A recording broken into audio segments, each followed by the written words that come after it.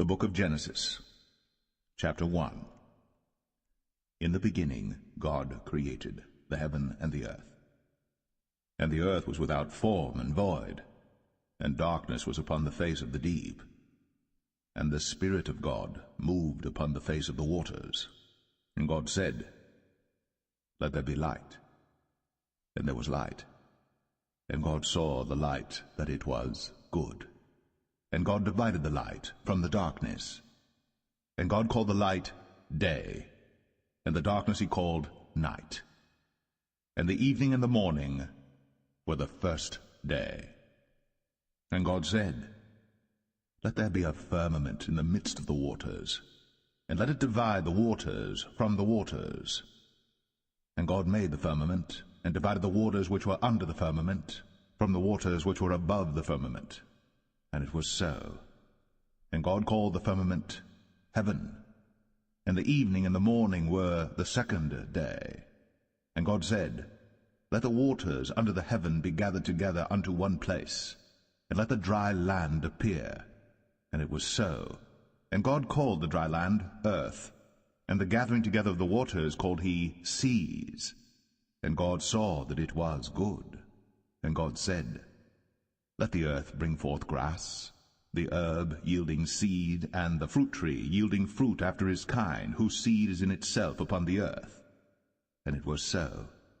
And the earth brought forth grass, an herb yielding seed after his kind, and the tree yielding fruit, whose seed was in itself after his kind. And God saw that it was good. And the evening and the morning were the third day. And God said, Let there be lights in the firmament of the heaven to divide the day from the night.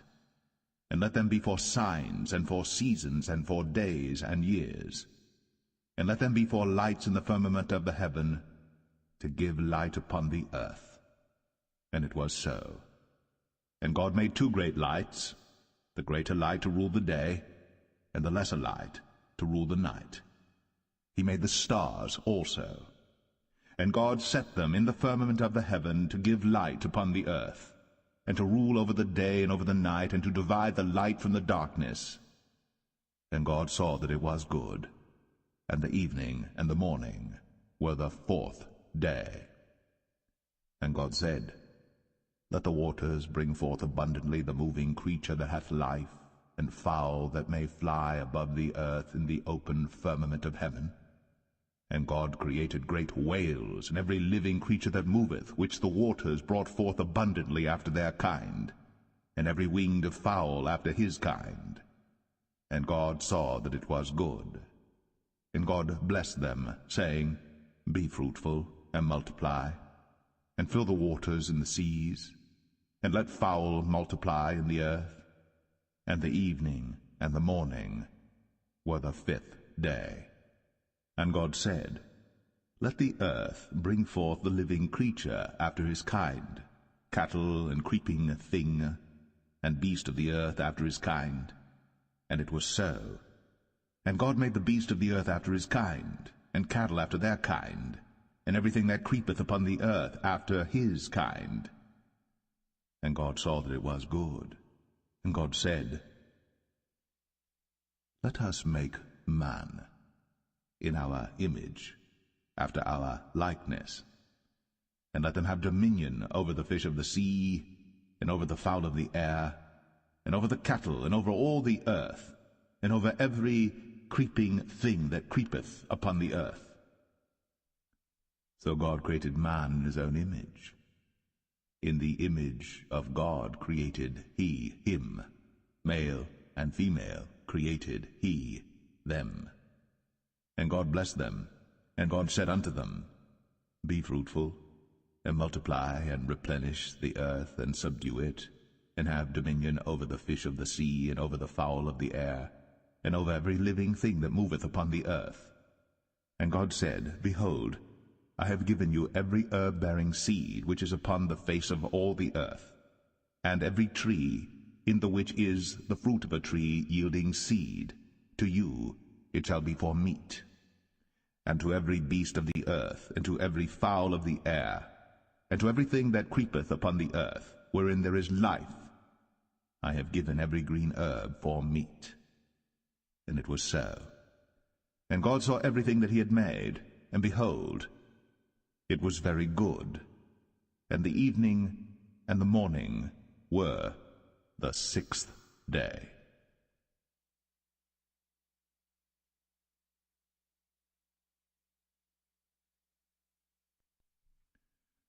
Genesis 2. Thus the heavens and the earth were finished, and all the host of them. And on the seventh day God ended his work which he had made, and he rested on the seventh day from all his work which he had made.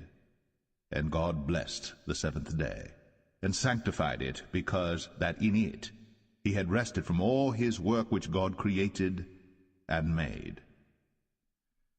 These are the generations of the heavens and of the earth when they were created, in the day that the Lord God made the earth and the heavens. And every plant of the field before it was in the earth, and every herb of the field before it grew. For the Lord God had not caused it to rain upon the earth, and there was not a man to till the ground. But there went up a mist from the earth, and watered the whole face of the ground. And the Lord God formed man of the dust of the ground, and breathed into his nostrils the breath of life, and man became a living soul. And the Lord God planted a garden eastward in Eden, and there he put the man whom he had formed. And out of the ground made the Lord God to grow every tree that is pleasant to the sight, and good for food, the tree of life also in the midst of the garden, and the tree of knowledge of good and evil. And a river went out of Eden to water the garden, and from thence it was parted, and became into 4 heads. The name of the first is Pison. That is it which compasseth the whole land of Havilah, where there is gold. And the gold of that land is good. There is bdellium, and the onyx stone. And the name of the second river is Gihon. The same is it that compasseth the whole land of Ethiopia. And the name of the third river is Hiddekel. That is it which goeth toward the east of Assyria. And the fourth river is Euphrates. And the Lord God took the man, and put him into the Garden of Eden to dress it, and to keep it.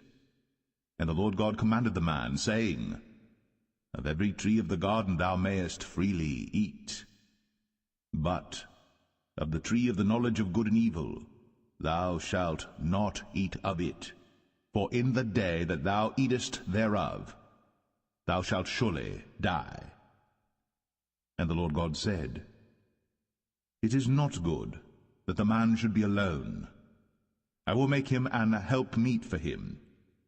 And out of the ground the Lord God formed every beast of the field and every fowl of the air, and brought them unto Adam to see what he would call them. And whatsoever Adam called every living creature, that was the name thereof. And Adam gave names to all cattle, and to the fowl of the air, and to every beast of the field. But for Adam there was not found an helpmeet for him. And the Lord God caused a deep sleep to fall upon Adam, and he slept. And he took one of his ribs, and closed up the flesh instead thereof. And the rib which the Lord God had taken from man made he a woman, and brought her unto the man. And Adam said, This is now bone of my bones, and flesh of my flesh. She shall be called woman, because she was taken out of man. Therefore shall a man leave his father and his mother, and shall cleave unto his wife, and they shall be one flesh. And they were both naked, the man and his wife, and were not ashamed.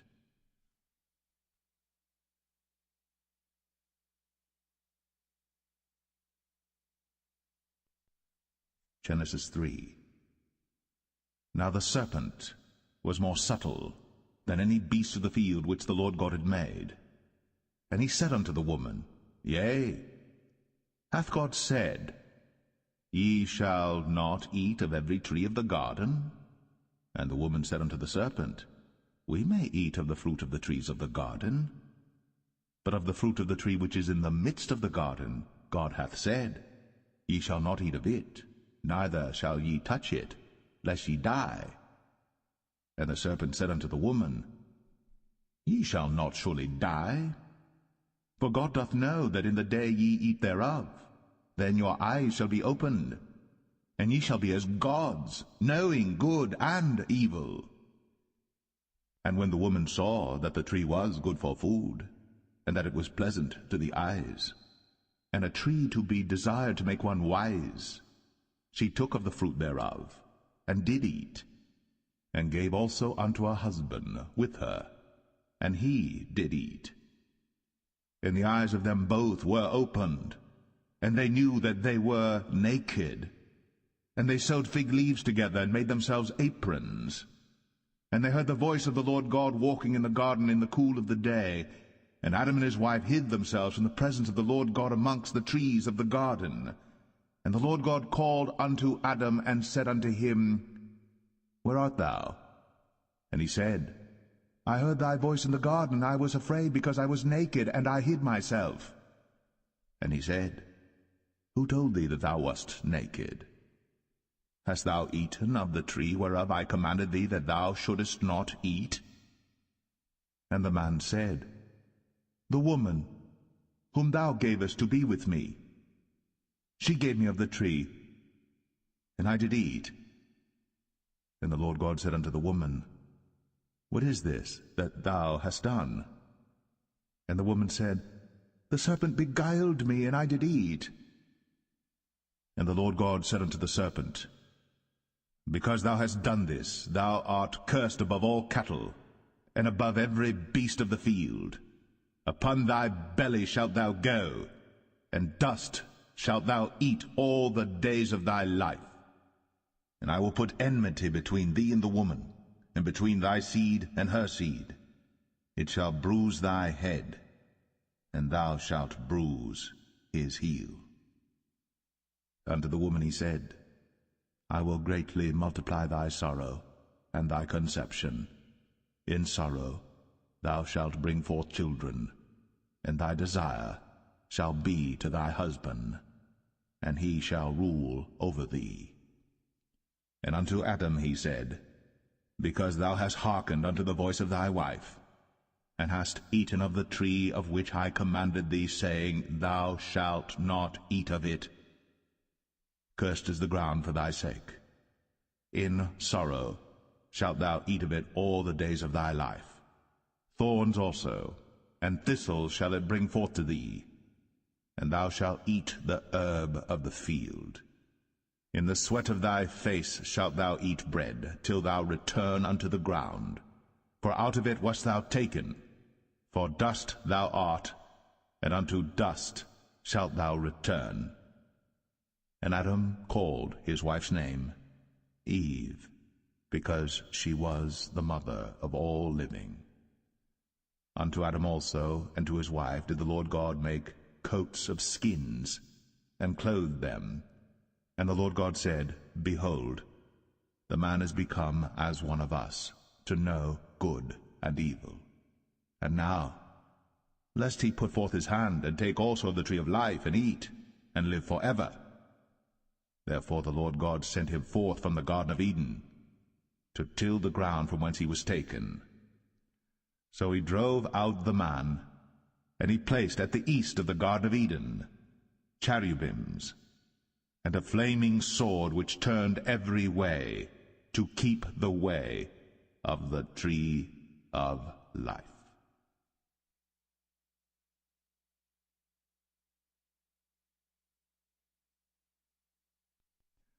Genesis 4. And Adam knew Eve his wife, and she conceived and bare Cain, and said, I have gotten a man from the Lord. And she again bare his brother Abel, and Abel was a keeper of sheep, but Cain was a tiller of the ground. And in process of time it came to pass that Cain brought of the fruit of the ground an offering unto the Lord. And Abel he also brought of the firstlings of his flock, and of the fat thereof. And the Lord had respect unto Abel and to his offering. But unto Cain and to his offering he had not respect. And Cain was very wroth, and his countenance fell. And the Lord said unto Cain, Why art thou wroth? And why is thy countenance fallen? If thou doest well, shalt thou not be accepted?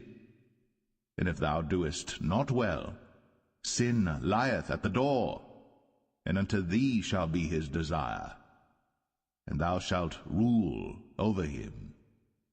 And Cain talked with Abel his brother. And it came to pass, when they were in the field, that Cain rose up against Abel his brother, and slew him. And the Lord said unto Cain, Where is Abel thy brother? And he said, I know not. Am I my brother's keeper? And he said, What hast thou done? The voice of thy brother's blood crieth unto me from the ground. And now art thou cursed from the earth, which hath opened her mouth to receive thy brother's blood from thy hand.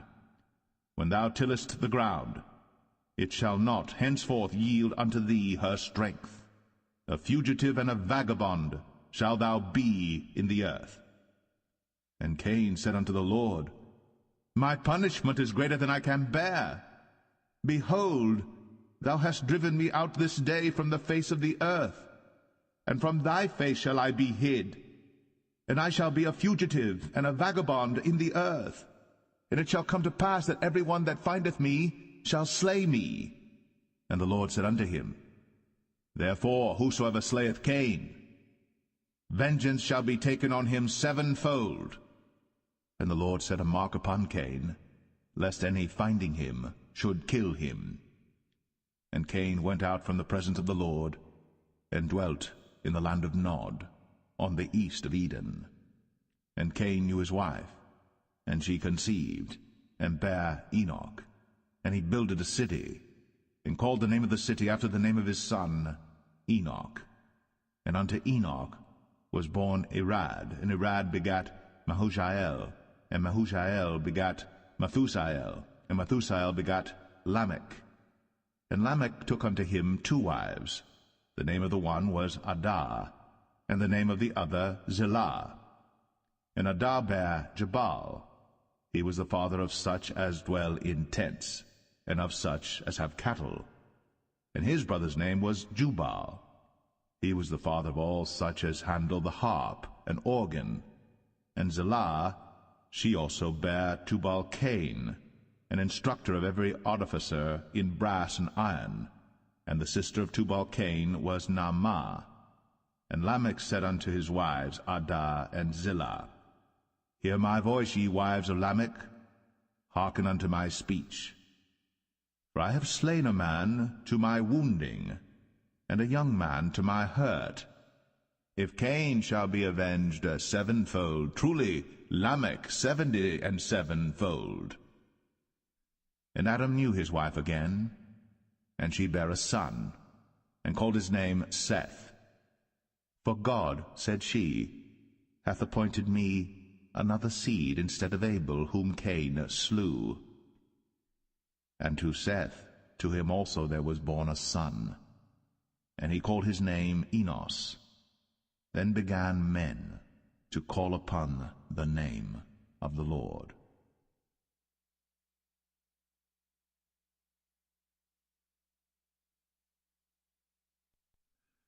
Genesis 5. This is the book of the generations of Adam. In the day that God created man, in the likeness of God made he him. Male and female created he them, and blessed them, and called their name Adam, in the day when they were created. And Adam lived 130 years, and begat a son in his own likeness, after his image, and called his name Seth. And the days of Adam after he had begotten Seth were 800 years, and he begat sons and daughters. And all the days that Adam lived were 930 years, and he died. And Seth lived 105 years, and begat Enos. And Seth lived after he begat Enos 807 years, and begat sons and daughters. And all the days of Seth were 912 years, and he died. And Enos lived 90 years, and begat Canaan. And Enos lived after he begat Canaan 815 years, and begat sons and daughters. And all the days of Enos were 905 years, and he died. And Canaan lived 70 years, and begat Mahalaleel. And Canaan lived after he begat Mahalaleel 840 years, and begat sons and daughters. And all the days of Canaan were 910 years, and he died. And Mahalaleel lived 65 years, and begat Jared. And Mahalaleel lived after he begat Jared 830 years, and begat sons and daughters. And all the days of Mahalaleel were 895 years, and he died. And Jared lived 162 years, and he begat Enoch. And Jared lived after he begat Enoch 800 years, and begat sons and daughters. And all the days of Jared were 962 years, and he died. And Enoch lived 65 years, and begat Methuselah.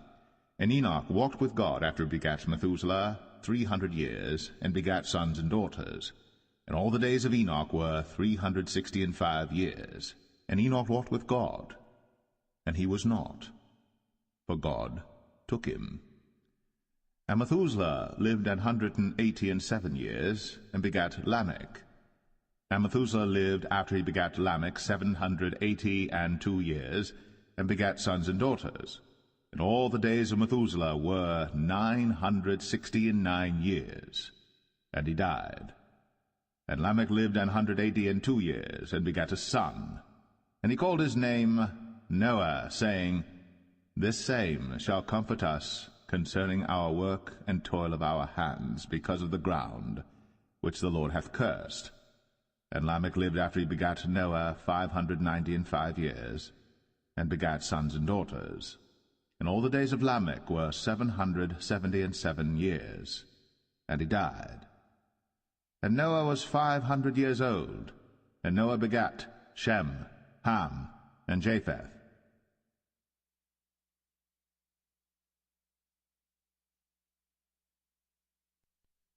Genesis 6. And it came to pass, when men began to multiply on the face of the earth, and daughters were born unto them, that the sons of God saw the daughters of men that they were fair, and they took them wives of all which they chose.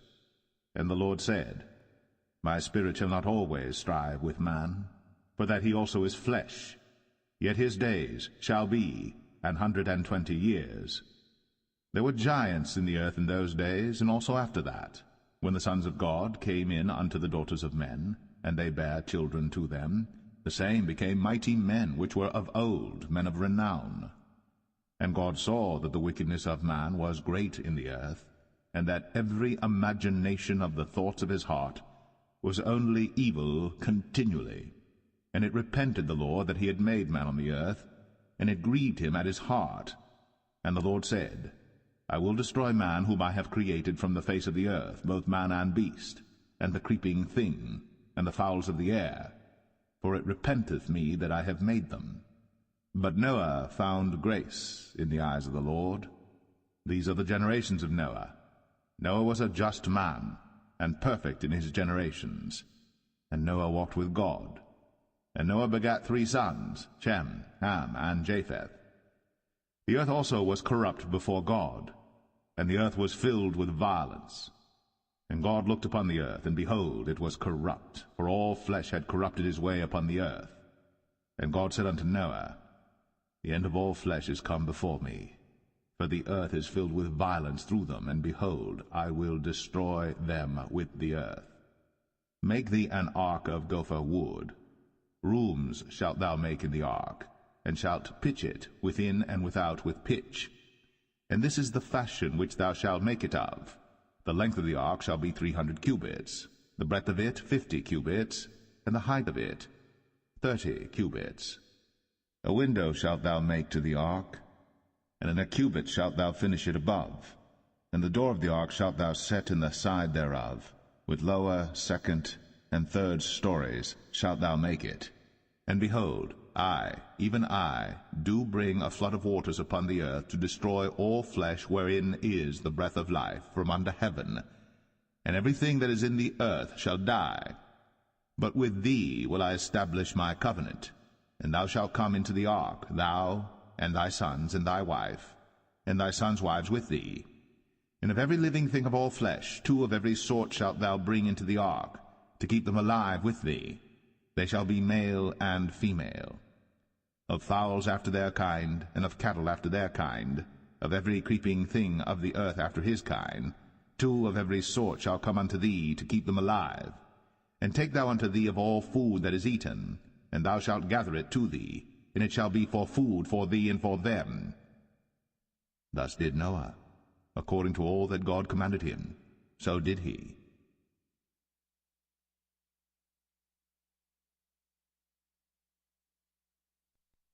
Genesis 7.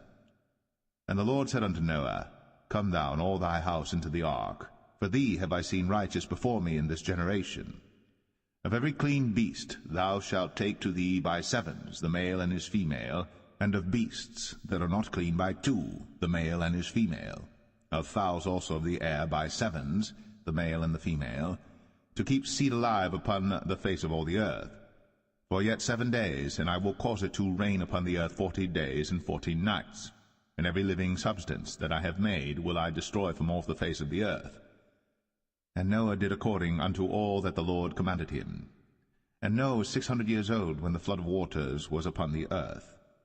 And Noah went in, and his sons and his wife, and his sons' wives with him, into the ark because of the waters of the flood, of clean beasts, and of beasts that are not clean, and of fowls, and of everything that creepeth upon the earth. There went in 2 and 2 unto Noah into the ark, the male and the female, as God had commanded Noah. And it came to pass after 7 days, that the waters of the flood were upon the earth.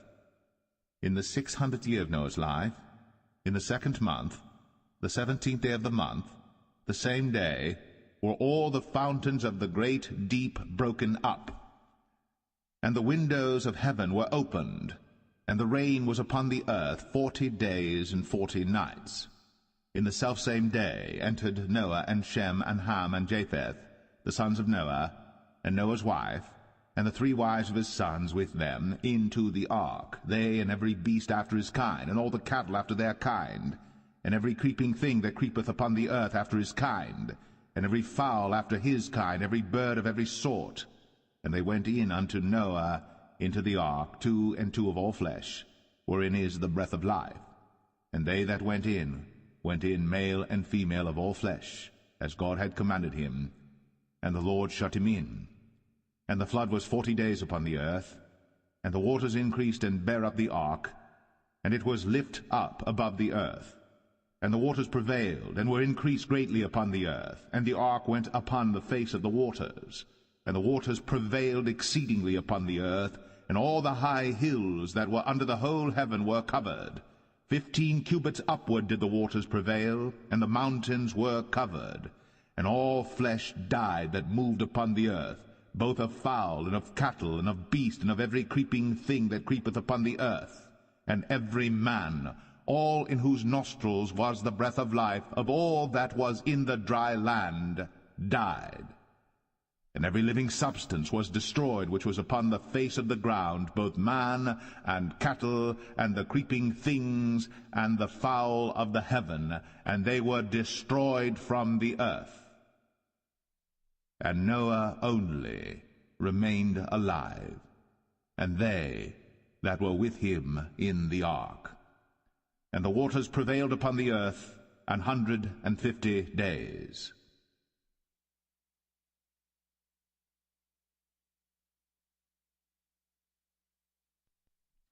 Genesis 8. And God remembered Noah, and every living thing, and all the cattle that was with him in the ark. And God made a wind to pass over the earth, and the waters assuaged. The fountains also of the deep, and the windows of heaven were stopped, and the rain from heaven was restrained. And the waters returned from off the earth continually. And after the end of the 150 days the waters were abated. And the ark rested in the 7th month, on the 17th day of the month, upon the mountains of Ararat. And the waters decreased continually until the 10th month. In the 10th month, on the 1st day of the month, were the tops of the mountains seen. And it came to pass at the end of 40 days that Noah opened the window of the ark which he had made. And he sent forth a raven, which went forth to and fro until the waters were dried up from off the earth. Also he sent forth a dove from him, to see if the waters were abated from off the face of the ground. But the dove found no rest for the sole of her foot. And she returned unto him into the ark, for the waters were on the face of the whole earth. Then he put forth his hand, and took her, and pulled her in unto him into the ark. And he stayed yet other 7 days, and again he sent forth the dove out of the ark. And the dove came in to him in the evening, and lo, in her mouth was an olive leaf plucked off. So Noah knew that the waters were abated from off the earth. And he stayed yet other 7 days, and sent forth the dove, which returned not again unto him any more. And it came to pass in the 601st year, in the 1st month, the 1st day of the month, the waters were dried up from off the earth. And Noah removed the covering of the ark, and looked, and behold, the face of the ground was dry. And in the 2nd month, on the 27th day of the month, was the earth dried. And God spake unto Noah, saying, Go forth of the ark, thou, and thy wife, and thy sons wives with thee. Bring forth with thee every living thing that is with thee of all flesh, both of fowl, and of cattle, and of every creeping thing that creepeth upon the earth, that they may breed abundantly in the earth, and be fruitful and multiply upon the earth. And Noah went forth, and his sons and his wife, and his sons' wives with him, every beast, every creeping thing, and every fowl, and whatsoever creepeth upon the earth, after their kinds, went forth out of the ark. And Noah builded an altar unto the Lord, and took of every clean beast, and of every clean fowl, and offered burnt offerings on the altar. And the Lord smelled a sweet savour. And the Lord said in his heart, I will not again curse the ground any more for man's sake. For the imagination of man's heart is evil from his youth, neither will I again smite any more everything living, as I have done. While the earth remaineth, seedtime and harvest, and cold and heat, and summer and winter, and day and night, shall not cease.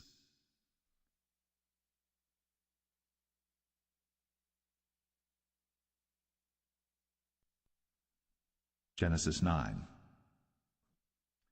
And God blessed Noah and his sons, and said unto them, Be fruitful, and multiply, and replenish the earth.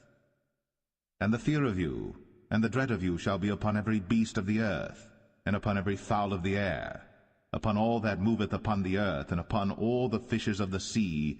Into your hand are they delivered. Every moving thing that liveth shall be meat for you, even as the green herb have I given you all things. But flesh, with the life thereof, which is the blood thereof, shall ye not eat. And surely your blood of your lives will I require. At the hand of every beast will I require it, and at the hand of man, at the hand of every man's brother will I require the life of man. Whoso sheddeth man's blood, by man shall his blood be shed. For in the image of God made he man. And you, be ye fruitful, and multiply, bring forth abundantly in the earth, and multiply therein. And God spake unto Noah, and to his sons with him, saying, And I, behold, I establish my covenant with you, and with your seed after you, and with every living creature that is with you, of the fowl, of the cattle, and of every beast of the earth with you, from all that go out of the ark to every beast of the earth. And I will establish my covenant with you. Neither shall all flesh be cut off any more by the waters of a flood, neither shall there any more be a flood to destroy the earth. And God said, This is the token of the covenant which I make between me and you, and every living creature that is with you, for perpetual generations. I do set my bow in the cloud, and it shall be for a token of a covenant between me and the earth. And it shall come to pass, when I bring a cloud over the earth, that the bow shall be seen in the cloud. And I will remember my covenant, which is between me and you and every living creature of all flesh. And the waters shall no more become a flood to destroy all flesh. And the bow shall be in the cloud, and I will look upon it, that I may remember the everlasting covenant between God and every living creature of all flesh that is upon the earth.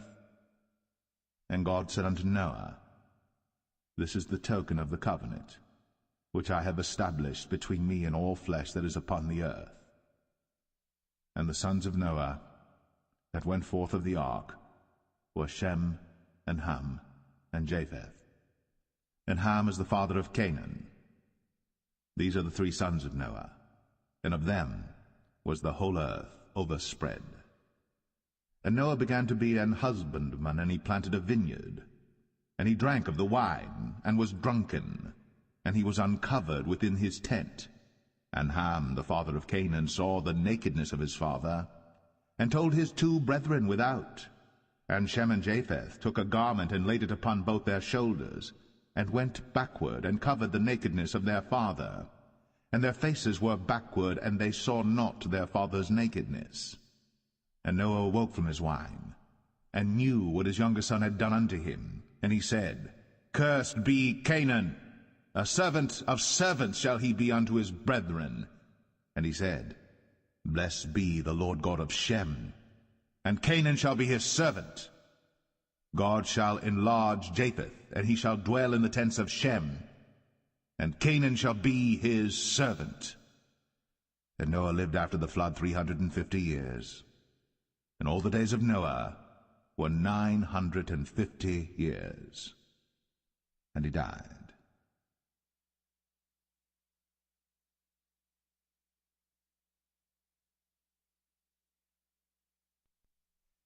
Genesis 10. Now these are the generations of the sons of Noah, Shem, Ham, and Japheth. And unto them were sons born after the flood. The sons of Japheth, Gomer, and Magog, and Madai, and Javan, and Tubal, and Meshech, and Taras. And the sons of Gomer, Ashkenaz, and Riphath, and Togarmah. And the sons of Javan, Elisha, and Tarshish, Kittim, and Dodanim. But these were the isles of the Gentiles, divided in their lands, every one after his tongue, after their families, in their nations. And the sons of Ham, Cush, and Mizraim, and Phut, and Canaan. And the sons of Cush, Seba, and Havilah, and Sabta, and Ramah, and Sabteka. And the sons of Ramah, Sheba, and Dedan. And Cush begat Nimrod. He began to be a mighty one in the earth. He was a mighty hunter before the Lord. Wherefore it is said, even as Nimrod the mighty hunter before the Lord. And the beginning of his kingdom was Babel, and Erech, and Akkad, and Calneh in the land of Shinar. Out of that land went forth Ashur, and builded Nineveh, and the city Rehoboth, and Calah. And Rezin between Nineveh and Calah, the same is a great city.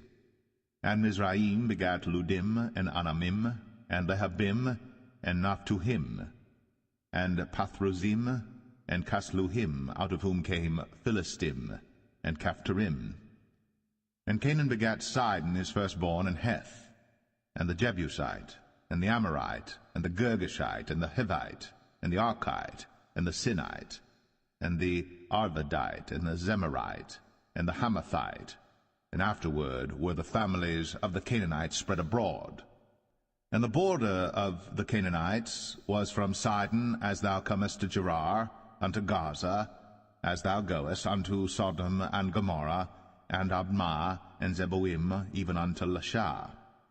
These are the sons of Ham, after their families, after their tongues, in their countries, and in their nations. Unto Shem also, the father of all the children of Eber, the brother of Japheth, the elder, even to him were children born, the children of Shem, Elam, and Ashur, and Arphaxad, and Lud, and Aram. And the children of Aram, Uz, and Hul, and Gether, and Mash.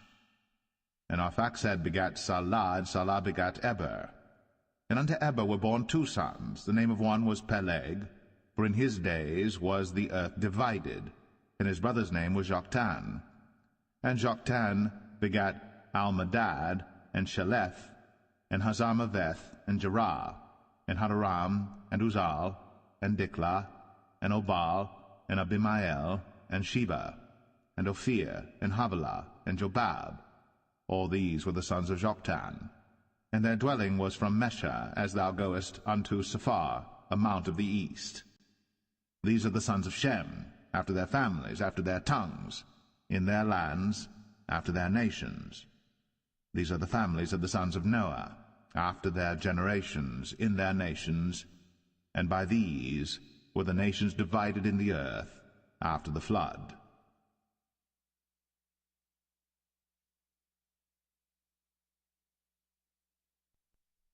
Genesis 11. And the whole earth was of one language, and of one speech.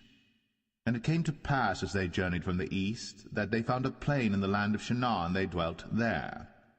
And they said one to another, Go to, let us make brick, and burn them thoroughly. And they had brick for stone, and slime had they for mortar. And they said, Go to, let us build us a city and a tower, whose top may reach unto heaven. And let us make us a name, lest we be scattered abroad upon the face of the whole earth. And the Lord came down to see the city and the tower, which the children of men builded. And the Lord said, Behold, the people is one, and they have all one language, and this they begin to do. And now nothing will be restrained from them, which they have imagined to do. Go to, let us go down, and there confound their language, that they may not understand one another's speech. So the Lord scattered them abroad from thence upon the face of all the earth, and they left off to build the city. Therefore is the name of it called Babel, because the Lord did there confound the language of all the earth, and from thence did the Lord scatter them abroad upon the face of all the earth. These are the generations of Shem. Shem was 100 years old, and begat Arphaxad 2 years after the flood. And Shem lived after he begat Arphaxad 500 years, and begat sons and daughters. And Arphaxad lived 35 years, and begat Salah. And Arphaxad lived after he begat Salah 403 years, and begat sons and daughters. And Salah lived 30 years, and begat Eber. And Salah lived after he begat Eber 403 years, and begat sons and daughters. And Eber lived 34 years, and begat Peleg. And Eber lived after he begat Peleg 430 years, and begat sons and daughters. And Peleg lived 30 years, and begat Reu. And Peleg lived after he begat Reu 209 years, and begat sons and daughters. And Reu lived 32 years, and begat Serug. And Reu lived after he begat Serug 207 years, and begat sons and daughters. And Serug lived 30 years, and begat Nahor. And Serug lived after he begat Nahor 200 years, and begat sons and daughters. And Nahor lived 29 years, and begat Terah. And Nahor lived after he begat Terah 119 years, and begat sons and daughters.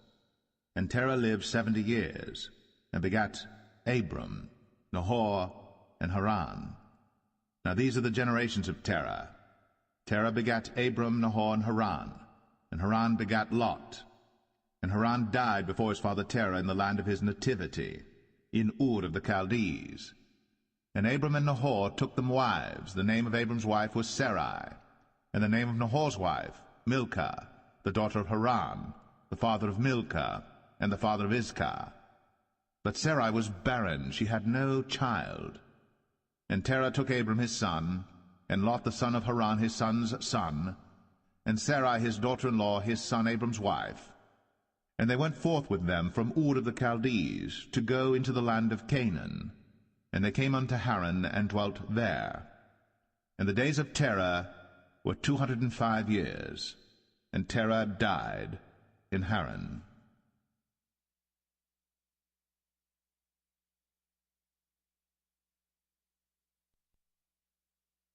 Genesis 12. Now the Lord had said unto Abram, Get thee out of thy country, and from thy kindred, and from thy father's house, unto a land that I will show thee. And I will make of thee a great nation, and I will bless thee, and make thy name great, and thou shalt be a blessing. And I will bless them that bless thee, and curse him that curseth thee. And in thee shall all families of the earth be blessed. So Abram departed, as the Lord had spoken unto him. And Lot went with him. And Abram was 75 old, when he departed out of Haran. And Abram took Sarai his wife, and Lot his brother's son, and all their substance that they had gathered, and the souls that they had gotten in Haran. And they went forth to go into the land of Canaan, and into the land of Canaan they came. And Abram passed through the land unto the place of Sichem, unto the plain of Moreh, and the Canaanite was then in the land. And the Lord appeared unto Abram, and said, Unto thy seed will I give this land. And there builded he an altar unto the Lord, who appeared unto him. And he removed from thence unto a mountain on the east of Bethel, and pitched his tent, having Bethel on the west, and Ai on the east. And there he builded an altar unto the Lord, and called upon the name of the Lord. And Abram journeyed, going on still toward the south. And there was a famine in the land, and Abram went down into Egypt to sojourn there, for the famine was grievous in the land. I know that thou art a fair woman to look upon. Therefore it shall come to pass, when the Egyptians shall see thee, that they shall say, This is his wife, and they will kill me, but they will save thee alive. Say, I pray thee, Thou art my sister, that it may be well with me for thy sake, and my soul shall live because of thee. And it came to pass, that when Abram was come into Egypt, the Egyptians beheld the woman that she was very fair. The princes also of Pharaoh saw her, and commended her before Pharaoh. And the woman was taken into Pharaoh's house. And he entreated Abram well for her sake. And he had sheep, and oxen, and he-asses, and men-servants, and maidservants, and she-asses, and camels. And the Lord plagued Pharaoh and his house with great plagues because of Sarai, Abram's wife. And Pharaoh called Abram, and said, What is this that thou hast done unto me? Why didst thou not tell me that she was thy wife?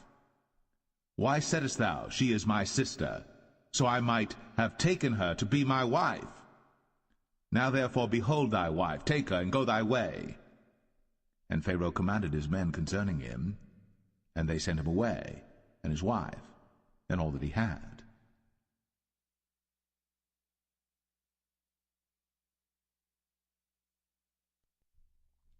Genesis 13. And Abram went up out of Egypt, he and his wife, and all that he had, and Lot with him, into the south. And Abram was very rich in cattle, in silver, and in gold.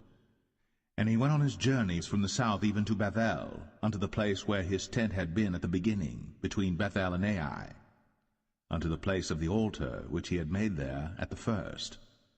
And there Abram called on the name of the Lord. And Lot also, which went with Abram, had flocks and herds and tents. And the land was not able to bear them, that they might dwell together, for their substance was great, so that they could not dwell together. And there was a strife between the herdmen of Abram's cattle and the herdmen of Lot's cattle. And the Canaanite and the Perizzite dwelled then in the land. And Abram said unto Lot, Let there be no strife, I pray thee, between me and thee, and between my herdmen and thy herdmen, for we be brethren. Is not the whole land before thee? Separate thyself, I pray thee, from me. If thou wilt take the left hand, then I will go to the right. Or if thou depart to the right hand, then I will go to the left. And Lot lifted up his eyes, and beheld all the plain of Jordan, that it was well watered everywhere, before the Lord destroyed Sodom and Gomorrah, even as the garden of the Lord, like the land of Egypt, as thou comest unto Zoar. Then Lot chose him all the plain of Jordan, and Lot journeyed east. And they separated themselves the one from the other. Abram dwelled in the land of Canaan, and Lot dwelled in the cities of the plain, and pitched his tent toward Sodom. But the men of Sodom were wicked and sinners before the Lord exceedingly. And the Lord said unto Abram, after that Lot was separated from him, Lift up now thine eyes, and look from the place where thou art, northward and southward, and eastward and westward. For all the land which thou seest, to thee will I give it, and to thy seed forever. And I will make thy seed as the dust of the earth, so that if a man can number the dust of the earth, then shall thy seed also be numbered. Arise, walk through the land in the length of it, and in the breadth of it, for I will give it unto thee. Then Abram removed his tent, and came and dwelt in the plain of Mamre, which is in Hebron, and built there an altar unto the Lord.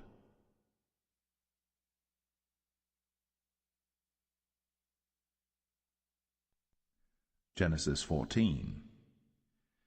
And it came to pass in the days of Amraphel, king of Shinar, Arioch, king of Elasar, Chedorlaomer, king of Elam, and Tidal, king of nations, that these made war with Bera, king of Sodom, and with Birsha, king of Gomorrah, Shinab, king of Admah, and Shemeber, king of Zeboim, and the king of Bela, which is Zoar.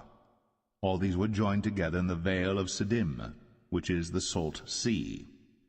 12 years they served Chedorlaomer, and in the 13th year they rebelled. And in the 14th year came Chedorlaomer, and the kings that were with him, and smote the Rephaims in Ashtaroth Karnaim, and the Zazims in Ham, and the Emims in Shaveh Kerathaim, and the Horites in their Mount Seir unto El Paran, which is by the wilderness. And they returned and came to En Mishpat, which is Kadesh, and smote all the country of the Amalekites, and also the Amorites, that dwelt in Hazazon Tamar. And there went out the king of Sodom, and the king of Gomorrah, and the king of Admah, and the king of Zeboim, and the king of Bela, the same as Zoar, and they joined battle with them in the vale of Siddim, with Chedorlaomer the king of Elam, and with Tidal king of nations, and Amraphel king of Shinar, and Arioch king of Elasar, 4 kings with 5. And the vale of Siddim was full of slime pits, and the kings of Sodom and Gomorrah fled, and fell there, and they that remained fled to the mountain. And they took all the goods of Sodom and Gomorrah, and all their victuals, and went their way. And they took Lot, Abram's brother's son, who dwelt in Sodom, and his goods, and departed. And there came one that had escaped, and told Abram the Hebrew, for he dwelt in the plain of Mamre the Amorite, brother of Eshcol, and brother of Aner, and these were confederate with Abram. And when Abram heard that his brother was taken captive, he armed his trained servants, born in his own house, 318, and pursued them unto Dan. And he divided himself against them, he and his servants, by night, and smote them, and pursued them unto Hobah, which is on the left hand of Damascus. And he brought back all the goods, and also brought again his brother Lot, and his goods, and the women also, and the people. And the king of Sodom went out to meet him after his return from the slaughter of Chedorlaomer, and of the kings that were with him at the valley of Shaveh, which is the king's dale. And Melchizedek king of Salem brought forth bread and wine, and he was the priest of the Most High God. And he blessed him, and said, Blessed be Abram of the Most High God, possessor of heaven and earth. And blessed be the Most High God, which hath delivered thine enemies into thy hand. And he gave him tithes of all. And the king of Sodom said unto Abram, Give me the persons, and take the goods to thyself. And Abram said to the king of Sodom, I have lifted up mine hand unto the Lord, the Most High God, the possessor of heaven and earth, that I will not take from a thread, even to a shoe latchet, and that I will not take anything that is thine, lest thou shouldst say, I have made Abram rich. Save only that which the young men have eaten, and the portion of the men which went with me, Aner, Eshcol, and Mamre, let them take their portion.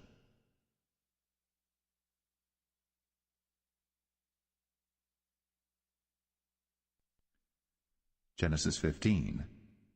After these things, the word of the Lord came unto Abram in a vision, saying, Fear not, Abram, I am thy shield, and thy exceeding great reward. And Abram said, Lord God, what wilt thou give me, seeing I go childless? And the steward of my house is this Eliezer of Damascus. And Abram said, Behold, To me thou hast given no seed, and lo, one born in my house is mine heir. And behold, the word of the Lord came unto him, saying, This shall not be thine heir, but he that shall come forth out of thine own bowels shall be thine heir. And he brought him forth abroad, and said, Look now toward heaven, and tell the stars, if thou be able to number them. And he said unto him, So shall thy seed be. And he believed in the Lord, and he counted it to him for righteousness. And he said unto him, I am the Lord that brought thee out of Ur of the Chaldees, to give thee this land to inherit it. And he said, Lord God, whereby shall I know that I shall inherit it? And he said unto him, Take me an heifer of 3 years old, and a she-goat of 3 years old, and a ram of 3 years old, and a turtle dove, and a young pigeon. And he took unto him all these, and divided them in the midst, and laid each piece one against another. But the birds divided he not. And when the fowls came down upon the carcasses, Abram drove them away. And when the sun was going down, a deep sleep fell upon Abram, and lo, an horror of great darkness fell upon him. And he said unto Abram, Know of a surety that thy seed shall be a stranger in a land that is not theirs, and shall serve them, and they shall afflict them 400 years. And also that nation whom they shall serve will I judge, and afterward shall they come out with great substance. And thou shalt go to thy fathers in peace. Thou shalt be buried in a good old age. But in the 4th generation they shall come hither again, for the iniquity of the Amorites is not yet full. And it came to pass, that when the sun went down, and it was dark, behold, a smoking furnace, and a burning lamp that passed between those pieces. In the same day the Lord made a covenant with Abram, saying, Unto thy seed have I given this land, from the river of Egypt unto the great river, the river Euphrates, the Kenites, and the Kenizzites, and the Cadmonites, and the Hittites, and the Perizzites, and the Rephaims, and the Amorites, and the Canaanites, and the Girgashites, and the Jebusites.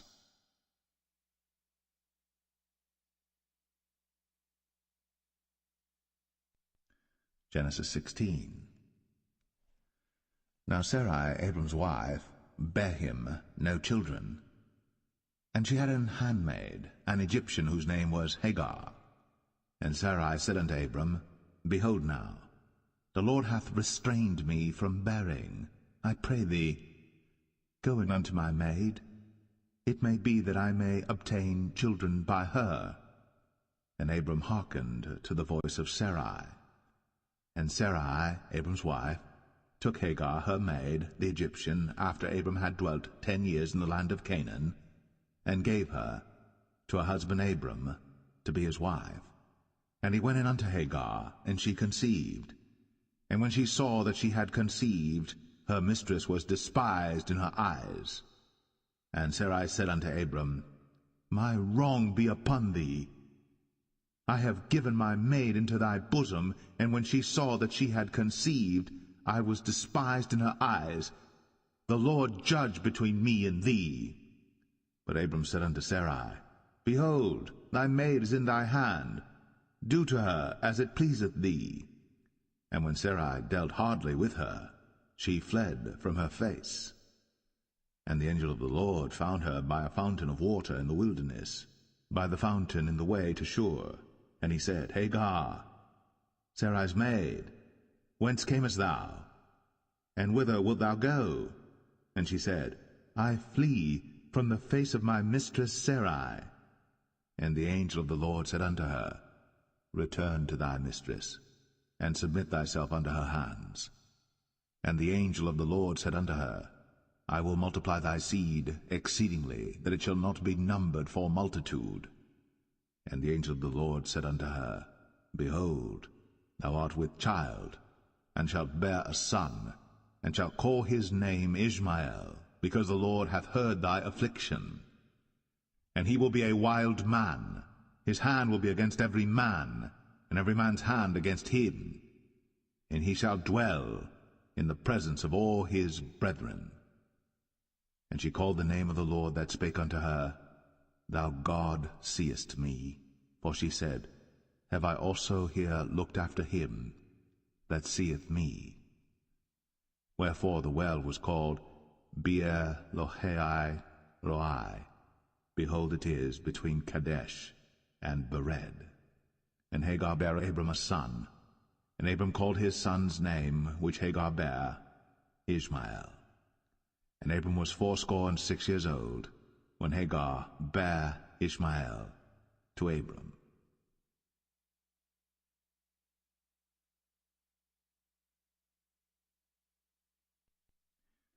Genesis 17. And when Abram was 90 years old and 9, the Lord appeared to Abram and said unto him, I am the Almighty God. Walk before me, and be thou perfect.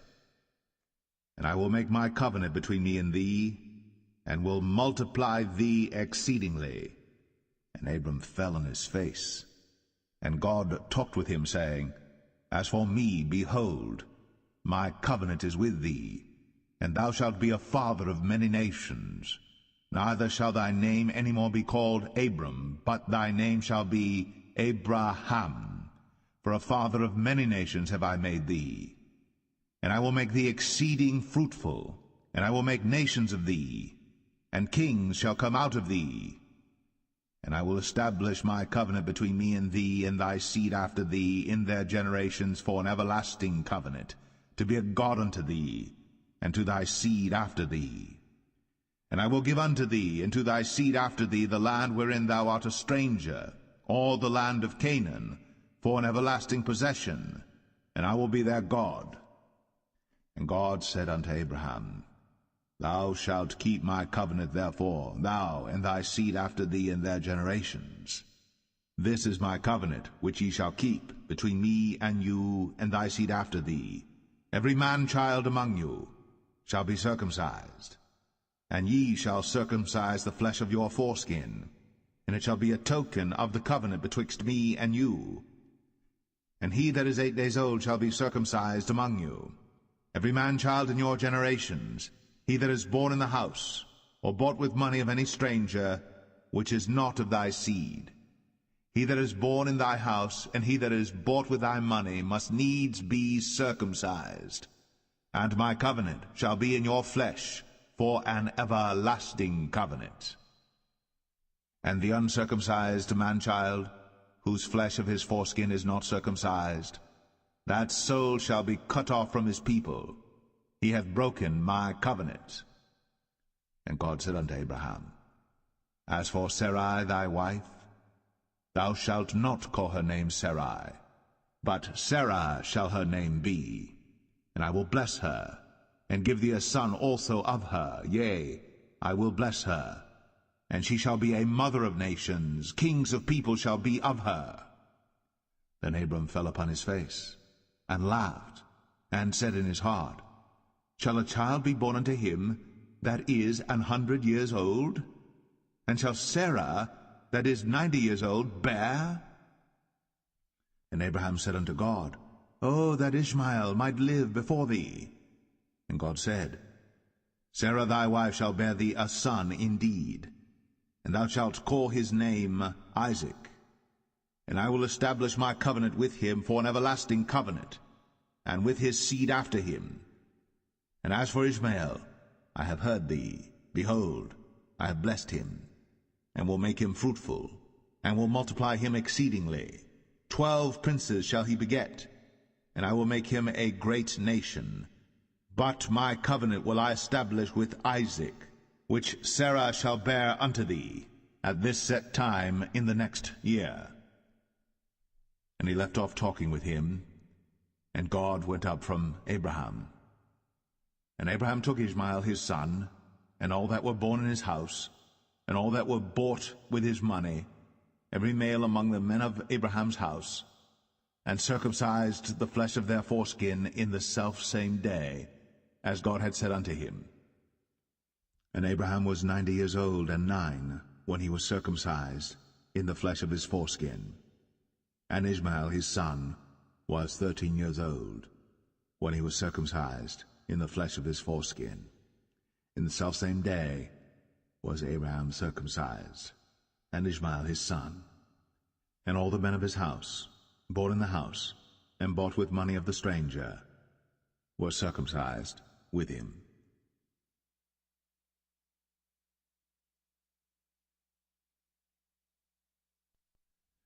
Genesis 18.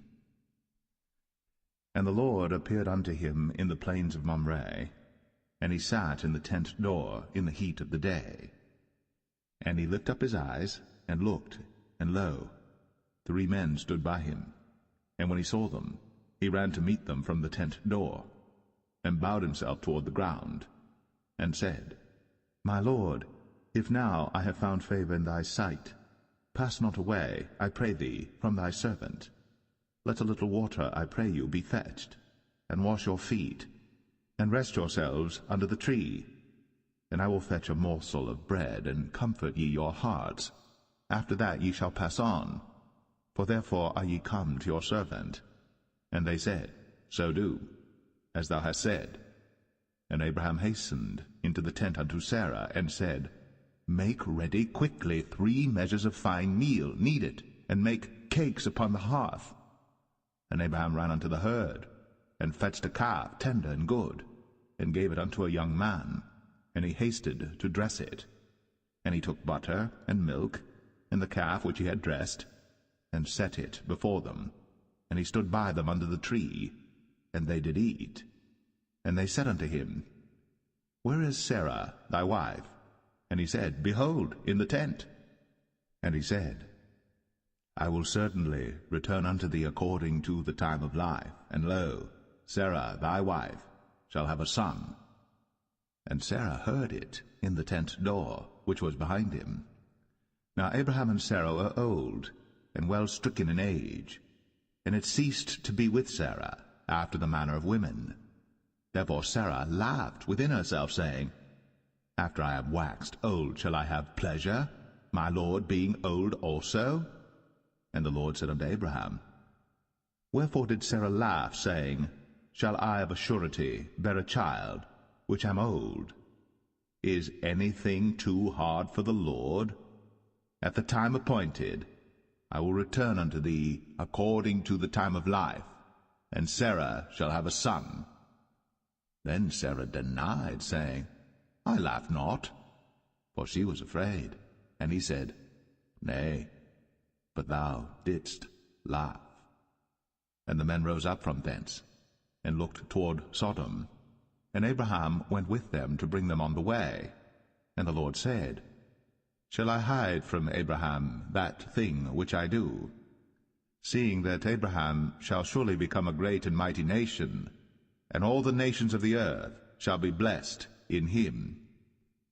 For I know him, that he will command his children and his household after him, and they shall keep the way of the Lord to do justice and judgment, that the Lord may bring upon Abraham that which he hath spoken of him.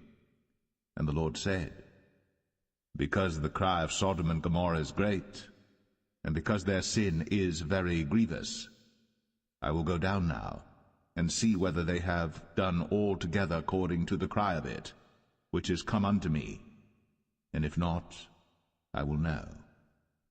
And the men turned their faces from thence, and went toward Sodom. But Abraham stood yet before the Lord. And Abraham drew near and said, Wilt thou also destroy the righteous with the wicked? Peradventure there be 50 righteous within the city. Wilt thou also destroy, and not spare the place, for the 50 righteous that are therein? That be far from thee to do after this manner, to slay the righteous with the wicked, and that the righteous should be as the wicked. That be far from thee. Shall not the judge of all the earth do right? And the Lord said, If I find in Sodom 50 righteous within the city, then I will spare all the place for their sakes. And Abraham answered and said, Behold now, I have taken upon me to speak unto the Lord, which am but dust and ashes. Peradventure there shall lack 5 of the 50 righteous. Wilt thou destroy all the city for lack of 5? And he said, If I find there 40 and 5, I will not destroy it. And he spake unto him yet again, and said, Peradventure there shall be 40 found there. And he said, I will not do it for 40's sake. And he said unto him, O, let not the Lord be angry, and I will speak. Peradventure there shall 30 be found there. And he said, I will not do it, if I find 30 there. And he said, Behold now, I have taken upon me to speak unto the Lord. Peradventure there shall be 20 found there. And he said, I will not destroy it for 20's sake. And he said, O, let not the Lord be angry, and I will speak yet but this once. Peradventure 10 shall be found there. And he said, I will not destroy it for 10's sake. And the Lord went his way, as soon as he had left communing with Abraham. And Abraham returned unto his place.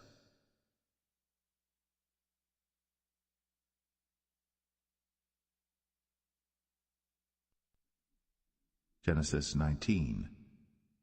And there came 2 angels to Sodom at even, and Lot sat in the gate of Sodom. And Lot, seeing them, rose up to meet them, and he bowed himself with his face toward the ground. And he said, Behold now, my lords, turn in, I pray you, into your servant's house, and tarry all night, and wash your feet, and ye shall rise up early and go on your ways. And they said, Nay, but we will abide in the street all night. And he pressed upon them greatly, and they turned in unto him, and entered into his house. And he made them a feast, and did bake unleavened bread, and they did eat. But before they lay down, the men of the city, even the men of Sodom, compassed the house round, both old and young, all the people from every quarter. And they called unto Lot, and said unto him, Where are the men which came into thee this night? Bring them out unto us, that we may know them. And Lot went out at the door unto them, and shut the door after him, and said, I pray you, brethren, do not so wickedly. Behold now, I have 2 daughters which have not known man. Let me, I pray you, bring them out unto you, and do ye to them as is good in your eyes. Only unto these men do nothing, for therefore came they under the shadow of my roof. And they said, Stand back.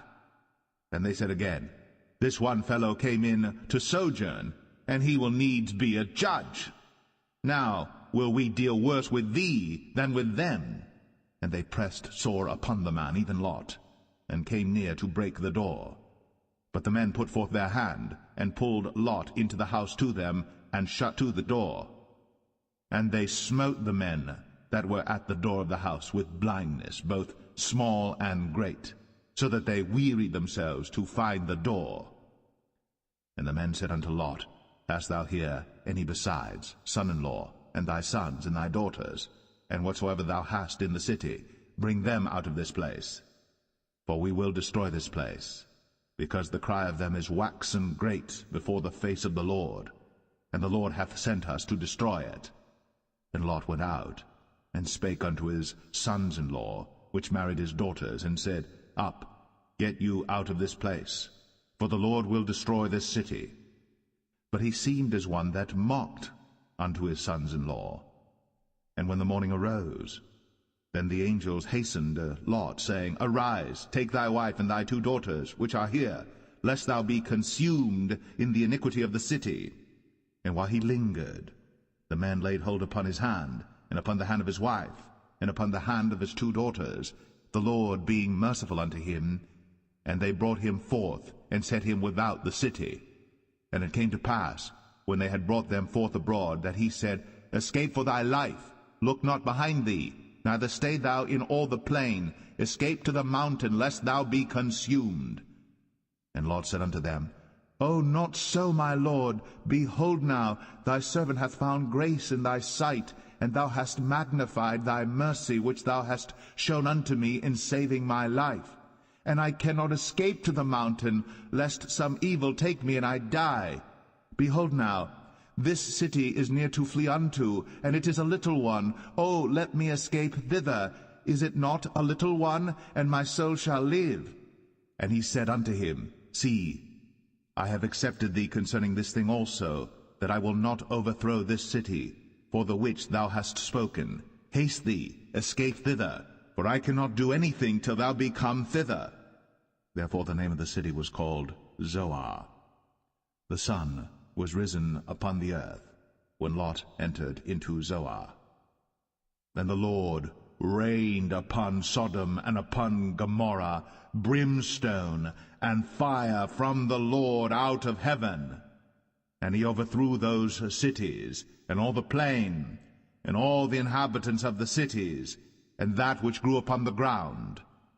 But his wife looked back from behind him, and she became a pillar of salt.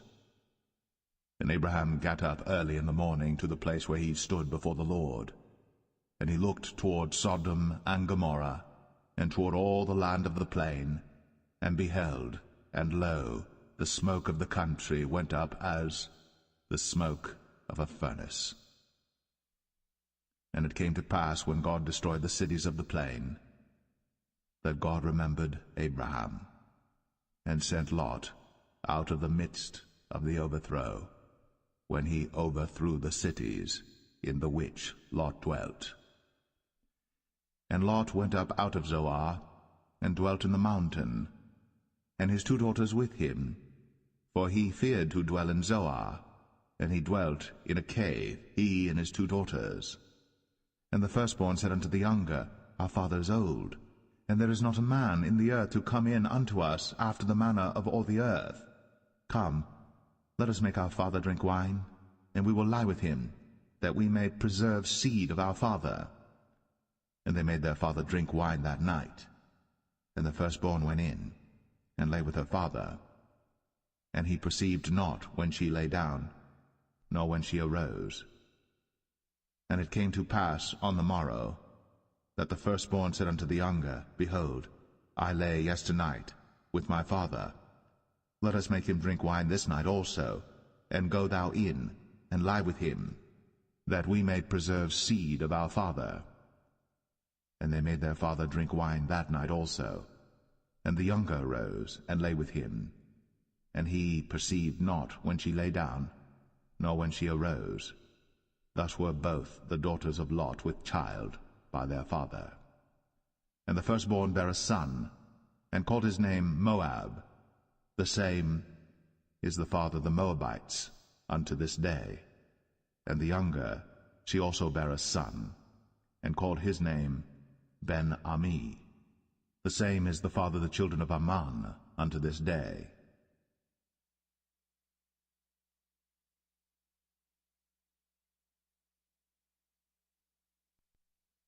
Genesis 20. And Abraham journeyed from thence toward the south country, and dwelled between Kadesh and Shur, and sojourned in Gerar.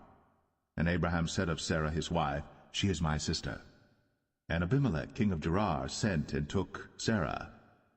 But God came to Abimelech in a dream by night, and said to him, Behold, thou art but a dead man, for the woman which thou hast taken, for she is a man's wife. But Abimelech had not come near her, and he said, Lord, wilt thou slay also a righteous nation? Said he not unto me, She is my sister? And she, even she herself, said, He is my brother? In the integrity of my heart and innocency of my hands have I done this. And God said unto him in a dream, Yea, I know that thou didst this in the integrity of thy heart. For I also withheld thee from sinning against me. Therefore suffered I thee not to touch her. Now therefore restore the man his wife, for he is a prophet, and he shall pray for thee, and thou shalt live. And if thou restore her not, know thou that thou shalt surely die, thou and all that are thine. Therefore Abimelech rose early in the morning, and called all his servants, and told all these things in their ears. And the men were sore afraid. Then Abimelech called Abraham, and said unto him, What hast thou done unto us? And what have I offended thee, that thou hast brought on me and on my kingdom a great sin? Thou hast done deeds unto me that ought not to be done. And Abimelech said unto Abraham, What sawest thou, that thou hast done this thing? And Abraham said, Because I thought, surely the fear of God is not in this place, and they will slay me for my wife's sake. And yet indeed she is my sister. She is the daughter of my father, but not the daughter of my mother, and she became my wife.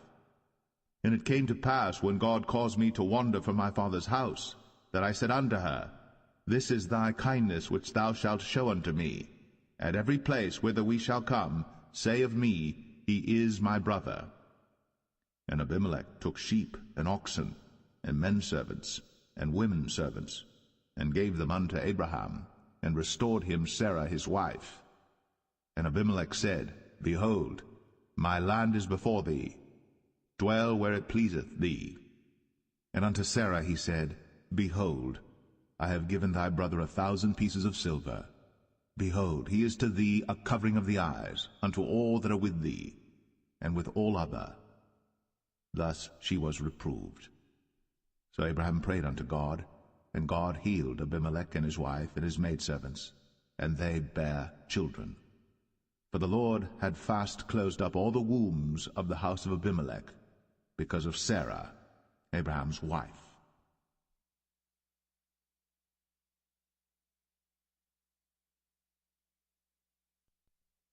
Genesis 21. And the Lord visited Sarah as he had said, and the Lord did unto Sarah as he had spoken. For Sarah conceived, and bare Abraham a son in his old age, at the set time of which God had spoken to him. And Abraham called the name of his son that was born unto him, whom Sarah bare to him, Isaac. And Abraham circumcised his son Isaac, being 8 days old, as God had commanded him. And Abraham was 100 years old when his son Isaac was born unto him. And Sarah said, God hath made me to laugh, so that all that hear will laugh with me. And she said, Who would have said unto Abraham, that Sarah should have given children suck? For I have borne him a son in his old age. And the child grew, and was weaned. And Abraham made a great feast, the same day that Isaac was weaned. And Sarah saw the son of Hagar the Egyptian, which she had borne unto Abraham, mocking. Wherefore she said unto Abraham, Cast out this bondwoman and her son, for the son of this bondwoman shall not be heir with my son, even with Isaac. And the thing was very grievous in Abraham's sight because of his son. And God said unto Abraham, Let it not be grievous in thy sight because of the lad, and because of thy bondwoman. In all that Sarah hath said unto thee, hearken unto her voice. For in Isaac shall thy seed be called. And also of the son of the bondwoman will I make a nation, because he is thy seed. And Abraham rose up early in the morning, and took bread and a bottle of water, and gave it unto Hagar, putting it on her shoulder, and the child, and sent her away. And she departed and wandered in the wilderness of Beersheba. And the water was spent in the bottle, and she cast the child under one of the shrubs. And she went and sat her down over against him a good way off, as it were a bowshot, for she said, Let me not see the death of the child. And she sat over against him, and lifted up her voice, and wept. And God heard the voice of the lad. And the angel of God called to Hagar out of heaven, and said unto her, What aileth thee, Hagar? Fear not, for God hath heard the voice of the lad where he is. Arise, lift up the lad, and hold him in thine hand, for I will make him a great nation. And God opened her eyes, and she saw a well of water, and she went and filled the bottle with water, and gave the lad drink. And God was with the lad, and he grew, and dwelt in the wilderness, and became an archer. And he dwelt in the wilderness of Paran, and his mother took him a wife out of the land of Egypt. And it came to pass at that time that, Abimelech and Phicol, the chief captain of his host, spake unto Abraham, saying, God is with thee in all that thou doest. Now therefore swear unto me here by God that thou wilt not deal falsely with me, nor with my son, nor with my son's son, but according to the kindness that I have done unto thee, thou shalt do unto me, and to the land wherein thou hast sojourned. And Abraham said, I will swear. And Abraham reproved Abimelech because of a well of water, which Abimelech's servants had violently taken away. And Abimelech said, I wot not who hath done this thing, neither didst thou tell me, neither yet heard I of it, but today. And Abraham took sheep and oxen, and gave them unto Abimelech, and both of them made a covenant. And Abraham set 7 ewe lambs of the flock by themselves. And Abimelech said unto Abraham, What mean these 7 ewe lambs which thou hast set by themselves? And he said, For these 7 ewe lambs shalt thou take of my hand, that they may be a witness unto me that I have digged this well. Wherefore he called that place Beersheba, because there they sware both of them. Thus they made a covenant at Beersheba. Then Abimelech rose up, and Phicol the chief captain of his host, and they returned into the land of the Philistines. And Abraham planted a grove in Beersheba, and called there on the name of the Lord, the everlasting God. And Abraham sojourned in the Philistines' land many days.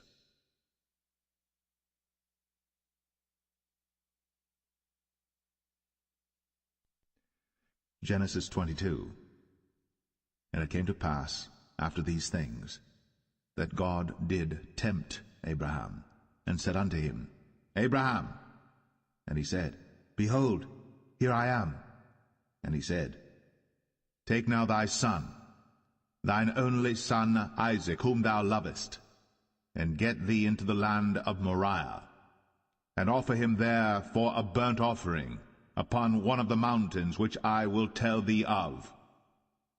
And Abraham rose up early in the morning, and saddled his ass, and took 2 of his young men with him, and Isaac his son, and clave the wood for the burnt offering, and rose up, and went unto the place of which God had told him.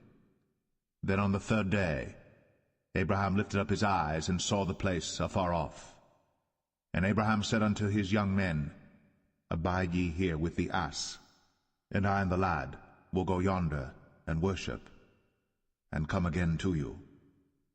And Abraham took the wood of the burnt offering, and laid it upon Isaac his son.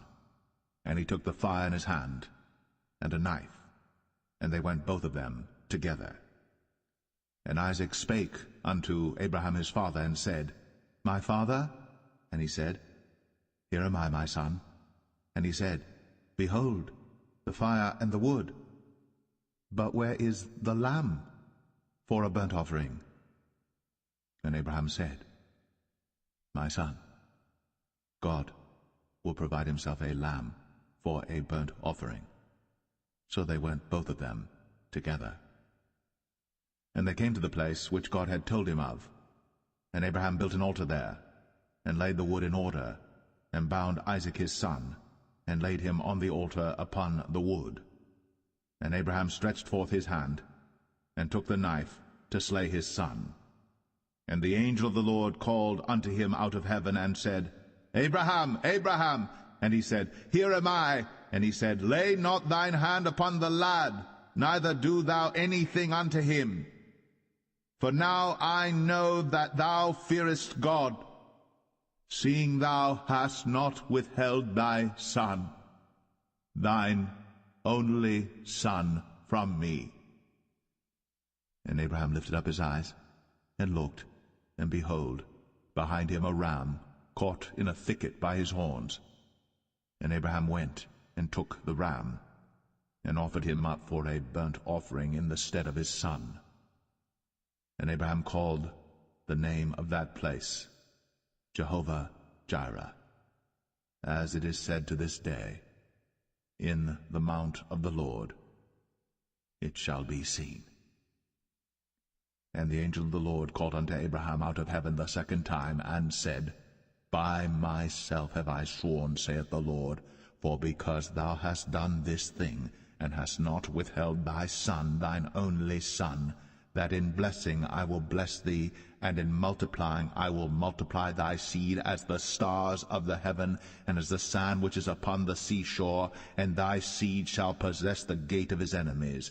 And in thy seed shall all the nations of the earth be blessed, because thou hast obeyed my voice. So Abraham returned unto his young men, and they rose up, and went together to Beersheba. And Abraham dwelt at Beersheba. And it came to pass after these things, that it was told Abraham, saying, Behold, Milcah, she hath also borne children unto thy brother Nahor, Huz his firstborn, and Buz his brother, and Kemuel the father of Aram, and Chesed, and Hazo, and Pildash, and Jidlaph, and Bethuel. And Bethuel begat Rebekah. These 8 Milcah did bear to Nahor, Abraham's brother. And his concubine, whose name was Rumah, she bare also Tebah, and Gaham, and Thahash, and Maacah.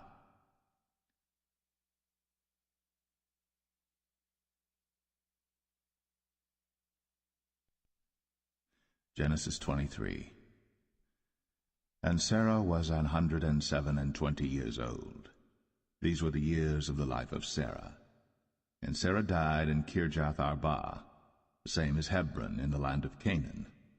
And Abraham came to mourn for Sarah, and to weep for her. And Abraham stood up from before his dead, and spake unto the sons of Heth, saying, I am a stranger, and a sojourner with you. Give me a possession of a burying place with you, that I may bury my dead out of my sight. And the children of Heth answered Abraham, saying unto him, Hear us, my lord. Thou art a mighty prince among us. In the choice of our sepulchres bury thy dead.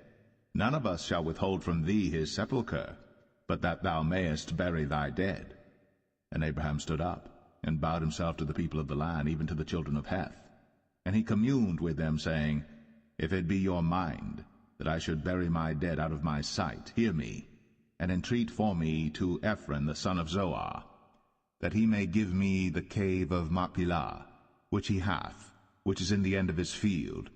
For as much money as it is worth, he shall give it me, for a possession of a burying place amongst you. And Ephron dwelt among the children of Heth. And Ephron the Hittite answered Abraham in the audience of the children of Heth, even of all that went in at the gate of his city, saying, Nay, my lord, hear me. The field give I thee, and the cave that is therein I give it thee. In the presence of the sons of my people give I it thee. Bury thy dead. And Abraham bowed down himself before the people of the land. And he spake unto Ephron in the audience of the people of the land, saying, But if thou wilt give it, I pray thee, hear me. I will give thee money for the field. Take it of me, and I will bury my dead there. And Ephron answered Abraham, saying unto him, My lord, hearken unto me. The land is worth 400 shekels of silver. What is that betwixt me and thee? Bury therefore thy dead. And Abraham hearkened unto Ephron, and Abraham weighed to Ephron the silver, which he had named in the audience of the sons of Heth, 400 shekels of silver, current money, with the merchant. And the field of Ephron, which was in Machpelah, which was before Mamre, the field and the cave which was therein, and all the trees that were in the field, that were in all the borders round about, were made sure unto Abraham for a possession in the presence of the children of Heth, before all that went in at the gate of his city.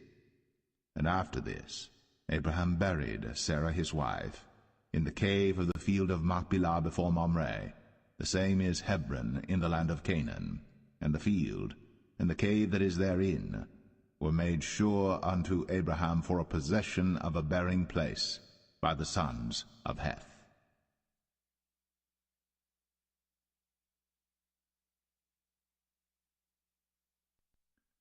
Genesis 24. And Abraham was old, and well stricken in age. And the Lord had blessed Abraham in all things.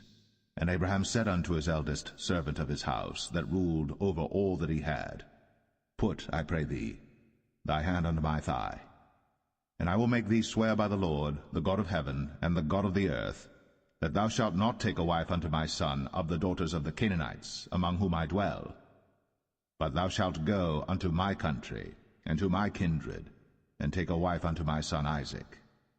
And the servant said unto him, Peradventure the woman will not be willing to follow me unto this land. Must I needs bring thy son again unto the land from whence thou camest? And Abraham said unto him, Beware thou that thou bring not my son thither again. The Lord God of heaven, which took me from my father's house, and from the land of my kindred, and which spake unto me, and that sware unto me, saying, Unto thy seed will I give this land, he shall send his angel before thee, and thou shalt take a wife unto my son from thence. And if the woman will not be willing to follow thee, then thou shalt be clear from this my oath, only bring not my son thither again. And the servant put his hand under the thigh of Abraham his master, and sware to him concerning that matter. And the servant took 10 camels of the camels of his master, and departed, for all the goods of his master were in his hand. And he arose, and went to Mesopotamia, unto the city of Nahor. And he made his camels to kneel down without the city by a well of water, at the time of the evening, even the time that women go out to draw water. And he said, O Lord God of my master Abraham, I pray thee, send me good speed this day, and show kindness unto my master Abraham. Behold, I stand here by the well of water, and the daughters of the men of the city come out to draw water. And let it come to pass, that the damsel to whom I shall say, Let down thy pitcher, I pray thee, that I may drink. And she shall say, Drink, and I will give thy camels drink also. Let the same be she that thou hast appointed for thy servant Isaac, and thereby shall I know that thou hast shown kindness unto my master. And it came to pass, before he had done speaking, that, behold, Rebekah came out, who was born to Bethuel, son of Milcah, the wife of Nahor, Abraham's brother, with her pitcher upon her shoulder. And the damsel was very fair to look upon, a virgin, neither had any man known her. And she went down to the well, and filled her pitcher, and came up. And the servant ran to meet her, and said, Let me, I pray thee, drink a little water of thy pitcher. And she said, Drink, my lord. And she hasted, and let down her pitcher upon her hand, and gave him drink. And when she had done giving him drink, she said, I will draw water for thy camels also, until they have done drinking. And she hasted, and emptied her pitcher into the trough, and ran again unto the well to draw water, and drew for all his camels. And the man, wondering at her, held his peace, to wit whether the Lord had made his journey prosperous or not. And it came to pass, as the camels had done drinking, that the man took a golden earring of 1/2 shekel weight, and 2 bracelets for her hands of 10 shekels weight of gold, and said, Whose daughter art thou? Tell me, I pray thee. Is there room in thy father's house for us to lodge in? And she said unto him, I am the daughter of Bethuel, the son of Milcah, which she bare unto Nahor. She said moreover unto him, We have both straw and provender enough, and room to lodge in. And the man bowed down his head, and worshipped the Lord. And he said, Blessed be the Lord God of my master Abraham, who hath not left destitute my master of his mercy and his truth.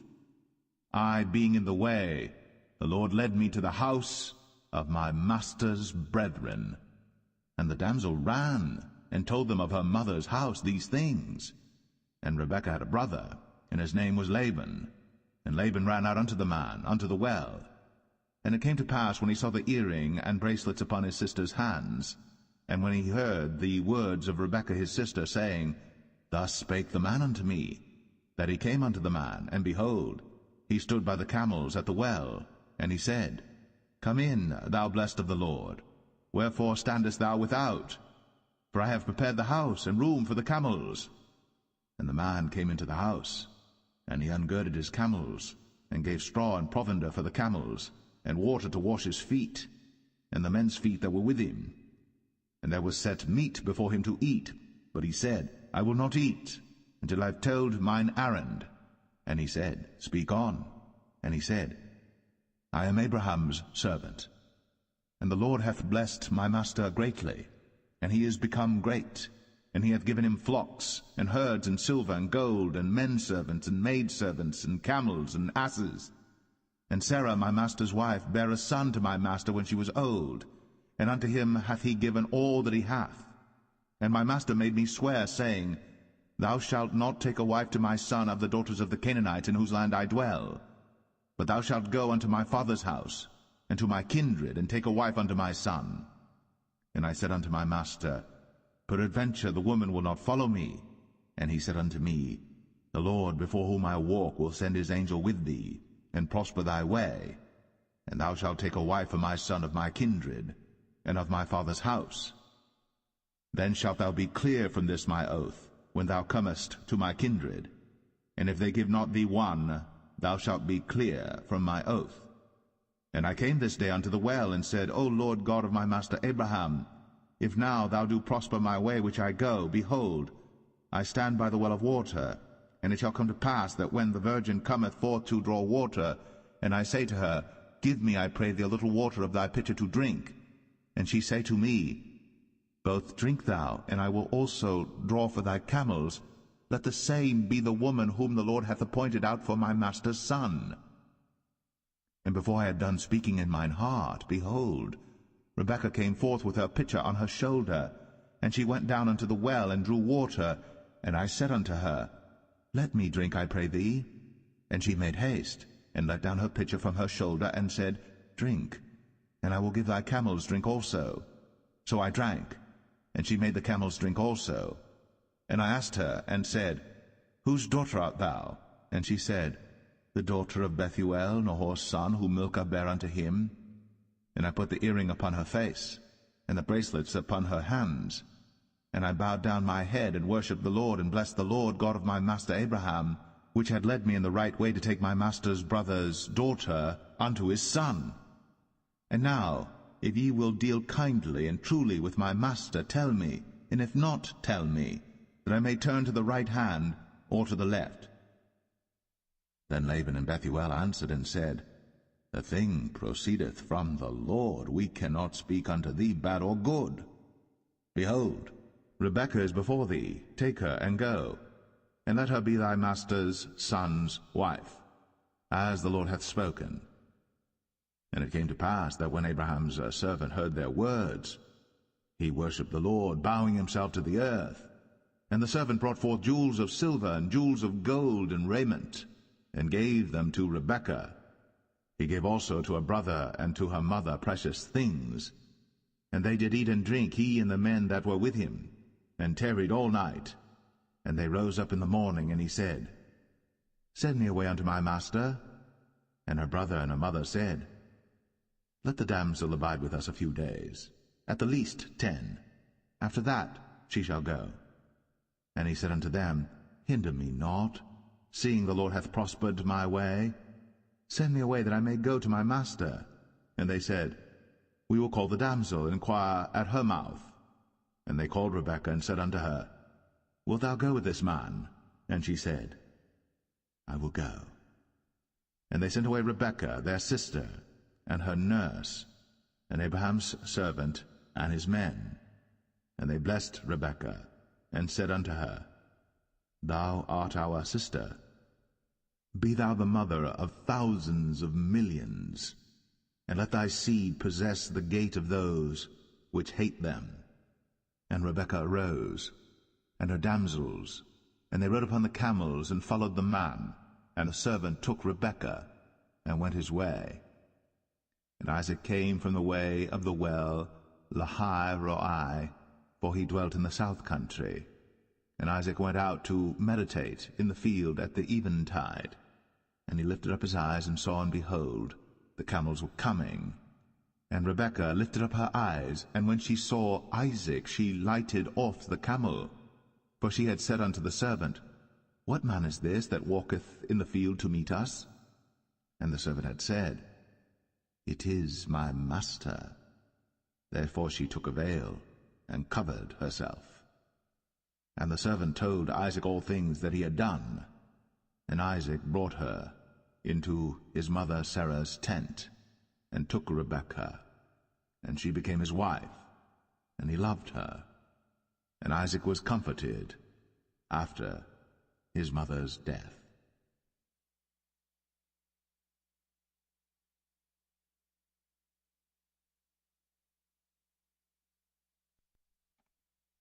Genesis 25. Then again Abraham took a wife, and her name was Keturah. And she bare him Zimran, and Jokshan, and Medan, and Midian, and Ishbak, and Shua. And Jokshan begat Sheba and Dedan.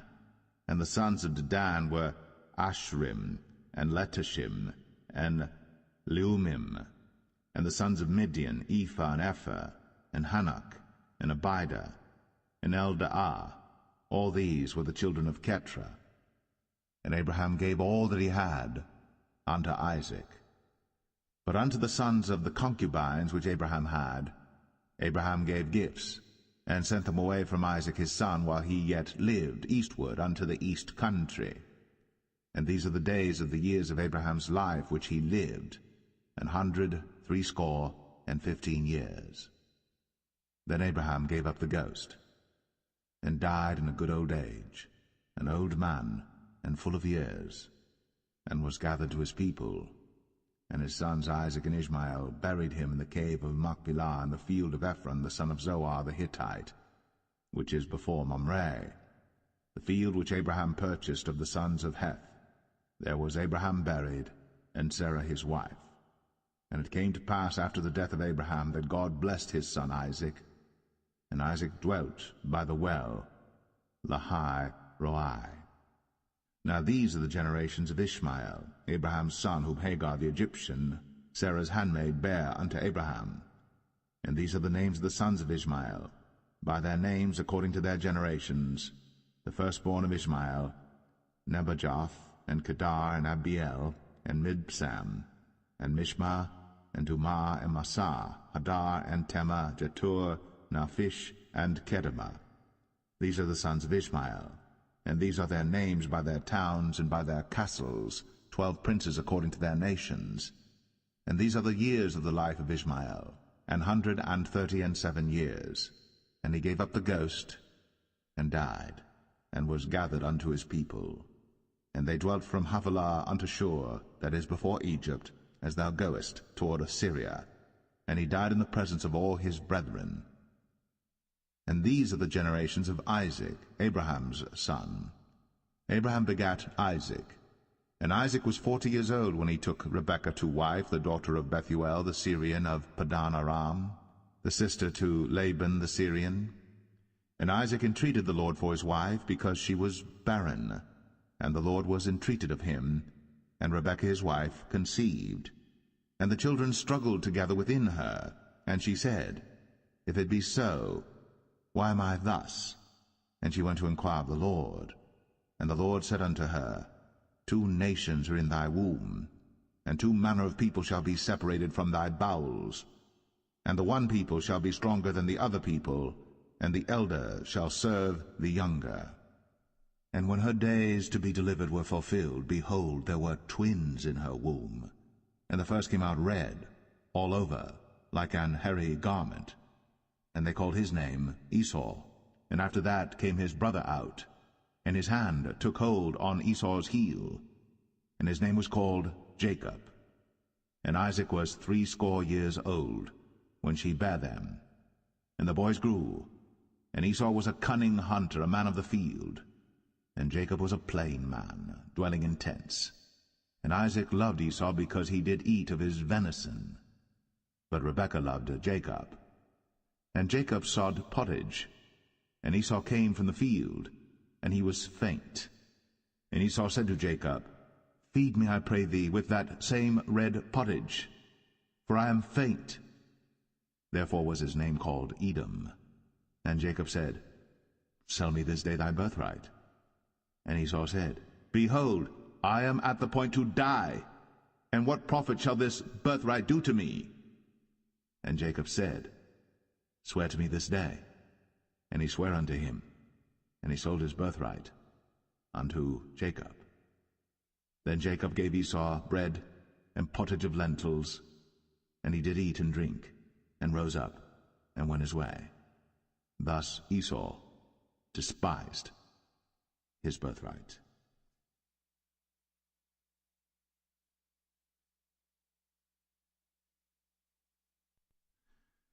Genesis 26. And there was a famine in the land beside the first famine that was in the days of Abraham. And Isaac went unto Abimelech king of the Philistines unto Gerar. And the Lord appeared unto him, and said, Go not down into Egypt. Dwell in the land which I shall tell thee of. Sojourn in this land, and I will be with thee, and will bless thee. For unto thee and unto thy seed I will give all these countries, and I will perform the oath which I swear unto Abraham thy father. And I will make thy seed to multiply as the stars of heaven, and will give unto thy seed all these countries, and in thy seed shall all the nations of the earth be blessed, because that Abraham obeyed my voice, and kept my charge, my commandments, my statutes, and my laws. And Isaac dwelt in Gerar. And the men of the place asked him of his wife, and he said, She is my sister. For he feared to say, She is my wife, lest, said he, the men of the place should kill me for Rebekah, because she was fair to look upon. And it came to pass, when he had been there a long time, that Abimelech king of the Philistines looked out at a window, and saw, and behold, Isaac was sporting with Rebekah his wife. And Abimelech called Isaac, and said, Behold, of a surety she is thy wife. And how saidst thou, She is my sister? And Isaac said unto him, Because I said, Lest I die for her. And Abimelech said, What is this thou hast done unto us? One of the people might lightly have lain with thy wife, and thou shouldest have brought guiltiness upon us. And Abimelech charged all his people, saying, He that toucheth this man or his wife shall surely be put to death. Then Isaac sowed in that land, and received in the same year 100-fold, and the Lord blessed him. And the man waxed great, and went forward, and grew until he became very great. For he had possession of flocks, and possession of herds, and great store of servants. And the Philistines envied him. For all the wells which his father's servants had digged in the days of Abraham his father, the Philistines had stopped them, and filled them with earth. And Abimelech said unto Isaac, Go from us, for thou art much mightier than we. And Isaac departed thence, and pitched his tent in the valley of Gerar, and dwelt there. And Isaac digged again the wells of water, which they had digged in the days of Abraham his father. For the Philistines had stopped them after the death of Abraham, and he called their names after the names by which his father had called them. And Isaac's servants digged in the valley, and found there a well of springing water. And the herdmen of Gerar did strive with Isaac's herdmen, saying, The water is ours. And he called the name of the well Esek, because they strove with him. And they digged another well, and strove for that also. And he called the name of it Sitnah. And he removed from thence, and digged another well, and for that they strove not. And he called the name of it Rehoboth. And he said, For now the Lord hath made room for us, and we shall be fruitful in the land. And he went up from thence to Beersheba. And the Lord appeared unto him the same night, and said, I am the God of Abraham thy father. Fear not, for I am with thee, and will bless thee, and multiply thy seed for my servant Abraham's sake. And he builded an altar there, and called upon the name of the Lord, and pitched his tent there. And there Isaac's servants digged a well. Then Abimelech went to him from Gerar, and Ahuzzath one of his friends, and Phicol the chief captain of his army. And Isaac said unto them, Wherefore come ye to me, seeing ye hate me, and have sent me away from you?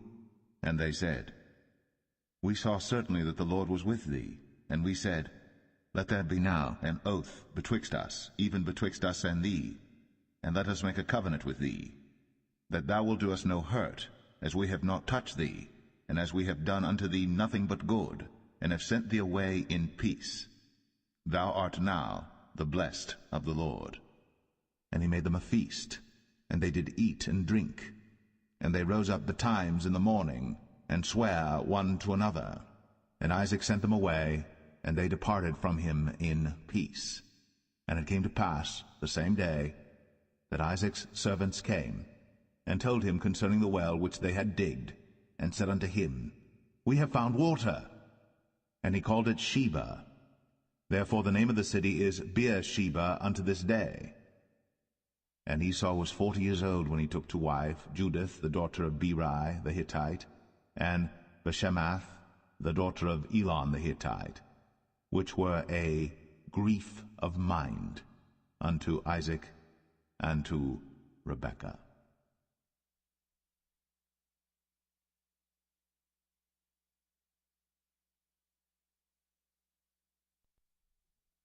Genesis 27. And it came to pass that when Isaac was old, and his eyes were dim, so that he could not see, he called Esau his eldest son, and said unto him, My son. And he said unto him, Behold, here am I. And he said, Behold now, I am old, I know not the day of my death. Now therefore take, I pray thee, thy weapons, thy quiver, and thy bow, and go out to the field, and take me some venison, and make me savory meat, such as I love, and bring it to me, that I may eat, that my soul may bless thee before I die. And Rebekah heard when Isaac spake to Esau his son. And Esau went to the field to hunt for venison, and to bring it. And Rebekah spake unto Jacob her son, saying, Behold, I heard thy father speak unto Esau thy brother, saying, Bring me venison, and make me savory meat, that I may eat, and bless thee before the Lord, before my death. Now therefore, my son, obey my voice according to that which I command thee. Go now to the flock, and fetch me from thence 2 good kids of the goats, and I will make them savory meat for thy father, such as he loveth. And thou shalt bring it to thy father, that he may eat, and that he may bless thee before his death. And Jacob said to Rebekah his mother, Behold, Esau my brother is a hairy man, and I am a smooth man. My father peradventure will feel me, and I shall seem to him as a deceiver, and I shall bring a curse upon me, and not a blessing. And his mother said unto him, Upon me be thy curse, my son, only obey my voice, and go fetch me them. And he went, and fetched, and brought them to his mother. And his mother made savory meat, such as his father loved. And Rebekah took goodly raiment of her eldest son Esau, which were with her in the house, and put them upon Jacob her younger son. And she put the skins of the kids of the goats upon his hands, and upon the smooth of his neck. And she gave the savory meat and the bread, which she had prepared, into the hand of her son Jacob. And he came unto his father, and said, My father. And he said, Here am I. Who art thou, my son? And Jacob said unto his father, I am Esau thy firstborn. I have done according as thou badest me. Arise, I pray thee, sit and eat of my venison, that thy soul may bless me. And Isaac said unto his son, How is it that thou hast found it so quickly, my son? And he said, Because the Lord thy God brought it to me. And Isaac said unto Jacob, Come near, I pray thee, that I may feel thee, my son, whether thou be my very son Esau or not. And Jacob went near unto Isaac his father, and he felt him, and said, The voice is Jacob's voice, but the hands are the hands of Esau. And he discerned him not, because his hands were hairy, as his brother Esau's hands. So he blessed him, and he said, Art thou my very son Esau? And he said, I am. And he said, Bring it near to me, and I will eat of my son's venison, that my soul may bless thee. And he brought it near to him, and he did eat. And he brought him wine, and he drank. And his father Isaac said unto him, Come near now, and kiss me, my son. And he came near, and kissed him. And he smelled the smell of his raiment, and blessed him, and said, See, the smell of my son is as the smell of a field which the Lord hath blessed. Therefore God give thee of the dew of heaven, and the fatness of the earth, and plenty of corn and wine. Let people serve thee, and nations bow down to thee. Be Lord over thy brethren, and let thy mother's sons bow down to thee. Cursed be every one that curseth thee, and blessed be he that blesseth thee. And it came to pass, as soon as Isaac had made an end of blessing Jacob, and Jacob was yet scarce gone out from the presence of Isaac his father, that Esau his brother came in from his hunting. And he also had made savory meat, and brought it unto his father, and said unto his father, Let my father arise, and eat of his son's venison, that thy soul may bless me. And Isaac his father said unto him, Who art thou? And he said, I am thy son, thy firstborn, Esau. And Isaac trembled very exceedingly, and said, Who? Where is he that hath taken venison and brought it me? And I have eaten of all before thou camest, and have blessed him, yea, and he shall be blessed. And when Esau heard the words of his father, he cried with a great and exceeding bitter cry, and said unto his father, Bless me, even me also, O my father.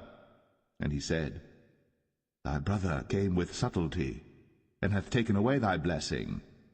And he said, Is not he rightly named Jacob? For he hath supplanted me these 2 times. He took away my birthright, and behold, now he hath taken away my blessing. And he said, Hast thou not reserved a blessing for me? And Isaac answered and said unto Esau, Behold, I have made him thy lord, and all his brethren have I given to him for servants, and with corn and wine have I sustained him. And what shall I do now unto thee, my son? And Esau said unto his father, Hast thou but one blessing, my father? Bless me, even me also, O my father. And Esau lifted up his voice and wept. And Isaac his father answered and said unto him, Behold, thy dwelling shall be the fatness of the earth, and of the dew of heaven from above. And by thy sword shalt thou live, and shalt serve thy brother. And it shall come to pass that when thou shalt have the dominion, that thou shalt break his yoke from off thy neck. And Esau hated Jacob, because of the blessing wherewith his father blessed him. And Esau said in his heart, The days of mourning for my father are at hand. Then will I slay my brother Jacob. And these words of Esau her elder son were told to Rebekah, and she sent and called Jacob her younger son, and said unto him, Behold, thy brother Esau, as touching thee, doth comfort himself, purposing to kill thee. Now therefore, my son, obey my voice, and arise. Flee thou to Laban my brother, to Haran, and tarry with him a few days, until thy brother's fury turn away, until thy brother's anger turn away from thee, and he forget that which thou hast done to him. Then I will send and fetch thee from thence. Why should I be deprived also of you both in one day?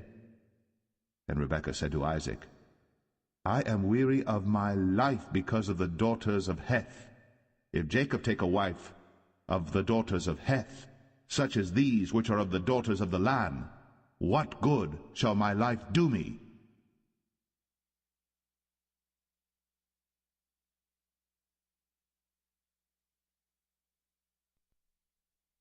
Genesis 28. And Isaac called Jacob, and blessed him, and charged him, and said unto him, Thou shalt not take a wife of the daughters of Canaan. Arise, go to Padan Aram, to the house of Bethuel thy mother's father, and take thee a wife from thence of the daughters of Laban thy mother's brother. And God Almighty bless thee, and make thee fruitful, and multiply thee, that thou mayest be a multitude of people, and give thee the blessing of Abraham to thee, and to thy seed with thee, that thou mayest inherit the land wherein thou art a stranger, which God gave unto Abraham. And Isaac sent away Jacob, And he went to Padan Aram unto Laban, son of Bethuel the Syrian, the brother of Rebekah, Jacob's and Esau's mother. When Esau saw that Isaac had blessed Jacob, and sent him away to Padan Aram, to take him a wife from thence, and that as he blessed him he gave him a charge, saying, Thou shalt not take a wife of the daughters of Canaan, and that Jacob obeyed his father and his mother, and was gone to Padan Aram. And Esau, seeing that the daughters of Canaan pleased not Isaac his father, then went Esau unto Ishmael, and took unto the wives which he had Mahalath, the daughter of Ishmael, Abraham's son, the sister of Nebajoth, to be his wife. And Jacob went out from Beersheba, and went toward Haran. And he lighted upon a certain place, and tarried there all night, because the sun was set. And he took of the stones of that place, and put them for his pillows, and lay down in that place to sleep. And he dreamed, and behold, a ladder set up on the earth, and the top of it reached to heaven, and behold, the angels of God ascending and descending on it. And behold, the Lord stood above it, and said, I am the Lord God of Abraham thy father, and the God of Isaac. The land whereon thou liest, to thee will I give it, and to thy seed. And thy seed shall be as the dust of the earth, and thou shalt spread abroad to the west, and to the east, and to the north, and to the south. And in thee and in thy seed shall all the families of the earth be blessed. And behold, I am with thee, and will keep thee in all places whither thou goest, and will bring thee again into this land. For I will not leave thee until I have done that which I have spoken to thee of. And Jacob awaked out of his sleep, and he said, Surely the Lord is in this place, and I knew it not.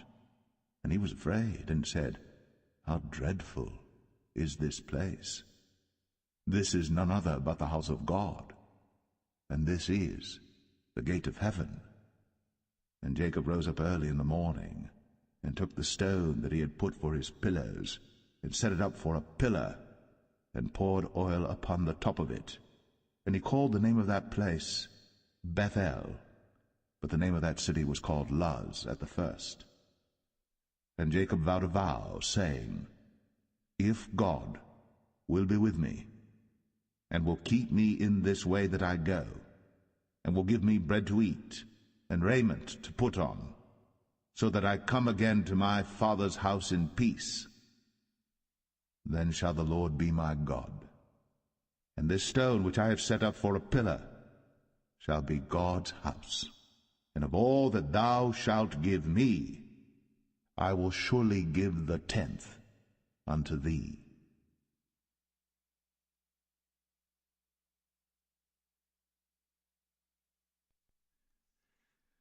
Genesis 29.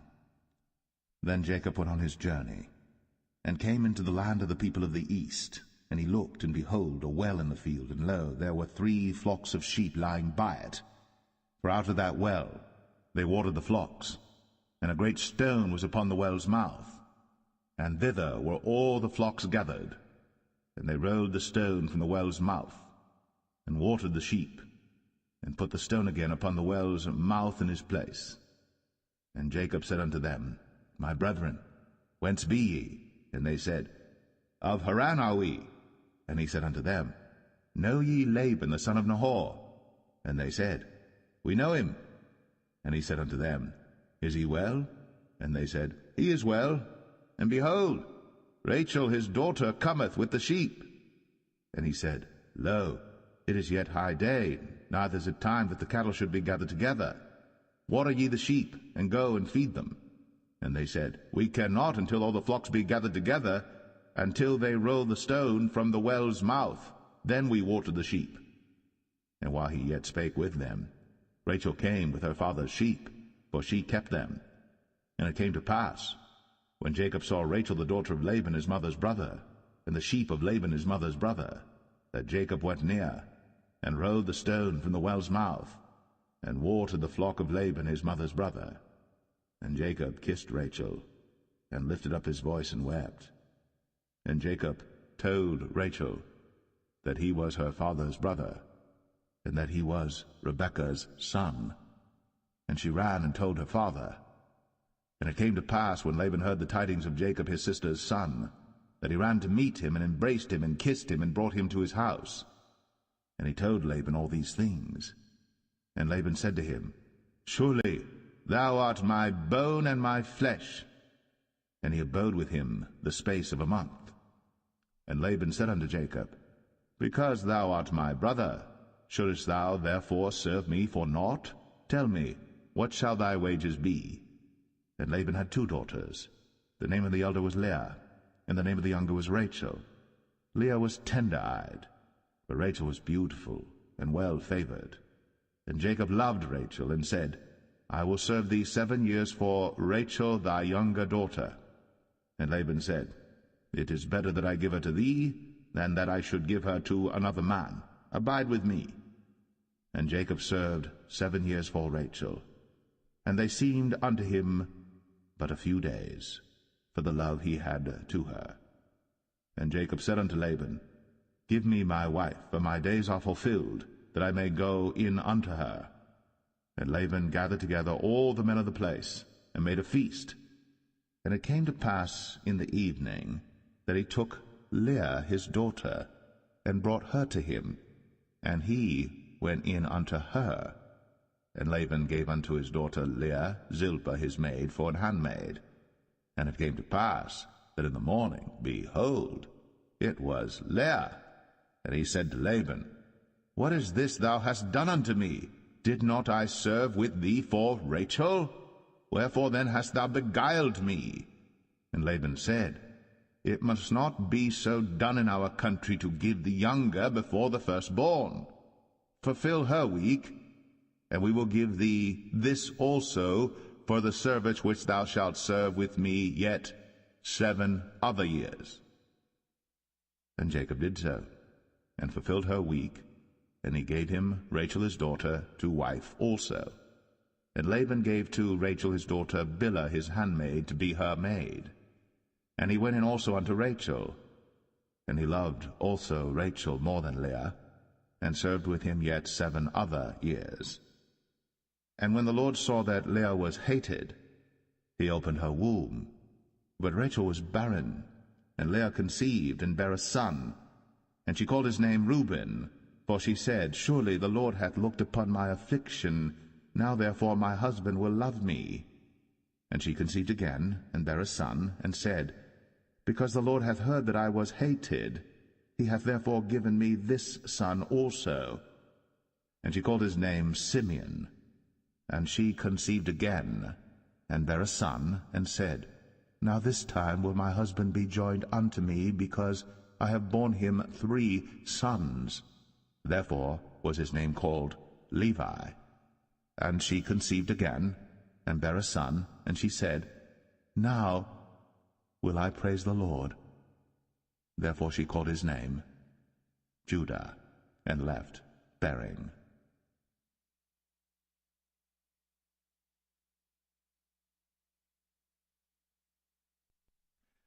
Genesis 30. And when Rachel saw that she bare Jacob no children, Rachel envied her sister, and said unto Jacob, Give me children, or else I die. And Jacob's anger was kindled against Rachel, and he said, Am I in God's stead, who hath withheld from thee the fruit of the womb? And she said, Behold my maid Bilhah, go in unto her, and she shall bear upon my knees, that I may also have children by her. And she gave him Bilhah her handmaid to wife, and Jacob went in unto her. And Bilhah conceived, and bare Jacob a son. And Rachel said, God hath judged me, and hath also heard my voice, and hath given me a son. Therefore called she his name Dan. And Bilhah Rachel's maid conceived again, and bare Jacob a second son. And Rachel said, With great wrestlings have I wrestled with my sister, and I have prevailed. And she called his name Naphtali. When Leah saw that she had left bearing, she took Zilpah her maid, and gave her Jacob to wife. And Zilpah, Leah's maid, bare Jacob a son. And Leah said, A troop cometh. And she called his name Gad. And Zilpah, Leah's maid, bare Jacob a second son. And Leah said, Happy am I, for the daughters will call me blessed. And she called his name Asher. And Reuben went in the days of wheat harvest, and found mandrakes in the field, and brought them unto his mother Leah. Then Rachel said to Leah, Give me, I pray thee, of thy son's mandrakes. And she said unto her, Is it a small matter that thou hast taken my husband? And wouldst thou take away my son's mandrakes also?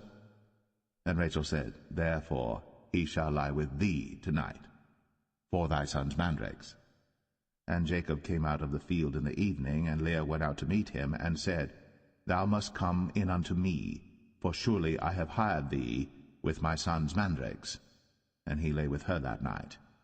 And God hearkened unto Leah, and she conceived, and bare Jacob the fifth son.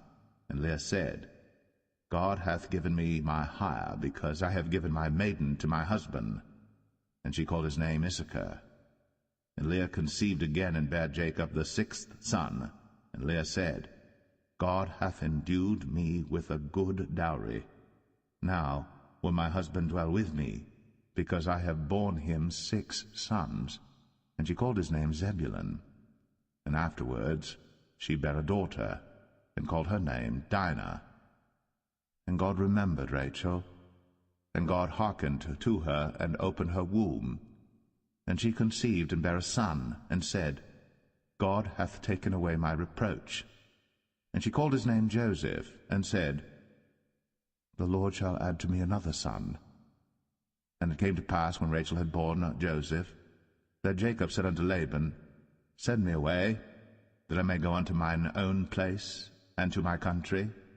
Give me my wives and my children, for whom I have served thee, and let me go, for thou knowest my service which I have done thee. And Laban said unto him, I pray thee, if I have found favor in thine eyes, tarry, for I have learned by experience that the Lord hath blessed me for thy sake. And he said, Appoint me thy wages, and I will give it. And he said unto him, Thou knowest how I have served thee, and how thy cattle was with me. For it was little which thou hadst before I came, and it is now increased unto a multitude. And the Lord hath blessed thee since my coming. And now, when shall I provide for mine own house also? And he said, What shall I give thee? And Jacob said, Thou shalt not give me anything. If thou wilt do this thing for me, I will again feed and keep thy flock. I will pass through all thy flock today, removing from thence all the speckled and spotted cattle, and all the brown cattle among the sheep, and the spotted and speckled among the goats, and of such shall be my hire. So shall my righteousness answer for me in time to come, when it shall come for my hire before thy face, every one that is not speckled and spotted among the goats, and brown among the sheep, that shall be counted stolen with me. And Laban said, Behold, I would it might be according to thy word.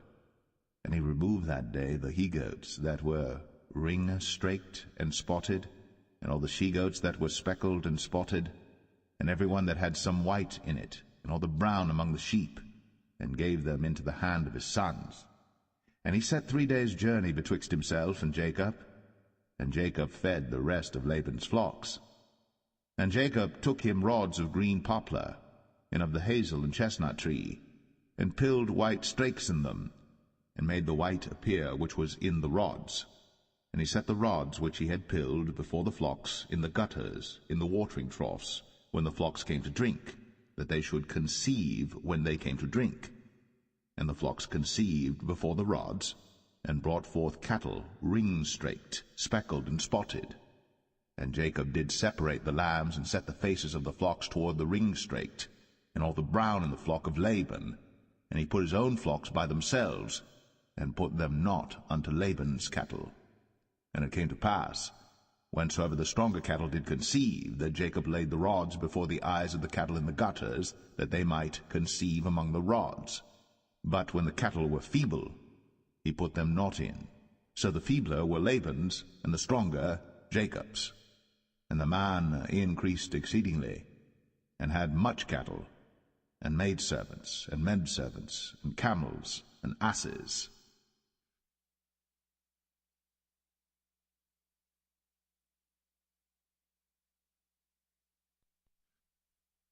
Genesis 31. And he heard the words of Laban's sons, saying, Jacob hath taken away all that was our father's, and of that which was our father's hath he gotten all this glory. And Jacob beheld the countenance of Laban, and behold, it was not toward him as before. And the Lord said unto Jacob, Return unto the land of thy fathers, and to thy kindred, and I will be with thee. And Jacob sent and called Rachel and Leah to the field unto his flock, and said unto them, I see your father's countenance, that it is not toward me as before, but the God of my father hath been with me. And ye know that with all my power I have served your father. And your father hath deceived me, and changed my wages 10 times. But God suffered him not to hurt me. If he said thus, The speckled shall be thy wages, then all the cattle bear speckled. And if he said thus, The ringstraked shall be thy hire, then bear all the cattle ringstraked. Thus God hath taken away the cattle of your father, and given them to me. And it came to pass at the time that the cattle conceived, that I lifted up mine eyes, and saw in a dream, and behold, the rams which leaped upon the cattle were ringstraked, speckled, and grizzled. And the angel of God spake unto me in a dream, saying, Jacob. And I said, Here am I. And he said, Lift up now thine eyes, and see all the rams which leap upon the cattle are ringstraked, speckled, and grizzled. For I have seen all that Laban doeth unto thee. I am the God of Bethel, where thou anointest the pillar, and where thou vowest a vow unto me. Now arise, get thee out from this land, and return unto the land of thy kindred. And Rachel and Leah answered and said unto him, Is there yet any portion or inheritance for us in our father's house? Are we not counted of him strangers? For he hath sold us, and hath quite devoured also our money. For all the riches which God hath taken from our father, that is ours and our children's. Now then, whatsoever God hath said unto thee, do. Then Jacob rose up, and set his sons and his wives upon camels. And he carried away all his cattle, and all his goods which he had gotten, the cattle of his getting which he had gotten in Padan Aram, for to go to Isaac his father in the land of Canaan. And Laban went to shear his sheep, and Rachel had stolen the images that were her father's. And Jacob stole away unawares to Laban the Syrian, in that he told him not that he fled. So he fled with all that he had, and he rose up and passed over the river, and set his face toward the Mount Gilead. And it was told Laban on the 3rd day that Jacob was fled. And he took his brethren with him, and pursued after him 7 days' journey. And they overtook him in the Mount Gilead. And God came to Laban the Syrian in a dream by night, and said unto him, Take heed that thou speak not to Jacob either good or bad. Then Laban overtook Jacob. Now Jacob had pitched his tent in the mount, and Laban with his brethren pitched in the Mount of Gilead. And Laban said to Jacob, What hast thou done, that thou hast stolen away unawares to me, and carried away my daughters as captives taken with the sword? Wherefore didst thou flee away secretly, and steal away from me, and didst not tell me, that I might have sent thee away with mirth, and with songs, with tabret, and with harp, and hast not suffered me to kiss my sons and my daughters? Thou hast now done foolishly in so doing. It is in the power of my hand to do you hurt. But the God of your father spake unto me yesternight, saying, Take thou heed that thou speak not to Jacob either good or bad. And now, though thou wouldst needs be gone, because thou sore longest after thy father's house, yet wherefore hast thou stolen my gods? And Jacob answered and said to Laban, Because I was afraid, for I said, Peradventure thou wouldst take by force thy daughters from me. With whomsoever thou findest thy gods, let him not live. Before our brethren discern thou what is thine with me, and take it to thee. For Jacob knew not that Rachel had stolen them. And Laban went into Jacob's tent, and into Leah's tent, and into the 2 maidservants' tents, but he found them not. Then went he out of Leah's tent, and entered into Rachel's tent. Now Rachel had taken the images, and put them in the camel's furniture, and sat upon them. And Laban searched all the tent, but found them not. And she said to her father, Let it not displease my lord that I cannot rise up before thee, for the custom of women is upon me. And he searched, but found not the images. And Jacob was wroth and chode with Laban. And Jacob answered and said to Laban, What is my trespass? What is my sin, that thou hast so hotly pursued after me? Whereas thou hast searched all my stuff, what hast thou found of all thy household stuff? Set it here before my brethren and thy brethren, that they may judge betwixt us both. This 20 years have I been with thee. Thy ewes and thy she-goats have not cast their young, and the rams of thy flock have I not eaten. That which was torn of beasts I brought not unto thee. I bear the loss of it. Of my hand didst thou require it, whether stolen by day or stolen by night. Thus I was. In the day the drought consumed me, and the frost by night, and my sleep departed from mine eyes. Thus have I been 20 years in thy house. I served thee 14 years for thy 2 daughters, and 6 years for thy cattle, and thou hast changed my wages 10 times. Except the God of my father, the God of Abraham, and the fear of Isaac had been with me, surely thou hadst sent me away now empty. God hath seen my affliction, and the labor of my hands, and rebuked thee yesternight. And Laban answered and said unto Jacob, These daughters are my daughters, and these children are my children, and these cattle are my cattle, and all that thou seest is mine. And what can I do this day unto these my daughters, or unto their children which they have borne? Now therefore come thou, let us make a covenant, I and thou, and let it be for a witness between me and thee. And Jacob took a stone, and set it up for a pillar. And Jacob said unto his brethren, Gather stones. And they took stones, and made an heap, and they did eat thereupon the heap. And Laban called it Jegar-sahadathah, but Jacob called it Galeed. And Laban said, This heap is a witness between me and thee this day. Therefore was the name of it called Galeed.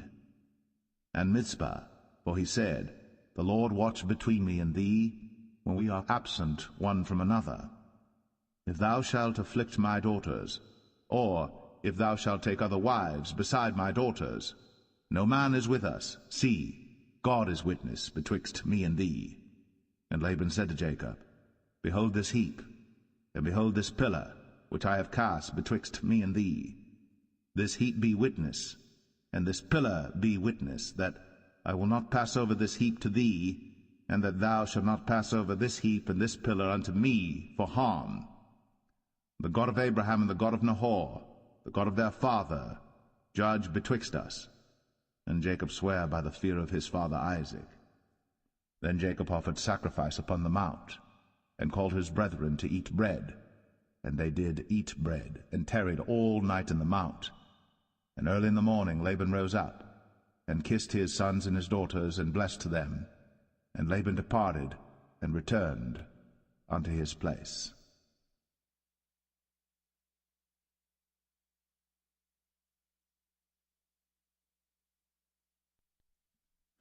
Genesis 32. And Jacob went on his way, and the angels of God met him. And when Jacob saw them, he said, This is God's host. And he called the name of that place Mahanaim. And Jacob sent messengers before him to Esau his brother unto the land of Seir, the country of Edom. And he commanded them, saying, Thus shall ye speak unto my lord Esau. Thy servant Jacob saith thus, I have sojourned with Laban, and stayed there until now. And I have oxen and asses, flocks and menservants and women servants. And I have sent to tell my lord that I may find grace in thy sight. And the messengers returned to Jacob, saying, We came to thy brother Esau, and also he cometh to meet thee, and 400 men with him. Then Jacob was greatly afraid and distressed. And he divided the people that was with him, and the flocks and herds, and the camels, into 2 bands, and said, If Esau come to the one company and smite it, then the other company which is left shall escape. And Jacob said, O God of my father Abraham, and God of my father Isaac, The Lord which saidest unto me, Return unto thy country, and to thy kindred, and I will deal well with thee. I am not worthy of the least of all the mercies, and of all the truth which thou hast shown unto thy servant. For with my staff I passed over this Jordan, and now I am become 2 bands. Deliver me, I pray thee, from the hand of my brother, from the hand of Esau, for I fear him, lest he will come and smite me, and the mother with the children. And thou saidest, I will surely do thee good, and make thy seed as the sand of the sea, which cannot be numbered for multitude. And he lodged there that same night, and took of that which came to his hand a present for Esau his brother, 200 she-goats, and 20 he-goats, 200 ewes, and 20 rams, 30 milch camels with their coats, 40 kine, and 10 bulls, 20 she-asses, and 10 foals.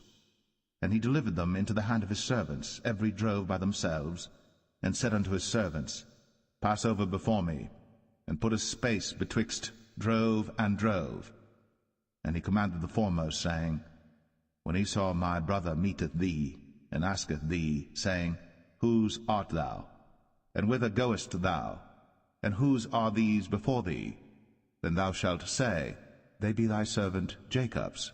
It is a present sent unto my lord Esau, and behold, also he is behind us.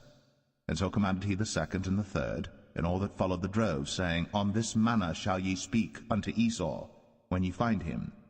And say ye moreover, Behold, thy servant Jacob is behind us. For he said, I will appease him with the present that goeth before me, and afterward I will see his face. Peradventure he will accept of me. So went the present over before him, and himself lodged that night in the company. And he rose up that night, and took his 2 wives, and his 2 women servants, and his 11 sons, and passed over the ford Jabbok. And he took them, and sent them over the brook, and sent over that he had. And Jacob was left alone. And there wrestled a man with him until the breaking of the day. And when he saw that he prevailed not against him, he touched the hollow of his thigh, and the hollow of Jacob's thigh was out of joint as he wrestled with him. And he said, Let me go, for the day breaketh. And he said, I will not let thee go, except thou bless me. And he said unto him, What is thy name? And he said, Jacob. And he said, Thy name shall be called no more Jacob, but Israel. For as a prince hast thou power with God and with men, and hast prevailed. Then Jacob asked him, and said, Tell me, I pray thee, thy name. And he said, Wherefore is it that thou dost ask after my name? And he blessed him there. And Jacob called the name of the place Peniel, for I have seen God face to face, and my life is preserved. And as he passed over Penuel, the sun rose upon him, and he halted upon his thigh. Therefore the children of Israel eat not of the sinew which shrank, which is upon the hollow of the thigh, unto this day, because he touched the hollow of Jacob's thigh in the sinew that shrank.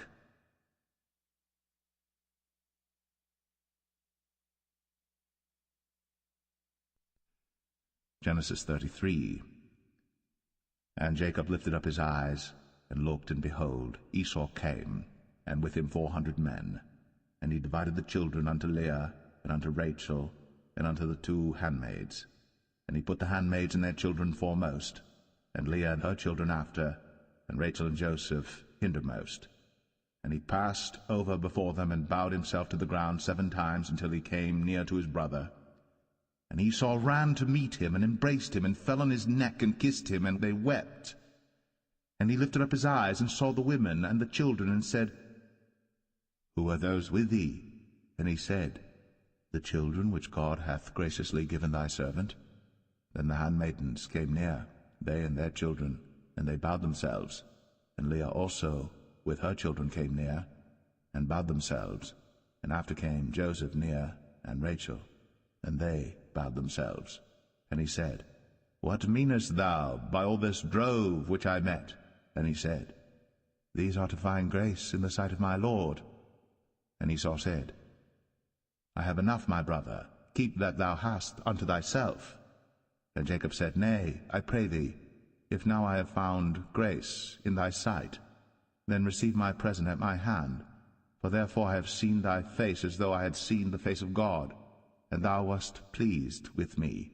Take, I pray thee, my blessing that is brought to thee, because God hath dealt graciously with me, and because I have enough. And he urged him, and he took it. And he said, Let us take our journey, and let us go, and I will go before thee. And he said unto him, My Lord knoweth that the children are tender, and the flocks and herds with young are with me. And if men should overdrive them one day, all the flock will die. Let my Lord, I pray thee, pass over before his servant, and I will lead on softly, according as the cattle that goeth before me, and the children be able to endure, until I come unto my Lord, unto Seir. And Esau said, Let me now leave with thee some of the folk that are with me. And he said, What needeth it? Let me find grace in the sight of my Lord. So Esau returned that day on his way unto Seir. And Jacob journeyed to Succoth, and built him an house, and made booths for his cattle. Therefore the name of the place is called Succoth. And Jacob came to Shalem, a city of Shechem, which is in the land of Canaan, when he came from Padan Aram, and pitched his tent before the city. And he bought a parcel of a field, where he had spread his tent, at the hand of the children of Hamor, Shechem's father, for 100 pieces of money. And he erected there an altar, and called it El Elohe Israel.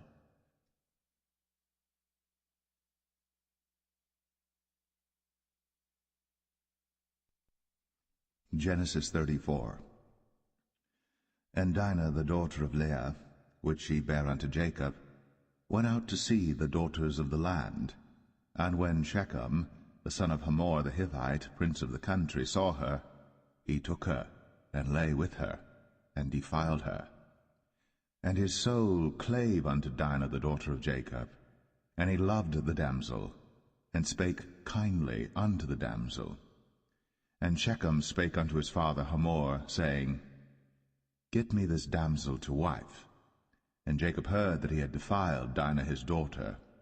Now his sons were with his cattle in the field, and Jacob held his peace until they were come.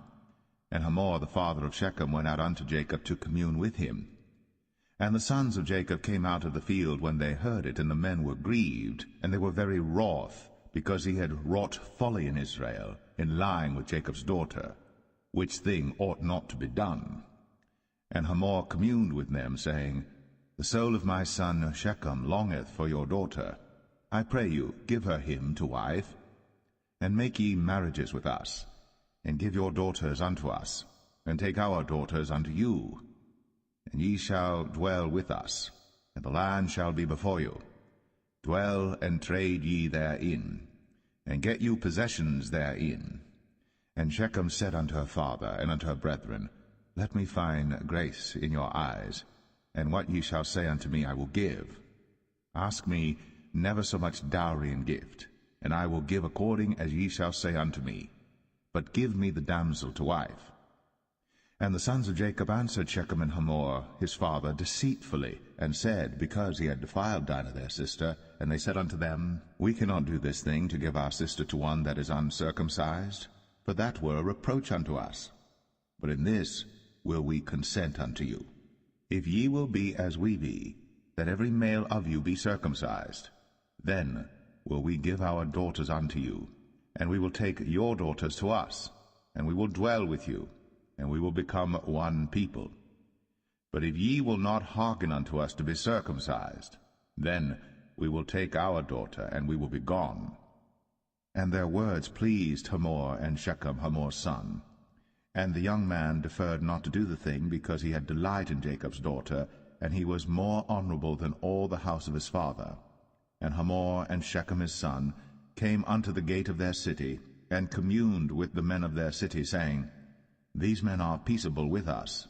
Therefore let them dwell in the land, and trade therein. For the land, behold, it is large enough for them.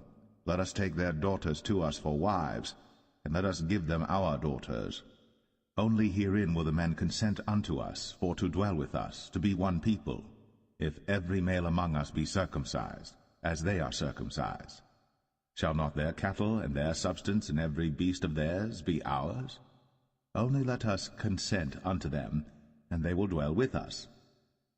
And unto Hamor and unto Shechem his son hearken all that went out of the gate of his city, and every male was circumcised, all that went out of the gate of his city.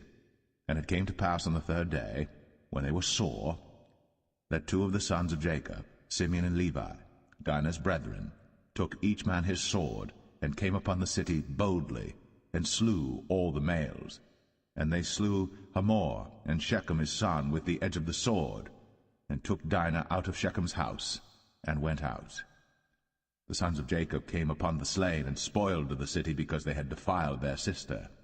They took their sheep and their oxen, and their asses, and that which was in the city, and that which was in the field, and all their wealth, and all their little ones, and their wives took they captive, and spoiled even all that was in the house. And Jacob said to Simeon and Levi, Ye have troubled me to make me to stink among the inhabitants of the land, among the Canaanites and the Perizzites. And I, being few in number, they shall gather themselves together against me, and slay me, and I shall be destroyed, I and my house. And they said, Should he deal with our sister as with an harlot?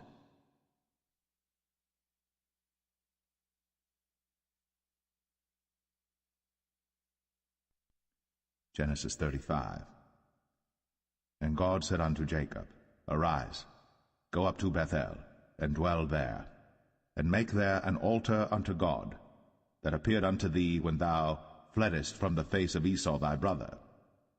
Then Jacob said unto his household, and to all that were with him, Put away the strange gods that are among you, and be clean, and change your garments, and let us arise, and go up to Bethel, and I will make there an altar unto God, who answered me in the day of my distress, and was with me in the way which I went.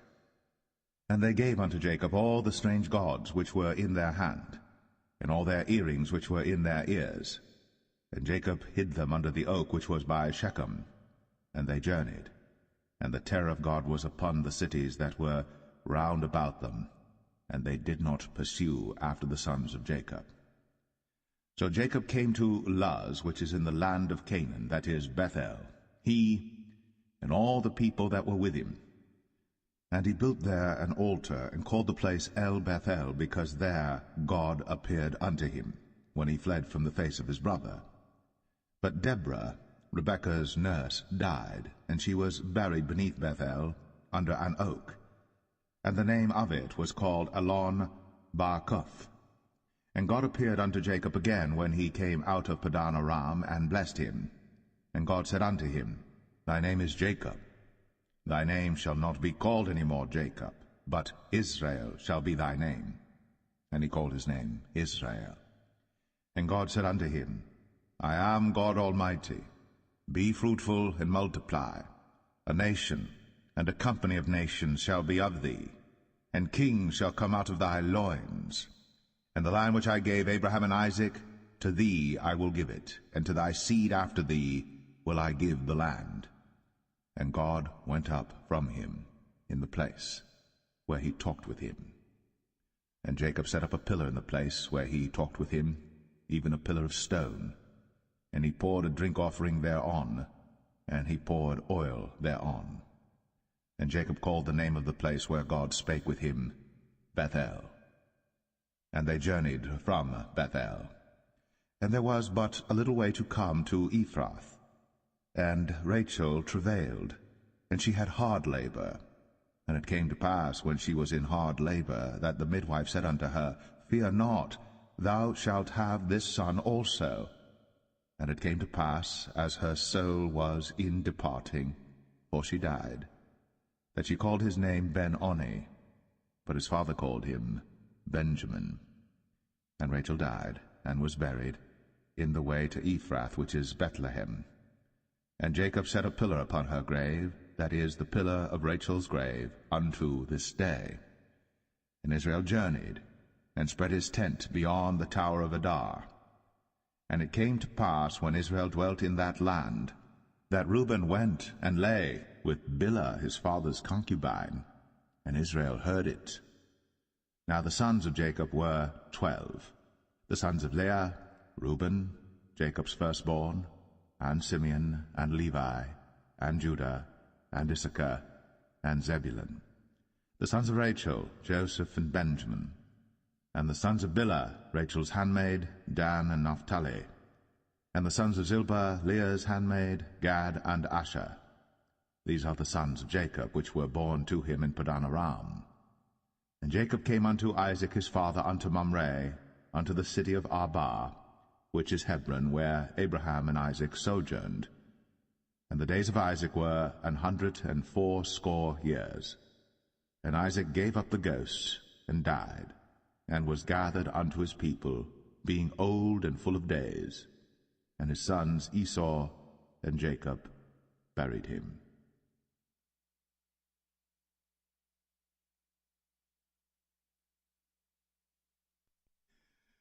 Genesis 36. Now these are the generations of Esau, who is Edom. Esau took his wives of the daughters of Canaan, Adah the daughter of Elon the Hittite, and Aholibamah the daughter of Anah the daughter of Zibeon the Hivite, and Bashemath Ishmael's daughter, sister of Nebajoth. And Adah bare to Esau Eliphaz, and Bashemath bare Ruel. And Aholibamah bare Jeush, and Jalam, and Korah. These are the sons of Esau, which were born unto him in the land of Canaan. And Esau took his wives, and his sons, and his daughters, and all the persons of his house, and his cattle, and all his beasts, and all his substance, which he had got in the land of Canaan, and went into the country from the face of his brother Jacob. For their riches were more than that they might dwell together, and the land wherein they were strangers could not bear them because of their cattle. Thus dwelt Esau in Mount Seir. Esau is Edom. And these are the generations of Esau, the father of the Edomites, in Mount Seir. These are the names of Esau's sons: Eliphaz the son of Adah, the wife of Esau; Ruel the son of Bashemath, the wife of Esau. And the sons of Eliphaz were Teman, Omar, Zepho, and Gatam, and Kenaz. And Timnah was concubine to Eliphaz, Esau's son, and she bare to Eliphaz Amalek. These were the sons of Adah, Esau's wife. And these are the sons of Reuel, Nahath, and Zerah, Shammah, and Mizah. These were the sons of Bashemath, Esau's wife. And these were the sons of Aholibamah, the daughter of Anah, the daughter of Zibeon, Esau's wife. And she bare to Esau Jeush, and Jalam, and Korah. These were dukes of the sons of Esau. The sons of Eliphaz, the firstborn son of Esau: Duke Teman, Duke Omar, Duke Zepho, Duke Kenaz, Duke Korah, Duke Gatam, and Duke Amalek. These are the dukes that came of Eliphaz in the land of Edom. These were the sons of Adah.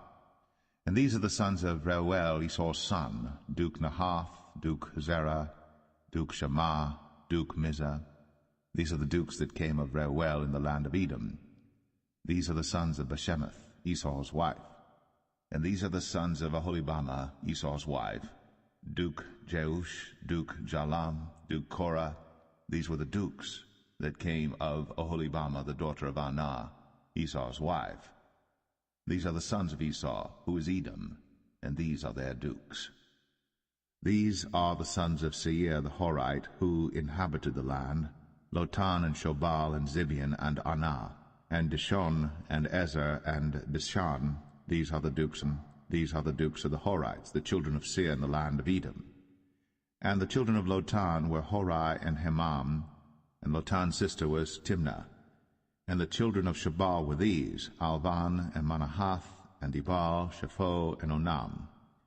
And these are the children of Zibeon, both Ajah and Anah. This was that Anah that found the mules in the wilderness, as he fed the asses of Zibeon his father. And the children of Anah were these: Dishon, and Aholibamah the daughter of Anah.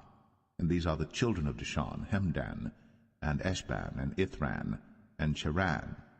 The children of Ezer are these: Bilhan, and Zavan, and Akan. The children of Dishan are these: Uz and Aran. These are the dukes that came of the Horites: Duke Lotan, Duke Shobal, Duke Zibeon, Duke Anah, Duke Dishon, Duke Ezer, Duke Dishan. These are the dukes that came of Horai among their dukes in the land of Seir. And these are the kings that reigned in the land of Edom, before there reigned any king over the children of Israel. And Bela the son of Beor reigned in Edom, and the name of his city was Dinhabah. And Bela died, and Jobab the son of Zerah of Bozrah reigned in his stead. And Jobab died, and Husham of the land of Temani reigned in his stead. And Husham died, and Hadad the son of Bedad, who smote Midian in the field of Moab, reigned in his stead. And the name of his city was Avith. And Hadad died, and Samlah of Masrekah reigned in his stead. And Samlah died, and Saul of Rehoboth by the river reigned in his stead. And Saul died, and Baal-Hanan the son of Achbor reigned in his stead. And Baal-Hanan the son of Achbor died, and Hadar reigned in his stead.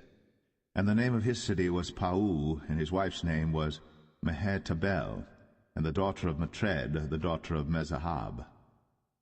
And these are the names of the dukes that came of Esau, according to their families after their places by their names: Duke Timnah, Duke Alva, Duke Jetheth, Duke Aholibama, Duke Elah, Duke Pinon, Duke Kenaz, Duke Taman, Duke Mibsar, Duke Magdiel, Duke Aram. These be the dukes of Edom, according to their habitations in the land of their possession. He is Esau, the father of the Edomites.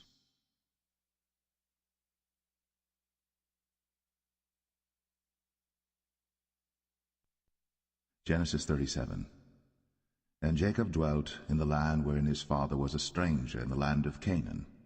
These are the generations of Jacob. Joseph, being 17 years old, was feeding the flock with his brethren, and the lad was with the sons of Bilhah, and with the sons of Zilpah, his father's wives. And Joseph brought unto his father their evil report. Now Israel loved Joseph more than all his children, because he was the son of his old age. And he made him a coat of many colors. And when his brethren saw that their father loved him more than all his brethren, they hated him, and could not speak peaceably unto him. And Joseph dreamed a dream, and he told it his brethren, and they hated him yet the more. And he said unto them, Hear, I pray you, this dream which I have dreamed. For behold, we were binding sheaves in the field, and lo, my sheaf arose, and also stood upright, and behold, your sheaves stood round about, and made obeisance to my sheaf. And his brethren said to him, Shalt thou indeed reign over us? Or shalt thou indeed have dominion over us? And they hated him yet the more for his dreams, and for his words. And he dreamed yet another dream, and told it his brethren, and said, Behold, I have dreamed a dream more, and behold, the sun and the moon and the 11 stars made obeisance to me. And he told it to his father and to his brethren, and his father rebuked him, and said unto him, What is this dream that thou hast dreamed? Shall I and thy mother and thy brethren indeed come to bow down ourselves to thee to the earth? And his brethren envied him, but his father observed the saying. And his brethren went to feed their father's flock in Shechem. And Israel said unto Joseph, Do not thy brethren feed the flock in Shechem? Come, and I will send thee unto them. And he said to him, Here am I. And he said to him, Go, I pray thee, see whether it be well with thy brethren, and well with the flocks, and bring me word again. So he sent him out of the vale of Hebron, and he came to Shechem. And a certain man found him, and behold, he was wandering in the field. And the man asked him, saying, What seekest thou? And he said, I seek my brethren. Tell me, I pray thee, where they feed their flocks. And the man said, They are departed hence, for I heard them say, Let us go to Dothan. And Joseph went after his brethren, and found them in Dothan. And when they saw him afar off, even before he came near unto them, they conspired against him to slay him. And they said one to another, Behold, this dreamer cometh. Come now, therefore, and let us slay him, and cast him into some pit. And we will say, Some evil beast hath devoured him, and we shall see what will become of his dreams. And Reuben heard it, and he delivered him out of their hands, and said, Let us not kill him. And Reuben said unto them, Shed no blood, but cast him into this pit that is in the wilderness, and lay no hand upon him, that he might rid him out of their hands, to deliver him to his father again. And it came to pass, when Joseph was come unto his brethren, that they stripped Joseph out of his coat of many colors that was on him, And they took him, and cast him into a pit, and the pit was empty, there was no water in it. And they sat down to eat bread, and they lifted up their eyes and looked, and behold, a company of Ishmaelites came from Gilead with their camels bearing spicery and balm and myrrh, going to carry it down to Egypt. And Judah said unto his brethren, What profit is it if we slay our brother, and conceal his blood? Come, and let us sell him to the Ishmaelites, and let not our hand be upon him, for he is our brother, and our flesh. And his brethren were content. Then there passed by Midianites, merchantmen, and they drew and lifted up Joseph out of the pit, and sold Joseph to the Ishmaelites for 20 pieces of silver, and they brought Joseph into Egypt. And Reuben returned unto the pit, and behold, Joseph was not in the pit. And he rent his clothes. And he returned unto his brethren, and said, The child is not, and I, whither shall I go? And they took Joseph's coat, and killed a kid of the goats, and dipped the coat in the blood. And they sent the coat of many colors, and they brought it to their father, and said, This have we found. Know now whether it be thy son's coat or no. And he knew it, and said, It is my son's coat. An evil beast hath devoured him. Joseph is without doubt rent in pieces. And Jacob rent his clothes, and put sackcloth upon his loins, and mourned for his son many days. And all his sons and all his daughters rose up to comfort him. But he refused to be comforted, and he said, For I will go down into the grave unto my son mourning. Thus his father wept for him. And the Midianites sold him into Egypt unto Potiphar, an officer of Pharaoh's, and captain of the guard.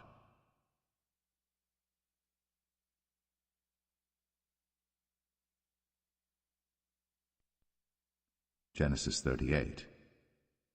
And it came to pass at that time that Judah went down from his brethren, and turned in to a certain Adulamite, whose name was Hira. And Judah saw there a daughter of a certain Canaanite, whose name was Shua. And he took her, and went in unto her, and she conceived and bare a son. And he called his name Er. And she conceived again and bare a son. And she called his name Onan. And she yet again conceived and bare a son, and called his name Shelah. And he was at Chezib, when she bare him. And Judah took a wife for Er his firstborn, whose name was Tamar. And Er, Judah's firstborn, was wicked in the sight of the Lord, and the Lord slew him. And Judah said unto Onan, Go in unto thy brother's wife, and marry her, and raise up seed to thy brother. And Onan knew that the seed should not be his. And it came to pass, when he went in unto his brother's wife, that he spilled it on the ground, lest that he should give seed to his brother. And the thing which he did displeased the Lord, wherefore he slew him also. Then said Judah to Tamar his daughter-in-law, Remain a widow at thy father's house, till Shelah my son be grown. For he said, Lest peradventure he die also, as his brethren did. And Tamar went and dwelt in her father's house. And in process of time the daughter of Shua, Judah's wife, died. And Judah was comforted, and went up unto his sheep-shearers to Timnath, he and his friend Hira the Adulamite. And it was told Tamar, saying, Behold, thy father-in-law goeth up to Timnath to shear his sheep. And she put her widow's garments off from her, and covered her with a veil, and wrapped herself, and sat in an open place, which is by the way to Timnath. For she saw that Shelah was grown, and she was not given unto him to wife. When Judah saw her, he thought her to be an harlot, because she had covered her face. And he turned unto her by the way, and said, Go to, I pray thee, let me come in unto thee. For he knew not that she was his daughter-in-law. And she said, What wilt thou give me, that thou mayest come in unto me? And he said, I will send thee a kid from the flock. And she said, Wilt thou give me a pledge, till thou send it? And he said, What pledge shall I give thee? And she said, Thy signet, and thy bracelets, and thy staff that is in thine hand. And he gave it her, and came in unto her. And she conceived by him. And she arose and went away, and laid by her veil from her, and put on the garments of her widowhood. And Judah sent the kid by the hand of his friend the Adullamite, to receive his pledge from the woman's hand, but he found her not. Then he asked the men of that place, saying, Where is the harlot that was openly by the wayside? And they said, There was no harlot in this place. And he returned to Judah, and said, I cannot find her. And also the men of the place said that there was no harlot in this place. And Judah said, Let her take it to her, lest we be shamed. Behold, I sent this kid, and thou hast not found her. And it came to pass about 3 months after that it was told Judah, saying, Tamar, thy daughter-in-law, hath played the harlot, and also, behold, she is with child by whoredom. And Judah said, Bring her forth, and let her be burnt. When she was brought forth, she sent to her father-in-law, saying, By the man whose these are am I with child. And she said, Discern, I pray thee, whose are these? The signet, and bracelets, and staff. And Judah acknowledged them, and said, She hath been more righteous than I, because that I gave her not to Shelah my son. And he knew her again no more. And it came to pass in the time of her travail, that, behold, twins were in her womb. And it came to pass, when she travailed, that the one put out his hand, and the midwife took and bound upon his hand a scarlet thread, saying, This came out first. And it came to pass, as he drew back his hand, that, behold, his brother came out. And she said, How hast thou broken forth? This breach be upon thee. Therefore his name was called Pharez. And afterward came out his brother, that had the scarlet thread upon his hand, and his name was called Zerah.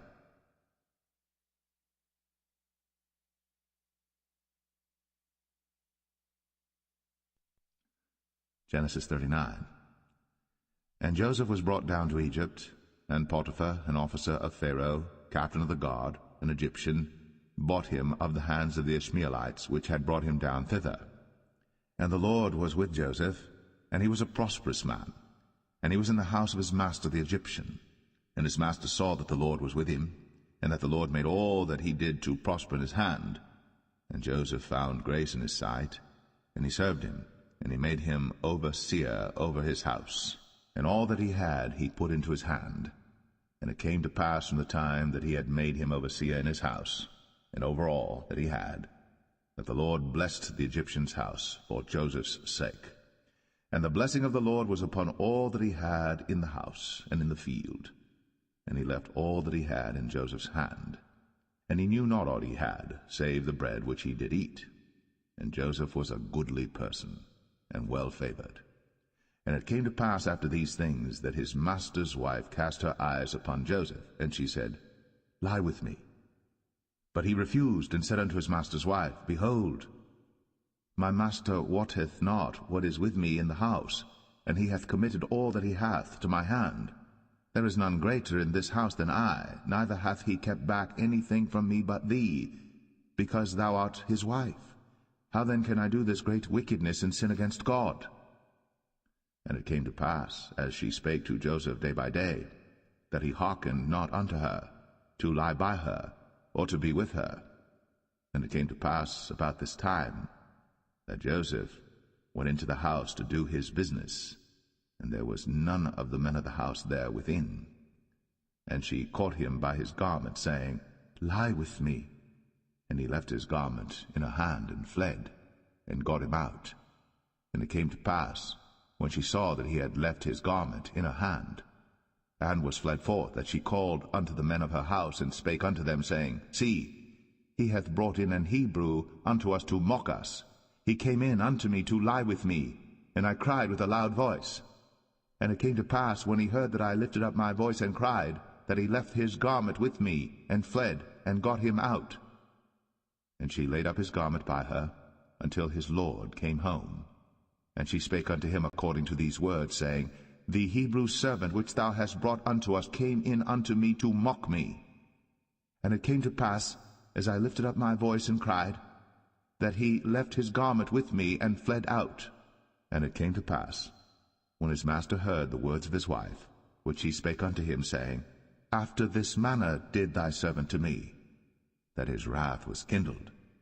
And Joseph's master took him, and put him into the prison, a place where the king's prisoners were bound. And he was there in the prison. But the Lord was with Joseph, and showed him mercy, and gave him favor in the sight of the keeper of the prison. And the keeper of the prison committed to Joseph's hand all the prisoners that were in the prison. And whatsoever they did there, he was the doer of it. The keeper of the prison looked not to anything that was under his hand, because the Lord was with him. And that which he did, the Lord made it to prosper.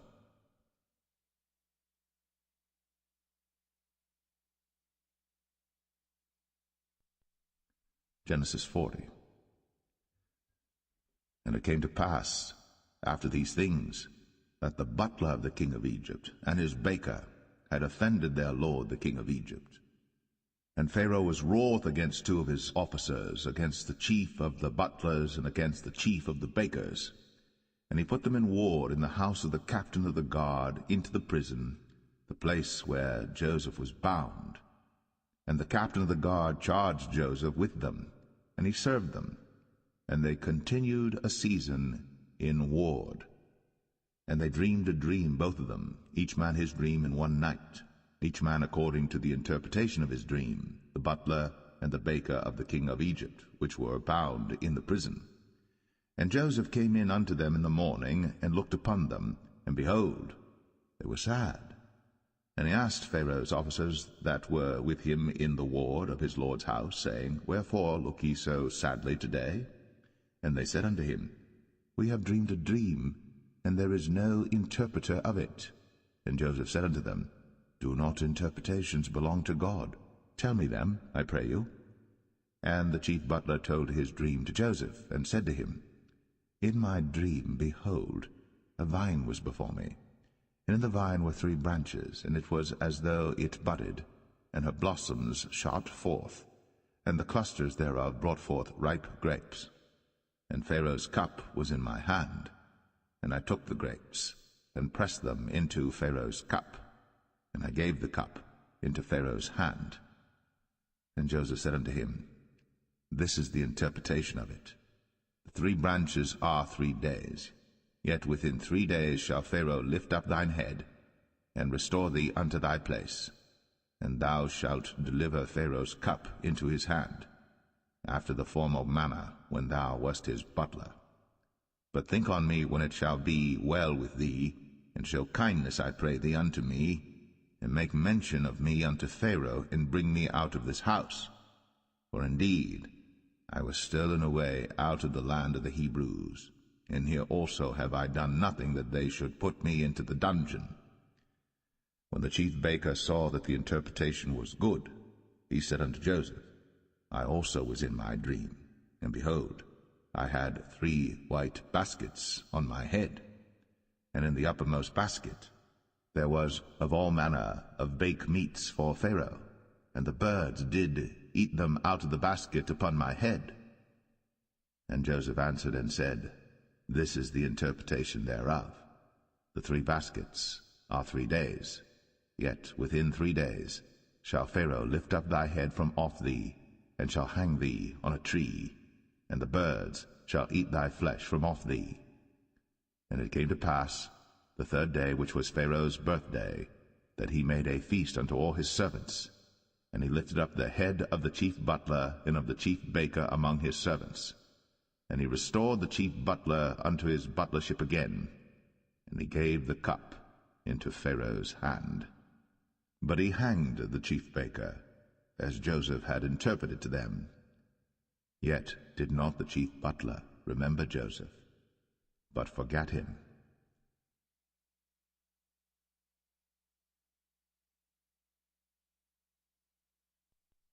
Genesis 41. And it came to pass at the end of 2 full years, that Pharaoh dreamed, and behold, he stood by the river. And behold, there came up out of the river 7 well-favored kine, and fat-fleshed, and they fed in a meadow. And behold, 7 other kine came up after them out of the river, ill-favored, and lean-fleshed, and stood by the other kine upon the brink of the river. and the ill-favored and lean-fleshed kine did eat up the 7 well-favored and fat kine. So Pharaoh awoke. And he slept and dreamed the second time, and behold, 7 ears of corn came up upon one stalk, rank and good. And behold, 7 thin ears, and blasted with the east wind, sprung up after them. And the 7 thin ears devoured the 7 rank and full ears. And Pharaoh awoke, and behold, it was a dream. And it came to pass in the morning that his spirit was troubled, and he sent and called for all the magicians of Egypt, and all the wise men thereof. And Pharaoh told them his dream, but there was none that could interpret them unto Pharaoh. Then spake the chief butler unto Pharaoh, saying, I do remember my faults this day. Pharaoh was wroth with his servants, and put me in ward of the captain of the guard's house, both me and the chief baker. And we dreamed a dream in one night, I and he. We dreamed each man according to the interpretation of his dream. And there was there with us a young man, an Hebrew, servant to the captain of the guard. And we told him, and he interpreted to us our dreams. To each man according to his dream he did interpret. And it came to pass, as he interpreted to us, so it was. Me he restored unto mine office, and him he hanged. Then Pharaoh sent and called Joseph, and they brought him hastily out of the dungeon. And he shaved himself, and changed his raiment, and came in unto Pharaoh. And Pharaoh said unto Joseph, I have dreamed a dream, and there is none that can interpret it. And I have heard say of thee, that thou canst understand a dream to interpret it. And Joseph answered Pharaoh, saying, It is not in me. God shall give Pharaoh an answer of peace. And Pharaoh said unto Joseph, In my dream, behold, I stood upon the bank of the river, and behold, there came up out of the river 7 kine, fat-fleshed and well-favored, and they fed in a meadow, and behold, 7 other kine came up after them, poor, and very ill-favored, and lean-fleshed, such as I never saw in all the land of Egypt for badness. And the lean and the ill-favored kine did eat up the first 7 fat kine. And when they had eaten them up, it could not be known that they had eaten them, but they were still ill-favored, as at the beginning. So I awoke. And I saw in my dream, and behold, 7 ears came up in one stalk, full and good. And behold, 7 ears withered, thin, and blasted with the east wind, sprung up after them. And the thin ears devoured the 7 good ears. And I told this unto the magicians, but there was none that could declare it to me. And Joseph said unto Pharaoh, The dream of Pharaoh is one. God hath shown Pharaoh what he is about to do. The 7 good kine are 7 years, and the 7 good ears are 7 years. The dream is one. And the 7 thin and ill-favored kine that came up after them are 7 years, and the 7 empty ears blasted with the east wind shall be 7 years of famine. This is the thing which I have spoken unto Pharaoh. What God is about to do, he showeth unto Pharaoh. Behold, there come 7 years of great plenty throughout all the land of Egypt, and there shall arise after them 7 years of famine, and all the plenty shall be forgotten in the land of Egypt, and the famine shall consume the land, and the plenty shall not be known in the land by reason of that famine following, for it shall be very grievous. And for that the dream was doubled unto Pharaoh twice. It is because the thing is established by God, and God will shortly bring it to pass. Now therefore let Pharaoh look out a man discreet and wise, and set him over the land of Egypt. Let Pharaoh do this, and let him appoint officers over the land, and take up the 5th part of the land of Egypt in the 7 plenteous years, and let them gather all the food of those good years that come, and lay up corn under the hand of Pharaoh, and let them keep food in the cities. And that food shall be for store to the land against the 7 years of famine, which shall be in the land of Egypt, that the land perish not through the famine. And the thing was good in the eyes of Pharaoh, and in the eyes of all his servants. And Pharaoh said unto his servants, Can we find such a one as this is, a man in whom the Spirit of God is? And Pharaoh said unto Joseph, Forasmuch as God hath shown thee all this, there is none so discreet and wise as thou art. Thou shalt be over my house, and according unto thy word shall all my people be ruled. Only in the throne will I be greater than thou. And Pharaoh said unto Joseph, See, I have set thee over all the land of Egypt.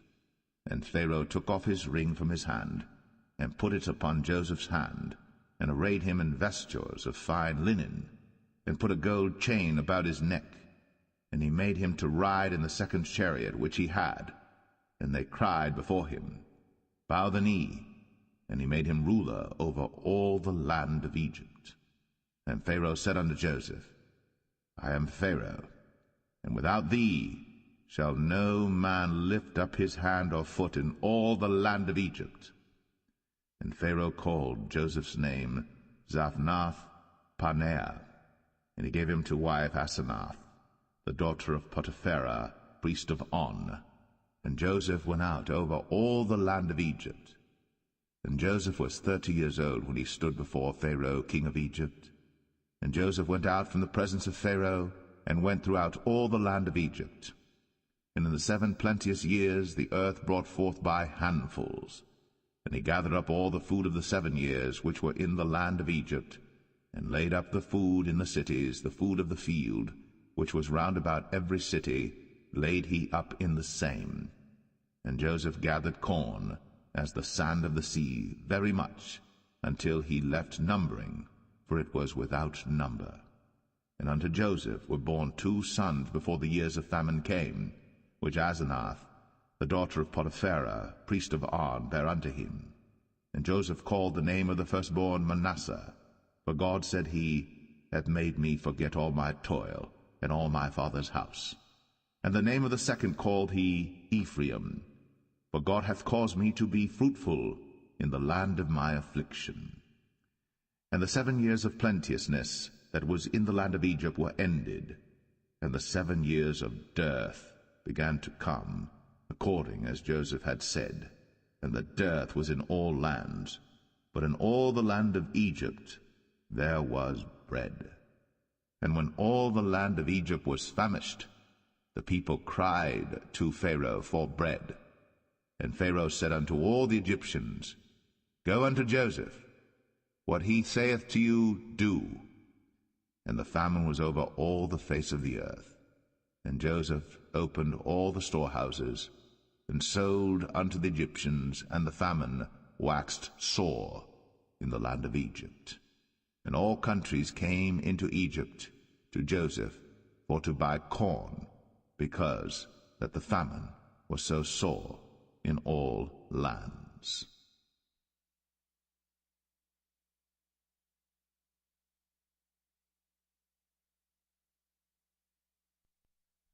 Genesis 42.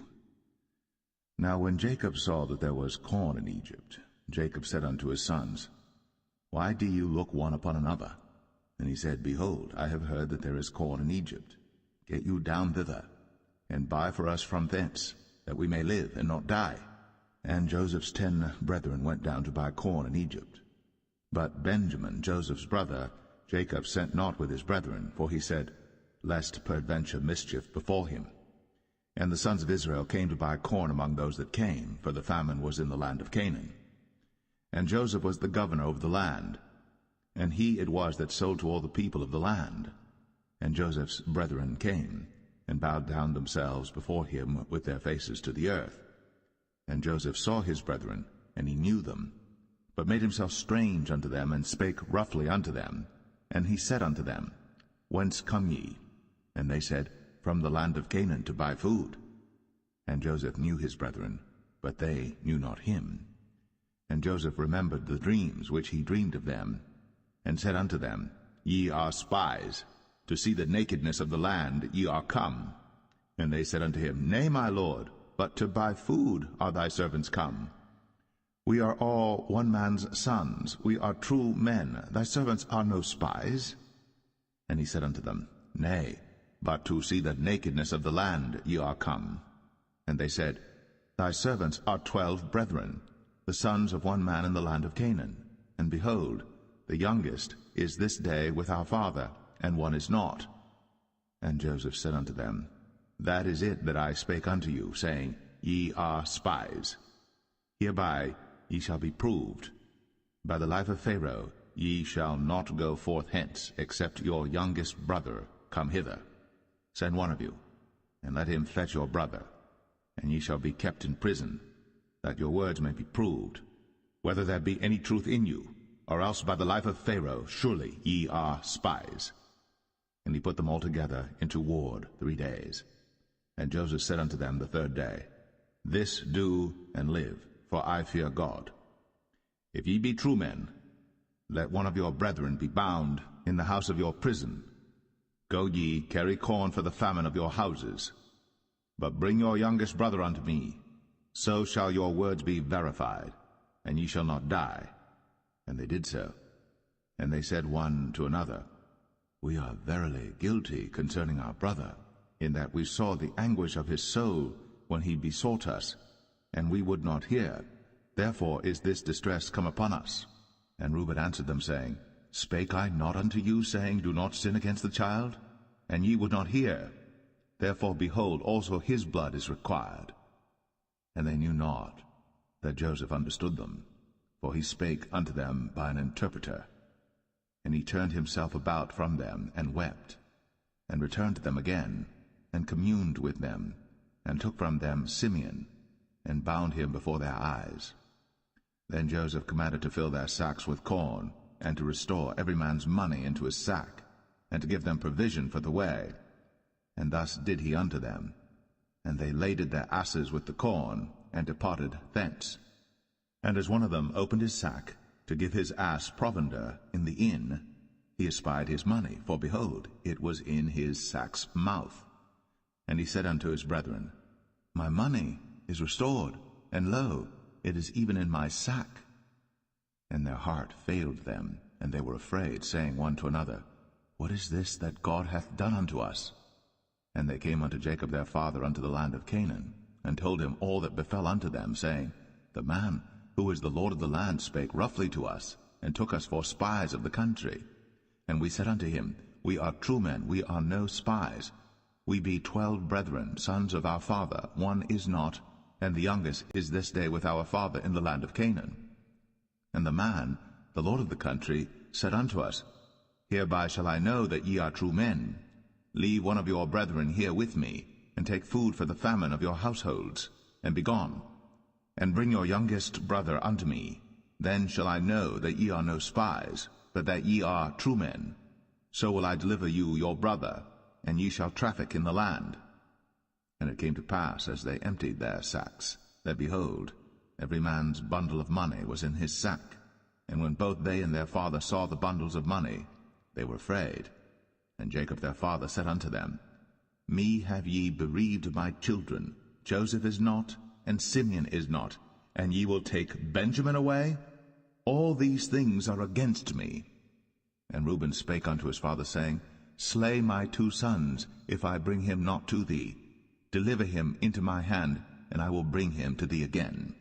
And he said, My son shall not go down with you, for his brother is dead, and he is left alone. If mischief befall him by the way, in the which ye go, then shall ye bring down my gray hairs with sorrow to the grave.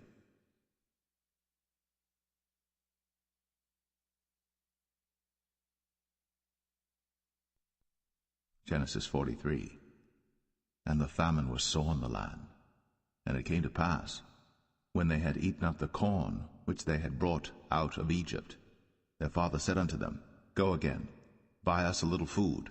And Judah spake unto him, saying, The man did solemnly protest unto us, saying, Ye shall not see my face, except your brother be with you.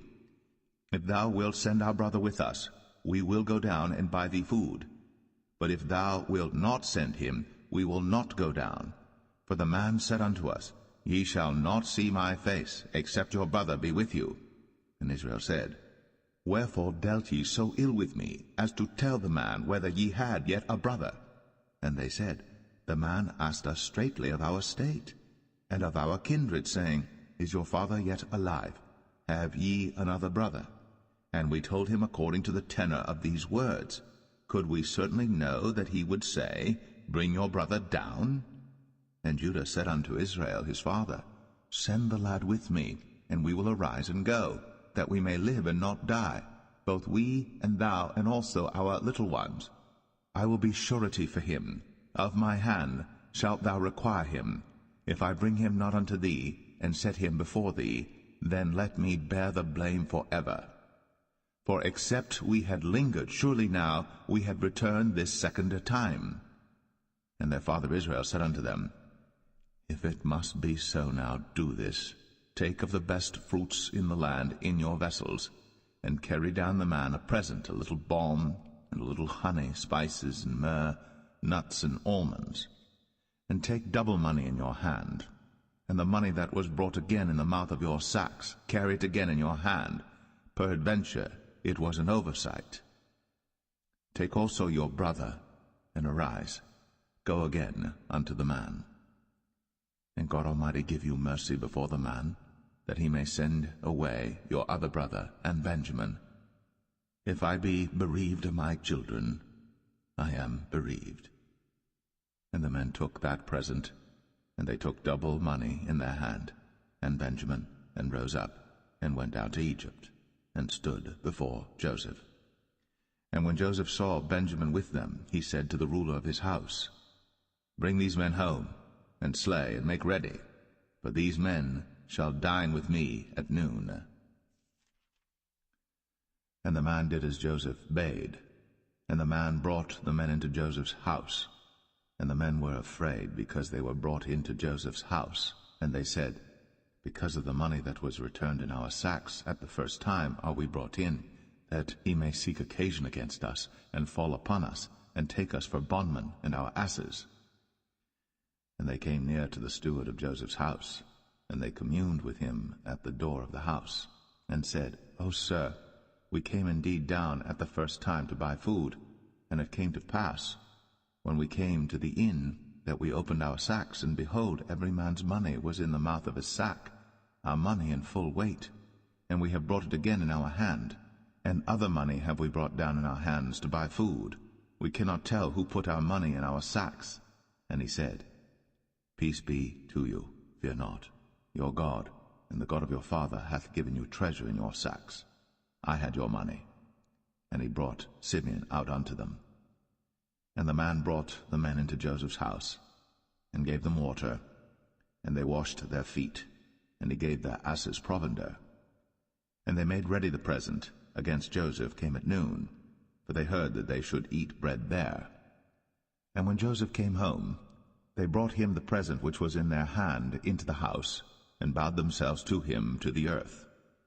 And he asked them of their welfare, and said, Is your father well? The old man of whom ye spake, is he yet alive? And they answered, Thy servant our father is in good health, he is yet alive. And they bowed down their heads, and made obeisance. And he lifted up his eyes, and saw his brother Benjamin, his mother's son, and said, Is this your younger brother, of whom ye spake unto me? And he said, God be gracious unto thee, my son. And Joseph made haste, for his bowels did yearn upon his brother, and he sought where to weep. And he entered into his chamber, and wept there. And he washed his face, and went out, and refrained himself, and said, Set on bread. And they set on for him by himself, and for them by themselves, and for the Egyptians which did eat with him by themselves, because the Egyptians might not eat bread with the Hebrews, for that is an abomination unto the Egyptians. And they sat before him, the firstborn according to his birthright, and the youngest according to his youth. And the men marveled one at another. And he took and sent messes unto them from before him. But Benjamin's mess was 5 times so much as any of theirs. And they drank, and were merry with him.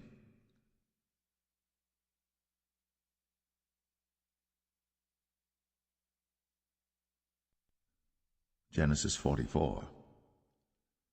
And he commanded the steward of his house, saying, Fill the men's sacks with food, as much as they can carry, and put every man's money in his sack's mouth, and put my cup, the silver cup, in the sack's mouth of the youngest, and his corn money.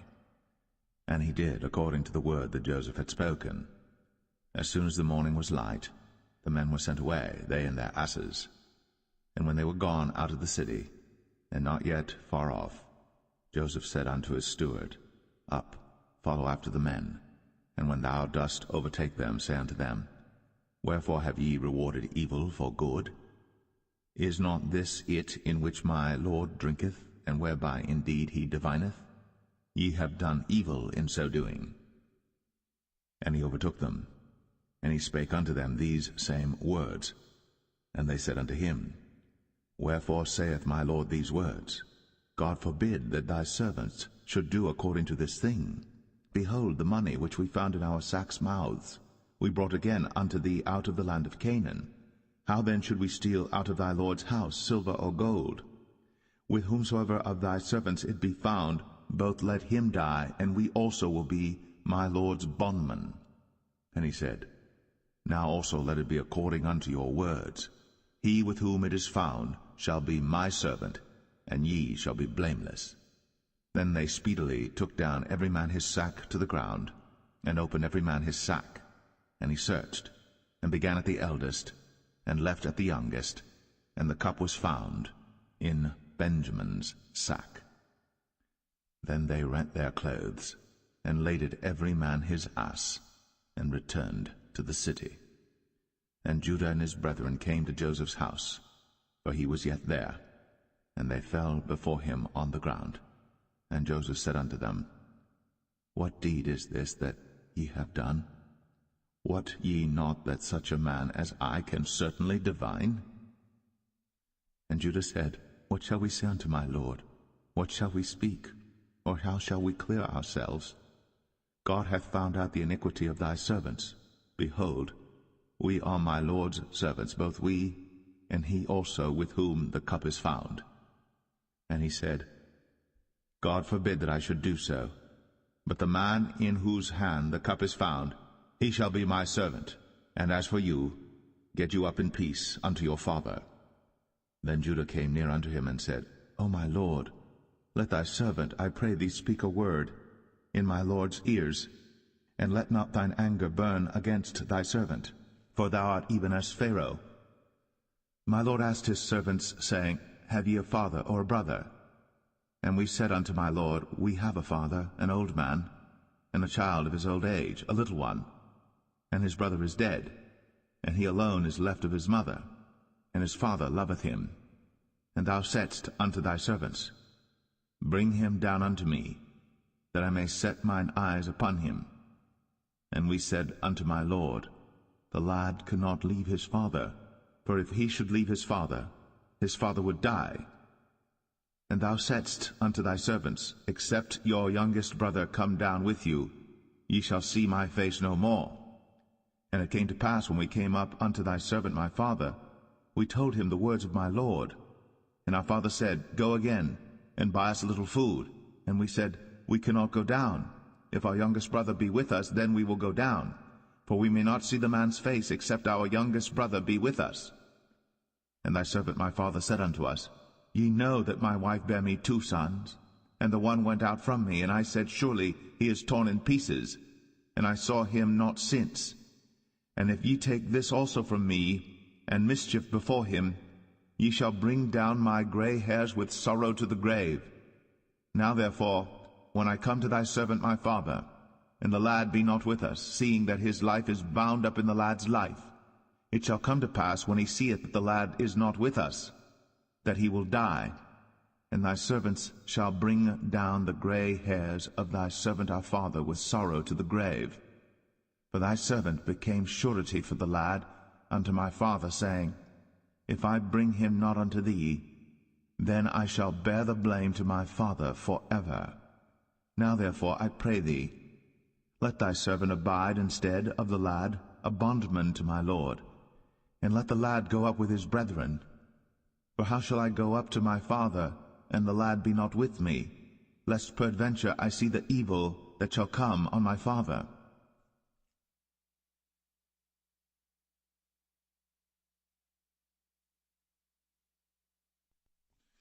Genesis 45. Then Joseph could not refrain himself before all them that stood by him. And he cried, Cause every man to go out from me. And there stood no man with him, while Joseph made himself known unto his brethren. And he wept aloud. And the Egyptians in the house of Pharaoh heard. And Joseph said unto his brethren, I am Joseph. Doth my father yet live?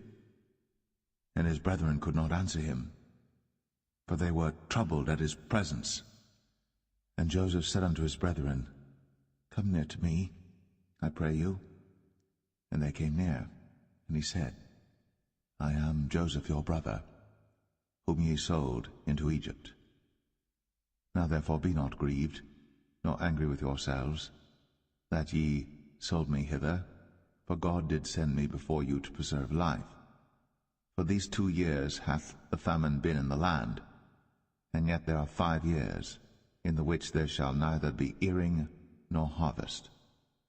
And God sent me before you to preserve you a posterity in the earth, and to save your lives by a great deliverance.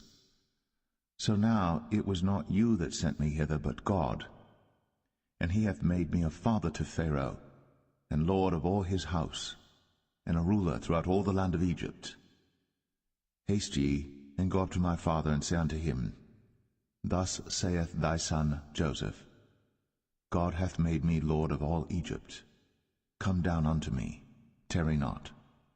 And thou shalt dwell in the land of Goshen.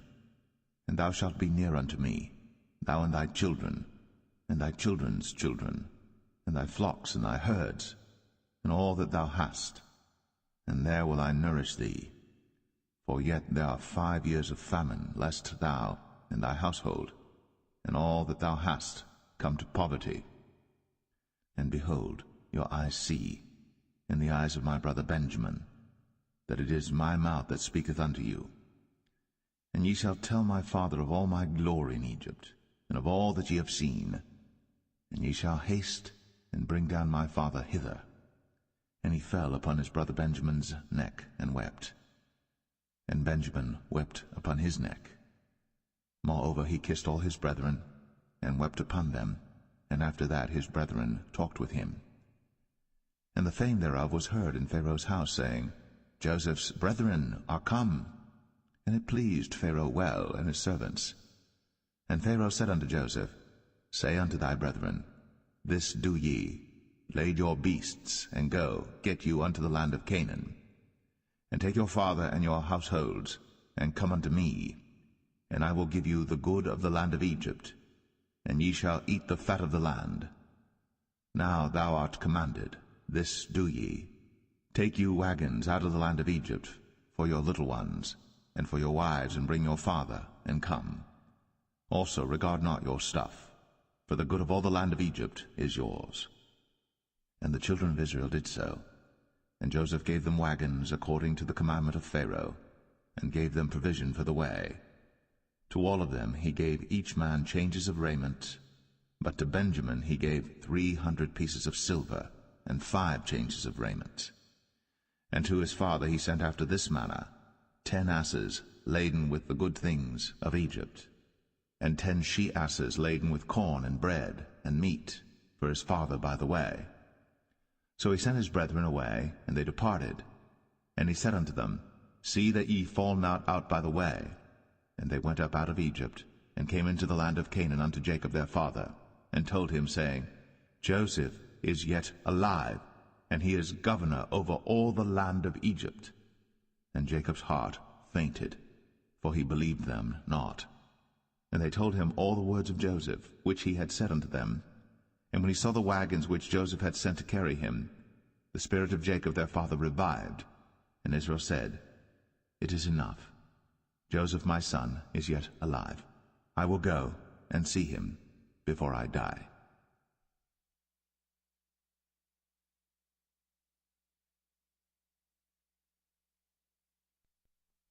Genesis 46. And Israel took his journey with all that he had, and came to Beersheba, and offered sacrifices unto the God of his father Isaac. And God spake unto Israel in the visions of the night, and said, Jacob, Jacob. And he said, Here am I. And he said, I am God, the God of thy father. Fear not to go down into Egypt, for I will there make of thee a great nation. I will go down with thee into Egypt, and I will also surely bring thee up again, and Joseph shall put his hand upon thine eyes. And Jacob rose up from Beersheba, and the sons of Israel carried Jacob their father, and their little ones, and their wives, in the wagons which Pharaoh had sent to carry him. And they took their cattle and their goods which they had gotten in the land of Canaan, and came into Egypt, Jacob and all his seed with him, his sons, and his sons' sons with him, his daughters, and his sons' daughters, and all his seed brought he with him into Egypt. And these are the names of the children of Israel, which came into Egypt, Jacob and his sons, Reuben, Jacob's firstborn, and the sons of Reuben, Hanok and Phalu, and Hezron and Carmi, and the sons of Simeon, Jemuel, and Jamin, and Ohad, and Jachin, and Zohar, and Shaul the son of a Canaanitish woman, and the sons of Levi, Gershon, Kohath, and Merari, and the sons of Judah, Er, and Onan, and Shelah, and Pharez, and Zerah. But Er and Onan died in the land of Canaan. And the sons of Pharez were Hezron and Hamul. And the sons of Issachar, Tola, and Phuvah, and Job, and Shimron. And the sons of Zebulun, Sered, and Elon, and Jaleel. These be the sons of Leah, which he bare unto Jacob in Padan Aram, with his daughter Dinah. All the souls of his sons and his daughters were 33. And the sons of Gad, Ziphion, and Haggai, Shunai, and Esbon, Eri, and Aradai, and Aralai. And the sons of Asher, Jimnah, and Ishua, and Isui, and Beriah, and Sarah their sister. And the sons of Beriah, Heber, and Malchiel. These are the sons of Zilpah, whom Laban gave to Leah his daughter, and these she bare unto Jacob, even 16 souls. The sons of Rachel, Jacob's wife, Joseph and Benjamin. And unto Joseph in the land of Egypt were born Manasseh and Ephraim, which Asenath, the daughter of Potipharah, priest of On, bare unto him. And the sons of Benjamin were Bela, and Becher, and Ashbel, Gera, and Naaman, Ehi, and Rosh, Mupim, and Hupim, and Ard. These are the sons of Rachel, which were born to Jacob. All the souls were 14. And the sons of Dan, Hushim. And the sons of Naphtali, Jaziel, and Gunai, and Jezer, and Shillem. These are the sons of Bilhah, which Laban gave unto Rachel his daughter, and she bare these unto Jacob. All the souls were 7. All the souls that came with Jacob into Egypt, which came out of his loins, besides Jacob's sons' wives, all the souls were 66. And the sons of Joseph, which were born him in Egypt, were 2 souls. All the souls of the house of Jacob, which came into Egypt, were 70. And he sent Judah before him unto Joseph, to direct his face unto Goshen. And they came into the land of Goshen. And Joseph made ready his chariot, and went up to meet Israel his father to Goshen, and presented himself unto him. And he fell on his neck, and wept on his neck a good while. And Israel said unto Joseph, Now let me die, since I have seen thy face, because thou art yet alive. And Joseph said unto his brethren, and unto his father's house, I will go up and show Pharaoh, and say unto him, My brethren, and my father's house, which were in the land of Canaan, are come unto me. And the men are shepherds, for their trade hath been to feed cattle, and they have brought their flocks, and their herds, and all that they have. And it shall come to pass, when Pharaoh shall call you, and shall say, What is your occupation? That ye shall say, Thy servant's trade hath been about cattle from our youth, even until now, both we and also our fathers, that ye may dwell in the land of Goshen. For every shepherd is an abomination unto the Egyptians.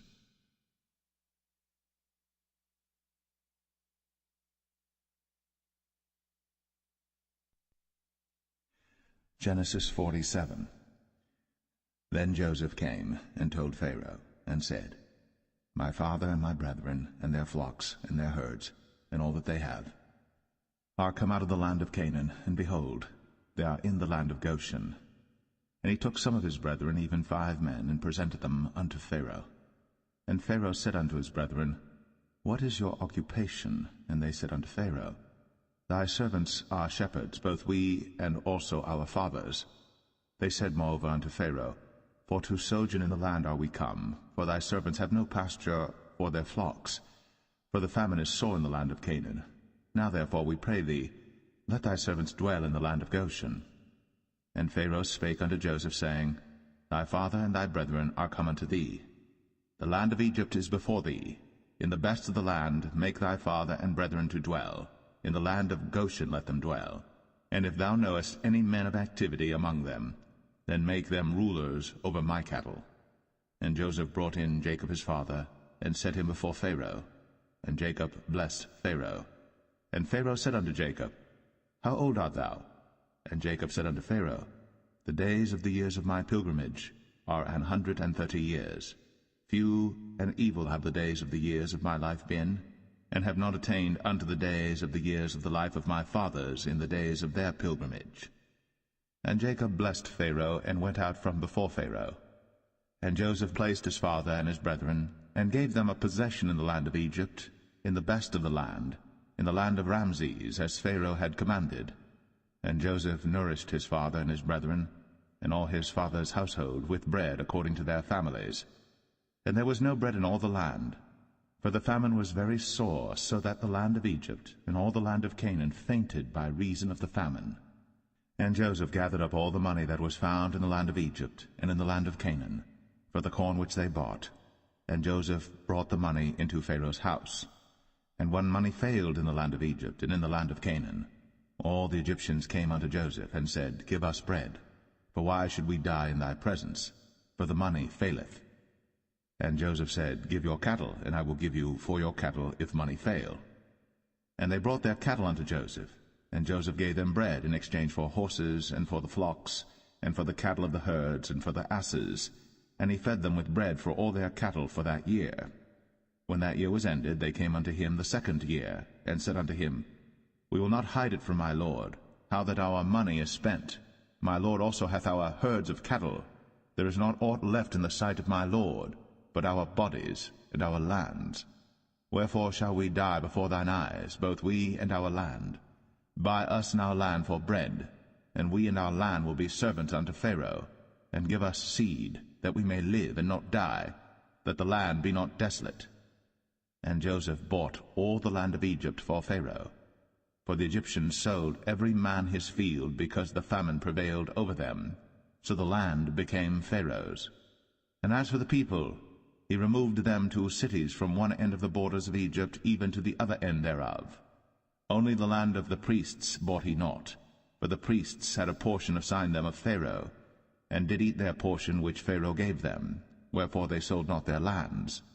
Then Joseph said unto the people, Behold, I have bought you this day and your land for Pharaoh. Lo, here is seed for you, and ye shall sow the land.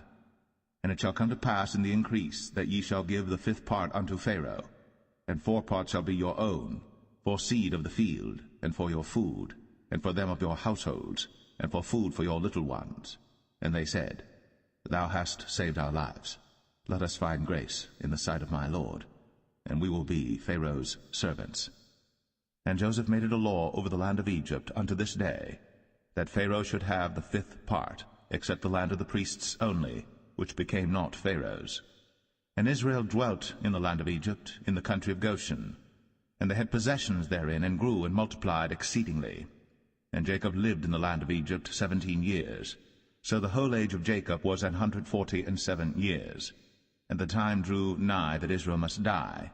And he called his son Joseph, and said unto him, If now I have found grace in thy sight, put, I pray thee, thy hand under my thigh, and deal kindly and truly with me. Bury me not, I pray thee, in Egypt, but I will lie with my fathers, and thou shalt carry me out of Egypt, and bury me in their burying place. And he said, I will do as thou hast said. And he said, Swear unto me. And he sware unto him.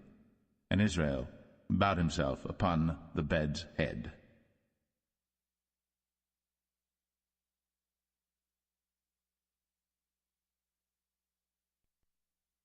Genesis 48. And it came to pass after these things, that one told Joseph, Behold, thy father is sick. And he took with him his 2 sons, Manasseh and Ephraim. And one told Jacob, and said, Behold, thy son Joseph cometh unto thee. And Israel strengthened himself, and sat upon the bed. And Jacob said unto Joseph, God Almighty appeared unto me at Luz in the land of Canaan, and blessed me, and said unto me, Behold, I will make thee fruitful, and multiply thee, and I will make of thee a multitude of people, and will give this land to thy seed after thee for an everlasting possession. And now thy 2 sons, Ephraim and Manasseh, which were born unto thee in the land of Egypt, before I came unto thee into Egypt, are mine. As Reuben and Simeon they shall be mine. And thy issue which thou begettest after them shall be thine, and shall be called after the name of their brethren in their inheritance. And as for me, when I came from Padan, Rachel died by me in the land of Canaan in the way, when yet there was but a little way to come unto Ephrath. And I buried her there in the way of Ephrath, the same as Bethlehem. And Israel beheld Joseph's sons, and said, Who are these? And Joseph said unto his father, They are my sons, whom God hath given me in this place. And he said, Bring them, I pray thee, unto me, and I will bless them. Now the eyes of Israel were dim for age, so that he could not see. And he brought them near unto him, and he kissed them, and embraced them. And Israel said unto Joseph, I had not thought to see thy face, and lo, God hath shown me also thy seed. And Joseph brought them out from between his knees, and he bowed himself with his face to the earth. And Joseph took them both, Ephraim in his right hand toward Israel's left hand, and Manasseh in his left hand toward Israel's right hand, and brought them near unto him. And Israel stretched out his right hand, and laid it upon Ephraim's head, who was the younger, and his left hand upon Manasseh's head, guiding his hands wittingly, for Manasseh was the firstborn. And he blessed Joseph, and said, God, before whom my fathers Abraham and Isaac did walk, the God which fed me all my life long unto this day, the angel which redeemed me from all evil, bless the lads, and let my name be named on them, and the name of my fathers Abraham and Isaac, and let them grow into a multitude in the midst of the earth. And when Joseph saw that his father laid his right hand upon the head of Ephraim, it displeased him, and he held up his father's hand to remove it from Ephraim's head unto Manasseh's head. And Joseph said unto his father, Not so, my father, for this is the firstborn. Put thy right hand upon his head. And his father refused, and said, I know it, my son, I know it. He also shall become a people, and he also shall be great. But truly his younger brother shall be greater than he, and his seed shall become a multitude of nations. And he blessed them that day, saying, In thee shall Israel bless, saying, God make thee as Ephraim and as Manasseh. And he set Ephraim before Manasseh. And Israel said unto Joseph, Behold, I die, but God shall be with you, and bring you again unto the land of your fathers. Moreover, I have given to thee one portion above thy brethren, which I took out of the hand of the Amorite with my sword and with my bow.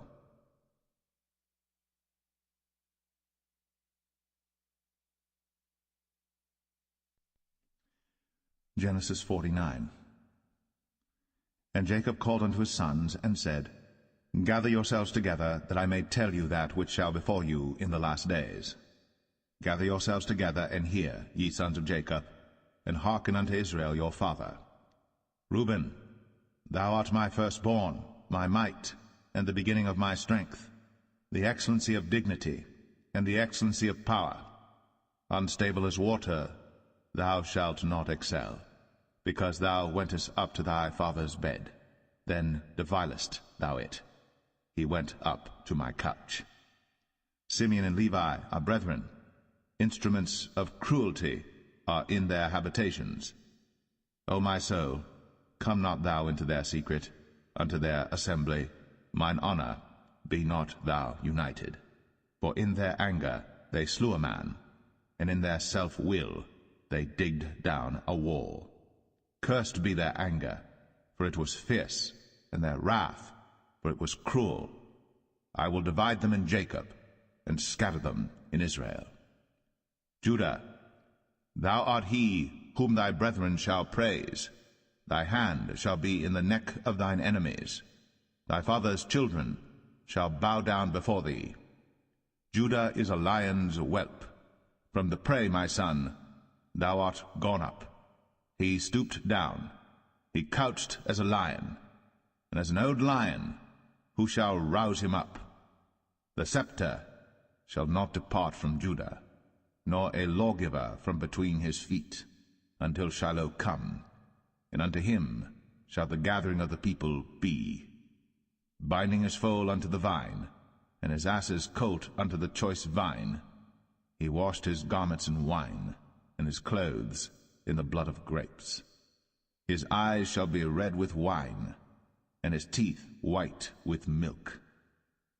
Zebulun shall dwell at the haven of the sea, and he shall be for an haven of ships, and his borders shall be unto Zidon. Issachar is a strong ass couching down between two burdens, and he saw that rest was good, and the land that it was pleasant, and bowed his shoulder to bear, and became a servant unto tribute. Dan shall judge his people, as one of the tribes of Israel. Dan shall be a serpent by the way, an adder in the path, that biteth the horse heels, so that his rider shall fall backward. I have waited for thy salvation, O Lord. Gad, a troop shall overcome him, but he shall overcome at the last. Out of Asher his bread shall be fat, and he shall yield royal dainties. Naphtali is a hind let loose, he giveth goodly words. Joseph is a fruitful bough, even a fruitful bough by a well, whose branches run over the wall. The archers have sorely grieved him, and shot at him, and hated him. But his bow abode in strength, and the arms of his hands were made strong by the hands of the mighty God of Jacob. From thence is the shepherd, the stone of Israel. Even by the God of thy father, who shall help thee, and by the Almighty, who shall bless thee with blessings of heaven above, blessings of the deep that lieth under, blessings of the breasts, and of the womb.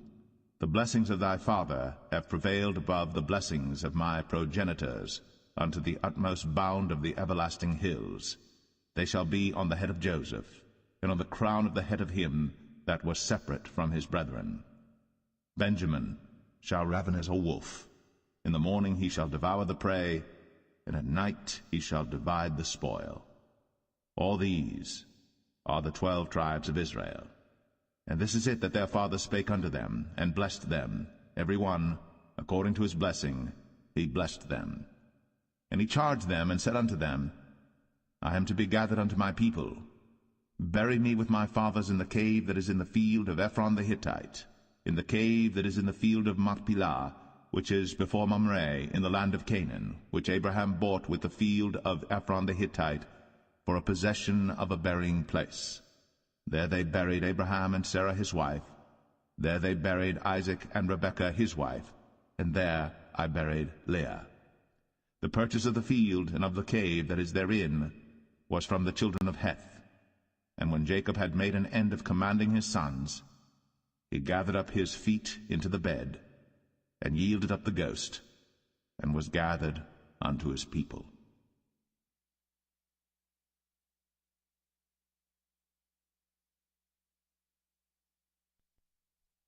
Genesis 50. And Joseph fell upon his father's face, and wept upon him, and kissed him.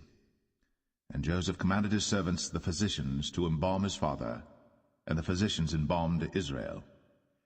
And 40 days were fulfilled for him, for so are fulfilled the days of those which are embalmed. And the Egyptians mourned for him 60 days. And when the days of his mourning were past, Joseph spake unto the house of Pharaoh, saying, If now I have found grace in your eyes, speak, I pray you, in the ears of Pharaoh, saying, My father made me swear, saying, Lo, I die, in my grave which I have digged for me in the land of Canaan. There shalt thou bury me. Now therefore let me go up, I pray thee, and bury my father, and I will come again.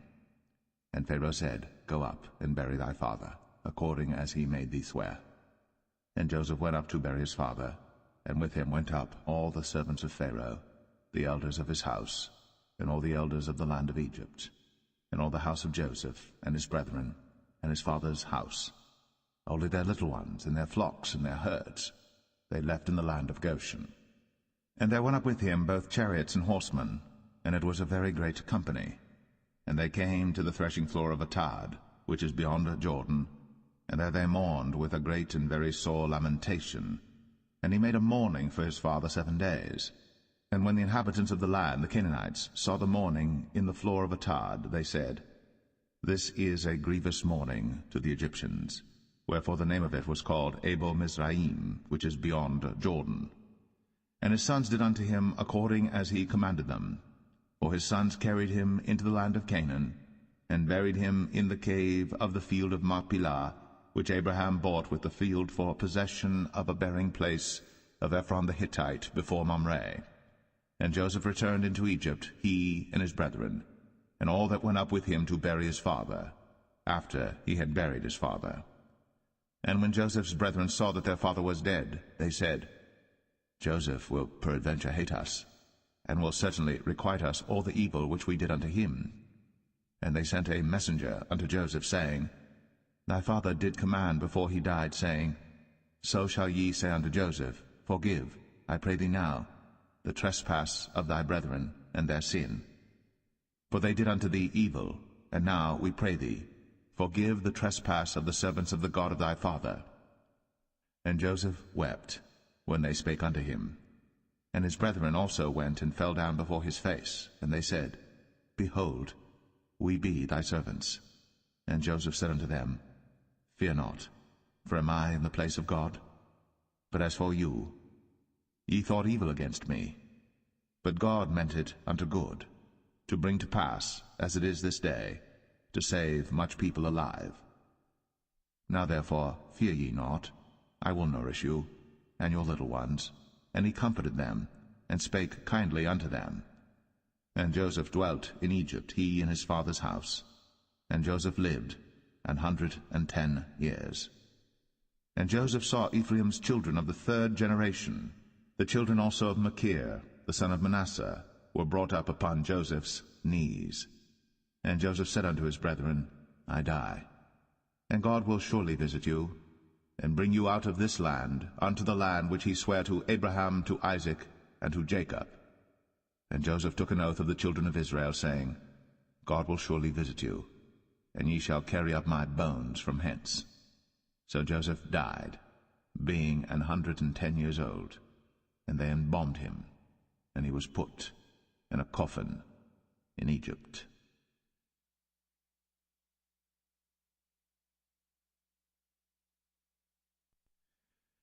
The Book of Exodus, chapter 1. Now these are the names of the children of Israel, which came into Egypt. Every man in his household came with Jacob: Reuben, Simeon, Levi, and Judah, Issachar, Zebulun, and Benjamin, Dan and Naphtali, Gad and Asher. And all the souls that came out of the loins of Jacob were 70 souls, for Joseph was in Egypt already. And Joseph died, and all his brethren, and all that generation. And the children of Israel were fruitful, and increased abundantly, and multiplied, and waxed exceeding mighty, and the land was filled with them. Now there arose up a new king over Egypt, which knew not Joseph. And he said unto his people, Behold, the people of the children of Israel are more and mightier than we. Come on, let us deal wisely with them, lest they multiply. And it come to pass, that when there falleth out any war, they join also unto our enemies, and fight against us, and so get them up out of the land. Therefore they did set over them taskmasters, to afflict them with their burdens. And they built for Pharaoh treasure cities, Pithom and Ramses. But the more they afflicted them, the more they multiplied and grew, and they were grieved because of the children of Israel. And the Egyptians made the children of Israel to serve with rigor, and they made their lives bitter with hard bondage, in mortar, and in brick, and in all manner of service in the field. All their service wherein they made them serve was with rigor. And the king of Egypt spake to the Hebrew midwives, of which the name of the one was Shiphrah, and the name of the other Puah. And he said, When ye do the office of a midwife to the Hebrew women, and see them upon the stools, if it be a son, then ye shall kill him, but if it be a daughter, then she shall live. But the midwives feared God, and did not as the king of Egypt commanded them, but saved the men children alive. And the king of Egypt called for the midwives, and said unto them, Why have ye done this thing, and have saved the men children alive? And the midwives said unto Pharaoh, Because the Hebrew women are not as the Egyptian women, for they are lively, and are delivered ere the midwives come in unto them. Therefore God dealt well with the midwives, and the people multiplied, and waxed very mighty. And it came to pass, because the midwives feared God, that he made them houses. And Pharaoh charged all his people, saying, Every son that is born ye shall cast into the river, and every daughter ye shall save alive.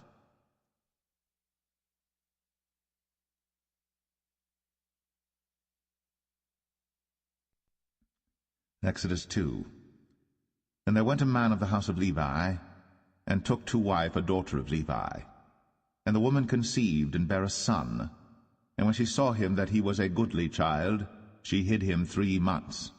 And when she could not longer hide him, she took for him an ark of bulrushes, and daubed it with slime, and with pitch, and put the child therein. And she laid it in the flags by the river's brink. And his sister stood afar off, to wit what would be done to him.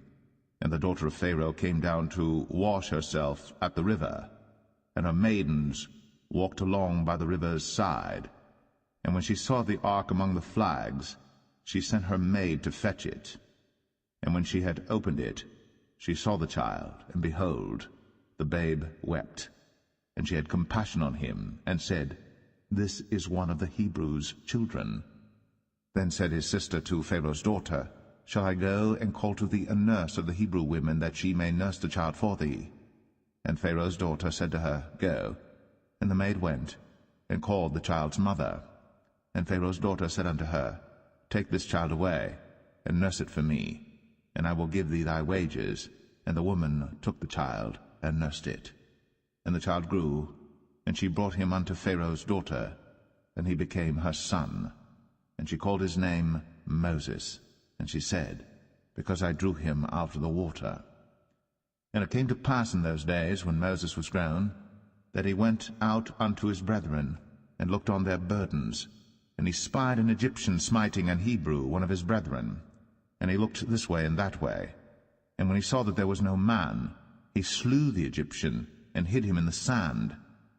And when he went out the second day, behold, 2 men of the Hebrews strove together. And he said to him that did the wrong, Wherefore smitest thou thy fellow? And he said, Who made thee a prince and a judge over us? Intendest thou to kill me, as thou killedst the Egyptian? And Moses feared, and said, Surely this thing is known. Now when Pharaoh heard this thing, he sought to slay Moses. But Moses fled from the face of Pharaoh, and dwelt in the land of Midian, and he sat down by a well. Now the priest of Midian had 7 daughters, and they came and drew water, and filled the troughs to water their father's flock. And the shepherds came and drove them away. But Moses stood up and helped them, and watered their flock. And when they came to Reuel their father, he said, How is it that ye are come so soon today? And they said, An Egyptian delivered us out of the hand of the shepherds, and also drew water enough for us, and watered the flock. And he said unto his daughters, And where is he? Why is it that ye have left the man? Call him, that he may eat bread. And Moses was content to dwell with the man. And he gave Moses Zipporah his daughter, and she bare him a son. And he called his name Gershom, for he said, I have been a stranger in a strange land. And it came to pass, in process of time, that the king of Egypt died, and the children of Israel sighed by reason of the bondage, and they cried, and their cry came up unto God by reason of the bondage. And God heard their groaning, and God remembered his covenant with Abraham, with Isaac, and with Jacob. And God looked upon the children of Israel, and God had respect unto them.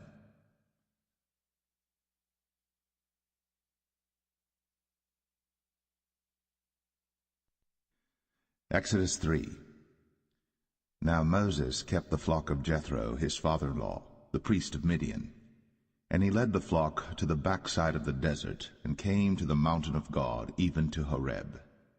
And the angel of the Lord appeared unto him in a flame of fire out of the midst of a bush.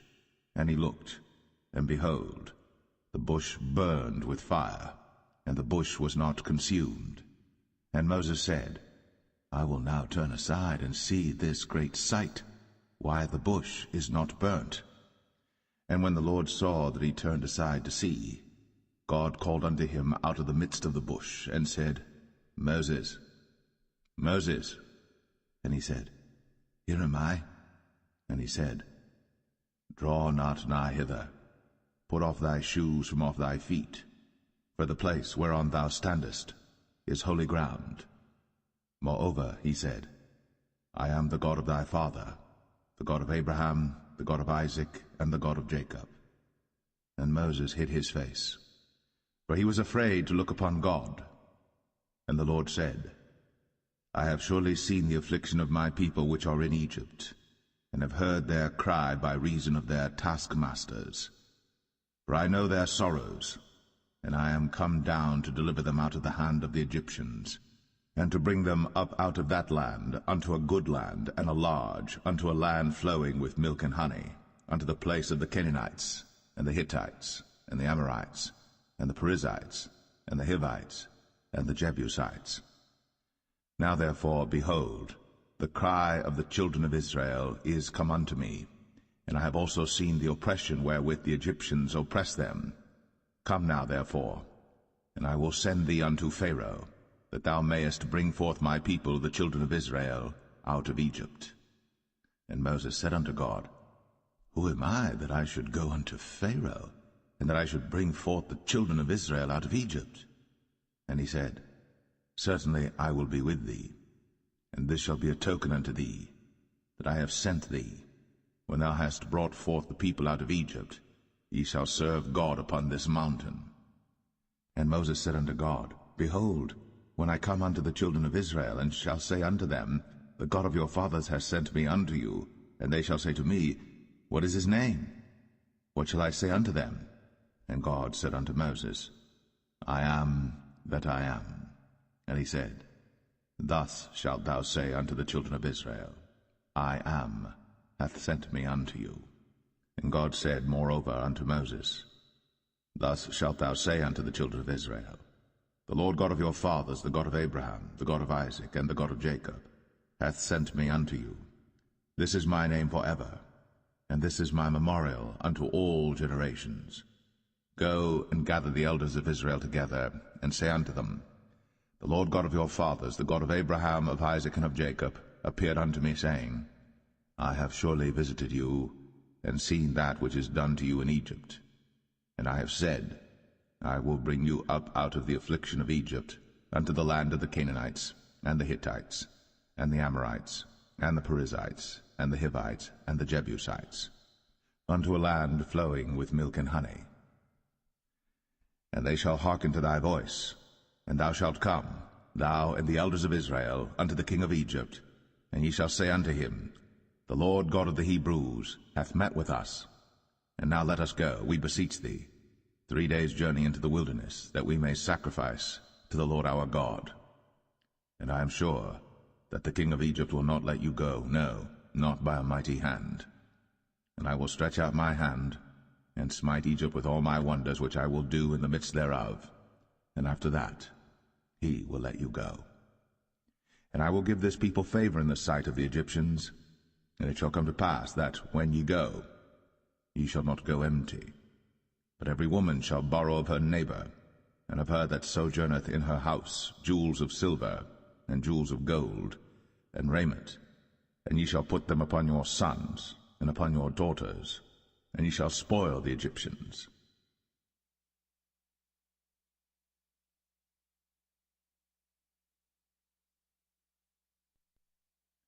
Exodus 4. And Moses answered and said, But behold, they will not believe me, nor hearken unto my voice, but they will say, The Lord hath not appeared unto thee. And the Lord said unto him, What is that in thine hand? And he said, A rod. And he said, Cast it on the ground. and he cast it on the ground, and it became a serpent. And Moses fled from before it. And the Lord said unto Moses, Put forth thine hand, and take it by the tail. And he put forth his hand, and caught it. And it became a rod in his hand, that they may believe that the Lord God of their fathers, the God of Abraham, the God of Isaac, and the God of Jacob, hath appeared unto thee. And the Lord said furthermore unto him, Put now thine hand into thy bosom. And he put his hand into his bosom, and when he took it out, behold, his hand was leprous as snow. And he said, Put thine hand into thy bosom again. And he put his hand into his bosom again, and plucked it out of his bosom, and behold, it was turned again as his other flesh. And it shall come to pass, if they will not believe thee, neither hearken to the voice of the first sign, that they will believe the voice of the latter sign. And it shall come to pass, if they will not believe also these two signs, neither hearken unto thy voice, that thou shalt take of the water of the river, and pour it upon the dry land, and the water which thou takest out of the river shall become blood upon the dry land. And Moses said unto the Lord, O my Lord, I am not eloquent, neither heretofore nor since thou hast spoken unto thy servant, but I am slow of speech and of a slow tongue. And the Lord said unto him, Who hath made man's mouth? Or who maketh the dumb, or deaf, or the seeing, or the blind? Have not I the Lord? Now therefore go, and I will be with thy mouth, and teach thee what thou shalt say. And he said, O my Lord, send, I pray thee, by the hand of him whom thou wilt send. And the anger of the Lord was kindled against Moses. And he said, Is not Aaron the Levite thy brother? I know that he can speak well, and also, behold, he cometh forth to meet thee. And when he seeth thee, he will be glad in his heart. And thou shalt speak unto him, and put words in his mouth. And I will be with thy mouth, and with his mouth, and will teach you what ye shall do. And he shall be thy spokesman unto the people, and he shall be, even he, shall be to thee instead of a mouth, and thou shalt be to him instead of God. And thou shalt take this rod in thine hand, wherewith thou shalt do signs. And Moses went, and returned to Jethro his father-in-law, and said unto him, Let me go, I pray thee, and return unto my brethren which are in Egypt, and see whether they be yet alive. And Jethro said to Moses, Go in peace. And the Lord said unto Moses in Midian, Go, return into Egypt, for all the men are dead which sought thy life. And Moses took his wife and his sons, and set them upon an ass, and he returned to the land of Egypt. And Moses took the rod of God in his hand. And the Lord said unto Moses, When thou goest to return into Egypt, see that thou do all those wonders before Pharaoh, which I have put in thine hand. But I will harden his heart, that he shall not let the people go. And thou shalt say unto Pharaoh, Thus saith the Lord, Israel is my son, even my firstborn. And I say unto thee, Let my son go, that he may serve me. And if thou refuse to let him go, behold, I will slay thy son, even thy firstborn. And it came to pass by the way in the inn, that the Lord met him, and sought to kill him. Then Zipporah took a sharp stone, and cut off the foreskin of her son, and cast it at his feet, and said, Surely a bloody husband art thou to me. So he let him go. Then she said, A bloody husband thou art, because of the circumcision. And the Lord said to Aaron, Go into the wilderness to meet Moses. And he went, and met him in the mount of God, and kissed him. And Moses told Aaron all the words of the Lord who had sent him, and all the signs which he had commanded him. And Moses and Aaron went and gathered together all the elders of the children of Israel. And Aaron spake all the words which the Lord had spoken unto Moses, and did the signs in the sight of the people. And the people believed. And when they heard that the Lord had visited the children of Israel, and that he had looked upon their affliction, then they bowed their heads and worshipped.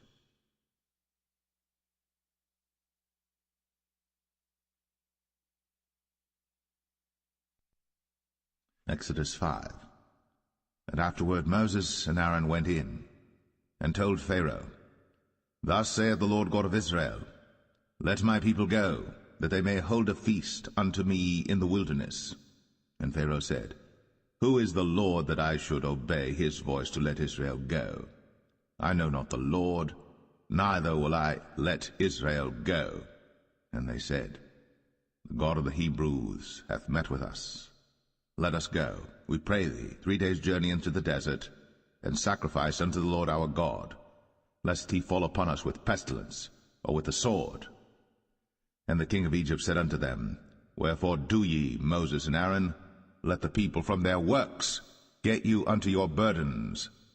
And Pharaoh said, Behold, the people of the land now are many, and ye make them rest from their burdens.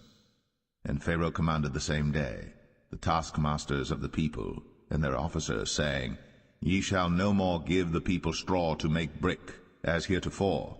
Let them go and gather straw for themselves. And the tale of the bricks which they did make heretofore ye shall lay upon them. Ye shall not diminish aught thereof.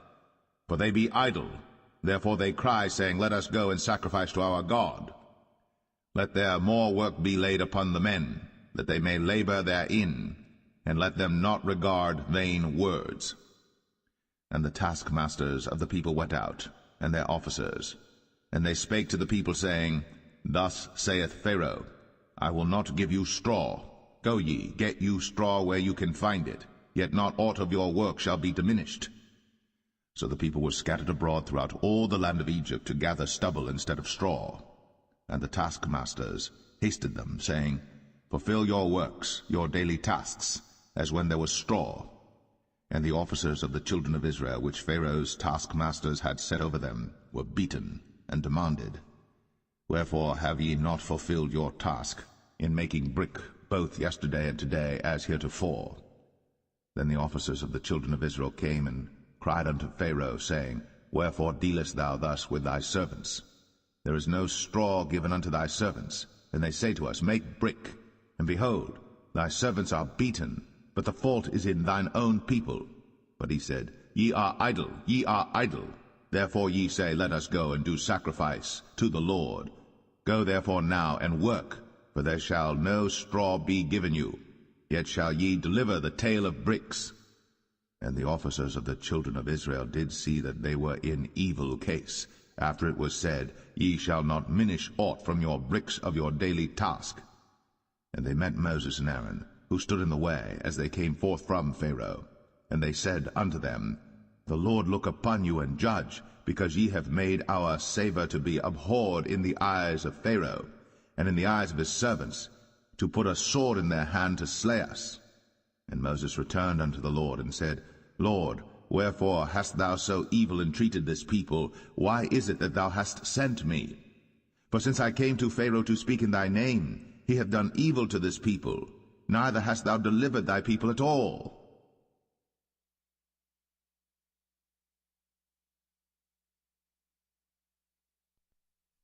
Exodus 6.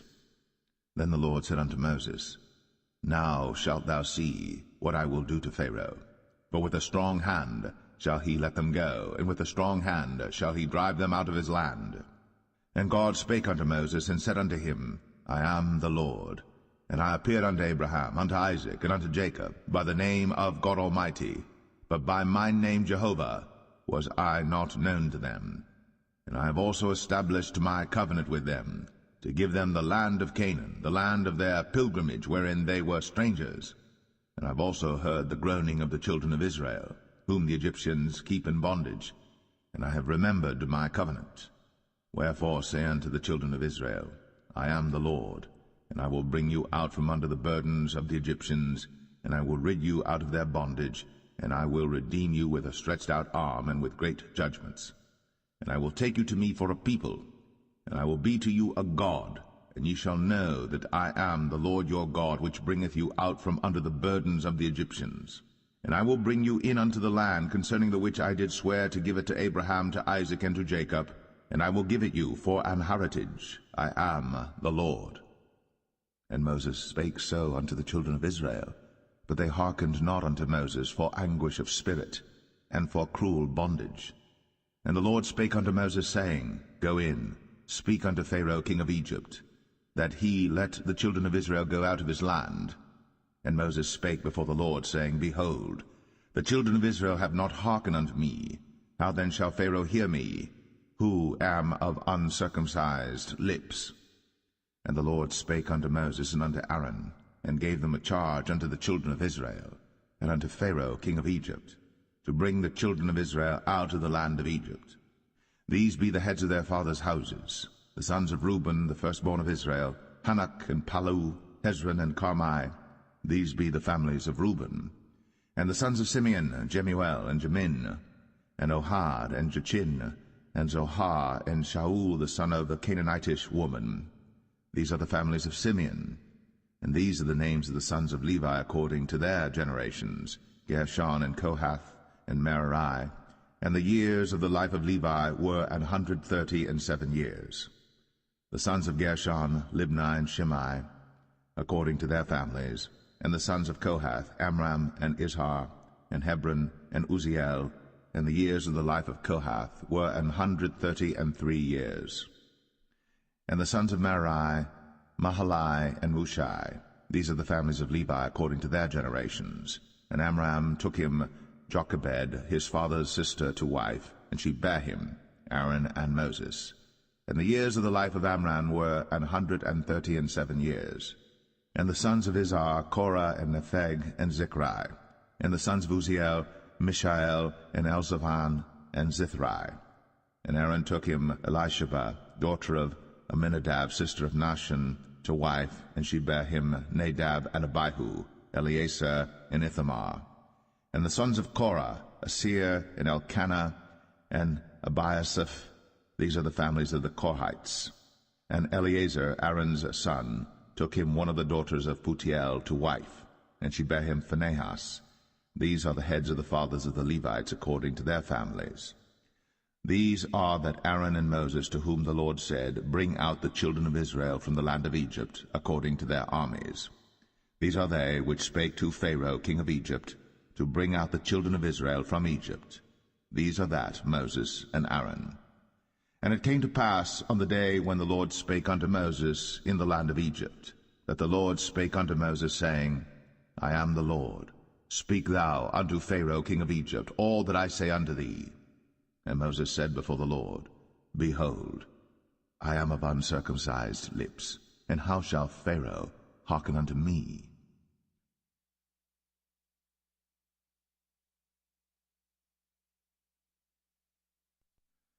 Exodus 7. And the Lord said unto Moses, See, I have made thee a god to Pharaoh, and Aaron thy brother shall be thy prophet. Thou shalt speak all that I command thee, and Aaron thy brother shall speak unto Pharaoh, that he send the children of Israel out of his land.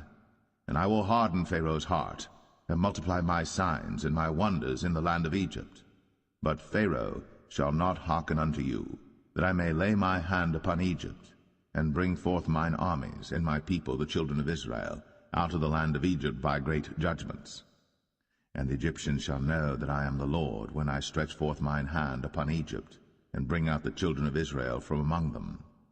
And Moses and Aaron did as the Lord commanded them, so did they. And Moses was 80 years old, and Aaron 83 years old, when they spake unto Pharaoh.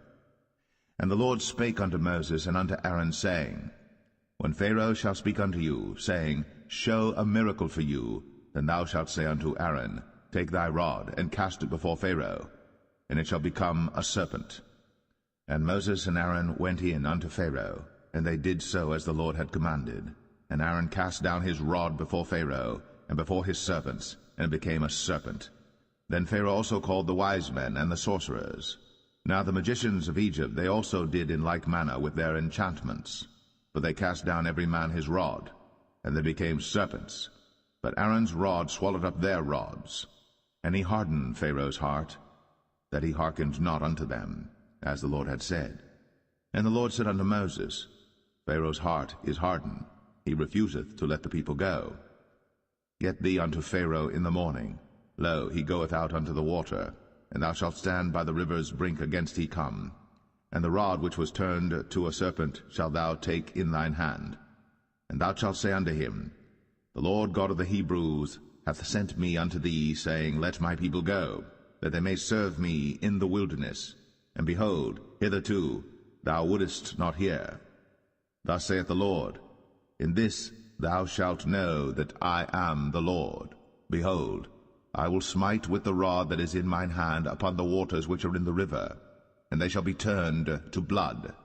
And the fish that is in the river shall die, and the river shall stink, and the Egyptians shall loathe to drink of the water of the river. And the Lord spake unto Moses, Say unto Aaron, Take thy rod, and stretch out thine hand upon the waters of Egypt, upon their streams, upon their rivers, and upon their ponds, and upon all their pools of water, that they may become blood, and that there may be blood throughout all the land of Egypt, both in vessels of wood and in vessels of stone. And Moses and Aaron did so, as the Lord commanded. And he lifted up the rod, and smote the waters that were in the river, in the sight of Pharaoh, and in the sight of his servants, and all the waters that were in the river were turned to blood. And the fish that was in the river died, and the river stank, and the Egyptians could not drink of the water of the river, and there was blood throughout all the land of Egypt. And the magicians of Egypt did so with their enchantments, and Pharaoh's heart was hardened, neither did he hearken unto them, as the Lord had said. And Pharaoh turned and went into his house, neither did he set his heart to this also. And all the Egyptians digged around about the river for water to drink, but they could not drink of the water of the river. And 7 days were fulfilled. After that the Lord had smitten the river.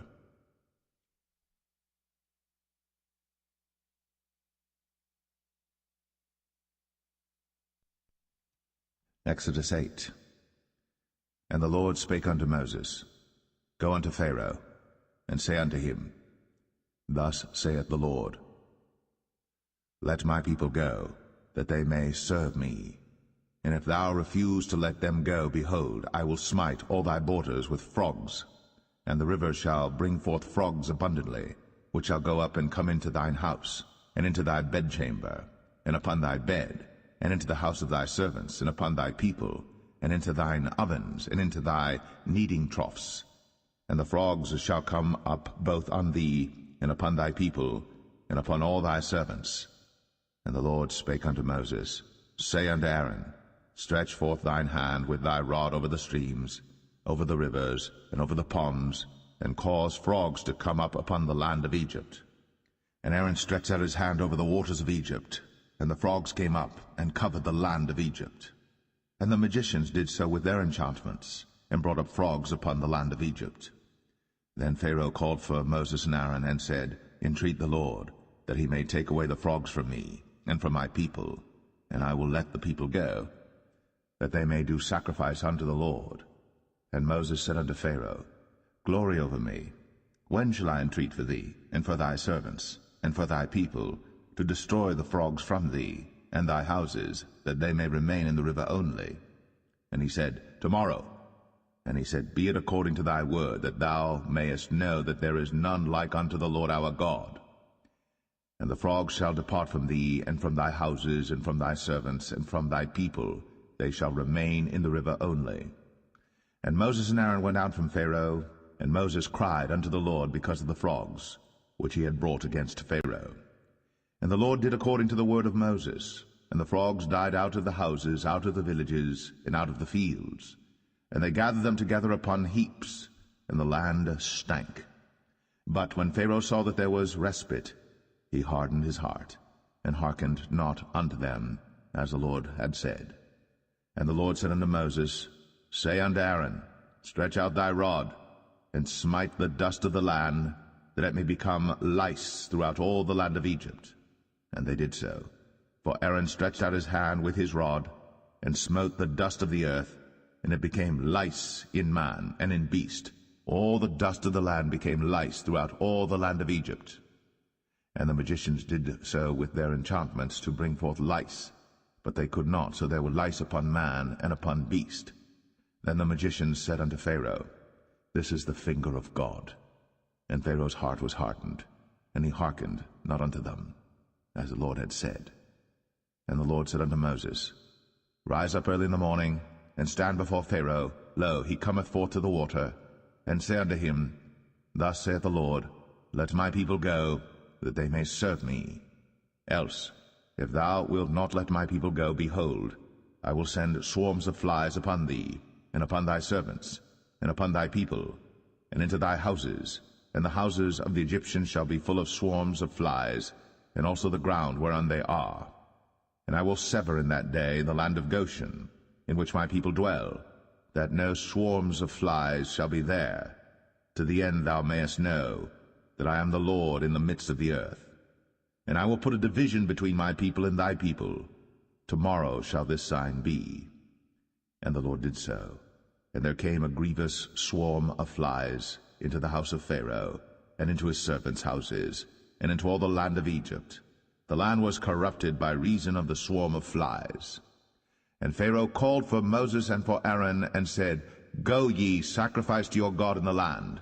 And Moses said, It is not meet so to do, for we shall sacrifice the abomination of the Egyptians to the Lord our God. Lo, shall we sacrifice the abomination of the Egyptians before their eyes?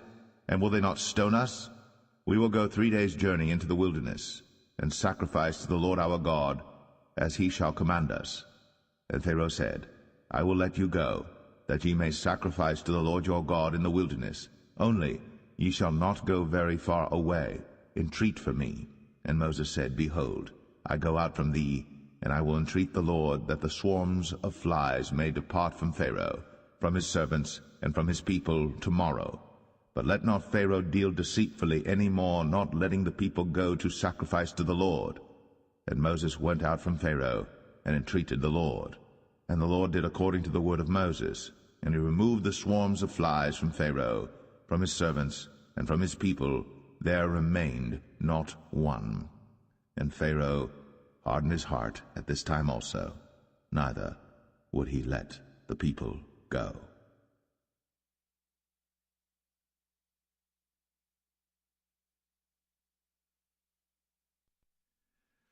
Exodus 9. Then the Lord said unto Moses, Go in unto Pharaoh, and tell him, Thus saith the Lord God of the Hebrews, Let my people go, that they may serve me. For if thou refuse to let them go, and wilt hold them still, behold, the hand of the Lord is upon thy cattle which is in the field, upon the horses, upon the asses, upon the camels, upon the oxen, and upon the sheep. There shall be a very grievous murrain. And the Lord shall sever between the cattle of Israel and the cattle of Egypt, and there shall nothing die of all that is the children's of Israel. And the Lord appointed a set time, saying, Tomorrow the Lord shall do this thing in the land. And the Lord did that thing on the morrow, and all the cattle of Egypt died, but of the cattle of the children of Israel died not one. And Pharaoh sent, and behold, there was not one of the cattle of the Israelites dead, and the heart of Pharaoh was hardened, and he did not let the people go. And the Lord said unto Moses and unto Aaron, Take to you handfuls of ashes of the furnace, and let Moses sprinkle it toward the heaven in the sight of Pharaoh. And it shall become small dust in all the land of Egypt, and shall be a boil breaking forth with blains upon man and upon beast throughout all the land of Egypt. Then they took ashes of the furnace, and stood before Pharaoh. And Moses sprinkled it up toward heaven, and it became a boil, breaking forth with blains upon man and upon beast. And the magicians could not stand before Moses because of the boils, for the boil was upon the magicians and upon all the Egyptians. And the Lord hardened the heart of Pharaoh, and he hearkened not unto them, as the Lord had spoken unto Moses. And the Lord said unto Moses, Rise up early in the morning, and stand before Pharaoh, and say unto him, Thus saith the Lord God of the Hebrews, Let my people go, that they may serve me. For I will at this time send all my plagues upon thine heart, and upon thy servants, and upon thy people, that thou mayest know that there is none like me in all the earth. For now I will stretch out my hand, that I may smite thee and thy people with pestilence, and thou shalt be cut off from the earth. And in very deed for this cause have I raised thee up, for to show in thee my power, and that my name may be declared throughout all the earth. As yet exaltest thou thyself against my people, that thou wilt not let them go.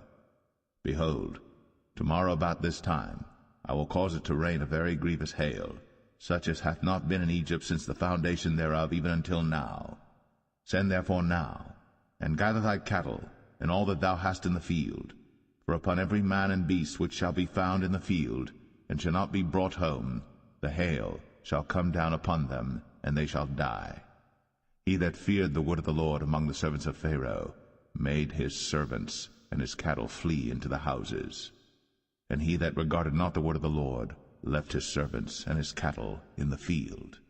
And the Lord said unto Moses, Stretch forth thine hand toward heaven, that there may be hail in all the land of Egypt, upon man, and upon beast, and upon every herb of the field, throughout the land of Egypt. And Moses stretched forth his rod toward heaven, and the Lord sent thunder and hail, and the fire ran along upon the ground, and the Lord rained hail upon the land of Egypt.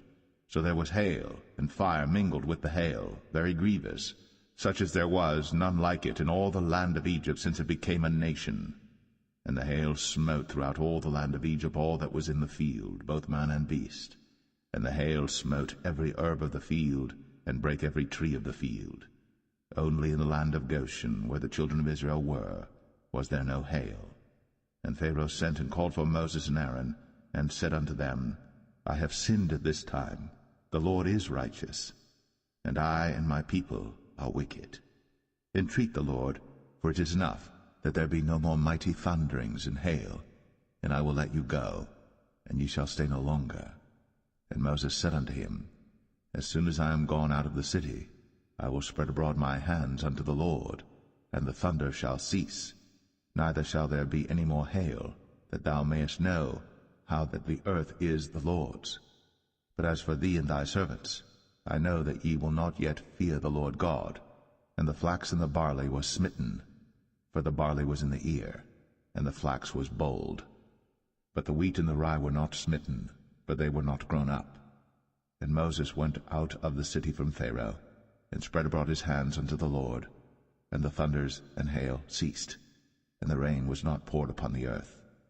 And when Pharaoh saw that the rain and the hail and the thunders were ceased, he sinned yet more, and hardened his heart, he and his servants. And the heart of Pharaoh was hardened, neither would he let the children of Israel go, as the Lord had spoken by Moses.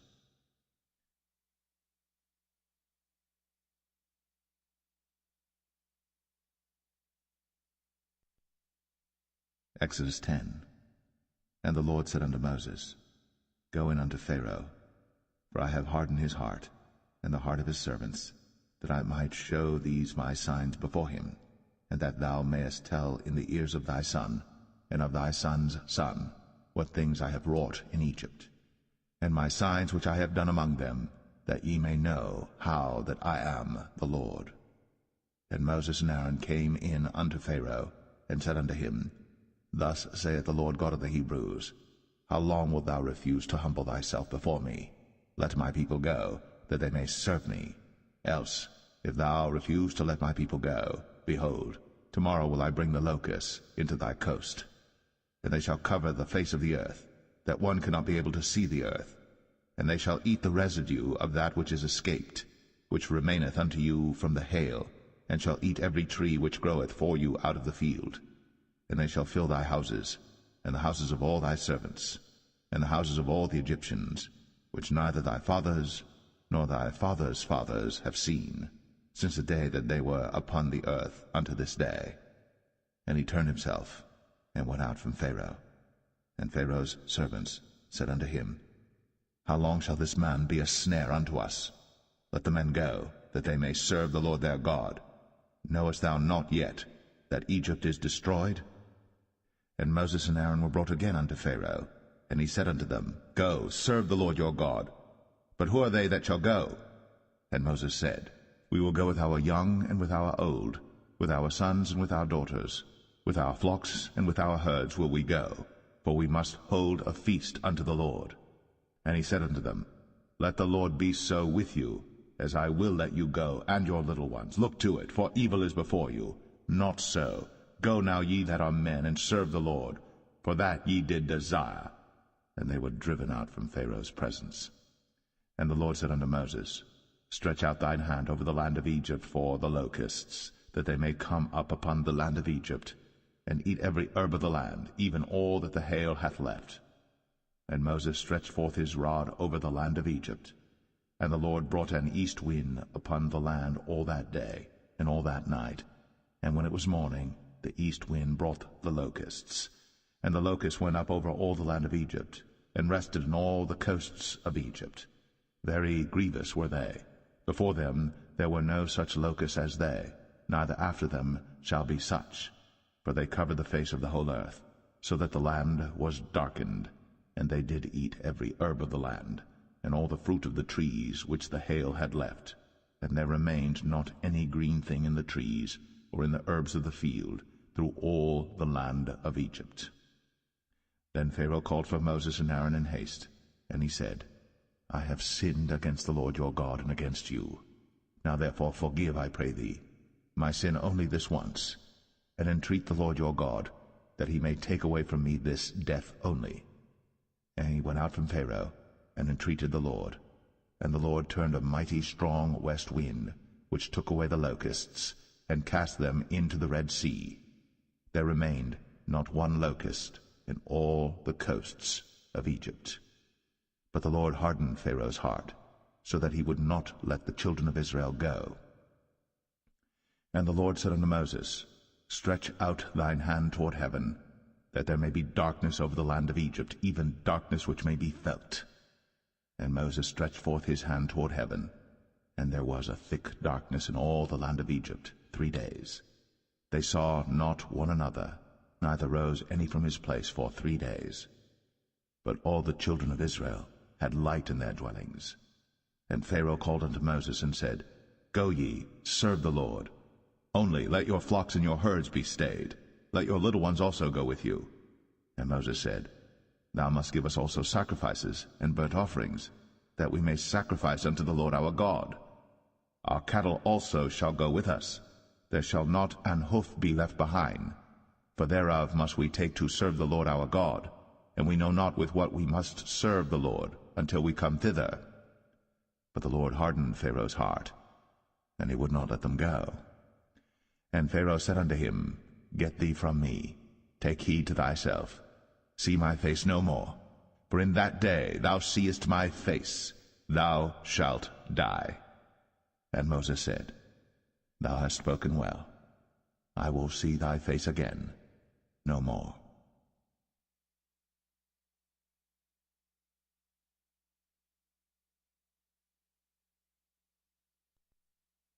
Exodus 11.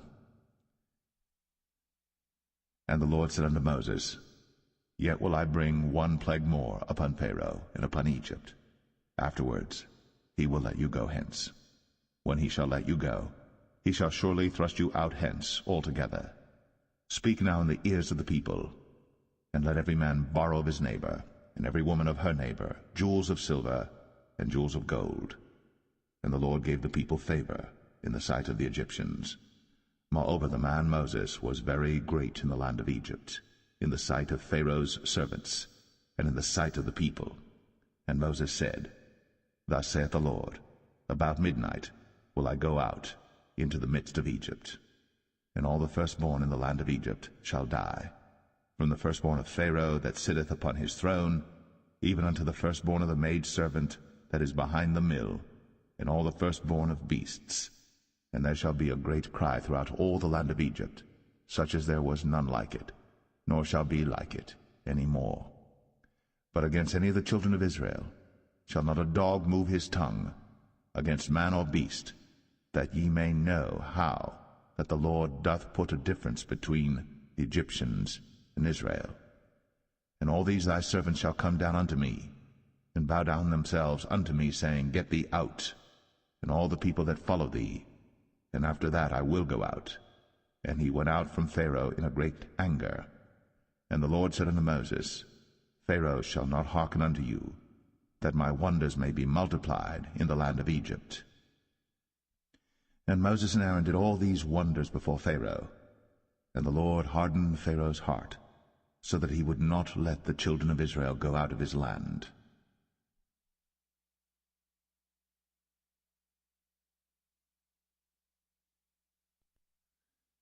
Exodus 12.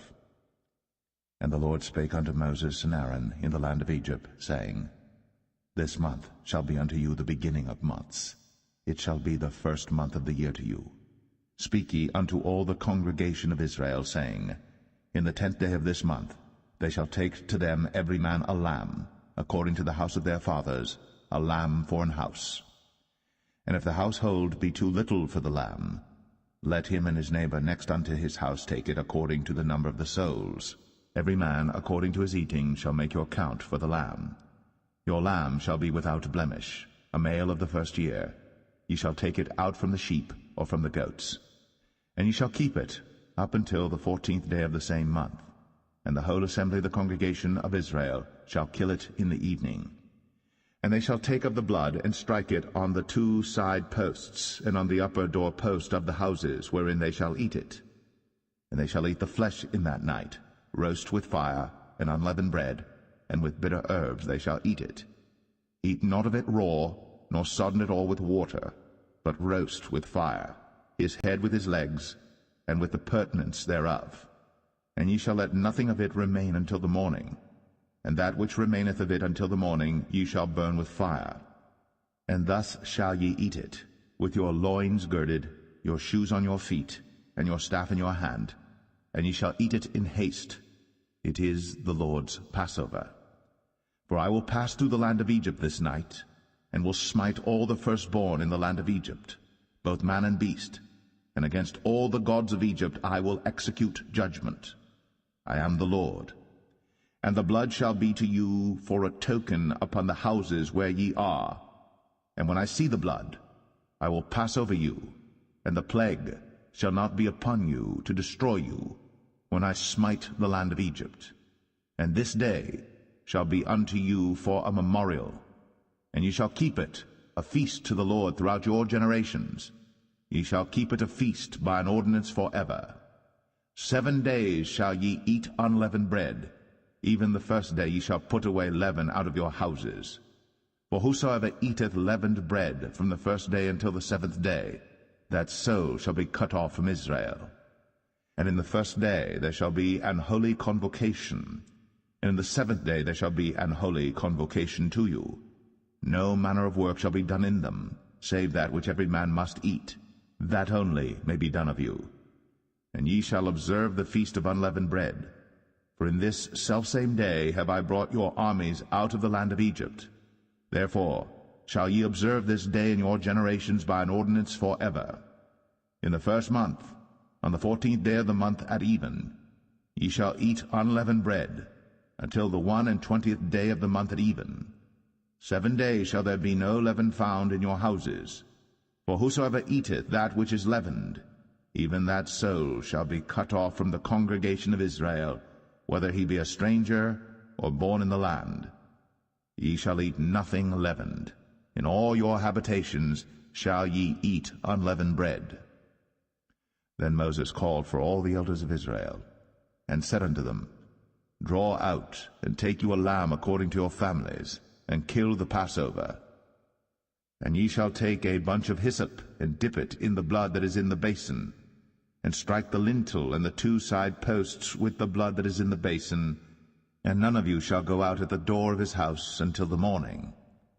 For the Lord will pass through to smite the Egyptians.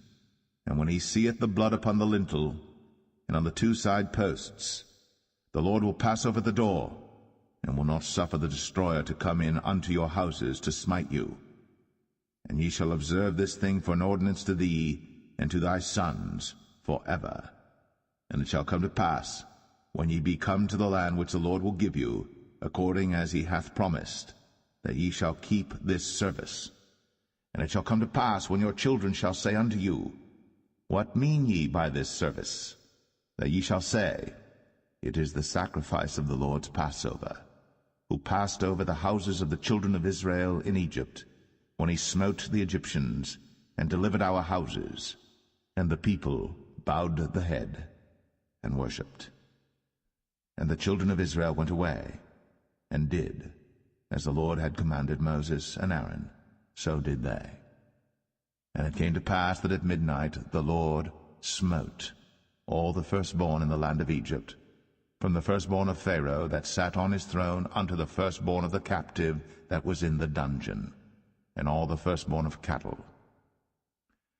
And Pharaoh rose up in the night, he and all his servants and all the Egyptians. And there was a great cry in Egypt, for there was not a house where there was not one dead. And he called for Moses and Aaron by night, and said, Rise up, and get you forth from among my people, both ye and the children of Israel, and go, serve the Lord, as ye have said. Also take your flocks and your herds, as ye have said, and be gone, and bless me also. And the Egyptians were urgent upon the people, that they might send them out of the land in haste. For they said, We be all dead men. And the people took their dough before it was leavened, their kneading troughs being bound up in their clothes upon their shoulders. And the children of Israel did according to the word of Moses. And they borrowed of the Egyptians jewels of silver, and jewels of gold, and raiment.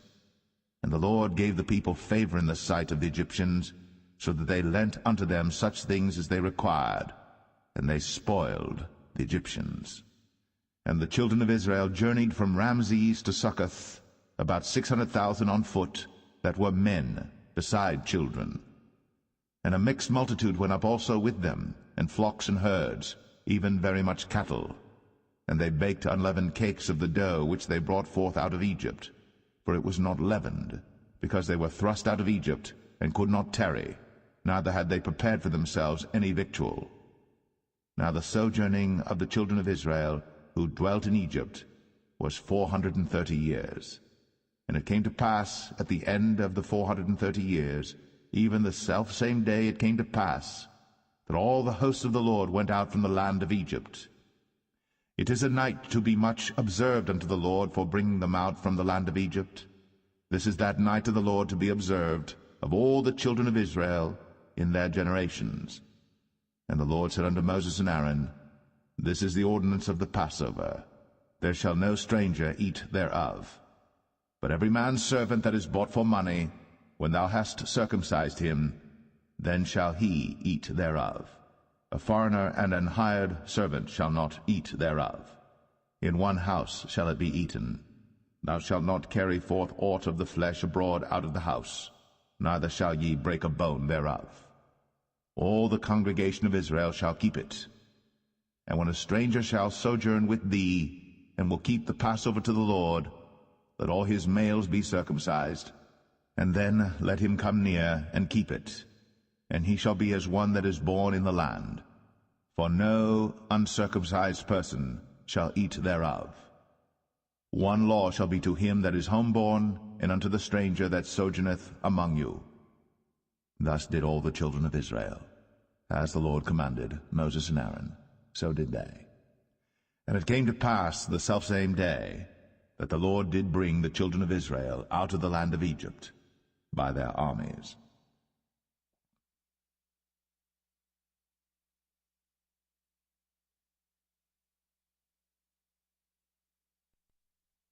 Exodus 13. And the Lord spake unto Moses, saying, Sanctify unto me all the firstborn, whatsoever openeth the womb among the children of Israel, both of man and of beast, it is mine. And Moses said unto the people, Remember this day in which ye came out from Egypt, out of the house of bondage. For by strength of hand the Lord brought you out from this place. There shall no leavened bread be eaten. This day came ye out in the month Abib.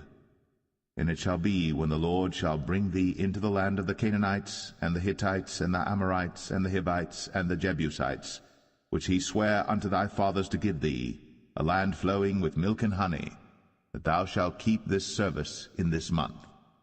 7 days thou shalt eat unleavened bread, and in the 7th day shall be a feast to the Lord. Unleavened bread shall be eaten 7 days, and there shall no leavened bread be seen with thee, neither shall there be leaven seen with thee in all thy quarters. And thou shalt show thy son in that day, saying, This is done because of that which the Lord did unto me, when I came forth out of Egypt. And it shall be for a sign unto thee upon thine hand, and for a memorial between thine eyes, that the Lord's law may be in thy mouth. For with a strong hand hath the Lord brought thee out of Egypt. Thou shalt therefore keep this ordinance in his season, from year to year.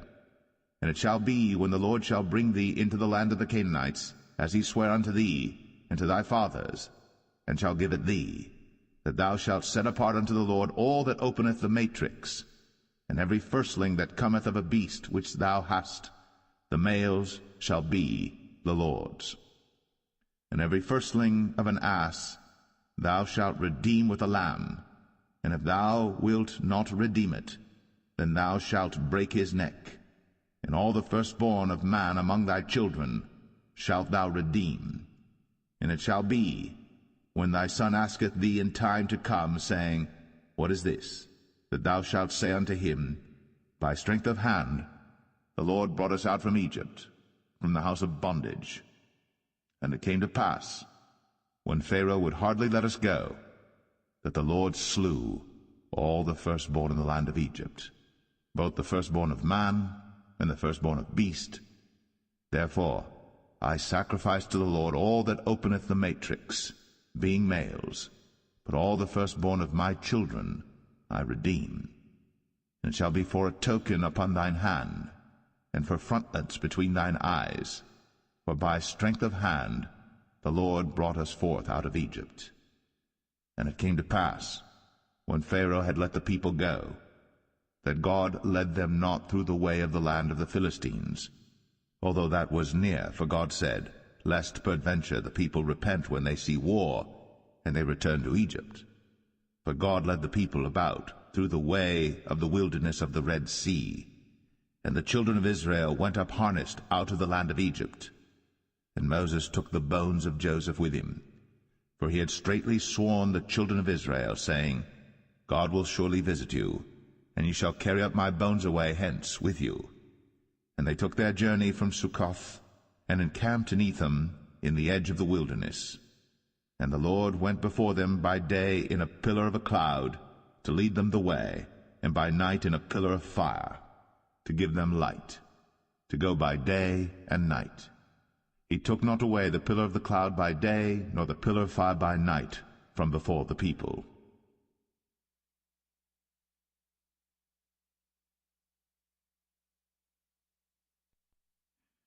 Exodus 14.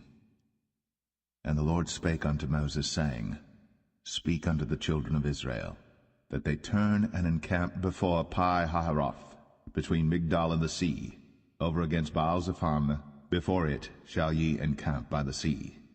For Pharaoh will say of the children of Israel, They are entangled in the land, the wilderness hath shut them in.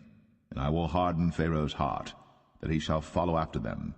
And I will be honored upon Pharaoh, and upon all his host, that the Egyptians may know that I am the Lord. And they did so. And it was told the king of Egypt that the people fled, and the heart of Pharaoh and of his servants was turned against the people, and they said, Why have we done this, that we have let Israel go from serving us? And he made ready his chariot, and took his people with him. And he took 600 chosen chariots, and all the chariots of Egypt, and captains over every one of them. And the Lord hardened the heart of Pharaoh king of Egypt, and he pursued after the children of Israel. And the children of Israel went out with an high hand. But the Egyptians pursued after them all the horses and chariots of Pharaoh, and his horsemen and his army, and overtook them encamping by the sea, beside Pi-hahiroth, before Baal-zephon. And when Pharaoh drew nigh, the children of Israel lifted up their eyes, and behold, the Egyptians marched after them, and they were sore afraid. And the children of Israel cried out unto the Lord, and they said unto Moses, Because there were no graves in Egypt, hast thou taken us away to die in the wilderness? Wherefore hast thou dealt thus with us, to carry us forth out of Egypt? Is not this the word that we did tell thee in Egypt, saying, Let us alone, that we may serve the Egyptians? For it had been better for us to serve the Egyptians, than that we should die in the wilderness. And Moses said unto the people, Fear ye not, stand still, and see the salvation of the Lord, which he will show to you today. For the Egyptians whom ye have seen today, ye shall see them again no more forever. The Lord shall fight for you, and ye shall hold your peace. And the Lord said unto Moses, Wherefore criest thou unto me? Speak unto the children of Israel, that they go forward. But lift thou up thy rod, and stretch out thine hand over the sea, and divide it. And the children of Israel shall go on dry ground through the midst of the sea. And I, behold, I will harden the hearts of the Egyptians, and they shall follow them. And I will get me honor upon Pharaoh, and upon all his host, upon his chariots, and upon his horsemen.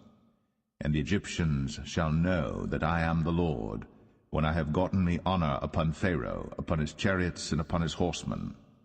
And the angel of God, which went before the camp of Israel, removed, and went behind them. And the pillar of the cloud went from before their face, and stood behind them. And it came between the camp of the Egyptians and the camp of Israel.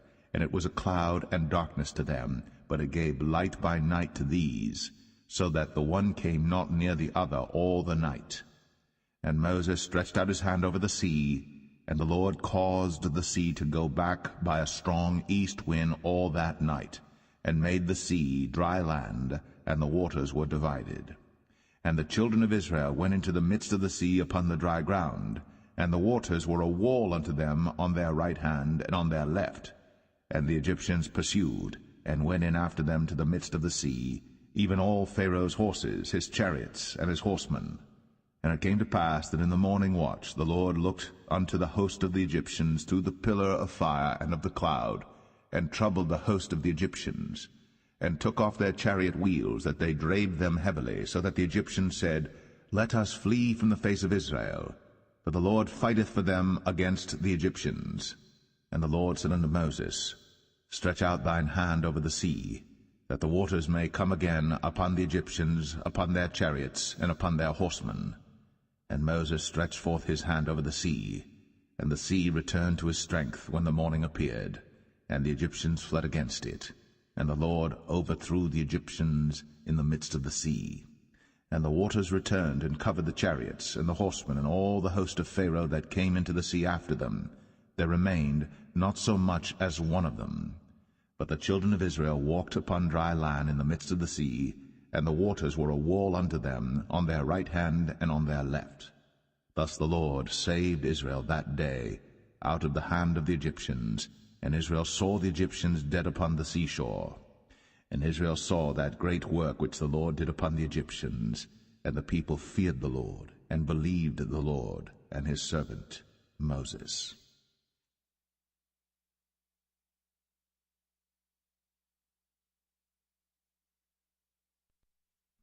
Exodus 15. Then sang Moses and the children of Israel this song unto the Lord, and spake, saying, I will sing unto the Lord, for he hath triumphed gloriously. The horse and his rider hath he thrown into the sea.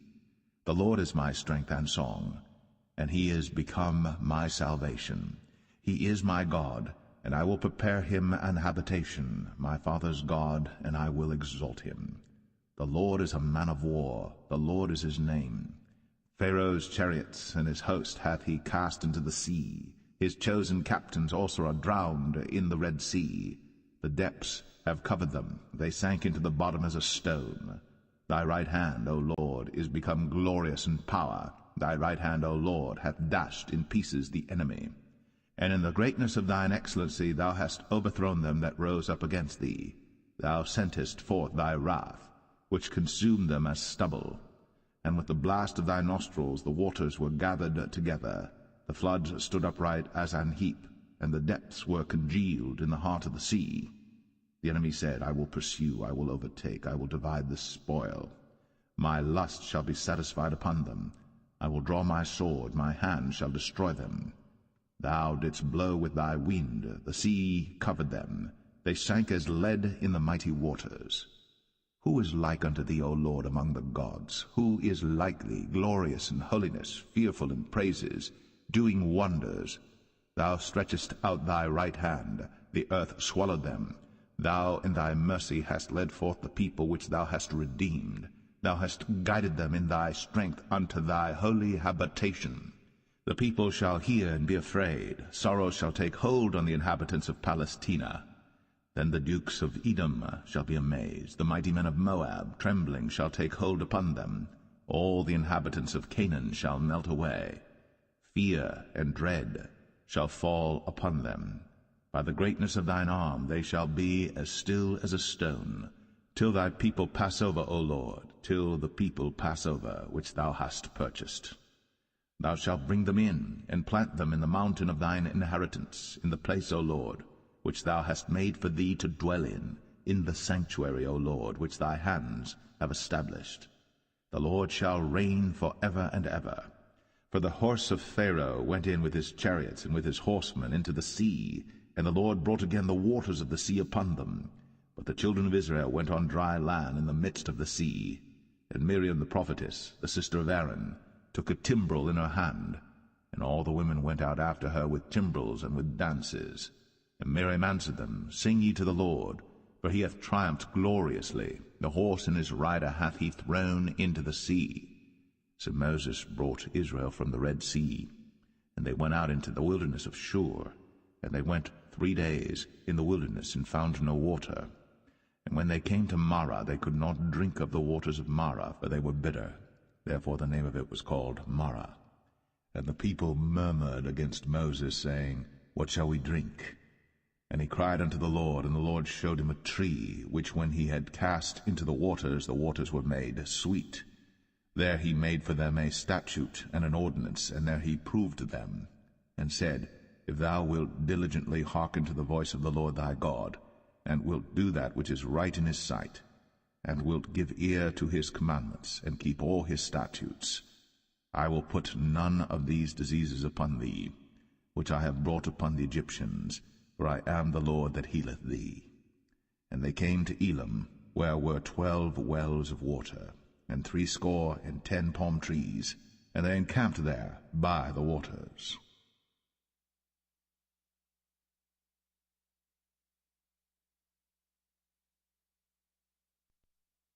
Exodus 16. And they took their journey from Elim, and all the congregation of the children of Israel came unto the wilderness of Sin, which is between Elim and Sinai, on the 15th day of the 2nd month, after their departing out of the land of Egypt. And the whole congregation of the children of Israel murmured against Moses and Aaron in the wilderness. And the children of Israel said unto them, Would to God we had died by the hand of the Lord in the land of Egypt, when we sat by the flesh pots, and when we did eat bread to the full. For ye have brought us forth into this wilderness to kill this whole assembly with hunger. Then said the Lord unto Moses, Behold, I will rain bread from heaven for you, and the people shall go out and gather a certain rate every day, that I may prove them, whether they will walk in my law or no. And it shall come to pass that on the 6th day they shall prepare that which they bring in, and it shall be twice as much as they gather daily. And Moses and Aaron said unto all the children of Israel, At even then ye shall know that the Lord hath brought you out from the land of Egypt. And in the morning then ye shall see the glory of the Lord, for that he heareth your murmurings against the Lord. And what are we that ye murmur against us? And Moses said, This shall be when the Lord shall give you in the evening flesh to eat, and in the morning bread to the full, for that the Lord heareth your murmurings, which ye murmur against him. And what are we? Your murmurings are not against us, but against the Lord. And Moses spake unto Aaron, Say unto all the congregation of the children of Israel, Come near before the Lord, for he hath heard your murmurings. And it came to pass, as Aaron spake unto the whole congregation of the children of Israel, that they looked toward the wilderness, and behold, the glory of the Lord appeared in the cloud. And the Lord spake unto Moses, saying, I have heard the murmurings of the children of Israel. Speak unto them, saying, At even ye shall eat flesh, and in the morning ye shall be filled with bread, and ye shall know that I am the Lord your God. And it came to pass that at even the quails came up and covered the camp, and in the morning the dew lay round about the host.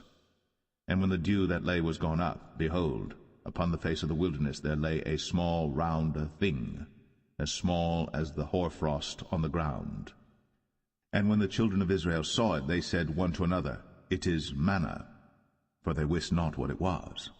And Moses said unto them, This is the bread which the Lord hath given you to eat. This is the thing which the Lord hath commanded. Gather of it every man according to his eating, an omer for every man according to the number of your persons. Take ye every man for them which are in his tents. And And the children of Israel did so, and gathered some more, some less. And when they did mete it with an omer, he that gathered much had nothing over, and he that gathered little had no lack. They gathered every man according to his eating. And Moses said, Let no man leave of it till the morning. Notwithstanding they hearkened not unto Moses, but some of them left of it until the morning, and it bred worms, and stank. And Moses was wroth with them. And they gathered it every morning, every man according to his eating. And when the sun waxed hot, it melted. And it came to pass that on the 6th day they gathered twice as much bread, 2 omers for one man. And all the rulers of the congregation came and told Moses. And he said unto them, This is that which the Lord hath said. Tomorrow is the rest of the holy Sabbath unto the Lord. Bake that which ye shall bake today, and seethe that ye will seethe, and that which remaineth over lay up for you to be kept until the morning. And they laid it up till the morning, as Moses bade, and it did not stink, neither was there any worm therein. And Moses said, Eat that today, for today is a Sabbath unto the Lord. Today ye shall not find it in the field. 6 days ye shall gather it, but on the 7th day, which is the Sabbath, in it there shall be none. And it came to pass that there went out some of the people on the 7th day for to gather, and they found none. And the Lord said unto Moses, How long refuse ye to keep my commandments and my laws? See, for that the Lord hath given you the Sabbath. Therefore he giveth you on the 6th day the bread of 2 days. Abide ye every man in his place. Let no man go out of his place on the 7th day. So the people rested on the 7th day. And the house of Israel called the name thereof manna. And it was like coriander seed, white, and the taste of it was like wafers made with honey. And Moses said, This is the thing which the Lord commandeth. Fill an omer of it to be kept for your generations, that they may see the bread wherewith I have fed you in the wilderness, when I brought you forth from the land of Egypt. And Moses said unto Aaron, Take a pot, and put an omer full of manna therein, and lay it up before the Lord, to be kept for your generations. As the Lord commanded Moses, so Aaron laid it up before the testimony to be kept. And the children of Israel did eat manna 40 years, until they came to a land inhabited. They did eat manna until they came unto the borders of the land of Canaan. Now an omer is the 10th part of an ephah.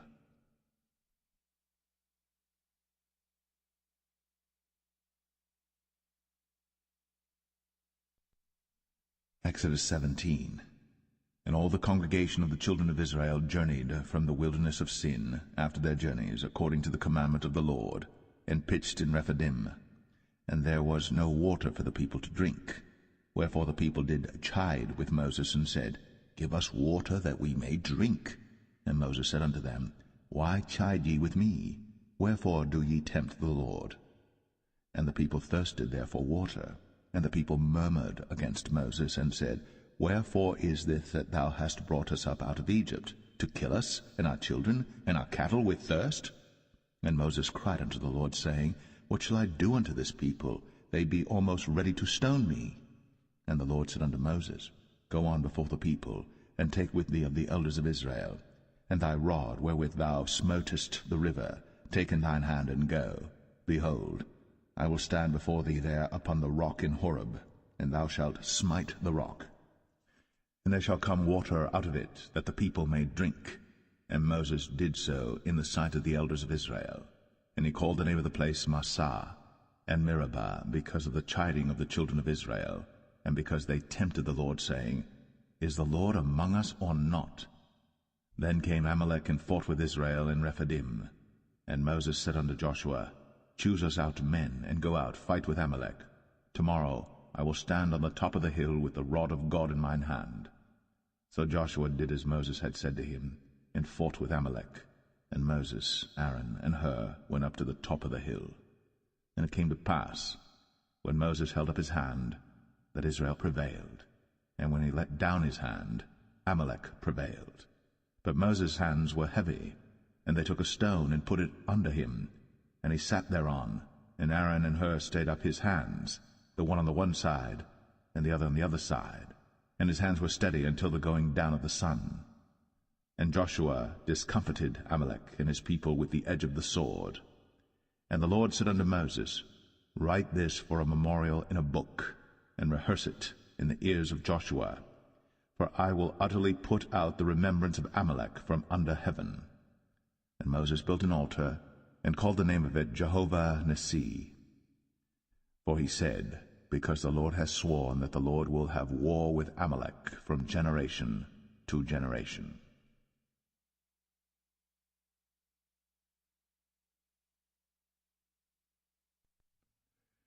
Exodus 18. When Jethro, the priest of Midian, Moses' father-in-law, heard of all that God had done for Moses, and for Israel his people, and that the Lord had brought Israel out of Egypt, then Jethro, Moses' father-in-law, took Zipporah, Moses' wife, after he had sent her back, and her 2 sons, of which the name of the one was Gershom, for he said, I have been an alien in a strange land. And the name of the other was Eleazar, for the God of my father, said he, was mine help, and delivered me from the sword of Pharaoh. And Jethro, Moses' father-in-law, came with his sons and his wife unto Moses into the wilderness, where he encamped at the mount of God. And he said unto Moses, I thy father-in-law Jethro am come unto thee, and thy wife and her 2 sons with her. And Moses went out to meet his father-in-law, and did obeisance, and kissed him. And they asked each other of their welfare, and they came into the tent. And Moses told his father-in-law all that the Lord had done unto Pharaoh and to the Egyptians for Israel's sake, and all the travail that had come upon them by the way, and how the Lord delivered them. And Jethro rejoiced for all the goodness which the Lord had done to Israel, whom he had delivered out of the hand of the Egyptians. And Jethro said, Blessed be the Lord, who hath delivered you out of the hand of the Egyptians, and out of the hand of Pharaoh, who hath delivered the people from under the hand of the Egyptians. Now I know that the Lord is greater than all gods, for in the thing wherein they dealt proudly he was above them. And Jethro, Moses' father-in-law, took a burnt offering and sacrifices for God. And Aaron came, and all the elders of Israel, to eat bread with Moses' father-in-law before God. And it came to pass on the morrow that Moses sat to judge the people, and the people stood by Moses from the morning unto the evening. And when Moses' father-in-law saw all that he did to the people, he said, What is this thing that thou doest to the people? Why sittest thou thyself alone, and all the people stand by thee from morning unto even? And Moses said unto his father-in-law, Because the people come unto me to inquire of God. When they have a matter they come unto me, and I judge between one and another, and I do make them know the statutes of God and his laws. And Moses' father-in-law said unto him, The thing that thou doest is not good. Thou wilt surely wear away both thou and this people that is with thee. For this thing is too heavy for thee. Thou art not able to perform it thyself alone. Hearken now unto my voice. I will give thee counsel, and God shall be with thee.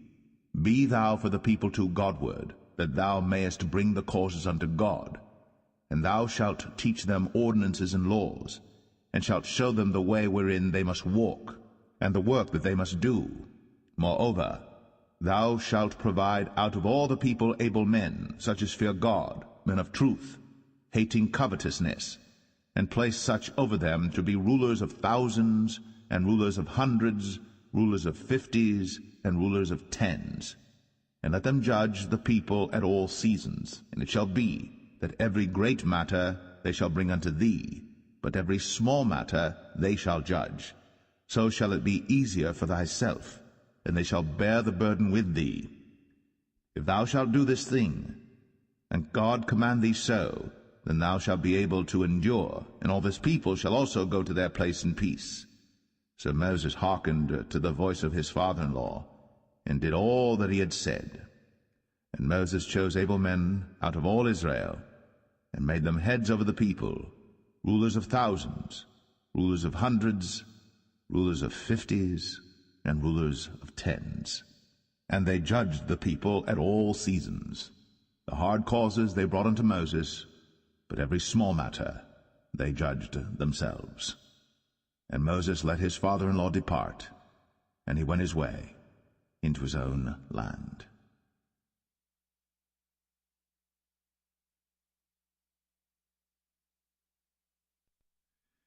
Exodus 19. In the 3rd month, when the children of Israel were gone forth out of the land of Egypt, the same day came they into the wilderness of Sinai. But they were departed from Rephidim, and were come to the desert of Sinai, and had pitched in the wilderness, and there Israel camped before the mount. And Moses went up unto God, and the Lord called unto him out of the mountain, saying, Thus shalt thou say to the house of Jacob, and tell the children of Israel, Ye have seen what I did unto the Egyptians, and how I bare you on eagle's wings, and brought you unto myself. Now therefore, if ye will obey my voice indeed, and keep my covenant, then ye shall be a peculiar treasure unto me above all people. For all the earth is mine, and ye shall be unto me a kingdom of priests, and an holy nation. These are the words which thou shalt speak unto the children of Israel. And Moses came and called for the elders of the people, and laid before their faces all these words which the Lord commanded him. And all the people answered together, and said, All that the Lord hath spoken we will do. And Moses returned the words of the people unto the Lord. And the Lord said unto Moses, Lo, I come unto thee in a thick cloud, that the people may hear when I speak with thee, and believe thee for ever. And Moses told the words of the people unto the Lord. And the Lord said unto Moses, Go unto the people, and sanctify them today and tomorrow, and let them wash their clothes, and be ready against the 3rd day. For the 3rd day the Lord will come down in the sight of all the people upon Mount Sinai. And thou shalt set bounds unto the people round about, saying, Take heed to yourselves, that ye go not up into the mount, or touch the border of it. Whosoever toucheth the mount shall be surely put to death. There shall not an hand touch it, but he shall surely be stoned, or shot through, whether it be beast or man, it shall not live. When the trumpet soundeth long, they shall come up to the mount. And Moses went down from the mount unto the people, and sanctified the people, and they washed their clothes. And he said unto the people, Be ready against the 3rd day, come not at your wives. And it came to pass on the 3rd day in the morning, that there were thunders and lightnings, and a thick cloud upon the mount, and the voice of the trumpet exceeding loud, so that all the people that was in the camp trembled. And Moses brought forth the people out of the camp to meet with God. And they stood at the nether part of the mount. And Mount Sinai was altogether on a smoke, because the Lord descended upon it in fire, and the smoke thereof ascended as the smoke of a furnace, and the whole mount quaked greatly. And when the voice of the trumpet sounded long, and waxed louder and louder, Moses spake, and God answered him by a voice. And the Lord came down upon Mount Sinai, on the top of the mount, and the Lord called Moses up to the top of the mount, and Moses went up. And the Lord said unto Moses, Go down, charge the people, lest they break through unto the Lord to gaze, and many of them perish. And let the priests also, which come near to the Lord, sanctify themselves, lest the Lord break forth upon them. And Moses said unto the Lord, The people cannot come up to Mount Sinai, for thou chargest us, saying, Set bounds about the mount, and sanctify it. And the Lord said unto him, Away, get thee down, and thou shalt come up, thou and Aaron with thee. But let not the priests and the people break through to come up unto the Lord, lest he break forth upon them. So Moses went down unto the people, and spake unto them.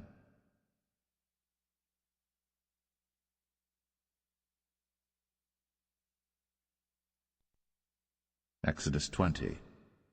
And God spake all these words, saying, I am the Lord thy God, which have brought thee out of the land of Egypt, out of the house of bondage.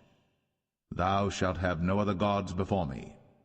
Thou shalt not make unto thee any graven image, or any likeness of any thing that is in heaven above, or that is in the earth beneath, or that is in the water under the earth. Thou shalt not bow down thyself to them, nor serve them.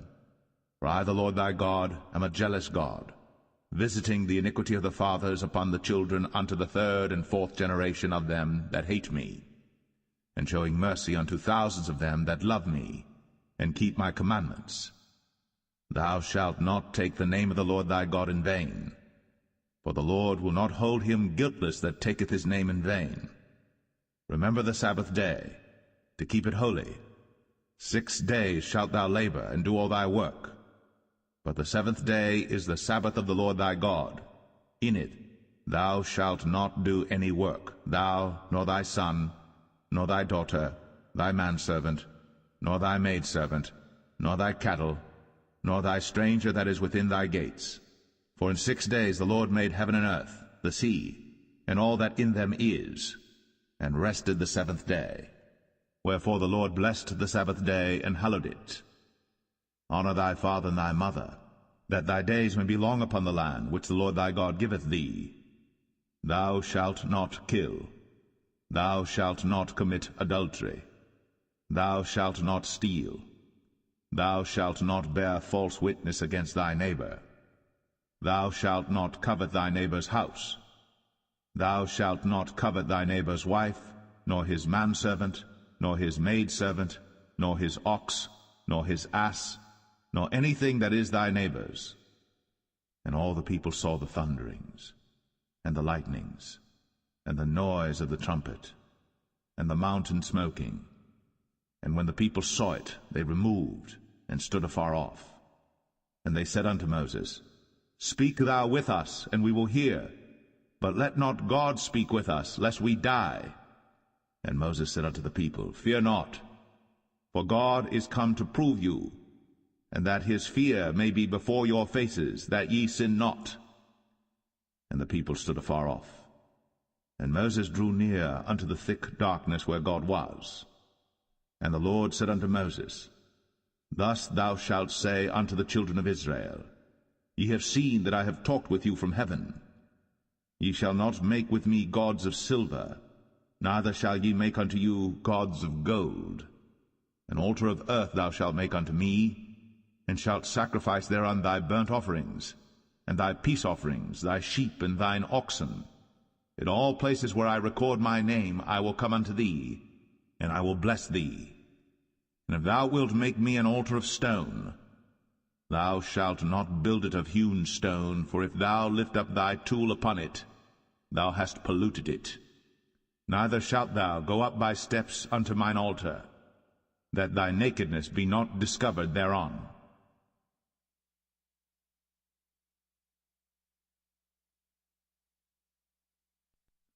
Exodus 21. Now these are the judgments which thou shalt set before them. If thou buy an Hebrew servant, 6 years he shall serve, and in the 7th he shall go out free for nothing. If he came in by himself, he shall go out by himself. If he were married, then his wife shall go out with him. If his master have given him a wife, and she have borne him sons or daughters, the wife and her children shall be her master's, and he shall go out by himself. And if the servant shall plainly say, I love my master, my wife, and my children, I will not go out free, then his master shall bring him unto the judges. He shall also bring him to the door, or unto the doorpost, and his master shall bore his ear through with an awl, and he shall serve him forever. And if a man sell his daughter to be a maidservant, she shall not go out as the men servants do. If she please not her master, who hath betrothed her to himself, then shall he let her be redeemed. To sell her unto a strange nation, he shall have no power, seeing he hath dealt deceitfully with her. And if he have betrothed her unto his son, he shall deal with her after the manner of daughters.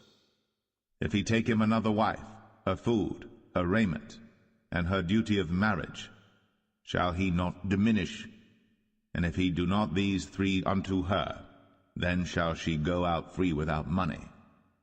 He that smiteth a man so that he die shall be surely put to death. And if a man lie not in wait, but God deliver him into his hand, then I will appoint thee a place whither he shall flee. But if a man come presumptuously upon his neighbor, to slay him with guile, thou shalt take him from mine altar, that he may die. And he that smiteth his father or his mother shall be surely put to death.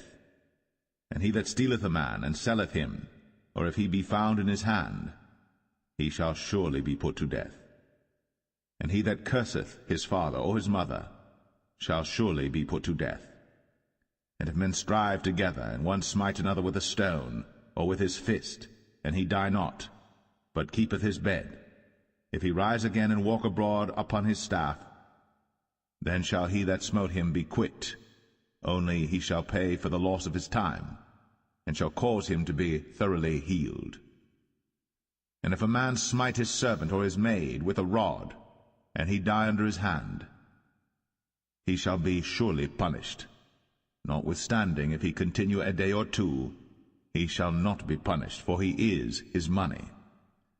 If men strive and hurt a woman with child, so that her fruit depart from her, and yet no mischief follow, he shall be surely punished, according as the woman's husband will lay upon him, and he shall pay as the judges determine. And if any mischief follow, then thou shalt give life for life, eye for eye, tooth for tooth, hand for hand, foot for foot, burning for burning, wound for wound, stripe for stripe. And if a man smite the eye of his servant, or the eye of his maid, that it perish, he shall let him go free for his eye's sake. And if he smite out his manservant's tooth, or his maidservant's tooth, he shall let him go free for his tooth's sake. If an ox gore a man or a woman, that they die, then the ox shall be surely stoned, and his flesh shall not be eaten, but the owner of the ox shall be quit. But if the ox were wont to push with his horn in time past, and hath been testified to his owner, and he hath not kept him in, but that he hath killed a man or a woman, the ox shall be stoned, and his owner also shall be put to death. If there be laid on him a sum of money, then he shall give for the ransom of his life whatsoever is laid upon him. Whether he have gored a son, or have gored a daughter, according to this judgment shall it be done unto him. If the ox shall push a manservant or a maidservant, he shall give unto their master 30 shekels of silver, and the ox shall be stoned. And if a man shall open a pit, if a man shall dig a pit, and not cover it, and an ox or an ass fall therein, the owner of the pit shall make it good, and give money unto the owner of them, and the dead beast shall be his. And if one man's ox hurt another's, that he die, then they shall sell the live ox, and divide the money of it, and the dead ox also they shall divide. For if it be known that the ox hath used to push in time past, and his owner hath not kept him in, he shall surely pay ox for ox, and the dead shall be his own.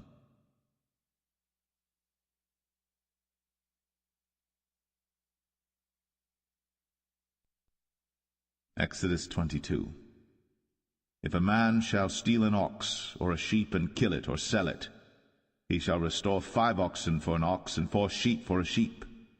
If a thief be found breaking up, and be smitten that he die, there shall no blood be shed for him.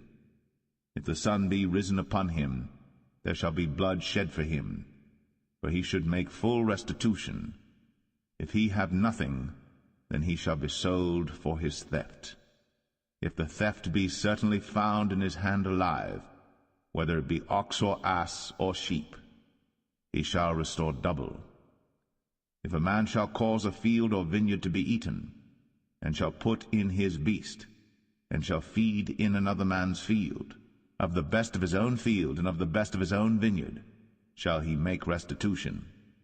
If fire break out and catch in thorns, so that stacks of corn or the standing corn of the field be consumed therewith, he that kindled the fire shall surely make restitution. If a man shall deliver unto his neighbor money or stuff to keep, and it be stolen out of the man's house, if the thief be found, let him pay double. If the thief be not found, then the master of the house shall be brought unto the judges to see whether he have put his hand unto his neighbor's goods. For all manner of trespass, whether it be for ox, for ass, for sheep, for raiment, or for any manner of lost thing, which another challengeth to be his, the cause of both parties shall come before the judges, and whom the judges shall condemn, he shall pay double unto his neighbor.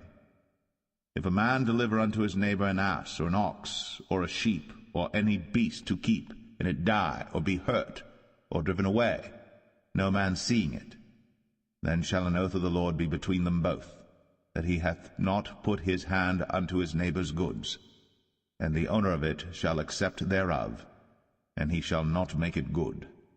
And if it be stolen from him, he shall make restitution unto the owner thereof. If it be torn in pieces, then let him bring it for witness, and he shall not make good that which was torn. And if a man borrow aught of his neighbor, and it be hurt or die, the owner thereof being not with it, he shall surely make it good. But if the owner thereof be with it, he shall not make it good. If it be an hired thing, it came for his hire. And if a man entice a maid that is not betrothed, and lie with her, he shall surely endow her to be his wife. If her father utterly refuse to give her unto him, he shall pay money according to the dowry of virgins. Thou shalt not suffer a witch to live. Whosoever lieth with a beast shall surely be put to death. He that sacrificeth unto any god, save unto the Lord only, he shall be utterly destroyed. Thou shalt neither vex a stranger nor oppress him, for ye were strangers in the land of Egypt. Ye shall not afflict any widow or fatherless child. If thou afflict them in any wise, and they cry at all unto me, I will surely hear their cry, and my wrath shall wax hot, and I will kill you with the sword, and your wives shall be widows, and your children fatherless. If thou lend money to any of my people that is poor by thee, thou shalt not be to him as an usurer, neither shalt thou lay upon him usury. If thou at all take thy neighbor's raiment to pledge, thou shalt deliver it unto him by that the sun goeth down. For that is his covering only, it is his raiment for his skin. Wherein shall he sleep? And it shall come to pass, when he crieth unto me, that I will hear, for I am gracious. Thou shalt not revile the gods, nor curse the ruler of thy people. Thou shalt not delay to offer the first of thy ripe fruits, and of thy liquors, the firstborn of thy sons shalt thou give unto me. Likewise shalt thou do with thine oxen, and with thy sheep. 7 days it shall be with his dam. On the 8th day thou shalt give it to me. And ye shall be holy men unto me. Neither shall ye eat any flesh that is torn of beasts in the field. Ye shall cast it to the dogs.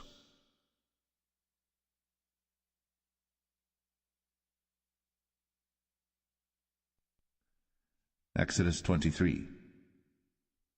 Thou shalt not raise a false report. Put not thine hand with the wicked to be an unrighteous witness. Thou shalt not follow a multitude to do evil. Neither shalt thou speak in a cause to decline after many to wrest judgment. Neither shalt thou countenance a poor man in his cause. If thou meet thine enemy's ox or his ass going astray, thou shalt surely bring it back to him again. If thou see the ass of him that hateth thee lying under his burden, and wouldest forbear to help him, thou shalt surely help with him. Thou shalt not wrest the judgment of thy poor in his cause. Keep thee far from a false matter, and the innocent and righteous slay thou not. For I will not justify the wicked. And thou shalt take no gift, for the gift blindeth the wise, and perverteth the words of the righteous. Also, thou shalt not oppress a stranger. For ye know the heart of a stranger, seeing ye were strangers in the land of Egypt. And 6 years thou shalt sow thy land, and shalt gather in the fruits thereof. But the 7th year thou shalt let it rest and lie still, that the poor of thy people may eat, and what they leave the beasts of the field shall eat. In like manner thou shalt deal with thy vineyard, and with thy oliveyard. 6 days thou shalt do thy work, and on the 7th day thou shalt rest, that thine ox and thine ass may rest, and the son of thy handmaid, and the stranger may be refreshed. In all things that I have said unto you be circumspect, and make no mention of the name of other gods, neither let it be heard out of thy mouth. 3 times thou shalt keep a feast unto me in the year. Thou shalt keep the feast of unleavened bread. Thou shalt eat unleavened bread 7 days, as I commanded thee, in the time appointed of the month Abib. For in it thou camest out from Egypt, and none shall appear before me empty.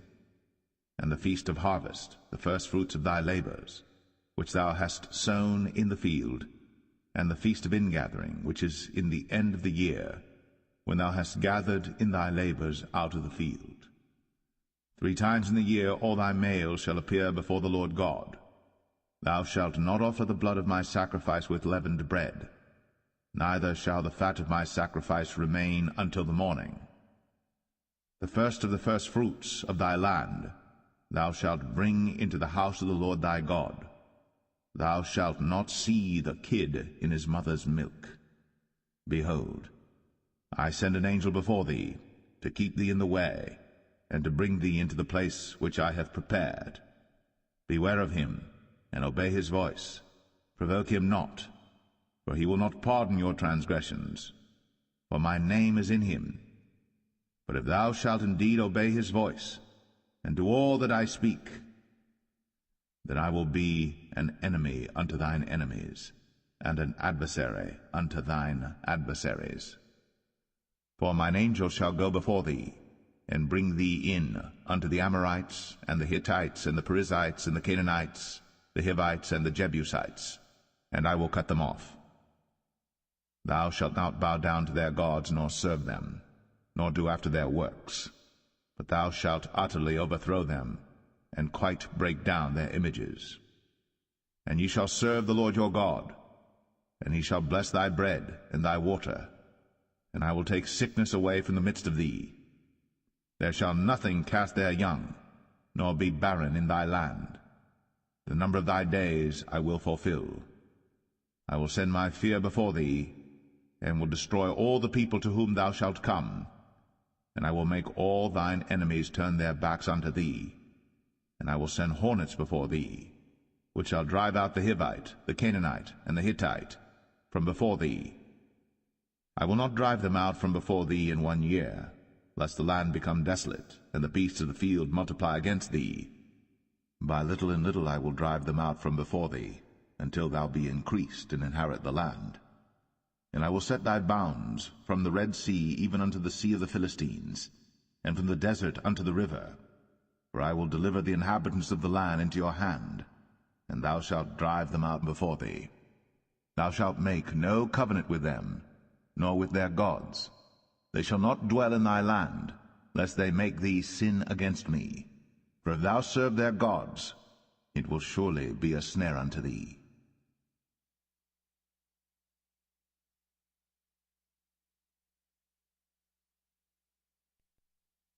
Exodus 24.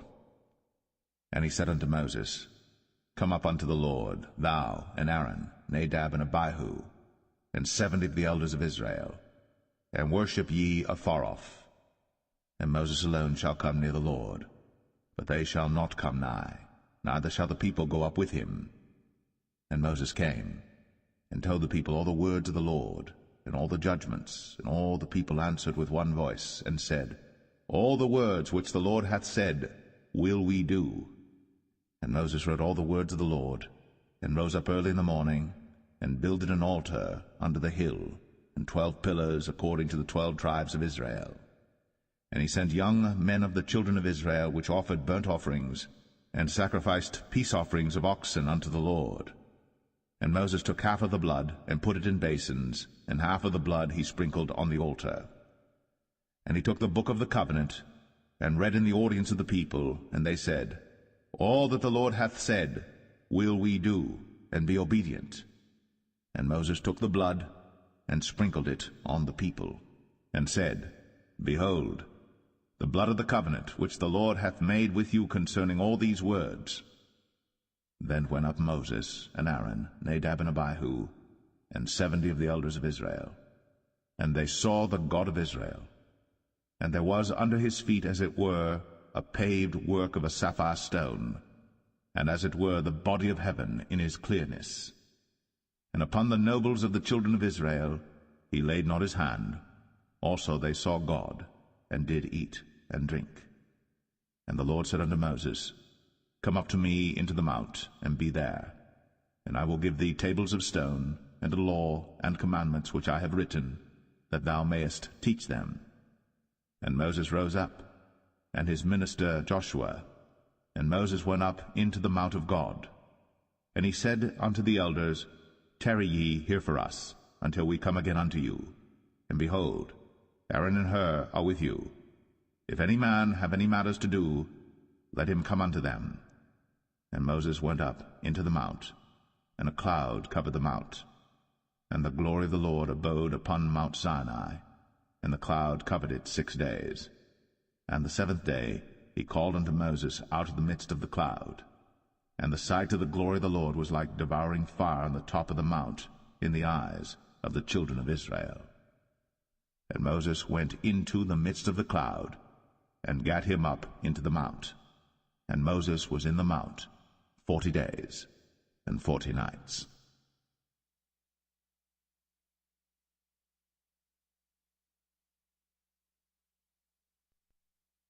Exodus 25. And the Lord spake unto Moses, saying, Speak unto the children of Israel, that they bring me an offering of every man that giveth it willingly with his heart. Ye shall take my offering. And this is the offering which ye shall take of them, gold, and silver, and brass, and blue, and purple, and scarlet, and fine linen, and goat's hair, and rams' skins dyed red, and badgers' skins, and shittim wood, oil for the light, spices for anointing oil, and for sweet incense, onyx stones, and stones to be set in the ephod, and in the breastplate. And let them make me a sanctuary, that I may dwell among them, according to all that I show thee, after the pattern of the tabernacle, and the pattern of all the instruments thereof, even so shall ye make it. And they shall make an ark of shittim wood. 2 cubits and a half shall be the length thereof, and 1 cubit and a half the breadth thereof, and 1 cubit and a half the height thereof. And thou shalt overlay it with pure gold, within and without shalt thou overlay it, and shalt make upon it a crown of gold round about. And thou shalt cast 4 rings of gold for it, and put them in the 4 corners thereof, and 2 rings shall be in the one side of it, and 2 rings in the other side of it. And thou shalt make staves of shittim wood, and overlay them with gold. And thou shalt put the staves into the rings by the sides of the ark, that the ark may be borne with them. The staves shall be in the rings of the ark, they shall not be taken from it. And thou shalt put into the ark the testimony which I shall give thee. And thou shalt make a mercy seat of pure gold. 2 cubits and a half shall be the length thereof, and 1 cubit and a half the breadth thereof. And thou shalt make 2 cherubims of gold. Of beaten work shalt thou make them, in the 2 ends of the mercy seat. And make 1 cherub on the one end, and the other cherub on the other end. Even of the mercy seat shall ye make the cherubims on the 2 ends thereof. And the cherubims shall stretch forth their wings on high, covering the mercy seat with their wings, and their faces shall look one to another. Toward the mercy seat shall the faces of the cherubims be. And thou shalt put the mercy seat above upon the ark, and in the ark thou shalt put the testimony that I shall give thee. And there I will meet with thee, and I will commune with thee from above the mercy seat, from between the 2 cherubims which are upon the ark of the testimony, of all things which I will give thee in commandment unto the children of Israel. Thou shalt also make a table of shittim wood. 2 cubits shall be the length thereof, and 1 cubit the breadth thereof, and 1 cubit and a half the height thereof.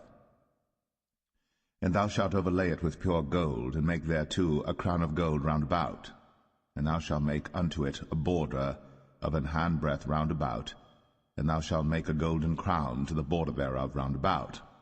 And thou shalt make for it 4 rings of gold, and put the rings in the 4 corners that are on the 4 feet thereof. Over against the border shall the rings be for places of the staves to bear the table. And thou shalt make the staves of shittim wood, and overlay them with gold, that the table may be borne with them. And thou shalt make the dishes thereof, and spoons thereof, and covers thereof, and bowls thereof, to cover withal. Of pure gold shalt thou make them. And thou shalt set upon the table showbread before me always. And thou shalt make a candlestick of pure gold. Of beaten work shall the candlestick be made. His shaft and his branches, his bowls, his knobs and his flowers shall be of the same. And 6 branches shall come out of the sides of it, 3 branches of the candlestick out of the one side, and 3 branches of the candlestick out of the other side. 3 bowls made like unto almonds, with a knob and a flower in one branch, and 3 bowls made like almonds in the other branch, with a knob and a flower. So in the 6 branches that come out of the candlestick. And in the candlestick shall be 4 bowls made like unto almonds, with their knobs and their flowers. And there shall be a knob under 2 branches of the same, and a knob under 2 branches of the same, and a knob under 2 branches of the same, according to the 6 branches that proceed out of the candlestick. Their knobs and their branches shall be of the same. All it shall be one beaten work of pure gold. And thou shalt make the 7 lamps thereof, and they shall light the lamps thereof, that they may give light over against it. And the tongs thereof, and the snuff dishes thereof, shall be of pure gold. Of a talent of pure gold shall he make it with all these vessels. And look that thou make them after their pattern, which was shown thee in the mount.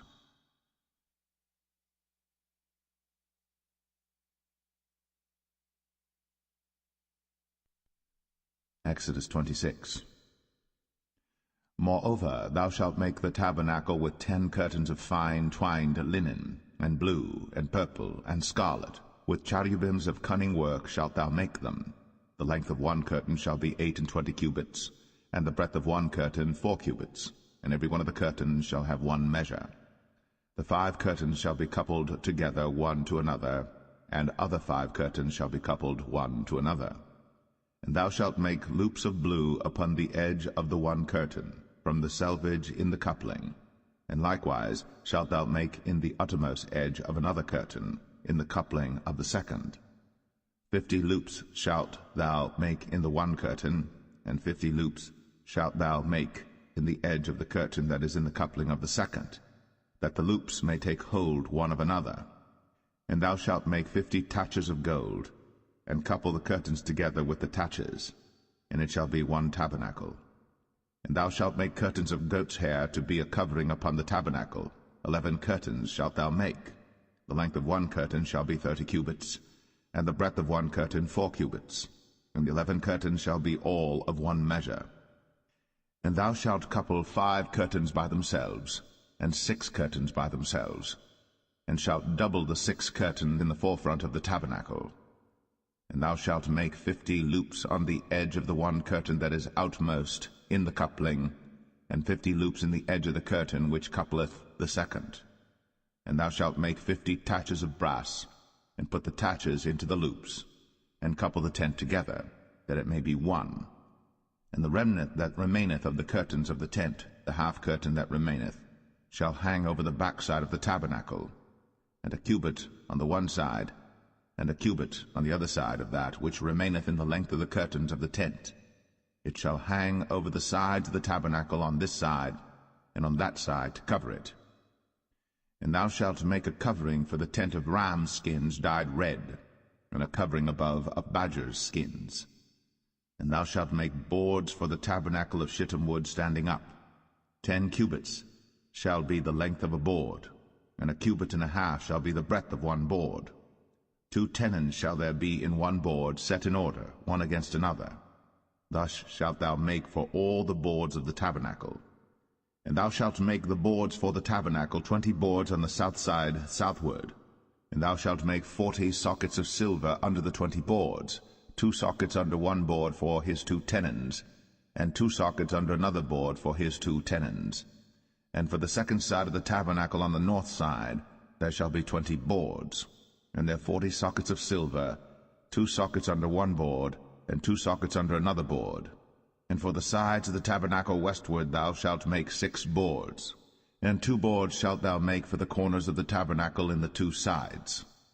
And they shall be coupled together beneath, and they shall be coupled together above the head of it unto one ring. Thus shall it be for them both. They shall be for the 2 corners. And they shall be 8 boards, and their sockets of silver 16 sockets, 2 sockets under one board, and 2 sockets under another board. And thou shalt make bars of shittim wood, 5 for the boards of the one side of the tabernacle, and 5 bars for the boards of the other side of the tabernacle, and 5 bars for the boards of the side of the tabernacle for the 2 sides westward. And the middle bar in the midst of the boards shall reach from end to end, and thou shalt overlay the boards with gold, and make their rings of gold, for places for the bars, and thou shalt overlay the bars with gold.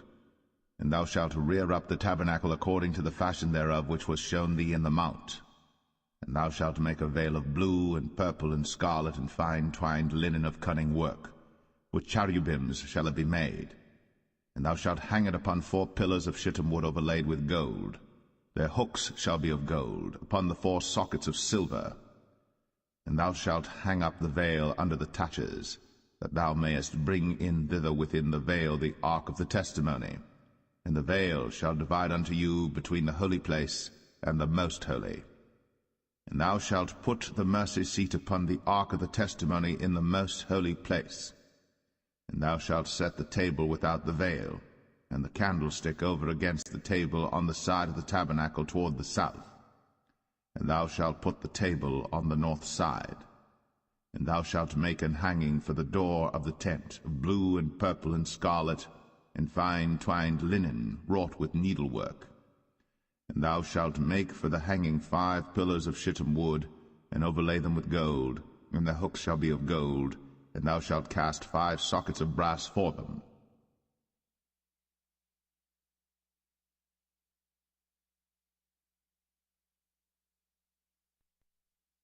Exodus 27. And thou shalt make an altar of shittim wood, 5 cubits long and 5 cubits broad. The altar shall be 4 square, and the height thereof shall be 3 cubits.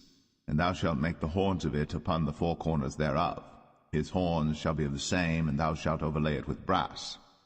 And thou shalt make his pans to receive his ashes, and his shovels, and his basins, and his flesh hooks, and his fire pans. All the vessels thereof thou shalt make of brass. And thou shalt make for it a grate of network of brass. And upon the net shalt thou make 4 brazen rings in the 4 corners thereof. And thou shalt put it under the compass of the altar beneath, that the net may be even to the midst of the altar. And thou shalt make staves for the altar, staves of shittim wood, and overlay them with brass. And the staves shall be put into the rings, and the staves shall be upon the 2 sides of the altar to bear it.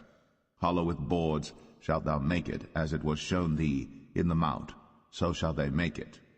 And thou shalt make the court of the tabernacle for the south side. Southward there shall be hangings for the court of fine twined linen, of 100 cubits long for one side. And the 20 pillars thereof, and their 20 sockets shall be of brass. The hooks of the pillars, and their fillets, shall be of silver. And likewise for the north side in length there shall be hangings of 100 cubits long, and his 20 pillars, and their 20 sockets of brass, the hooks of the pillars, and their fillets of silver. And for the breadth of the court on the west side shall be hangings of 50 cubits, their pillars 10, and their sockets 10. And the breadth of the court on the east side eastward shall be 50 cubits. The hangings of one side of the gate shall be 15 cubits, their pillars 3, and their sockets 3. And on the other side shall be hangings 15 cubits, their pillars 3, and their sockets 3. And for the gate of the court shall be an hanging of 20 cubits of blue and purple and scarlet and fine twined linen, wrought with needlework, and their pillars shall be 4, and their sockets 4. All the pillars round about the court shall be filleted with silver. Their hooks shall be of silver, and their sockets of brass. The length of the court shall be 100 cubits, and the breadth 50 everywhere, and the height 5 cubits of fine twined linen, and their sockets of brass. All the vessels of the tabernacle, and all the service thereof, and all the pins thereof, and all the pins of the court shall be of brass. And thou shalt command the children of Israel that they bring thee pure oil, olive beaten for the light, to cause the lamp to burn always. In the tabernacle of the congregation without the veil, which is before the testimony, Aaron and his sons shall order it from evening to morning before the Lord. It shall be a statute for ever unto their generations on the behalf of the children of Israel.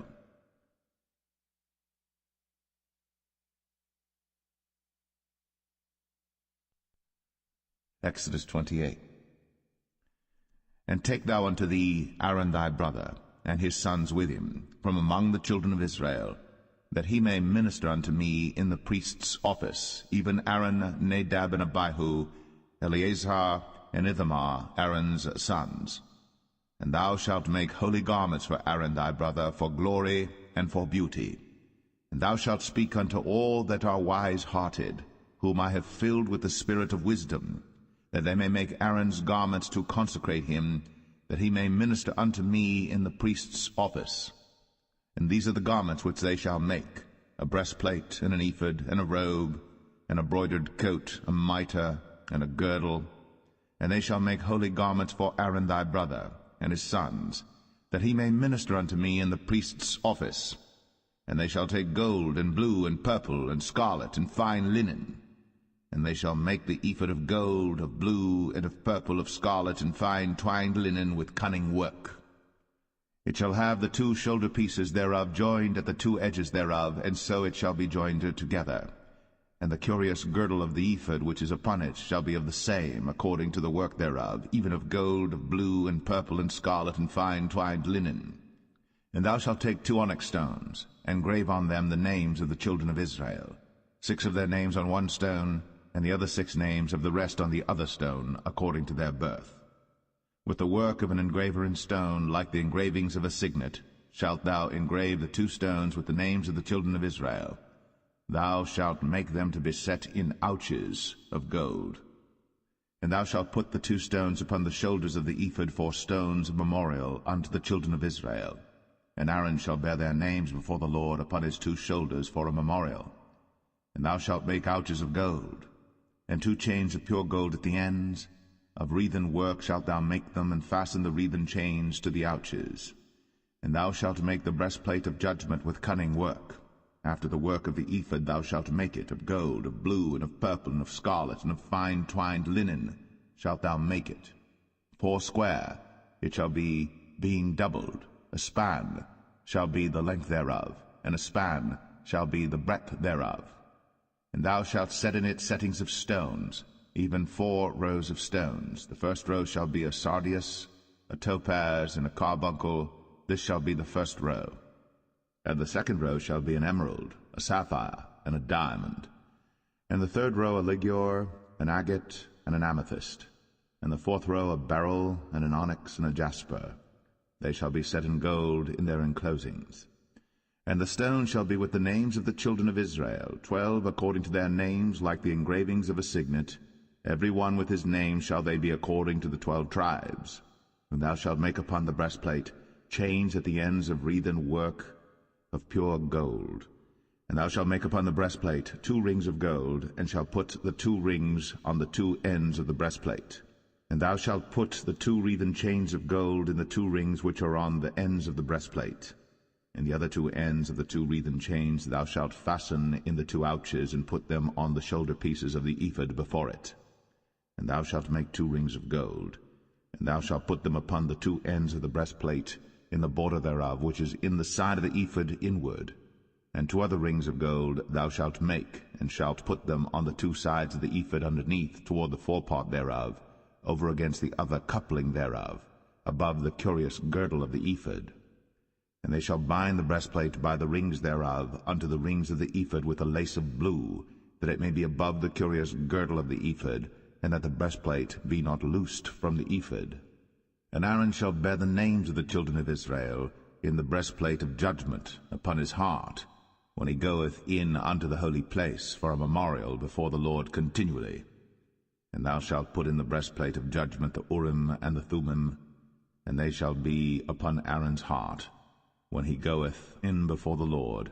And Aaron shall bear the judgment of the children of Israel upon his heart before the Lord continually. And thou shalt make the robe of the ephod all of blue.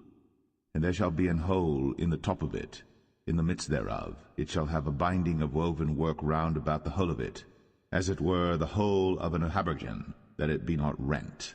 And beneath upon the hem of it thou shalt make pomegranates of blue, and of purple, and of scarlet round about the hem thereof, and bells of gold between them round about.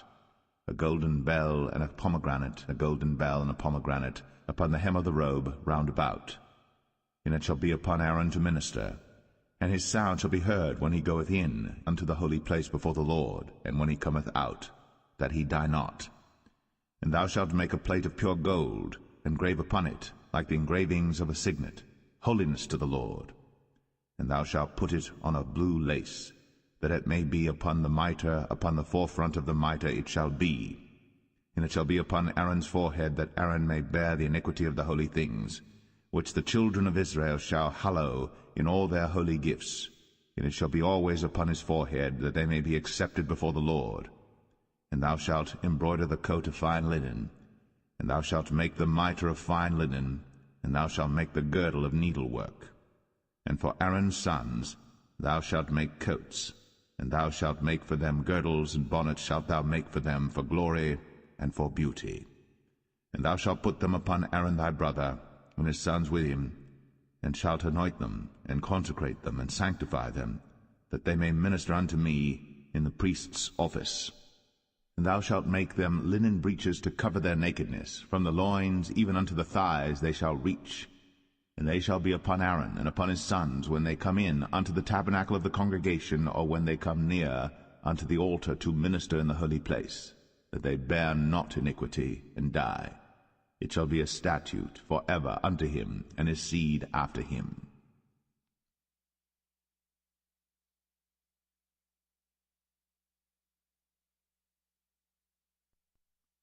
Exodus 29.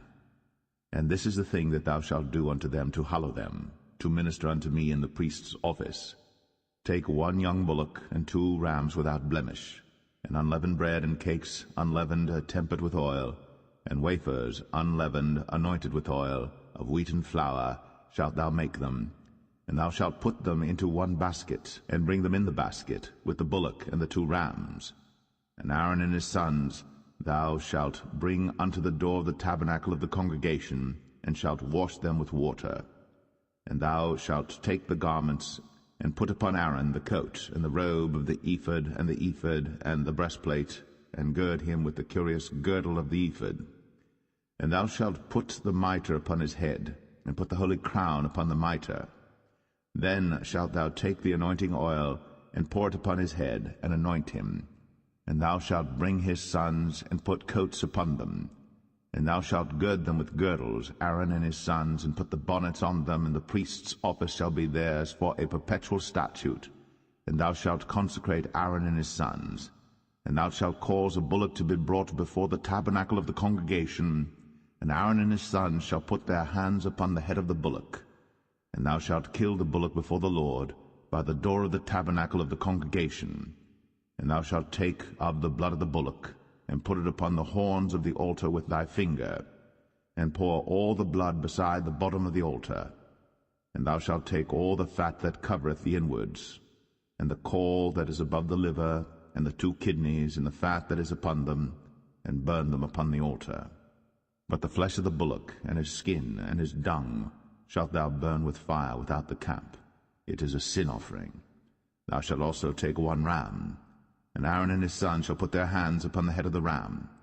And thou shalt slay the ram, and thou shalt take his blood, and sprinkle it round about upon the altar. And thou shalt cut the ram in pieces, and wash the inwards of him and his legs, and put them unto his pieces and unto his head. And thou shalt burn the whole ram upon the altar. It is a burnt offering unto the Lord. It is a sweet savour, an offering made by fire unto the Lord. And thou shalt take the other ram, and Aaron and his sons shall put their hands upon the head of the ram. Then shalt thou kill the ram, and take of his blood, and put it upon the tip of the right ear of Aaron, and upon the tip of the right ear of his sons, and upon the thumb of their right hand, and upon the great toe of their right foot, and sprinkle the blood upon the altar round about. And thou shalt take of the blood that is upon the altar, and of the anointing oil, and sprinkle it upon Aaron, and upon his garments, and upon his sons, and upon the garments of his sons with him. And he shall be hallowed, and his garments, and his sons' garments with him. Also thou shalt take of the ram the fat and the rump, and the fat that covereth the inwards, and the caul above the liver, and the 2 kidneys, and the fat that is upon them, and the right shoulder, for it is a ram of consecration, and 1 loaf of bread, and 1 cake of oiled bread, and 1 wafer out of the basket of the unleavened bread that is before the Lord. And thou shalt put all in the hands of Aaron, and in the hands of his sons, and shalt wave them for a wave offering before the Lord. And thou shalt receive them of their hands, and burn them upon the altar for a burnt offering, for a sweet savour before the Lord. It is an offering made by fire unto the Lord. And thou shalt take the breast of the ram of Aaron's consecration, and wave it for a wave offering before the Lord, and it shall be thy part. And thou shalt sanctify the breast of the wave offering, and the shoulder of the heave offering, which is waved, and which is heaved up, of the ram of the consecration, even of that which is for Aaron, and of that which is for his sons. And it shall be Aaron's and his sons by a statute for ever from the children of Israel. For it is an heave offering, and it shall be an heave offering from the children of Israel of the sacrifice of their peace offerings, even their heave offering unto the Lord. And the holy garments of Aaron shall be his sons after him, to be anointed therein, and to be consecrated in them. And that son that is priest in his stead shall put them on 7 days, when he cometh into the tabernacle of the congregation to minister in the holy place. And thou shalt take the ram of the consecration, and seethe his flesh in the holy place. And Aaron and his sons shall eat the flesh of the ram, and the bread that is in the basket by the door of the tabernacle of the congregation. And they shall eat those things wherewith the atonement was made, to consecrate and to sanctify them. But a stranger shall not eat thereof, because they are holy. And if aught of the flesh of the consecrations, or of the bread, remain unto the morning, then thou shalt burn the remainder with fire. It shall not be eaten, because it is holy. And thus shalt thou do unto Aaron and to his sons, according to all things which I have commanded thee. 7 days shalt thou consecrate them. And thou shalt offer every day a bullock for a sin offering, for atonement. And thou shalt cleanse the altar, when thou hast made an atonement for it. And thou shalt anoint it, to sanctify it. 7 days thou shalt make an atonement for the altar, and sanctify it. And it shall be an altar most holy. Whatsoever toucheth the altar shall be holy. Now this is that which thou shalt offer upon the altar: 2 lambs of the first year, day by day, continually. The 1 lamb thou shalt offer in the morning, and the other lamb thou shalt offer at even. And with the 1 lamb 1/10 deal of flour mingled with the 4th part of an hin of beaten oil, and the 4th part of an hin of wine for a drink offering. And the other lamb thou shalt offer at even, and shalt do thereto according to the meat offering of the morning, and according to the drink offering thereof, for a sweet savour, an offering made by fire unto the Lord. This shall be a continual burnt offering throughout your generations at the door of the tabernacle of the congregation before the Lord, where I will meet you, to speak there unto thee. And there I will meet with the children of Israel, and the tabernacle shall be sanctified by my glory. And I will sanctify the tabernacle of the congregation and the altar. I will sanctify also both Aaron and his sons to minister to me in the priest's office. And I will dwell among the children of Israel, and will be their God. And they shall know that I am the Lord their God, that brought them forth out of the land of Egypt, that I may dwell among them. I am the Lord their God.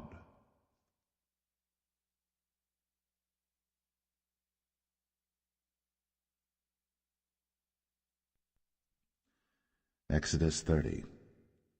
And thou shalt make an altar to burn incense upon. Of shittim wood shalt thou make it. A cubit shall be the length thereof, and a cubit the breadth thereof. 4 square shall it be. And 2 cubits shall be the height thereof. The horns thereof shall be of the same. And thou shalt overlay it with pure gold, the top thereof and the sides thereof round about, and the horns thereof. And thou shalt make unto it a crown of gold round about. And 2 golden rings shalt thou make to it under the crown of it. By the 2 corners thereof upon the 2 sides of it shalt thou make it. And they shall be for places for the staves to bear it withal. And thou shalt make the staves of shittim wood, and overlay them with gold. And thou shalt put it before the veil that is by the ark of the testimony, before the mercy seat that is over the testimony, where I will meet with thee. And Aaron shall burn thereon sweet incense every morning. When he dresseth the lamps, he shall burn incense upon it. And when Aaron lighteth the lamps at even, he shall burn incense upon it, a perpetual incense before the Lord throughout your generations. Ye shall offer no strange incense thereon, nor burnt sacrifice, nor meat offering, neither shall ye pour drink offering thereon. And Aaron shall make an atonement upon the horns of it once in a year with the blood of the sin offering of atonements. Once in the year shall he make atonement upon it throughout your generations. It is most holy unto the Lord. And the Lord spake unto Moses, saying, When thou takest the sum of the children of Israel after their number, then shall they give every man a ransom for his soul unto the Lord, when thou numberest them, that there be no plague among them, when thou numberest them. This they shall give every one that passeth among them that are numbered, half a shekel after the shekel of the sanctuary. A shekel is 20 gerahs, and half shekel shall be the offering of the Lord. Every one that passeth among them that are numbered, from 20 years old and above, shall give an offering unto the Lord. The rich shall not give more, and the poor shall not give less than half a shekel, when they give an offering unto the Lord, to make an atonement for your souls. And thou shalt take the atonement money of the children of Israel, and shalt appoint it for the service of the tabernacle of the congregation, that it may be a memorial unto the children of Israel before the Lord, to make an atonement for your souls. And the Lord spake unto Moses, saying, Thou shalt also make a laver of brass, and his foot also of brass, to wash withal. And thou shalt put it between the tabernacle of the congregation and the altar, and thou shalt put water therein. For Aaron and his sons shall wash their hands and their feet thereat. When they go into the tabernacle of the congregation, they shall wash with water, that they die not, or when they come near to the altar to minister, to burn offering made by fire unto the Lord. So they shall wash their hands and their feet, that they die not.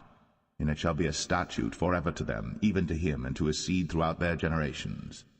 Moreover the Lord spake unto Moses, saying, Take thou also unto thee principal spices, of pure myrrh 500 shekels, and of sweet cinnamon half so much, even 250 shekels, and of sweet calamus 250 shekels, and of cassia 500 shekels after the shekel of the sanctuary, and of oil olive and hin. And thou shalt make it an oil of holy ointment, an ointment compound after the art of the apothecary. It shall be an holy anointing oil. And thou shalt anoint the tabernacle of the congregation therewith, and the ark of the testimony, and the table and all his vessels, and the candlestick and his vessels, and the altar of incense, and the altar of burnt offering with all his vessels, and the laver and his foot. And thou shalt sanctify them, that they may be most holy. Whatsoever touches them shall be holy. And thou shalt anoint Aaron and his sons, and consecrate them, that they may minister unto me in the priest's office. And thou shalt speak unto the children of Israel, saying, This shall be an holy anointing oil unto me throughout your generations. Upon man's flesh shall it not be poured, neither shall ye make any other like it, after the composition of it. It is holy, and it shall be holy unto you. Whosoever compoundeth any like it, or whosoever putteth any of it upon a stranger, shall even be cut off from his people. And the Lord said unto Moses, Take unto thee sweet spices, stacte, and onycha, and galbanum, these sweet spices with pure frankincense, of each shall there be a like weight. And thou shalt make it a perfume, a confection after the art of the apothecary, tempered together pure and holy. And thou shalt beat some of it very small, and put of it before the testimony in the tabernacle of the congregation, where I will meet with thee. It shall be unto you most holy. And as for the perfume which thou shalt make, ye shall not make to yourselves according to the composition thereof. It shall be unto thee holy for the Lord. Whosoever shall make like unto that, to smell thereto, shall even be cut off from his people.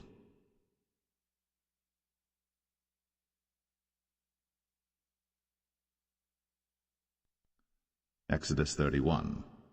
And the Lord spake unto Moses, saying, See, I have called by name Bezalel the son of Uri, the son of Hur, of the tribe of Judah, and I have filled him with the Spirit of God, in wisdom, and in understanding, and in knowledge, and in all manner of workmanship, to devise cunning works, to work in gold, and in silver, and in brass, and in cutting of stones, to set them, and in carving of timber, to work in all manner of workmanship. And I, behold, I have given with him Aholiab, the son of Ahisamach, of the tribe of Dan. And in the hearts of all that are wise-hearted I have put wisdom, that they may make all that I have commanded thee: the tabernacle of the congregation, and the ark of the testimony, and the mercy seat that is thereupon, and all the furniture of the tabernacle, and the table and his furniture, and the pure candlestick with all his furniture, and the altar of incense, and the altar of burnt offering with all his furniture, and the laver and his foot, and the cloths of service, and the holy garments for Aaron the priest, and the garments of his sons to minister in the priest's office, and the anointing oil, and sweet incense for the holy place, according to all that I have commanded thee shall they do.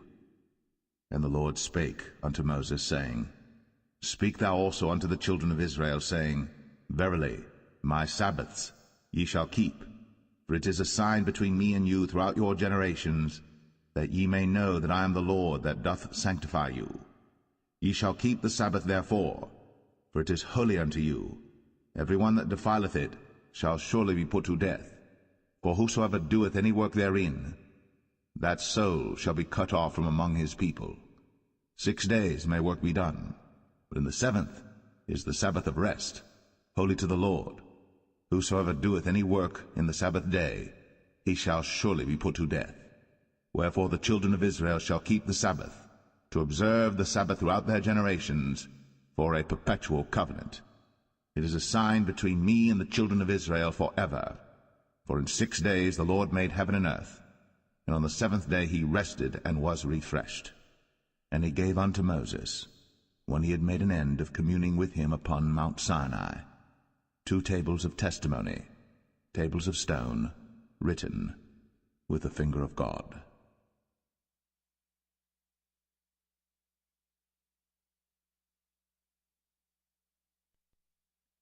Exodus 32. And when the people saw that Moses delayed to come down out of the mount, the people gathered themselves together unto Aaron, and said unto him, Up, make us gods, which shall go before us. For as for this Moses, the man that brought us up out of the land of Egypt, we wot not what is become of him. And Aaron said unto them, Break off the golden earrings which are in the ears of your wives, of your sons, and of your daughters, and bring them unto me. And all the people brake off the golden earrings which were in their ears, and brought them unto Aaron.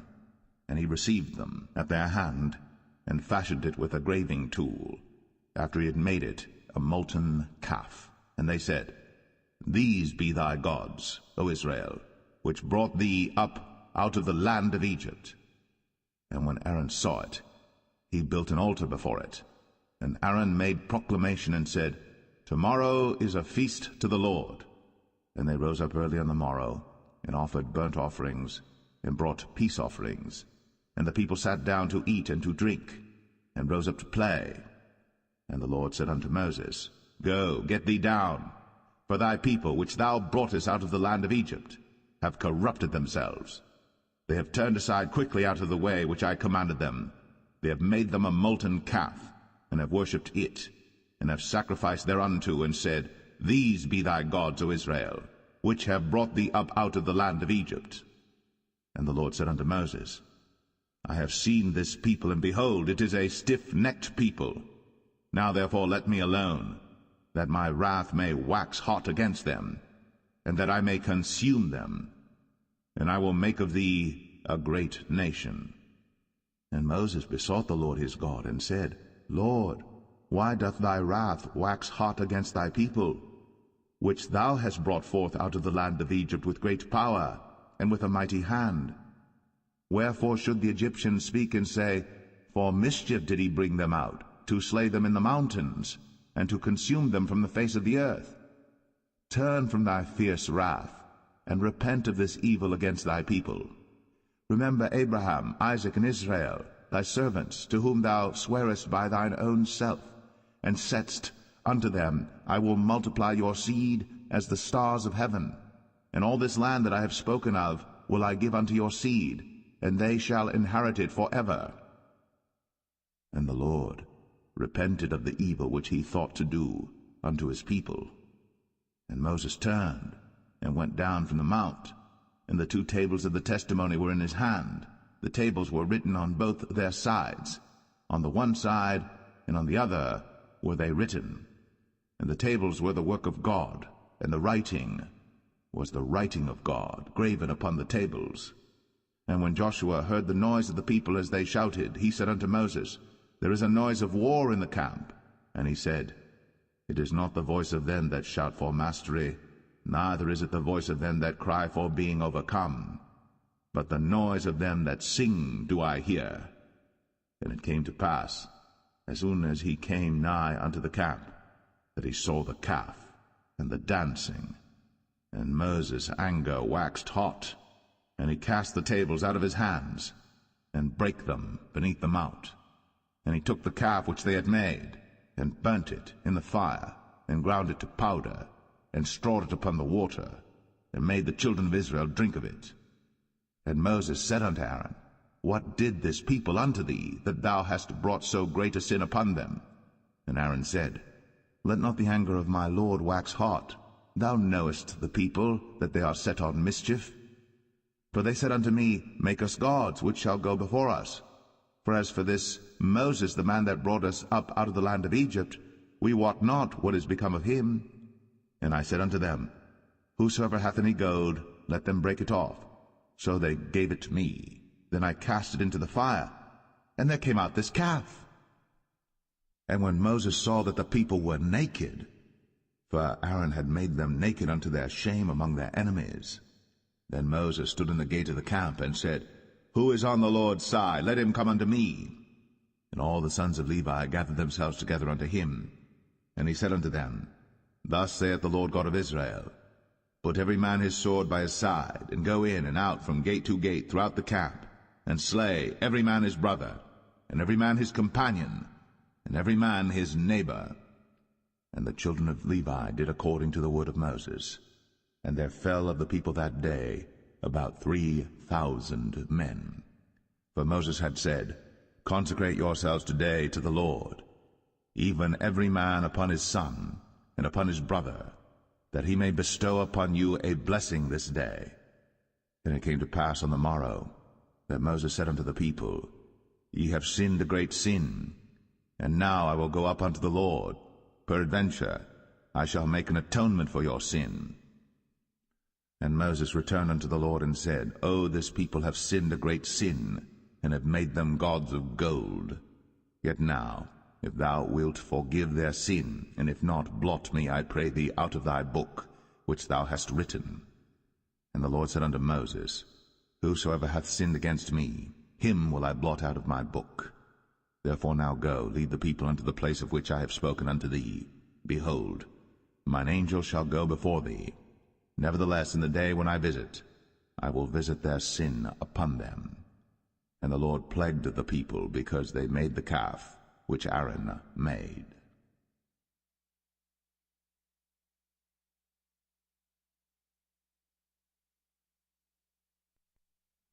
Exodus 33. And the Lord said unto Moses, Depart, and go up hence, thou and the people which thou hast brought up out of the land of Egypt, unto the land which I sware unto Abraham, to Isaac, and to Jacob, saying, Unto thy seed will I give it. And I will send an angel before thee, and I will drive out the Canaanite, the Amorite, and the Hittite, and the Perizzite, the Hivite, and the Jebusite, unto a land flowing with milk and honey. For I will not go up in the midst of thee, for thou art a stiff-necked people, lest I consume thee in the way. And when the people heard these evil tidings, they mourned, and no man did put on him his ornaments. For the Lord had said unto Moses, Say unto the children of Israel, Ye are a stiff-necked people. I will come up into the midst of thee in a moment, and consume thee. Therefore now put off thy ornaments from thee, that I may know what to do unto thee. And the children of Israel stripped themselves of their ornaments by the mount Horeb. And Moses took the tabernacle, and pitched it without the camp, afar off from the camp, and called it the tabernacle of the congregation. And it came to pass that every one which sought the Lord went out unto the tabernacle of the congregation, which was without the camp. And it came to pass, when Moses went out unto the tabernacle, that all the people rose up, and stood every man at his tent door, and looked after Moses, until he was gone into the tabernacle. And it came to pass, as Moses entered into the tabernacle, the cloudy pillar descended, and stood at the door of the tabernacle, and the Lord talked with Moses. And all the people saw the cloudy pillar stand at the tabernacle door. And all the people rose up and worshipped, every man in his tent door. And the Lord spake unto Moses face to face, as a man speaketh unto his friend. And he turned again into the camp. But his servant Joshua the son of Nun, a young man, departed not out of the tabernacle. And Moses said unto the Lord, See, thou sayest unto me, Bring up this people, and thou hast not let me know whom thou wilt send with me. Yet thou hast said, I know thee by name, and thou hast also found grace in my sight. Now therefore, I pray thee, if I have found grace in thy sight, show me now thy way, that I may know thee, that I may find grace in thy sight, and consider that this nation is thy people. And he said, My presence shall go with thee, and I will give thee rest. And he said unto him, If thy presence go not with me, carry us not up hence. For wherein shall it be known here that I and thy people have found grace in thy sight? Is it not in that thou goest with us? So shall we be separated, I and thy people, from all the people that are upon the face of the earth. And the Lord said unto Moses, I will do this thing also that thou hast spoken, for thou hast found grace in my sight, and I know thee by name. And he said, I beseech thee, show me thy glory.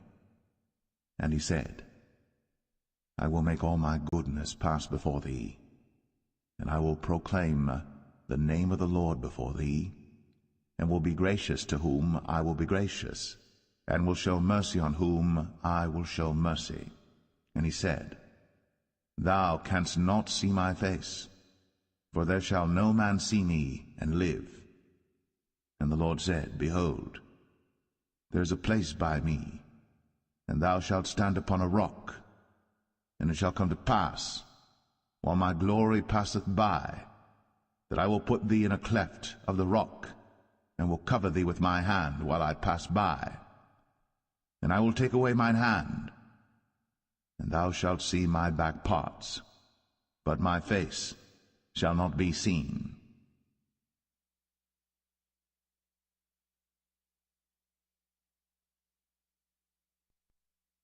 Exodus 34.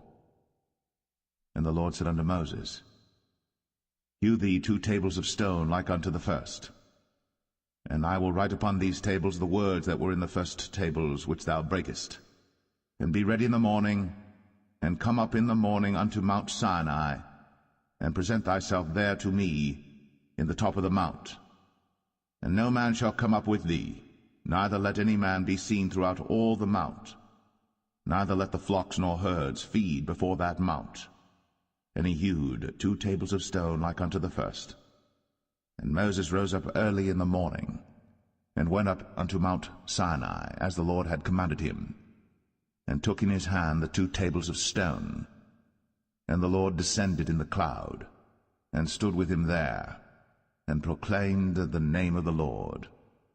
And the Lord passed by before him, and proclaimed, the Lord God, merciful and gracious, long-suffering, and abundant in goodness and truth, keeping mercy for thousands, forgiving iniquity, and transgression and sin, and that will by no means clear the guilty, visiting the iniquity of the fathers upon the children, and upon the children's children, unto the 3rd and to the 4th generation. And Moses made haste, and bowed his head toward the earth, and worshipped. And he said, If now I have found grace in thy sight, O Lord, let my Lord, I pray thee, go among us. For it is a stiff-necked people, and pardon our iniquity and our sin, and take us for thine inheritance. And he said, Behold, I make a covenant. Before all thy people I will do marvels, such as have not been done in all the earth, nor in any nation. And all the people among which thou art shall see the work of the Lord, for it is a terrible thing that I will do with thee. Observe thou that which I command thee this day. Behold, I drive out before thee the Amorite, and the Canaanite, and the Hittite, and the Perizzite, and the Hivite, and the Jebusite. Take heed to thyself, lest thou make a covenant with the inhabitants of the land whither thou goest, lest it be for a snare in the midst of thee. But ye shall destroy their altars, break their images, and cut down their groves.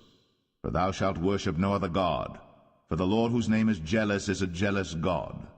Lest thou make a covenant with the inhabitants of the land, and they go a-whoring after their gods, and do sacrifice unto their gods, and one call thee, and thou eat of his sacrifice, and thou take of their daughters unto thy sons, and their daughters go a-whoring after their gods, and make thy sons go a-whoring after their gods.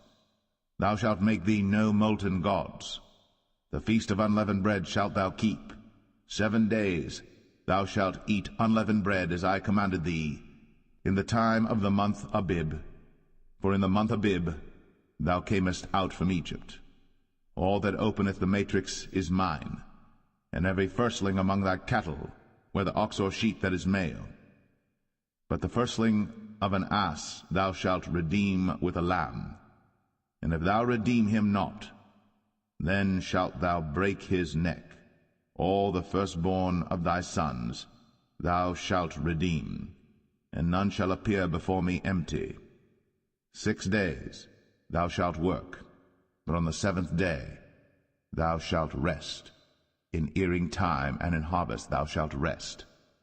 And thou shalt observe the feast of weeks, of the firstfruits of wheat harvest, and the feast of ingathering at the year's end. Thrice in the year shall all your men children appear before the Lord God, the God of Israel. For I will cast out the nations before thee, and enlarge thy borders.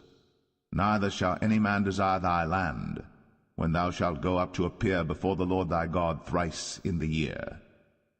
Thou shalt not offer the blood of my sacrifice with leaven, neither shall the sacrifice of the feast of the Passover be left unto the morning.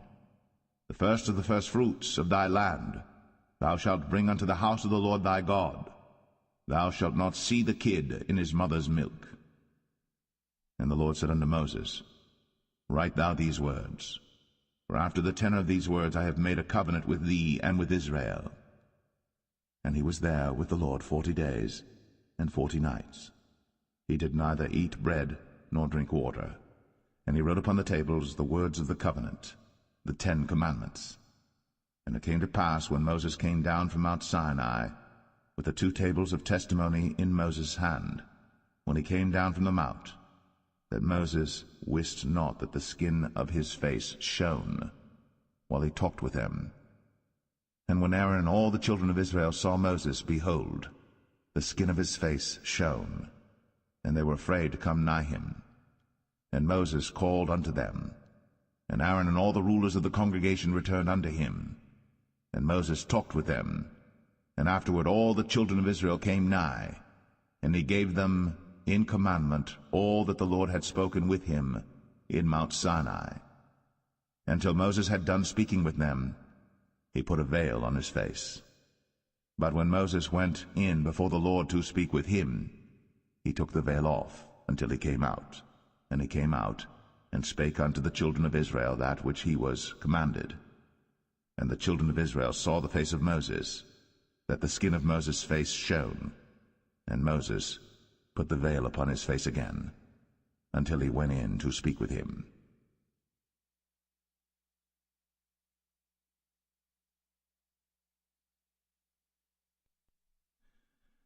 Exodus 35.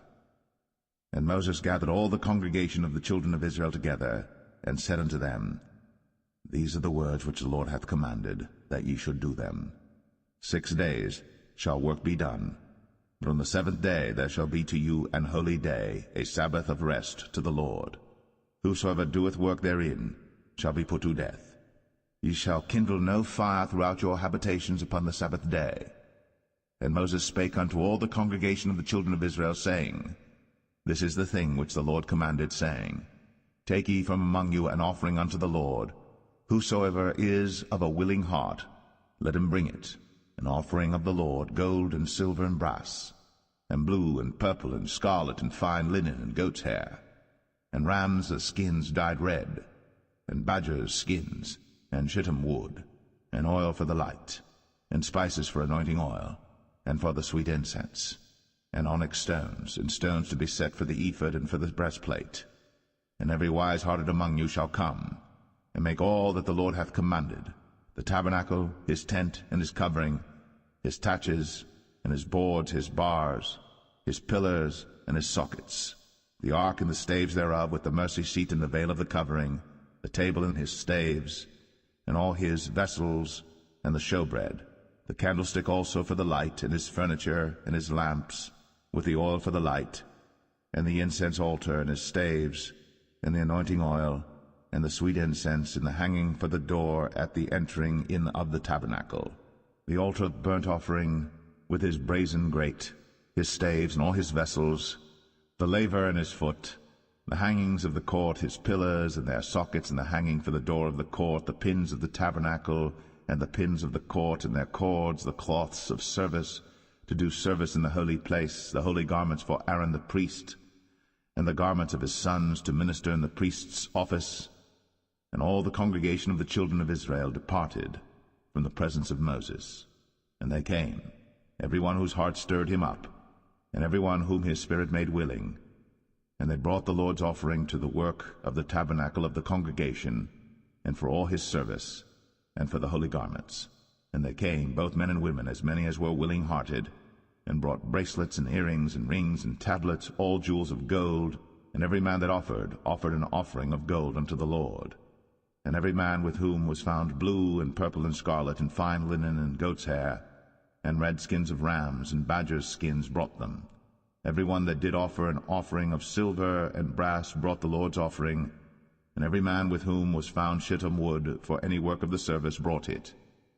And all the women that were wise-hearted did spin with their hands, and brought that which they had spun, both of blue and of purple and of scarlet and of fine linen.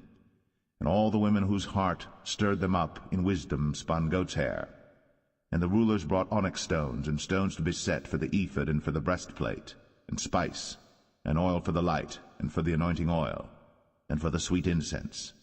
The children of Israel brought a willing offering unto the Lord, every man and woman whose heart made them willing to bring for all manner of work, which the Lord had commanded to be made by the hand of Moses. And Moses said unto the children of Israel, See, the Lord hath called by name Bezalel the son of Uri, the son of Hur, of the tribe of Judah. And he hath filled him with the Spirit of God in wisdom, in understanding, and in knowledge, and in all manner of workmanship, and to devise curious works, to work in gold, and in silver, and in brass, and in the cutting of stones, to set them, and in carving of wood, to make any manner of cunning work. And he hath put in his heart that he may teach, both he and Aholiab, the son of Ahisamach, of the tribe of Dan. Them hath he filled with wisdom of heart, to work all manner of work, of the engraver, and of the cunning workman, and of the embroiderer, in blue, and in purple, and scarlet, and in fine linen, and of the weaver, even of them that do any work, and of those that devise cunning work.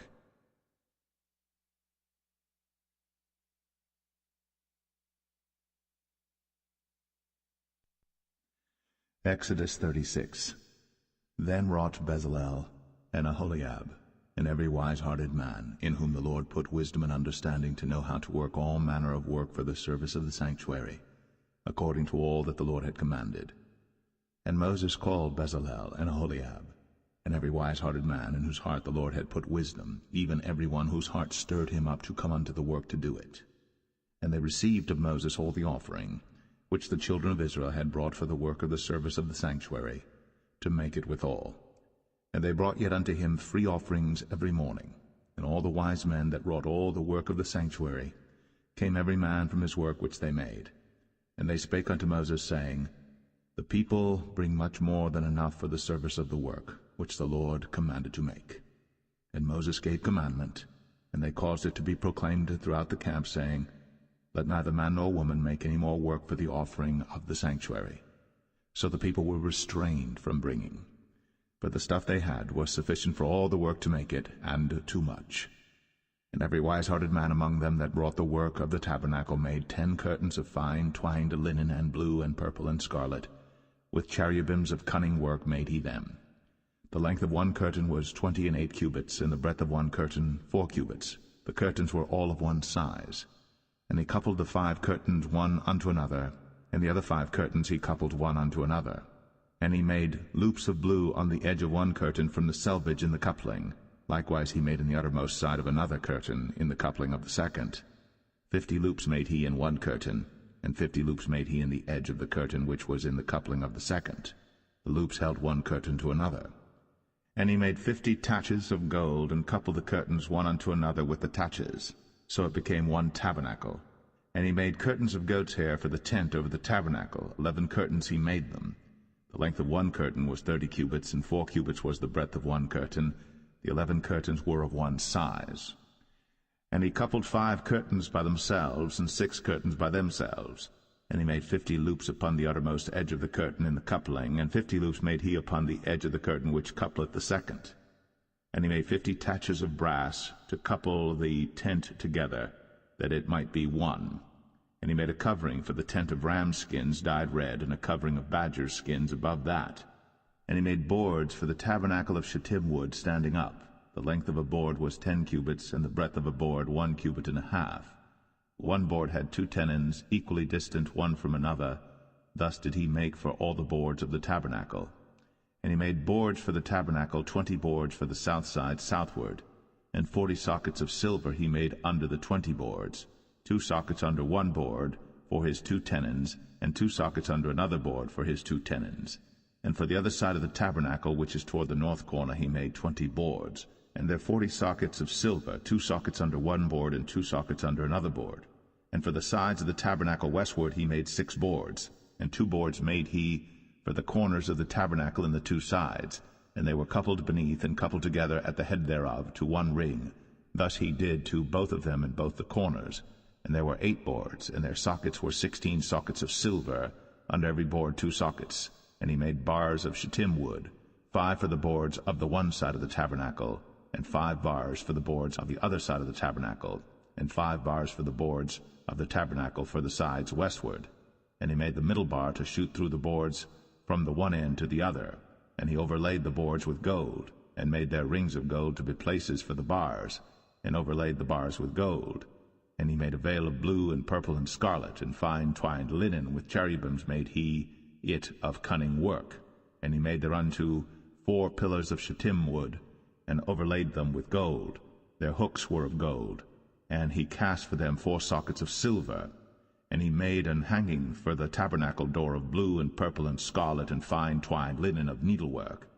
And the 5 pillars of it with their hooks, and he overlaid their chapiters and their fillets with gold. But their 5 sockets were of brass.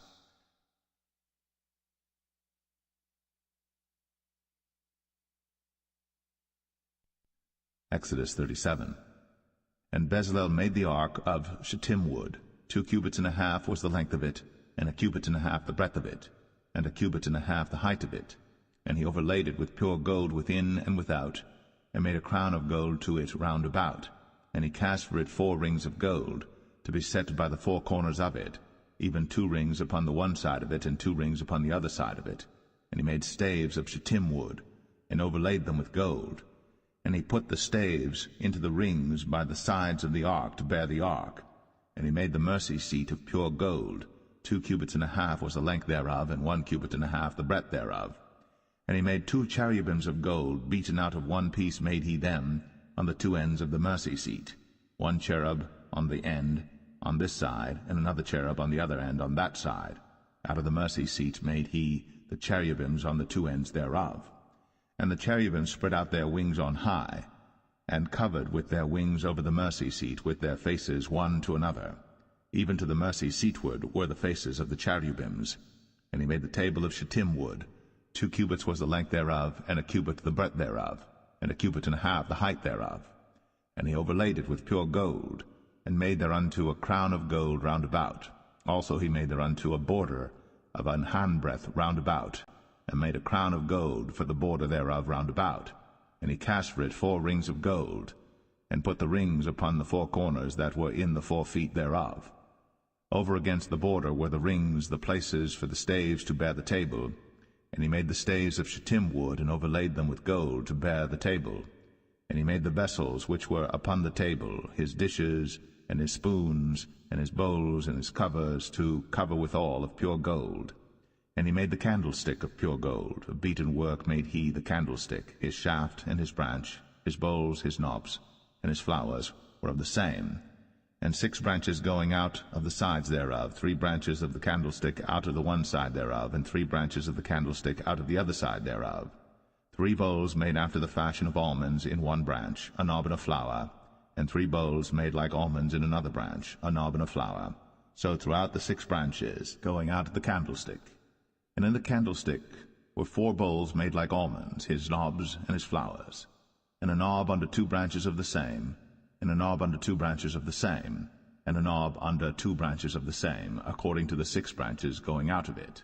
Their knobs and their branches were of the same. All of it was one beaten work of pure gold. And he made his 7 lamps, and his snuffers, and his snuff dishes of pure gold. Of a talent of pure gold made he it, and all the vessels thereof. And he made the incense altar of shittim wood. The length of it was a cubit, the breadth of it a cubit. It was 4 square, and 2 cubits was the height of it. The horns thereof were of the same. And he overlaid it with pure gold, both the top of it and the sides thereof round about. And the horns of it also he made unto it a crown of gold round about. And he made 2 rings of gold for it under the crown thereof, by the 2 corners of it upon the 2 sides thereof, to be places for the staves to bear it withal. And he made the staves of shittim wood, and overlaid them with gold. And he made the holy anointing oil, and the pure incense of sweet spices, according to the work of the apothecary.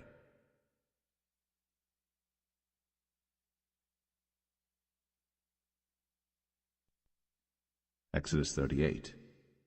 And he made the altar of burnt offering of shittim wood. 5 cubits was the length thereof, and 5 cubits the breadth thereof. It was 4 square, and 3 cubits the height thereof. And he made the horns thereof on the 4 corners of it. The horns thereof were of the same. And he overlaid it with brass. And he made all the vessels of the altar, the pots and the shovels and the basins and the flesh hooks, and the fire pans, all the vessels thereof made he of brass. And he made for the altar a brazen grate of network under the compass thereof, beneath unto the midst of it. And he cast 4 rings for the 4 ends of the grate of brass, to be places for the staves. And he made the staves of shittim wood, and overlaid them with brass. And he put the staves into the rings on the sides of the altar, to bear it withal. He made the altar hollow with boards. And he made the laver of brass, and the foot of it of brass, of the looking glasses of the women assembling, which assembled at the door of the tabernacle of the congregation. And he made the court. On the south side southward the hangings of the court were of fine twined linen, 100 cubits. Their pillars were 20, and their brazen sockets 20. The hooks of the pillars and their fillets were of silver. And for the north side the hangings were 100 cubits, their pillars were 20, and their sockets of brass 20. The hooks of the pillars and their fillets of silver. And for the west side were hangings of 50 cubits, their pillars 10, and their sockets 10. The hooks of the pillars and their fillets of silver. And for the east side eastward 50 cubits. The hangings of the one side of the gate were 15 cubits, their pillars 3, and their sockets 3. And for the other side of the court gate, on this hand and that hand, were hangings of 15 cubits, their pillars 3, and their sockets 3. All the hangings of the court round about were of fine twined linen. And the sockets for the pillars were of brass, the hooks of the pillars and their fillets of silver, and the overlaying of their chapiters of silver. And all the pillars of the court were filleted with silver. And the hanging for the gate of the court was needlework, of blue and purple and scarlet and fine twined linen. And 20 cubits was the length, and the height and the breadth was 5 cubits, answerable to the hangings of the court. And their pillars were 4, and their sockets of brass 4, their hooks of silver, and the overlaying of their chapiters and their fillets of silver. And all the pins of the tabernacle and of the court round about were of brass. This is the sum of the tabernacle, even of the tabernacle of testimony, as it was counted, according to the commandment of Moses, for the service of the Levites, by the hand of Ithamar, son to Aaron the priest. And Bezalel, the son of Uri, the son of Hur, of the tribe of Judah, made all that the Lord commanded Moses.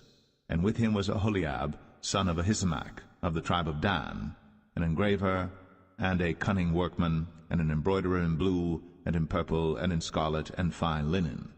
All the gold that was occupied for the work, and all the work of the holy place, even the gold of the offering, was 29 talents, and 730 shekels after the shekel of the sanctuary.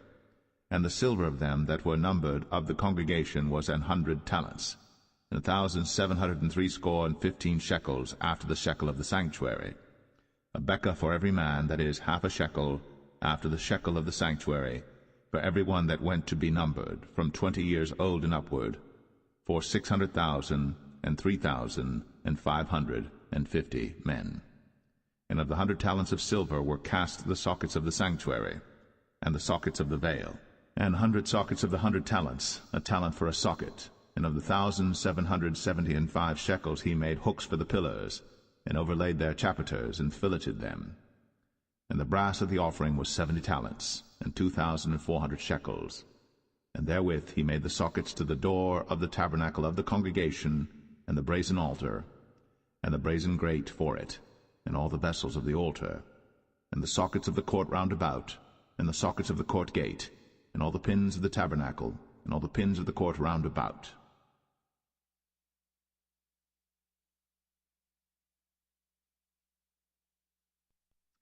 Exodus 39. And of the blue, and purple, and scarlet they made cloths of service, to do service in the holy place, and made the holy garments for Aaron, as the Lord commanded Moses. And he made the ephod of gold, blue, and purple, and scarlet, and fine-twined linen. And they did beat the gold into thin plates, and cut it into wires, to work it in the blue, and in the purple, and in the scarlet, and in the fine linen, with cunning work. They made shoulder pieces for it, to couple it together. By the two edges was it coupled together. And the curious girdle of his ephod that was upon it was of the same, according to the work thereof, of gold, blue, and purple, and scarlet, and fine twined linen, as the Lord commanded Moses. And they wrought onyx stones enclosed in ouches of gold, graven as signets are graven, with the names of the children of Israel. And he put them on the shoulders of the ephod, that they should be stones for a memorial to the children of Israel, as the Lord commanded Moses. And he made the breastplate of cunning work, like the work of the ephod, of gold, blue, and purple, and scarlet, and fine twined linen. It was foursquare. They made the breastplate double. A span was the length thereof, and a span the breadth thereof, being doubled. And they set in it 4 rows of stones. The first row was a sardius, a topaz, and a carbuncle. This was the first row. And the second row an emerald, a sapphire, and a diamond. And the third row a ligure, an agate, and an amethyst. And the fourth row a beryl, an onyx, and a jasper. They were enclosed in ouches of gold in their enclosings. And the stones were according to the names of the children of Israel, 12 according to their names, like the engravings of a signet, every one with his name, according to the 12 tribes. And they made upon the breastplate chains at the ends of wreathen work of pure gold. And they made 2 ouches of gold, and 2 gold rings, and put the 2 rings in the 2 ends of the breastplate. And they put the 2 wreathen chains of gold in the 2 rings on the ends of the breastplate. And the 2 ends of the 2 wreathen chains they fastened in the 2 ouches, and put them on the shoulder pieces of the ephod before it. And they made 2 rings of gold, and put them on the 2 ends of the breastplate, upon the border of it, which was on the side of the ephod inward. And they made 2 other golden rings, and put them on the 2 sides of the ephod underneath, toward the forepart of it, over against the other coupling thereof, above the curious girdle of the ephod. And they did bind the breastplate by his rings unto the rings of the ephod with a lace of blue, that it might be above the curious girdle of the ephod, and that the breastplate might not be loosed from the ephod, as the Lord commanded Moses. And he made the robe of the ephod of woven work, all of blue. And there was an hole in the midst of the robe, as the hole of an habergeon, with a band round about the hole, that it should not rend. And they made upon the hems of the robe pomegranates of blue, and purple, and scarlet, and twined linen. And they made bells of pure gold, and put the bells between the pomegranates upon the hem of the robe, round about between the pomegranates. A bell and a pomegranate, a bell and a pomegranate, round about the hem of the robe to minister in, as the Lord commanded Moses. And they made coats of fine linen of woven work for Aaron and for his sons, and a mitre of fine linen, and goodly bonnets of fine linen, and linen breeches of fine twined linen, and a girdle of fine twined linen, and blue and purple and scarlet of needlework, as the Lord commanded Moses. And they made the plate of the holy crown of pure gold, and wrote upon it a writing like to the engravings of a signet, Holiness to the Lord. And they tied unto it a lace of blue, to fasten it on high upon the mitre, as the Lord commanded Moses. Thus was all the work of the tabernacle of the tent of the congregation finished. And the children of Israel did according to all that the Lord commanded Moses, so did they.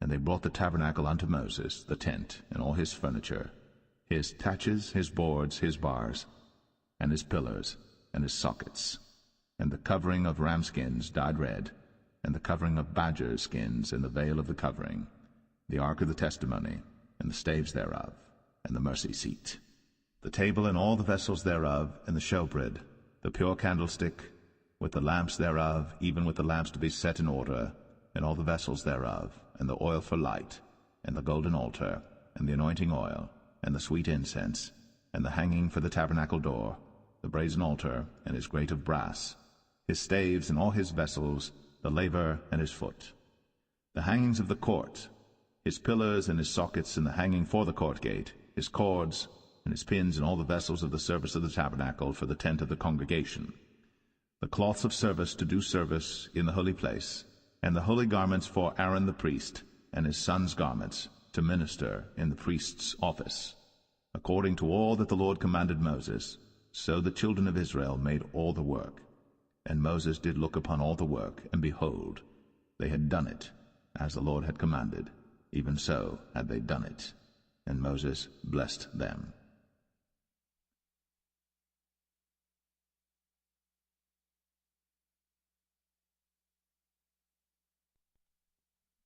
Exodus 40. And the Lord spake unto Moses, saying, On the first day of the first month shalt thou set up the tabernacle of the tent of the congregation, and thou shalt put therein the ark of the testimony, and cover the ark with a veil. And thou shalt bring in the table, and set in order the things that are to be set in order upon it. And thou shalt bring in the candlestick, and light the lamps thereof. And thou shalt set the altar of gold for the incense before the ark of the testimony, and put the hanging of the door to the tabernacle. And thou shalt set the altar of the burnt offering before the door of the tabernacle of the tent of the congregation. And thou shalt set the laver between the tent of the congregation and the altar, and shalt put water therein. And thou shalt set up the court round about, and hang up the hanging at the court gate. And thou shalt take the anointing oil, and anoint the tabernacle, and all that is therein, and shalt hallow it, and all the vessels thereof, and it shall be holy. And thou shalt anoint the altar of the burnt offering, and all his vessels, and sanctify the altar, and it shall be an altar most holy. And thou shalt anoint the laver and his foot, and sanctify it. And thou shalt bring Aaron and his sons unto the door of the tabernacle of the congregation, and wash them with water. And thou shalt put upon Aaron the holy garments, and anoint him, and sanctify him, that he may minister unto me in the priest's office. And thou shalt bring his sons, and clothe them with coats. And thou shalt anoint them, as thou didst anoint their father, that they may minister unto me in the priest's office. For their anointing shall surely be an everlasting priesthood throughout their generations. Thus did Moses. According to all that the Lord commanded him, so did he. And it came to pass in the first month, in the second year, on the first day of the month, that the tabernacle was reared up. And Moses reared up the tabernacle, and fastened his sockets, and set up the boards thereof, and put in the bars thereof, and reared up his pillars. And he spread abroad the tent over the tabernacle, and put the covering of the tent above upon it, as the Lord commanded Moses. And he took and put the testimony into the ark, and set the staves on the ark, and put the mercy seat above upon the ark. And he brought the ark into the tabernacle, and set up the veil of the covering, and covered the ark of the testimony, as the Lord commanded Moses. And he put the table in the tent of the congregation upon the side of the tabernacle northward without the veil. And he set the bread in order upon it before the Lord, as the Lord had commanded Moses. And he put the candlestick in the tent of the congregation over against the table on the side of the tabernacle southward. And he lighted the lamps before the Lord, as the Lord commanded Moses. And he put the golden altar in the tent of the congregation before the veil. And he burnt sweet incense thereon, as the Lord commanded Moses. And he set up the hanging at the door of the tabernacle, And he put the altar of burnt offering by the door of the tabernacle of the tent of the congregation, and offered upon it the burnt offering and the meat offering, as the Lord commanded Moses. And he set the laver between the tent of the congregation and the altar, and put water there to wash withal. And Moses and Aaron and his sons washed their hands and their feet thereat, when they went into the tent of the congregation, and when they came near unto the altar, they washed, as the Lord commanded Moses. And he reared up the court round about the tabernacle and the altar, and set up the hanging of the court gate. So Moses finished the work. Then a cloud covered the tent of the congregation, and the glory of the Lord filled the tabernacle. And Moses was not able to enter into the tent of the congregation, because the cloud abode thereon, and the glory of the Lord filled the tabernacle. And when the cloud was taken up from over the tabernacle, the children of Israel went onward in all their journeys. But if the cloud were not taken up, then they journeyed not till the day that it was taken up. For the cloud of the Lord was upon the tabernacle by day, and fire was on it by night, in the sight of all the house of Israel, throughout all their journeys.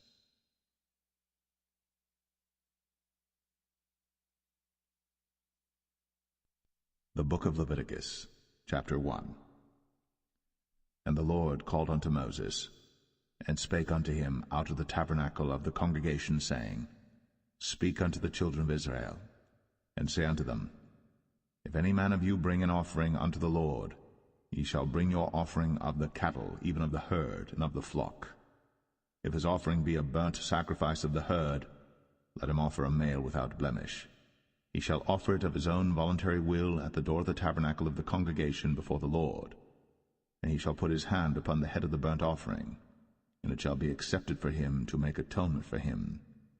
And he shall kill the bullock before the Lord, and the priests, Aaron's sons, shall bring the blood, and sprinkle the blood round about upon the altar that is by the door of the tabernacle of the congregation.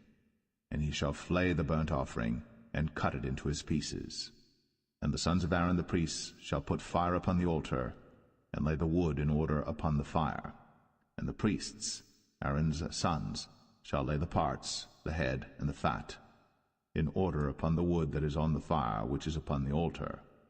But his inwards and his legs shall he wash in water, and the priests shall burn all on the altar to be a burnt sacrifice, an offering made by fire, of a sweet savour unto the Lord. And if his offering be of the flocks, namely of the sheep or of the goats, for a burnt sacrifice, he shall bring it a male without blemish, and he shall kill it on the side of the altar northward before the Lord. And the priests, Aaron's sons, shall sprinkle his blood round about upon the altar. And he shall cut it into his pieces, with his head and his fat. And the priest shall lay them in order on the wood that is on the fire which is upon the altar. But he shall wash the inwards and the legs with water. And the priest shall bring it all, and burn it upon the altar. It is a burnt sacrifice, an offering made by fire, of a sweet savour unto the Lord. And if the burnt sacrifice for his offering to the Lord be of fowls, then he shall bring his offering of turtle doves or of young pigeons. And the priest shall bring it unto the altar, and wring off his head, and burn it on the altar. And the blood thereof shall be wrung out at the side of the altar. And he shall pluck away his crop with his feathers, and cast it beside the altar on the east part, by the place of the ashes. And he shall cleave it with the wings thereof, but shall not divide it asunder. And the priest shall burn it upon the altar, upon the wood that is upon the fire. It is a burnt sacrifice, an offering made by fire, of a sweet savour unto the Lord.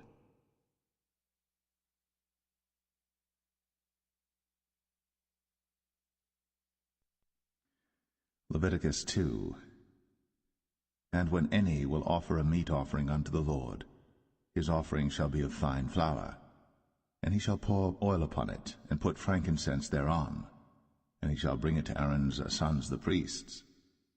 And he shall take thereout his handful of the flour thereof, and of the oil thereof, with all the frankincense thereof.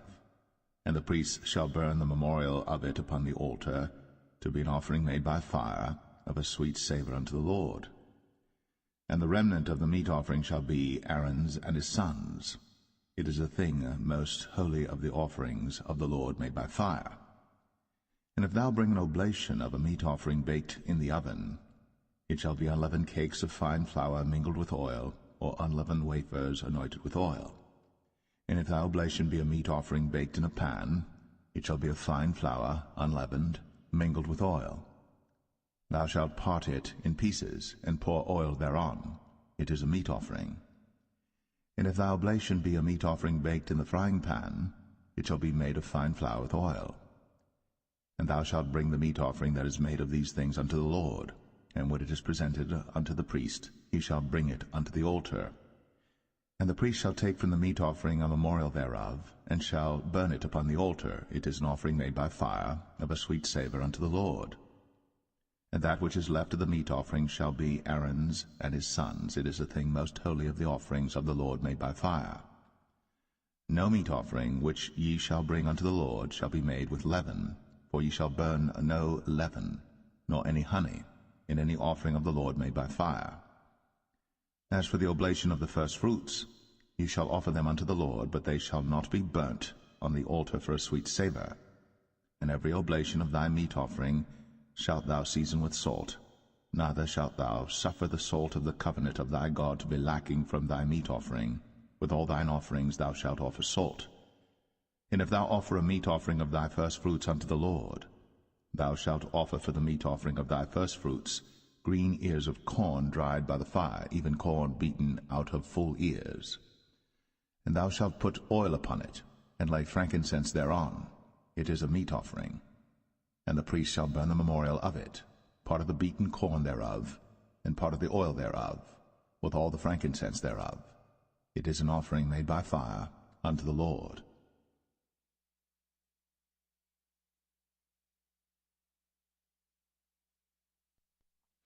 Leviticus 3. And if his oblation be a sacrifice of peace offering, if he offer it of the herd, whether it be a male or female, he shall offer it without blemish before the Lord. And he shall lay his hand upon the head of his offering, and kill it at the door of the tabernacle of the congregation. And Aaron's sons the priests shall sprinkle the blood upon the altar round about. And he shall offer of the sacrifice of the peace offering an offering made by fire unto the Lord, the fat that covereth the inwards, and all the fat that is upon the inwards, and the 2 kidneys, and the fat that is on them, which is by the flanks, and the caul above the liver, with the kidneys, it shall he take away. And Aaron's sons shall burn it on the altar upon the burnt sacrifice which is upon the wood that is on the fire. It is an offering made by fire, of a sweet savour unto the Lord. And if his offering for a sacrifice of peace offering unto the Lord be of the flock, male or female, he shall offer it without blemish. If he offer a lamb for his offering, then shall he offer it before the Lord. And he shall lay his hand upon the head of his offering, and kill it before the tabernacle of the congregation. And Aaron's sons shall sprinkle the blood thereof round about upon the altar. And he shall offer of the sacrifice of the peace offering an offering made by fire unto the Lord, the fat thereof, and the whole rump, it shall he take off hard by the backbone, and the fat that covereth the inwards, and all the fat that is upon the inwards, and the 2 kidneys, and the fat that is upon them, which is by the flanks, and the caul above the liver, with the kidneys, it shall he take away. And the priest shall burn it upon the altar. It is the food of the offering made by fire unto the Lord. And if his offering be a goat, then he shall offer it before the Lord. And he shall lay his hand upon the head of it, and kill it before the tabernacle of the congregation. And the sons of Aaron shall sprinkle the blood thereof upon the altar round about. And he shall offer thereof his offering, even an offering made by fire unto the Lord, the fat that covereth the inwards, and all the fat that is upon the inwards, and the 2 kidneys, and the fat that is upon them, which is by the flanks, and the caul above the liver, with the kidneys, it shall he take away. And the priest shall burn them upon the altar. It is the food of the offering made by fire for a sweet savour. All the fat is the Lord's. It shall be a perpetual statute for your generations throughout all your dwellings, that ye eat neither fat nor blood.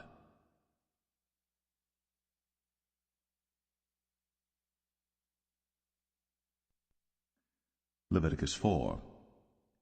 And the Lord spake unto Moses, saying, Speak unto the children of Israel, saying, If a soul shall sin through ignorance against any of the commandments of the Lord, concerning things which ought not to be done, and shall do against any of them, if the priest that is anointed do sin according to the sin of the people, then let him bring for his sin which he hath sinned a young bullock without blemish unto the Lord for a sin offering.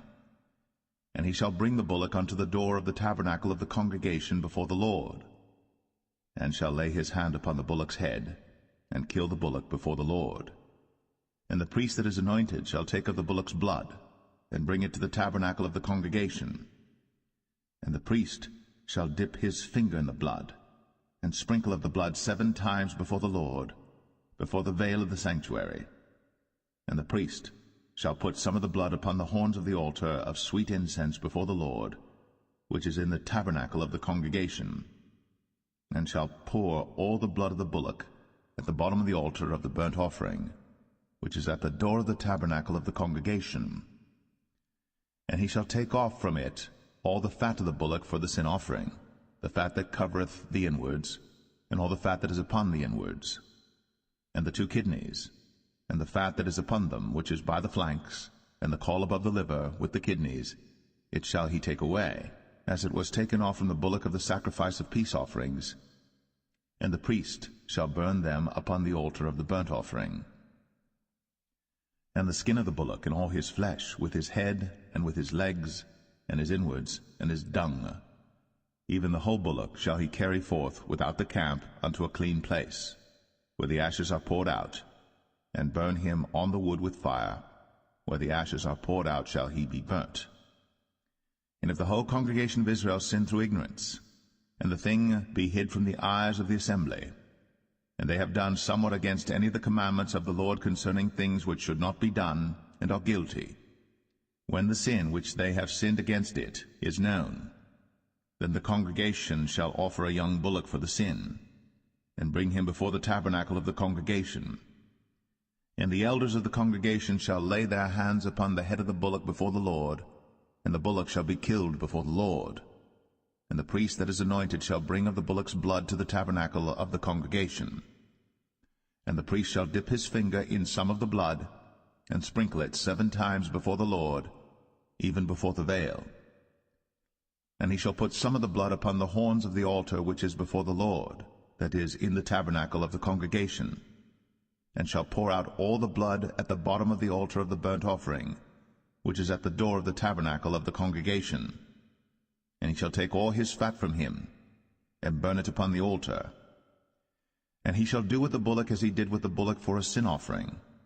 So shall he do with this, and the priest shall make an atonement for them, and it shall be forgiven them. And he shall carry forth the bullock without the camp, and burn him as he burned the first bullock. It is a sin offering for the congregation. When a ruler hath sinned, and done somewhat through ignorance against any of the commandments of the Lord his God, concerning things which should not be done, and is guilty, or if his sin, wherein he hath sinned, come to his knowledge, he shall bring his offering, a kid of the goats, a male without blemish. And he shall lay his hand upon the head of the goat, and kill it in the place where they killed the burnt offering before the Lord. It is a sin offering. And the priest shall take of the blood of the sin offering with his finger, and put it upon the horns of the altar of burnt offering, and shall pour out his blood at the bottom of the altar of burnt offering. And he shall burn all his fat upon the altar, as the fat of the sacrifice of peace offerings. And the priest shall make an atonement for him as concerning his sin, and it shall be forgiven him. And if any one of the common people sin through ignorance, while he doeth somewhat against any of the commandments of the Lord concerning things which ought not to be done, and be guilty, or if his sin, which he hath sinned, come to his knowledge, then he shall bring his offering, a kid of the goats, a female without blemish, for his sin, which he hath sinned. And he shall lay his hand upon the head of the sin offering, and slay the sin offering in the place of the burnt offering. And the priest shall take of the blood thereof with his finger, and put it upon the horns of the altar of burnt offering, and shall pour out all the blood thereof at the bottom of the altar. And he shall take away all the fat thereof, as the fat is taken away from off the sacrifice of peace offerings. And the priest shall burn it upon the altar for a sweet savour unto the Lord. And the priest shall make an atonement for him, and it shall be forgiven him.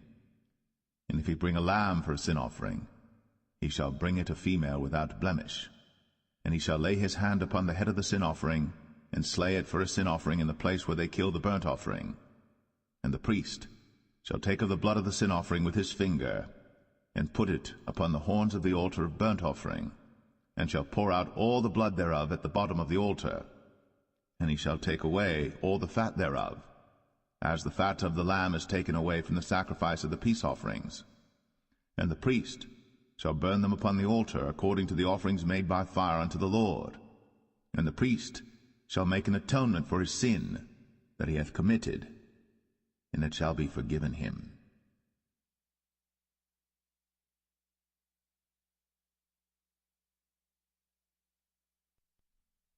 Leviticus 5.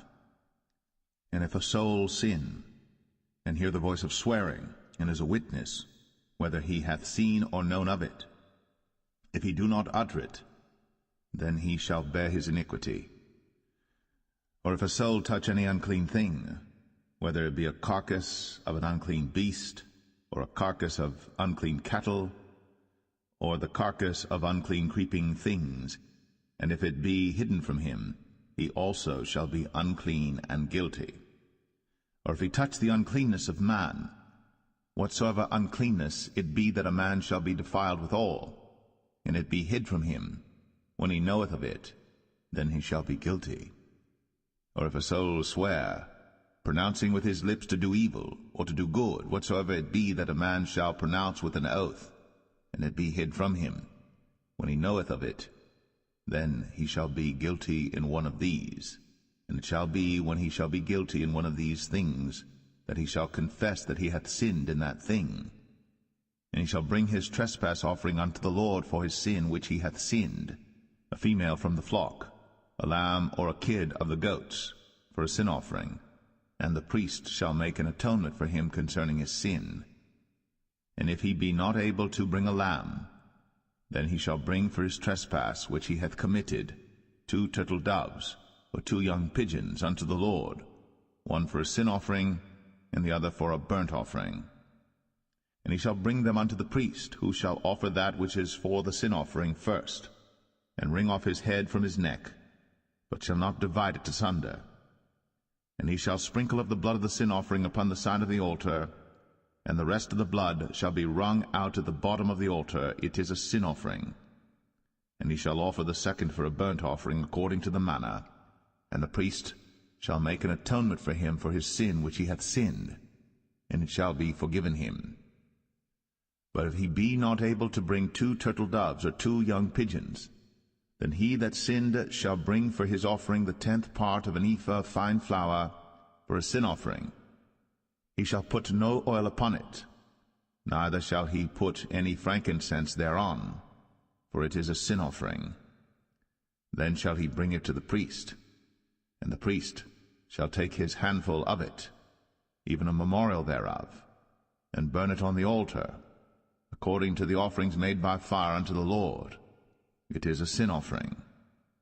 And the priest shall make an atonement for him as touching his sin that he hath sinned in one of these, and it shall be forgiven him. And the remnant shall be the priest's, as a meat offering. And the Lord spake unto Moses, saying, If a soul commit a trespass, and sin through ignorance in the holy things of the Lord, then he shall bring for his trespass unto the Lord a ram without blemish out of the flocks, with thy estimation by shekels of silver, after the shekel of the sanctuary, for a trespass offering. And he shall make amends for the harm that he hath done in the holy thing, and shall add the 5th part thereto, and give it unto the priest. And the priest shall make an atonement for him with the ram of the trespass offering, and it shall be forgiven him. And if a soul sin, and commit any of these things which are forbidden to be done by the commandments of the Lord, though he wist it not, yet is he guilty, and shall bear his iniquity. And he shall bring a ram without blemish out of the flock, with thy estimation, for a trespass offering unto the priest. And the priest shall make an atonement for him concerning his ignorance, wherein he erred and wist it not, and it shall be forgiven him. It is a trespass offering. He hath certainly trespassed against the Lord.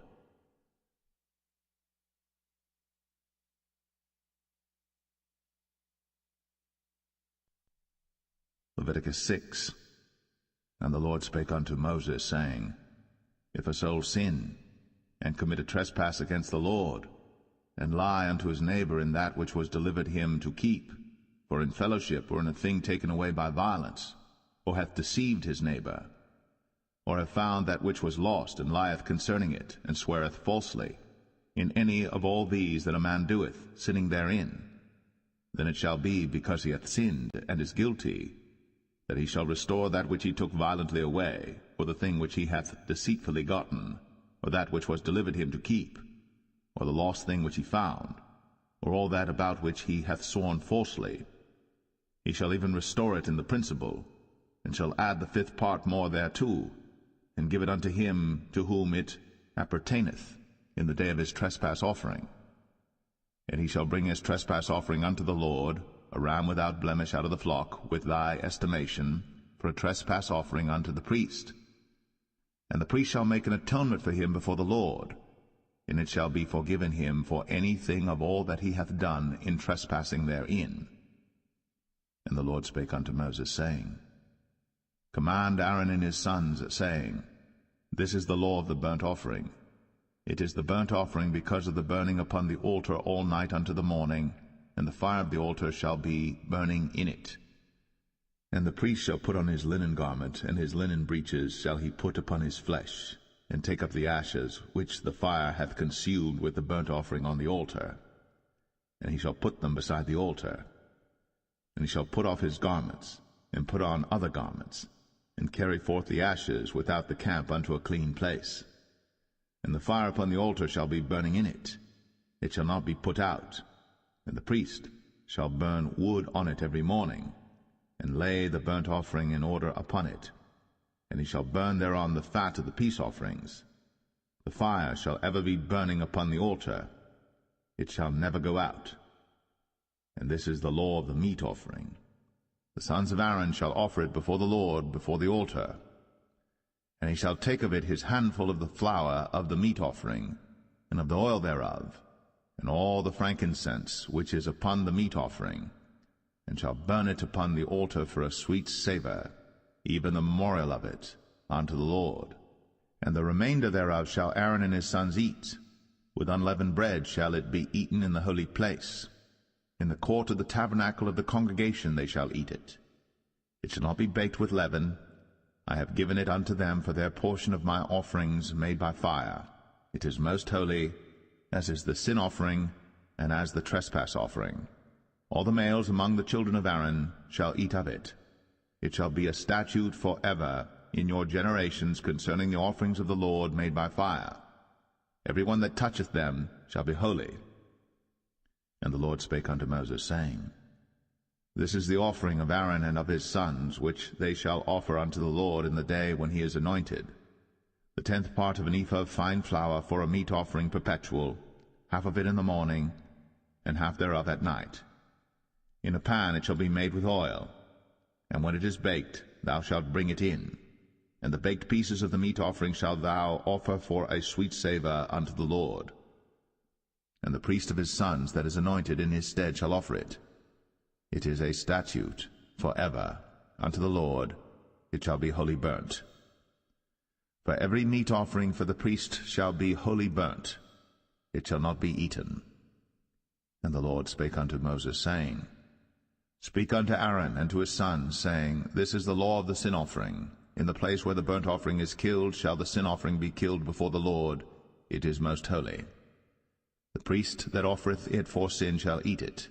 In the holy place shall it be eaten, in the court of the tabernacle of the congregation. Whatsoever shall touch the flesh thereof shall be holy.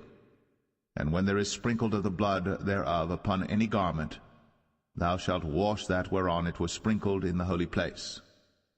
But the earthen vessel wherein it is sodden shall be broken, and if it be sodden in a brazen pot, it shall be both scoured and rinsed in water.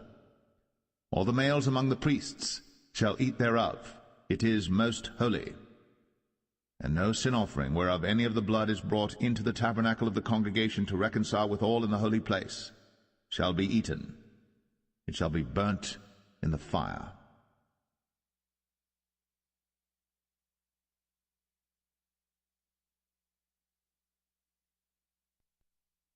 Leviticus 7. Likewise, this is the law of the trespass offering. It is most holy. In the place where they kill the burnt offering shall they kill the trespass offering, and the blood thereof shall he sprinkle round about upon the altar. And he shall offer of it all the fat thereof, the rump, and the fat that covereth the inwards, and the 2 kidneys, and the fat that is on them, which is by the flanks, and the caul that is above the liver, with the kidneys, it shall he take away. And the priest shall burn them upon the altar for an offering made by fire unto the Lord. It is a trespass offering. Every male among the priests shall eat thereof. It shall be eaten in the holy place. It is most holy. As the sin offering is, so is the trespass offering. There is one law for them. The priest that maketh atonement therewith shall have it. And the priest that offereth any man's burnt offering, even the priest, shall have to himself the skin of the burnt offering which he hath offered. And all the meat offering that is baked in the oven, and all that is dressed in the frying pan, and in the pan, shall be the priest's that offereth it. And every meat offering mingled with oil and dry shall all the sons of Aaron have, one as much as another. And this is the law of the sacrifice of peace offerings which he shall offer unto the Lord. If he offer it for a thanksgiving, then he shall offer with the sacrifice of thanksgiving unleavened cakes mingled with oil, and unleavened wafers anointed with oil, and cakes mingled with oil of fine flour fried. Besides the cakes, he shall offer for his offering leavened bread with the sacrifice of thanksgiving of his peace offerings, and of it he shall offer one out of the whole oblation for an heave offering unto the Lord, and it shall be the priest's that sprinkleth the blood of the peace offerings. And the flesh of the sacrifice of his peace offerings for thanksgiving shall be eaten the same day that it is offered. He shall not leave any of it until the morning. But if the sacrifice of his offering be a vow or a voluntary offering, it shall be eaten the same day that he offereth his sacrifice, and on the morrow also the remainder of it shall be eaten. But the remainder of the flesh of the sacrifice on the 3rd day shall be burnt with fire. And if any of the flesh of the sacrifice of his peace offerings be eaten at all on the 3rd day, it shall not be accepted, neither shall it be imputed unto him that offereth it. It shall be an abomination, and the soul that eateth of it shall bear his iniquity.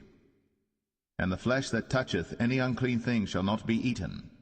It shall be burnt with fire. And as for the flesh, all that be clean shall eat thereof. But the soul that eateth of the flesh of the sacrifice of peace offerings that pertain unto the Lord, having his uncleanness upon him, even that soul shall be cut off from his people. Moreover, the soul that shall touch any unclean thing, as the uncleanness of man, or any unclean beast, or any abominable unclean thing, and eat of the flesh of the sacrifice of peace offerings, which pertain unto the Lord, even that soul shall be cut off from his people. And the Lord spake unto Moses, saying, Speak unto the children of Israel, saying, Ye shall eat no manner of fat, of ox, or of sheep, or of goat, and the fat of the beast that dieth of itself, and the fat of that which is torn with beasts, may be used in any other use, but ye shall in no wise eat of it. For whosoever eateth the fat of the beast, of which men offer an offering made by fire unto the Lord, even the soul that eateth it shall be cut off from his people. Moreover, ye shall eat no manner of blood, whether it be of fowl or of beast, in any of your dwellings. Whatsoever soul it be that eateth any manner of blood, even that soul shall be cut off from his people. And the Lord spake unto Moses, saying, Speak unto the children of Israel, saying, He that offereth the sacrifice of his peace offerings unto the Lord shall bring his oblation unto the Lord the sacrifice of his peace offerings. His own hands shall bring the offerings of the Lord made by fire, the fat with the breast. It shall he bring, that the breast may be waved for a wave offering before the Lord. And the priest shall burn the fat upon the altar, but the breast shall be Aaron's and his sons'. And the right shoulder shall ye give unto the priest for an heave offering of the sacrifices of your peace offerings. He among the sons of Aaron, that offereth the blood of the peace offerings, and the fat, shall have the right shoulder for his part. For the wave breast and the heave shoulder have I taken of the children of Israel, from off the sacrifices of their peace offerings, and have given them unto Aaron the priest, and unto his sons by a statute forever from among the children of Israel. This is the portion of the anointing of Aaron, and of the anointing of his sons, out of the offerings of the Lord made by fire, in the day when he presented them to minister unto the Lord in the priest's office, which the Lord commanded to be given them of the children of Israel, in the day that he anointed them, by a statute forever throughout their generations. This is the law of the burnt offering, of the meat offering, and of the sin offering, and of the trespass offering, and of the consecrations, and of the sacrifice of the peace offerings, which the Lord commanded Moses in Mount Sinai, in the day that he commanded the children of Israel to offer their oblations unto the Lord in the wilderness of Sinai.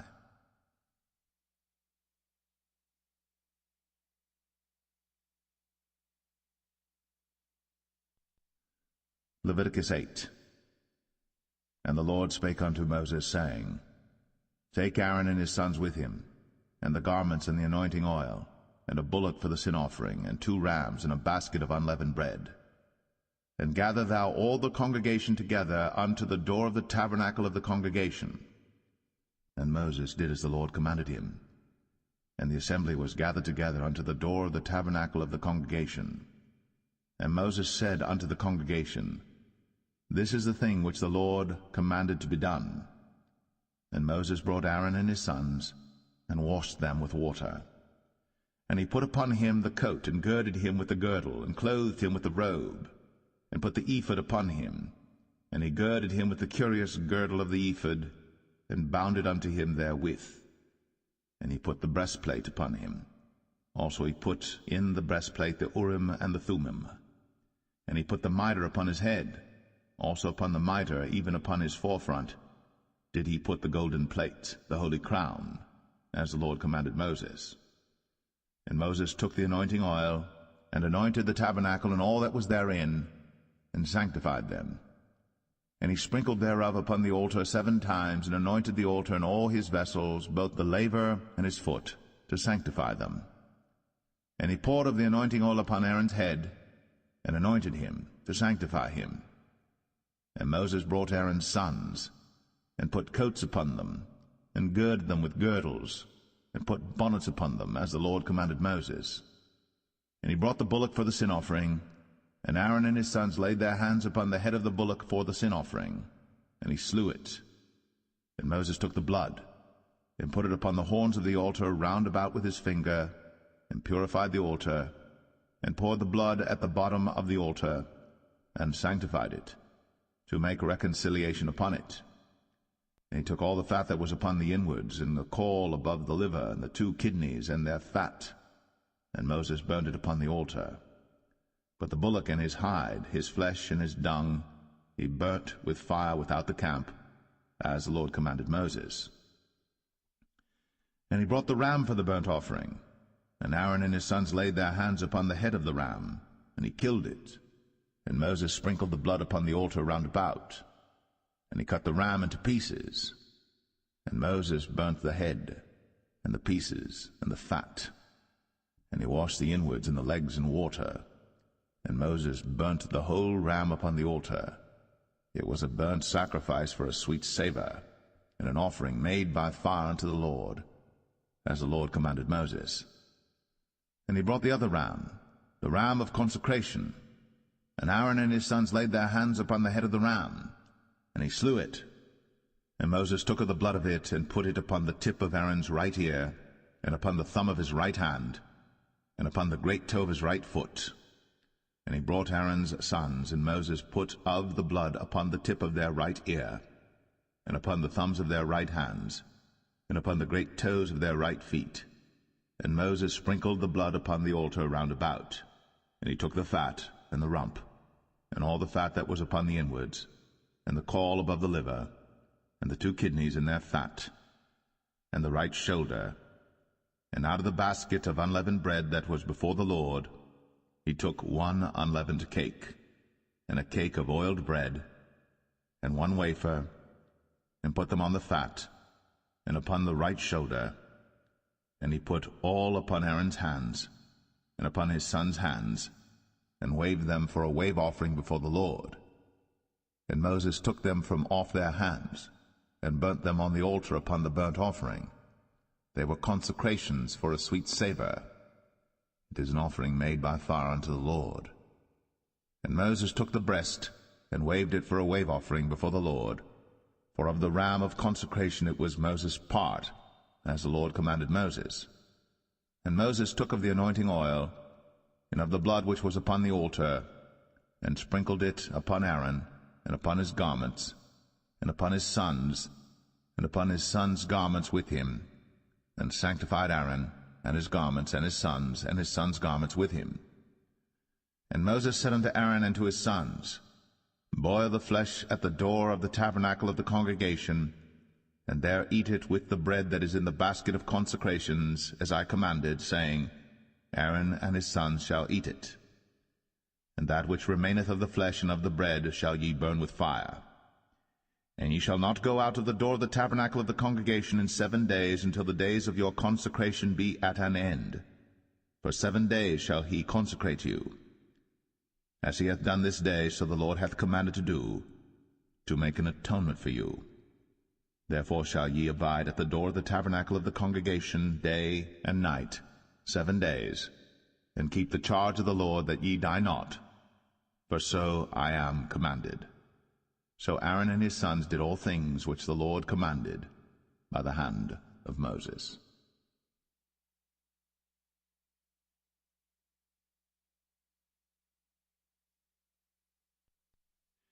Leviticus 9.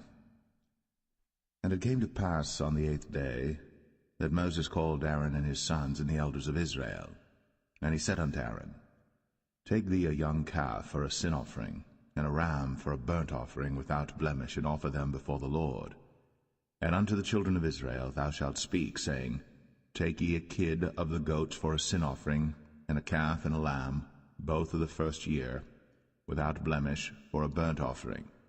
Also a bullock and a ram for peace offerings to sacrifice before the Lord, and a meat offering mingled with oil. For today the Lord will appear unto you. And they brought that which Moses commanded before the tabernacle of the congregation, and all the congregation drew near, and stood before the Lord. And Moses said, This is the thing which the Lord commanded that ye should do, and the glory of the Lord shall appear unto you. And Moses said unto Aaron, Go unto the altar, and offer thy sin offering, and thy burnt offering, and make an atonement for thyself, and for the people. And offer the offering of the people, and make an atonement for them, as the Lord commanded. Aaron therefore went unto the altar, and slew the calf of the sin offering, which was for himself. And the sons of Aaron brought the blood unto him, and he dipped his finger in the blood, and put it upon the horns of the altar, and poured out the blood at the bottom of the altar. But the fat and the kidneys and the caul above the liver of the sin offering he burnt upon the altar, as the Lord commanded Moses. And the flesh and the hide he burnt with fire without the camp, and he slew the burnt offering. And Aaron's sons presented unto him the blood, which he sprinkled round about upon the altar.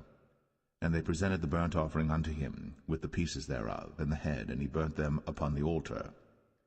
And he did wash the inwards and the legs, and burnt them upon the burnt offering on the altar. And he brought the people's offering, and took the goat which was the sin offering for the people, and slew it, and offered it for sin as the first. And he brought the burnt offering, and offered it according to the manner. And he brought the meat offering, and took an handful thereof, and burnt it upon the altar, beside the burnt sacrifice of the morning. He slew also the bullock and the ram for a sacrifice of peace offerings, which was for the people. And Aaron's sons presented unto him the blood which he sprinkled upon the altar round about. And the fat of the bullock and of the ram, the rump, and that which covereth the inwards, and the kidneys, and the caul above the liver. And they put the fat upon the breasts, and he burnt the fat upon the altar. And the breasts and the right shoulder Aaron waved for a wave offering before the Lord, as Moses commanded. And Aaron lifted up his hand toward the people, and blessed them, and came down from offering of the sin offering, and the burnt offering, and peace offerings. And Moses and Aaron went into the tabernacle of the congregation, and came out, and blessed the people. And the glory of the Lord appeared unto all the people. And there came a fire out from before the Lord, and consumed upon the altar the burnt offering and the fat, which when all the people saw, they shouted, and fell on their faces.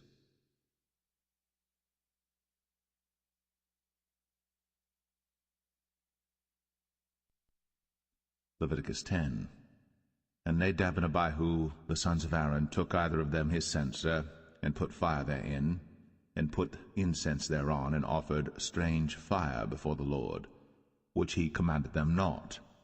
And there went out fire from the Lord, and devoured them, and they died before the Lord. Then Moses said unto Aaron, This is it that the Lord spake, saying, I will be sanctified in them that come nigh me, and before all the people I will be glorified. And Aaron held his peace. And Moses called Mishael and Elzaphan, the sons of Uzziel, the uncle of Aaron, and said unto them, Come near, carry your brethren from before the sanctuary out of the camp. So they went near, and carried them in their coats out of the camp, as Moses had said. And Moses said unto Aaron, and unto Eleazar, and unto Ithamar his sons, Uncover not your heads, neither rend your clothes, lest ye die, and lest wrath come upon all the people. But let your brethren, the whole house of Israel, bewail the burning which the Lord hath kindled. And ye shall not go out from the door of the tabernacle of the congregation, lest ye die. For the anointing oil of the Lord is upon you. And they did according to the word of Moses. And the Lord spake unto Aaron, saying, Do not drink wine nor strong drink, thou nor thy sons with thee, when ye go into the tabernacle of the congregation, lest ye die. It shall be a statute for ever throughout your generations. And that ye may put difference between holy and unholy, and between unclean and clean, and that ye may teach the children of Israel all the statutes which the Lord hath spoken unto them by the hand of Moses. And Moses spake unto Aaron, and unto Eleazar, and unto Ithamar his sons that were left, Take the meat offering that remaineth of the offerings of the Lord made by fire, and eat it without leaven beside the altar, for it is most holy. And ye shall eat it in the holy place, because it is thy due, and thy son's due, of the sacrifices of the Lord made by fire, for so I am commanded. And the wave breast and heave shoulder shall ye eat in a clean place, thou and thy sons, and thy daughters with thee, for they be thy due, and thy son's due, which are given out of the sacrifices of peace offerings of the children of Israel. The heave shoulder and the wave breast shall they bring with the offerings made by fire of the fat, to wave it for a wave offering before the Lord, and it shall be thine, and thy sons with thee, by a statute for ever, as the Lord hath commanded. And Moses diligently sought the goat of the sin offering, and behold, it was burnt. And he was angry with Eleazar and Ithamar, the sons of Aaron, which were left alive, saying, Wherefore have ye not eaten the sin offering in the holy place, seeing it is most holy? And God hath given it you to bear the iniquity of the congregation, to make atonement for them before the Lord. Behold, the blood of it was not brought in within the holy place. Ye should indeed have eaten it in the holy place, as I commanded. And Aaron said unto Moses, Behold, this day have they offered their sin offering and their burnt offering before the Lord. And such things have befallen me. And if I had eaten the sin offering today, should it have been accepted in the sight of the Lord? And when Moses heard that, he was content.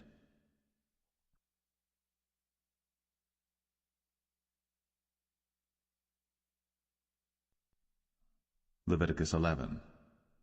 And the Lord spake unto Moses and to Aaron, saying unto them, Speak unto the children of Israel, saying, These are the beasts, which ye shall eat among all the beasts that are on the earth. Whatsoever parteth the hoof, and is cloven-footed, and cheweth the cud, among the beasts, that shall ye eat. Nevertheless these shall ye not eat of them that chew the cud, or of them that divide the hoof. As the camel, because he cheweth the cud, but divideth not the hoof, he is unclean unto you. And the coney, because he cheweth the cud, but divideth not the hoof, he is unclean unto you. And the hare, because he cheweth the cud, but divideth not the hoof, he is unclean unto you. And the swine, though he divide the hoof, and be cloven-footed, yet he cheweth not the cud, he is unclean to you. Of their flesh shall ye not eat, and their carcass shall ye not touch, they are unclean to you. These shall ye eat of all that are in the waters. Whatsoever hath fins and scales in the waters, in the seas, and in the rivers, them shall ye eat.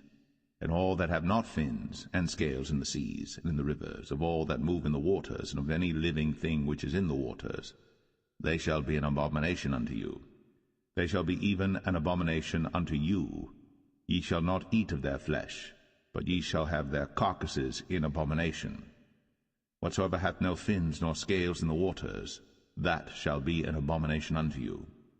And these are they which ye shall have in abomination among the fowls. They shall not be eaten. They are an abomination, the eagle, and the ossifrage, and the osprey, and the vulture, and the kite after his kind, every raven after his kind, and the owl, and the nighthawk, and the cuckoo, and the hawk after his kind, and the little owl, and the cormorant, and the great owl, and the swan, and the pelican, and the gyre eagle, and the stork, the heron after her kind, and the lapwing, and the bat. All fowls that creep, going upon all four, shall be an abomination unto you. Yet these may ye eat of every flying creeping thing that goeth upon all four, which have legs above their feet, to leap withal upon the earth. Even these of them ye may eat, the locust after his kind, and the bald locust after his kind, and the beetle after his kind, and the grasshopper after his kind. But all other flying creeping things which have 4 feet shall be an abomination unto you, and for these ye shall be unclean. Whosoever toucheth the carcass of them shall be unclean until the even. And whosoever beareth aught of the carcass of them shall wash his clothes, and be unclean until the even. The carcasses of every beast which divideth the hoof, and is not cloven-footed, nor cheweth the cud, are unclean unto you. Every one that toucheth them shall be unclean. And whatsoever goeth upon his paws among all manner of beasts that go on all 4, those are unclean unto you. Whoso toucheth their carcass shall be unclean until the even. And he that beareth the carcass of them shall wash his clothes, and be unclean until the even. They are unclean unto you.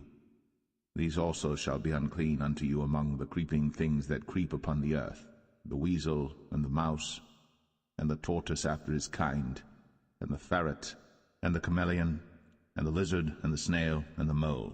These are unclean to you among all that creep. Whosoever doth touch them, when they be dead, shall be unclean until the even. And upon whatsoever any of them, when they are dead, doth fall, it shall be unclean, whether it be any vessel of wood, or raiment, or skin, or sack, whatsoever vessel it be, wherein any work is done, it must be put into water, and it shall be unclean until the even. So it shall be cleansed. And every earthen vessel, whereinto any of them falleth, whatsoever is in it shall be unclean, and ye shall break it. Of all meat which may be eaten, that on which such water cometh shall be unclean, and all drink that may be drunk in every such vessel shall be unclean. And everything whereupon any part of their carcass falleth shall be unclean, whether it be oven, or ranges, or pots, they shall be broken down, for they are unclean, and shall be unclean unto you. Nevertheless a fountain or pit wherein there is plenty of water shall be clean, but that which toucheth their carcass shall be unclean. And if any part of their carcass fall upon any sowing seed which is to be sown, it shall be clean. But if any water be put upon the seed, and any part of their carcass fall thereon, it shall be unclean unto you. And if any beast of which ye may eat die, he that toucheth the carcass thereof shall be unclean until the even. And he that eateth of the carcass of it shall wash his clothes, and be unclean until the even. He also that beareth the carcass of it shall wash his clothes, and be unclean until the even. And every creeping thing that creepeth upon the earth shall be an abomination, it shall not be eaten. Whatsoever goeth upon the belly, and whatsoever goeth upon all four, or whatsoever hath more feet among all creeping things that creep upon the earth, them ye shall not eat, for they are an abomination. Ye shall not make yourselves abominable with any creeping thing that creepeth, neither shall ye make yourselves unclean with them, that ye should be defiled thereby. For I am the Lord your God. Ye shall therefore sanctify yourselves, and ye shall be holy, for I am holy. Neither shall ye defile yourselves with any manner of creeping thing that creepeth upon the earth. For I am the Lord that bringeth you up out of the land of Egypt, to be your God. Ye shall therefore be holy, for I am holy. This is the law of the beasts, and of the fowl, and of every living creature that moveth in the waters, and of every creature that creepeth upon the earth, to make a difference between the unclean and the clean, and between the beast that may be eaten and the beast that may not be eaten.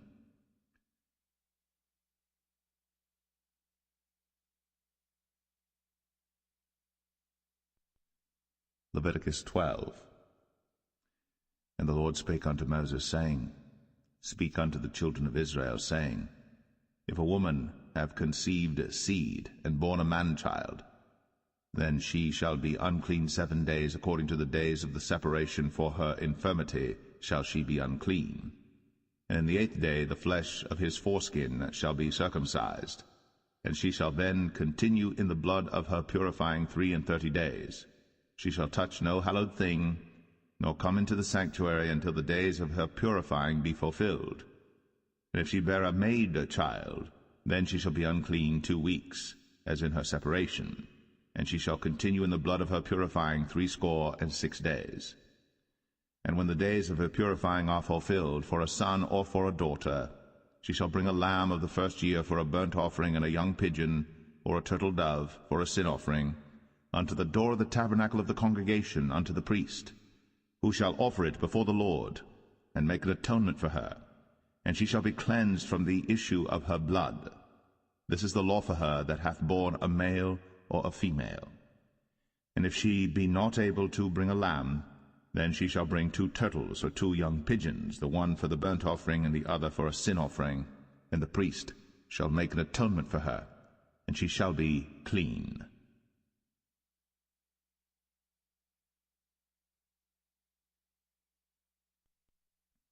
Leviticus 13. And the Lord spake unto Moses and Aaron, saying, When a man shall have in the skin of his flesh a rising, a scab, or bright spot, and it be in the skin of his flesh like the plague of leprosy, then he shall be brought unto Aaron the priest, or unto one of his sons the priests. And the priest shall look on the plague in the skin of the flesh, and when the hair in the plague is turned to white, and the plague in sight be deeper than the skin of his flesh, it is a plague of leprosy, and the priest shall look on him, and pronounce him unclean. If the bright spot be white in the skin of his flesh, and in sight be not deeper than the skin, and the hair thereof be not turned white, then the priest shall shut up him that hath the plague 7 days.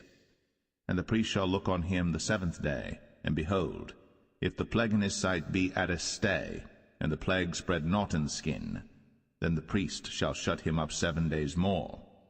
And the priest shall look on him again the 7th day, and behold, if the plague be somewhat dark, and the plague spread not in the skin, the priest shall pronounce him clean. It is but a scab, and he shall wash his clothes, and be clean. But if the scab spread much abroad in the skin, after that he hath been seen of the priest for his cleansing, he shall be seen of the priest again. And if the priest see that, behold, the scab spreadeth in the skin, then the priest shall pronounce him unclean. It is a leprosy.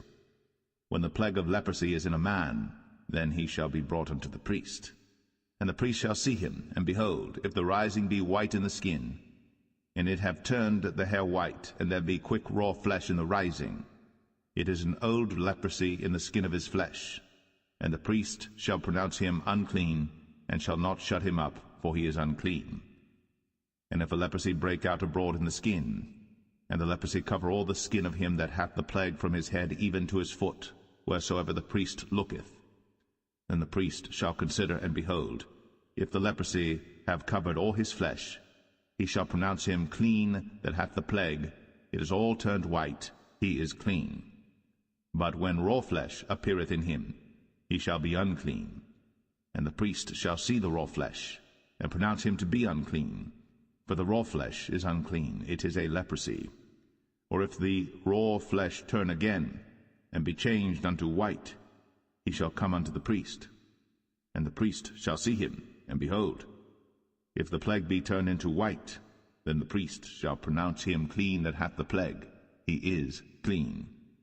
The flesh also, in which even in the skin thereof was a boil, and is healed, and in the place of the boil there be a white rising, or a bright spot, white and somewhat reddish, and it be shown to the priest. And if, when the priest seeth it, behold, it be in sight lower than the skin, and the hair thereof be turned white, the priest shall pronounce him unclean. It is a plague of leprosy broken out of the boil. But if the priest look on it, and behold, there be no white hairs therein, and if it be not lower than the skin, but be somewhat dark, then the priest shall shut him up 7 days. And if it spread much abroad in the skin, then the priest shall pronounce him unclean. It is a plague. But if the bright spot stay in his place, and spread not, it is a burning boil, and the priest shall pronounce him clean. Or if there be any flesh in the skin whereof there is a hot burning, and the quick flesh that burneth have a white bright spot, somewhat reddish or white, then the priest shall look upon it, and behold, if the hair in the bright spot be turned white, and it be in sight deeper than the skin, it is a leprosy broken out of the burning. Wherefore the priest shall pronounce him unclean. It is the plague of leprosy. But if the priest look on it, and behold, there be no white hair in the bright spot, and it be no lower than the other skin, but be somewhat dark, then the priest shall shut him up 7 days.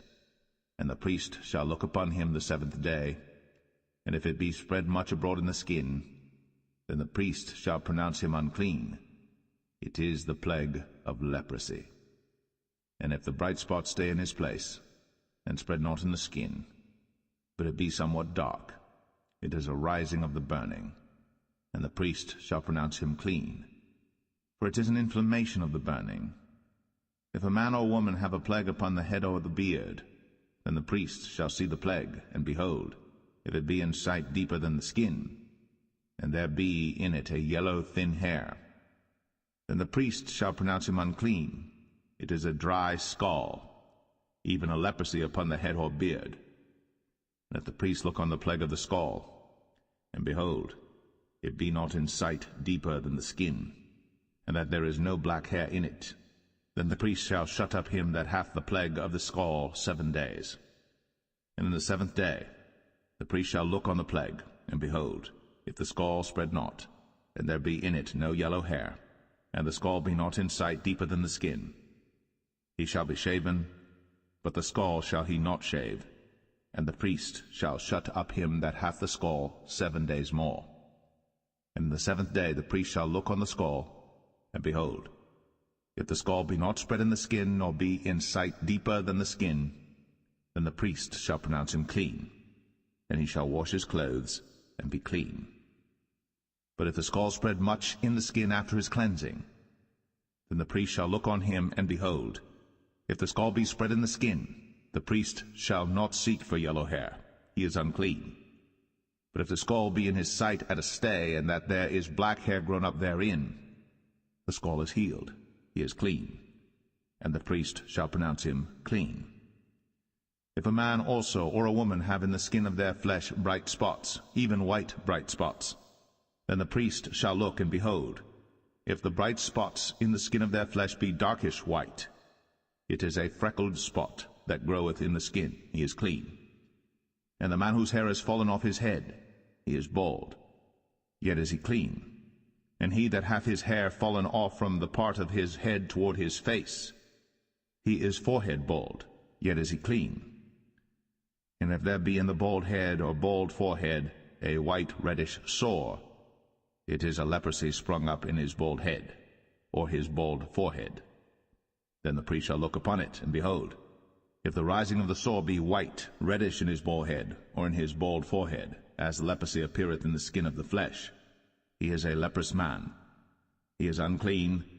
The priest shall pronounce him utterly unclean. His plague is in his head. And the leper in whom the plague is, his clothes shall be rent, and his head bare. And he shall put a covering upon his upper lip, and shall cry, Unclean, unclean. All the days wherein the plague shall be in him, he shall be defiled. He is unclean. He shall dwell alone. Without the camp shall his habitation be. The garment also that the plague of leprosy is in, whether it be a woolen garment or a linen garment, whether it be in the warp or woof of linen or of woolen, whether in a skin or in anything made of skin, and if the plague be greenish or reddish in the garment or in the skin, either in the warp or in the woof or in anything of skin, it is a plague of leprosy, and shall be shown unto the priest. And the priest shall look upon the plague, and shut up it that hath the plague 7 days. And he shall look on the plague on the 7th day. If the plague be spread in the garment, either in the warp, or in the woof, or in a skin, or in any work that is made of skin, the plague is a fretting leprosy, it is unclean. He shall therefore burn the garment, whether warp or woof, in woolen or in linen, or anything of skin, wherein the plague is, for it is a fretting leprosy, it shall be burnt in the fire. And if the priest shall look, and behold, the plague be not spread in the garment, either in the warp or in the woof, or in anything of skin, then the priest shall command that they wash the thing wherein the plague is, and he shall shut it up 7 days more. And the priest shall look on the plague after that it is washed, and behold, if the plague have not changed his color, and the plague be not spread, it is unclean. Thou shalt burn it in the fire. It is fret inward, whether it be bare within or without. And if the priest look, and behold, the plague be somewhat dark after the washing of it, then he shall rend it out of the garment, or out of the skin, or out of the warp, or out of the woof. And if it appear still in the garment, either in the warp or in the woof, or in anything of skin, it is a spreading plague. Thou shalt burn that wherein the plague is with fire. And the garment, either warp or woof, or whatsoever thing of skin it be, which thou shalt wash, if the plague be departed from them, then it shall be washed the 2nd time, and shall be clean. This is the law of the plague of leprosy in a garment of woolen or linen, either in the warp or woof, or anything of skins, to pronounce it clean, or to pronounce it unclean.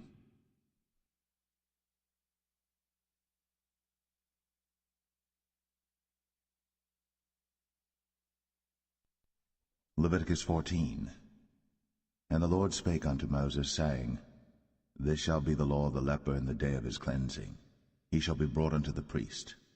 And the priest shall go forth out of the camp, and the priest shall look, and behold, if the plague of leprosy be healed in the leper, then shall the priest command to take for him that is to be cleansed 2 birds alive and clean, and cedar wood, and scarlet and hyssop.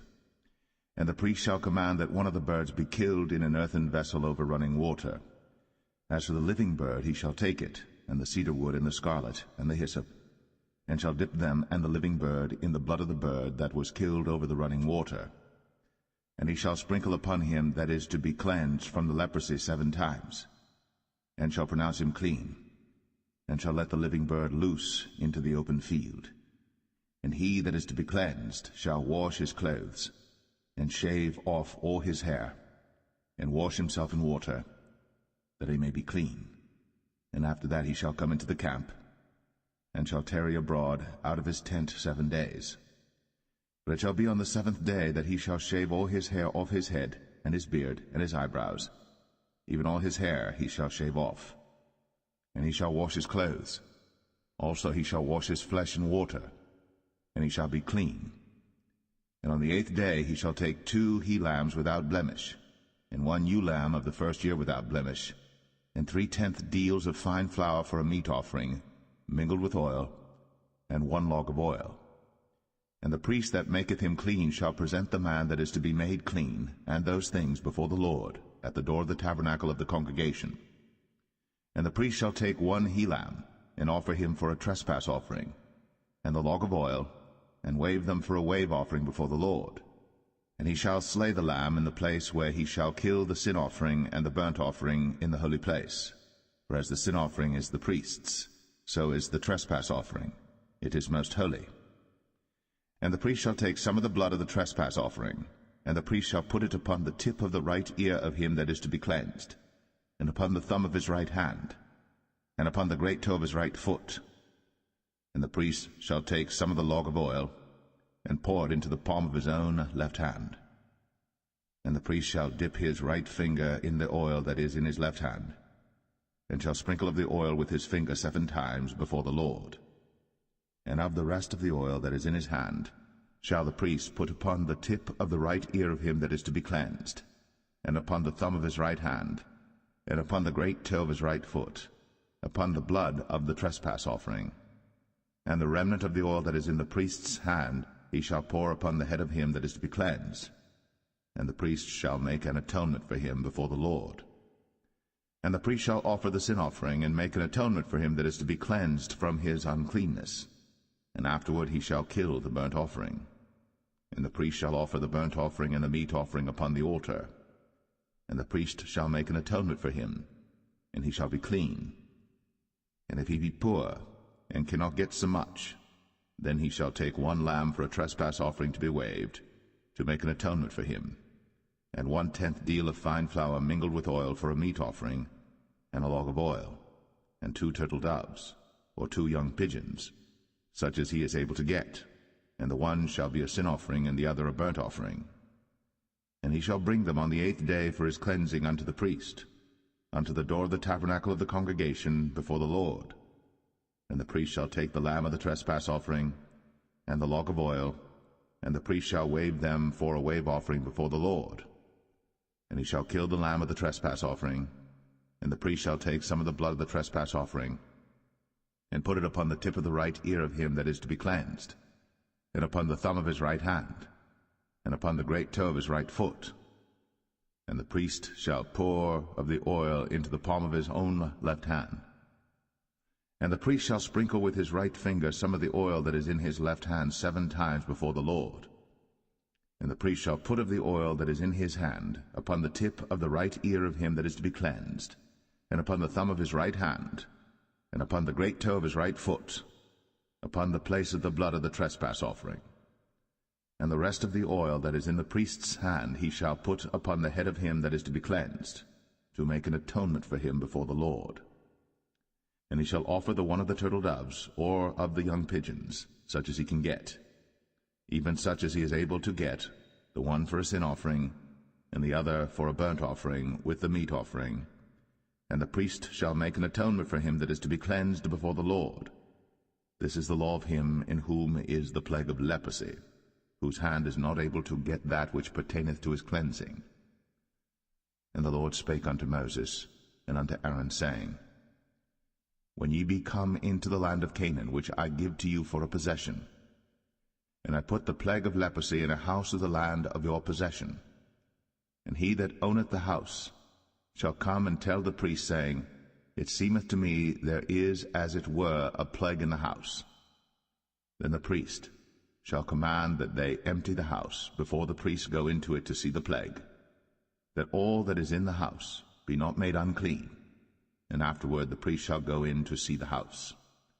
And he shall look on the plague, and behold, if the plague be in the walls of the house with hollow strakes, greenish or reddish, which in sight are lower than the wall, then the priest shall go out of the house to the door of the house, and shut up the house 7 days. And the priest shall come again the 7th day, and shall look, and behold, if the plague be spread in the walls of the house, then the priest shall command that they take away the stones in which the plague is, and they shall cast them into an unclean place without the city. And he shall cause the house to be scraped within round about, and they shall pour out the dust that they scrape off without the city into an unclean place. And they shall take other stones, and put them in the place of those stones. And he shall take other mortar, and shall plaster the house. And if the plague come again, and break out in the house, after that he hath taken away the stones, and after he hath scraped the house, and after it is plastered, then the priest shall come and look. And behold, if the plague be spread in the house, it is a fretting leprosy in the house, it is unclean. And he shall break down the house, the stones of it, and the timber thereof, and all the mortar of the house, and he shall carry them forth out of the city into an unclean place. Moreover, he that goeth into the house all the while that it is shut up shall be unclean until the even. And he that lieth in the house shall wash his clothes, and he that eateth in the house shall wash his clothes. And if the priest shall come in and look upon it, and behold, the plague hath not spread in the house, after the house was plastered, then the priest shall pronounce the house clean, because the plague is healed. And he shall take to cleanse the house 2 birds, and cedar wood, and scarlet, and hyssop. And he shall kill the one of the birds in an earthen vessel over running water. And he shall take the cedar wood, and the hyssop, and the scarlet, and the living bird, and dip them in the blood of the slain bird, and in the running water, and sprinkle the house 7 times. And he shall cleanse the house with the blood of the bird, and with the running water, and with the living bird, and with the cedar wood, and with the hyssop, and with the scarlet. But he shall let go the living bird out of the city into the open fields, and make an atonement for the house, and it shall be clean. This is the law for all manner of plague of leprosy and scald, and for the leprosy of a garment and of a house, and for a rising, and for a scab, and for a bright spot, to teach when it is unclean, and when it is clean. This is the law of leprosy.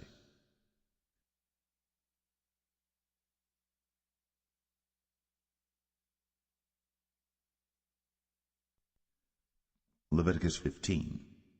And the Lord spake unto Moses and to Aaron, saying, Speak unto the children of Israel, and say unto them, When any man hath a running issue out of his flesh, because of his issue he is unclean. And this shall be his uncleanness in his issue, whether his flesh run with his issue, or his flesh be stopped from his issue, it is his uncleanness. Every bed whereon he lieth that hath the issue is unclean, and everything whereon he sitteth shall be unclean. And whosoever toucheth his bed shall wash his clothes, and bathe himself in water, and be unclean until the even. And he that sitteth on anything whereon he sat that hath the issue shall wash his clothes, and bathe himself in water, and be unclean until the even. And he that toucheth the flesh of him that hath the issue shall wash his clothes, and bathe himself in water, and be unclean until the even. And if he that hath the issue spit upon him that is clean, then he shall wash his clothes, and bathe himself in water, and be unclean until the even. And what saddle soever he rideth upon that hath the issue shall be unclean. And whosoever toucheth anything that was under him shall be unclean until the even. And he that beareth any of those things shall wash his clothes, and bathe himself in water, and be unclean until the even.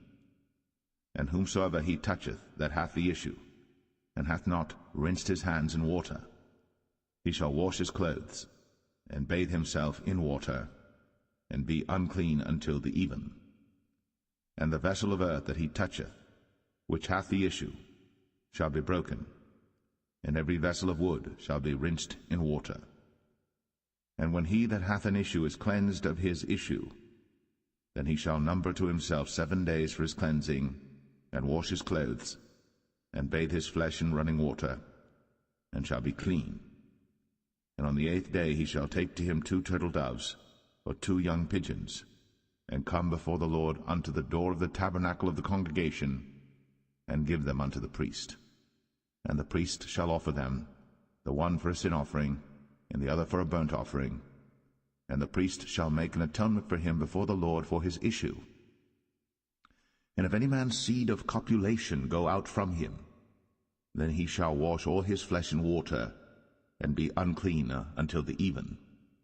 And every garment and every skin whereon is the seed of copulation shall be washed with water, and be unclean until the even. The woman also with whom man shall lie with seed of copulation, they shall both bathe themselves in water, and be unclean until the even. And if a woman have an issue, and her issue in her flesh be blood, she shall be put apart 7 days, and whosoever toucheth her shall be unclean until the even. And everything that she lieth upon in her separation shall be unclean. Everything also that she sitteth upon shall be unclean. And whosoever toucheth her bed shall wash his clothes, and bathe himself in water, and be unclean until the even.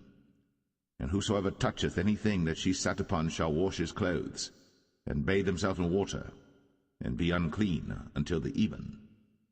And if it be on her bed, or on any thing whereon she sitteth, when he toucheth it, he shall be unclean until the even. And if any man lie with her at all, and her flowers be upon him, he shall be unclean 7 days, and all the bed whereon he lieth shall be unclean. And if a woman have an issue of her blood many days out of the time of her separation, or if it run beyond the time of her separation, all the days of the issue of her uncleanness shall be as the days of her separation. She shall be unclean. Every bed whereon she lieth all the days of her issue shall be unto her as the bed of her separation. And whatsoever she sitteth upon shall be unclean, as the uncleanness of her separation. And whosoever toucheth those things shall be unclean, and shall wash his clothes, and bathe himself in water, and be unclean until the even. But if she be cleansed of her issue, then she shall number to herself 7 days, and after that she shall be clean. And on the 8th day she shall take unto her 2 turtles, or 2 young pigeons, and bring them unto the priest, to the door of the tabernacle of the congregation. And the priest shall offer the one for a sin offering, and the other for a burnt offering, and the priest shall make an atonement for her before the Lord for the issue of her uncleanness. Thus shall ye separate the children of Israel from their uncleanness, that they die not in their uncleanness, when they defile my tabernacle that is among them. This is the law of him that hath an issue, and of him whose seed goeth from him, and is defiled therewith, and of her that is sick of her flowers, and of him that hath an issue, of the man, and of the woman, and of him that lieth with her that is unclean.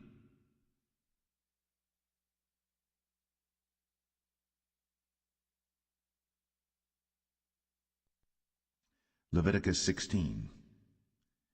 And the Lord spake unto Moses after the death of the 2 sons of Aaron, when they offered before the Lord and died. And the Lord said unto Moses, Speak unto Aaron thy brother, that he come not at all times into the holy place within the veil before the mercy seat, which is upon the ark, that he die not. For I will appear in the cloud upon the mercy seat. Thus shall Aaron come into the holy place with a young bullock for a sin offering, and a ram for a burnt offering. He shall put on the holy linen coat, and he shall have the linen breeches upon his flesh, and shall be girded with a linen girdle, and with the linen mitre shall he be attired. These are holy garments. Therefore shall he wash his flesh in water, and so put them on. And he shall take of the congregation of the children of Israel 2 kids of the goats for a sin offering, and 1 ram for a burnt offering. And Aaron shall offer his bullock of the sin offering which is for himself, and make an atonement for himself and for his house. And he shall take the 2 goats and present them before the Lord at the door of the tabernacle of the congregation.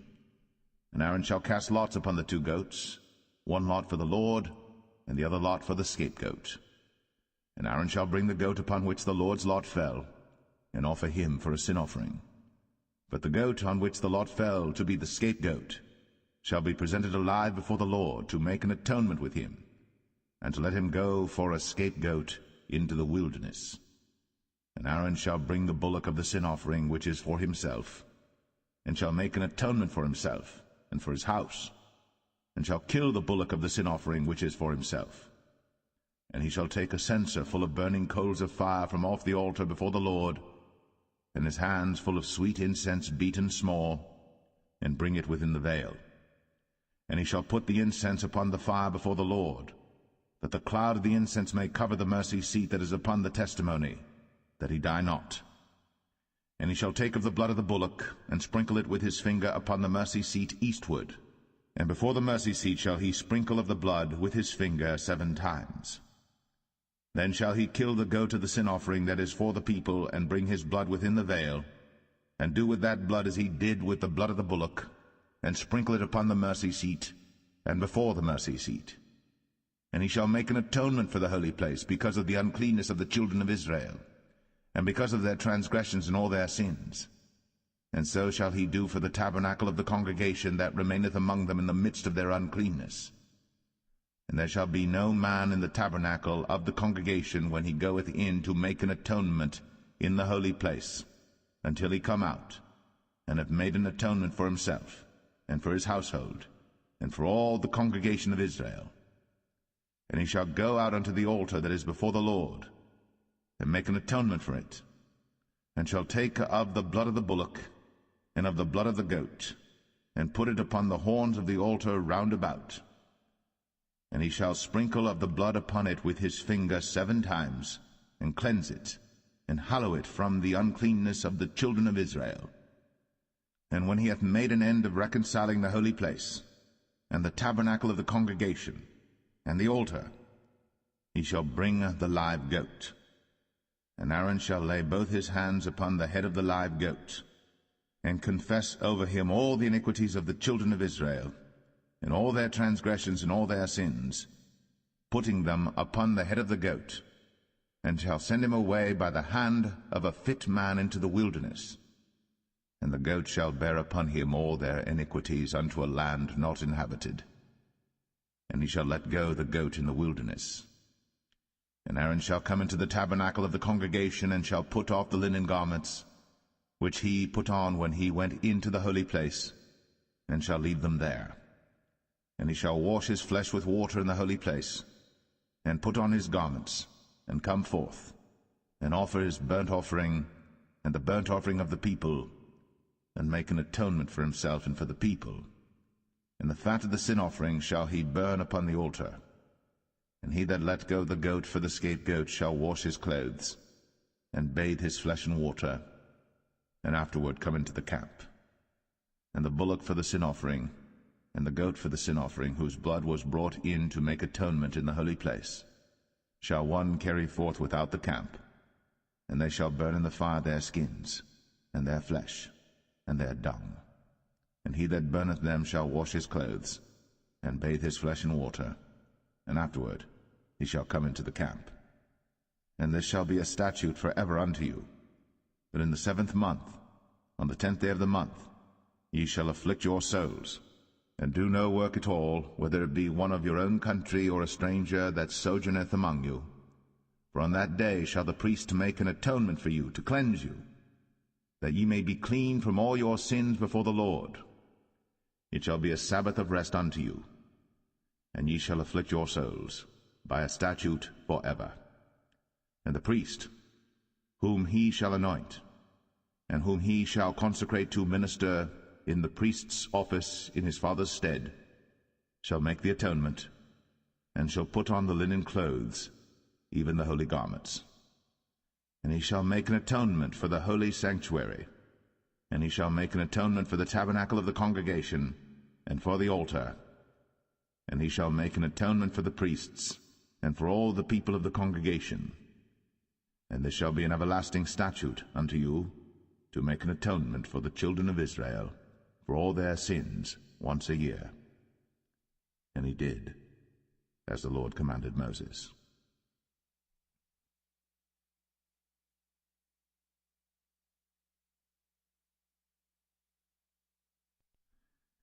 Leviticus 17.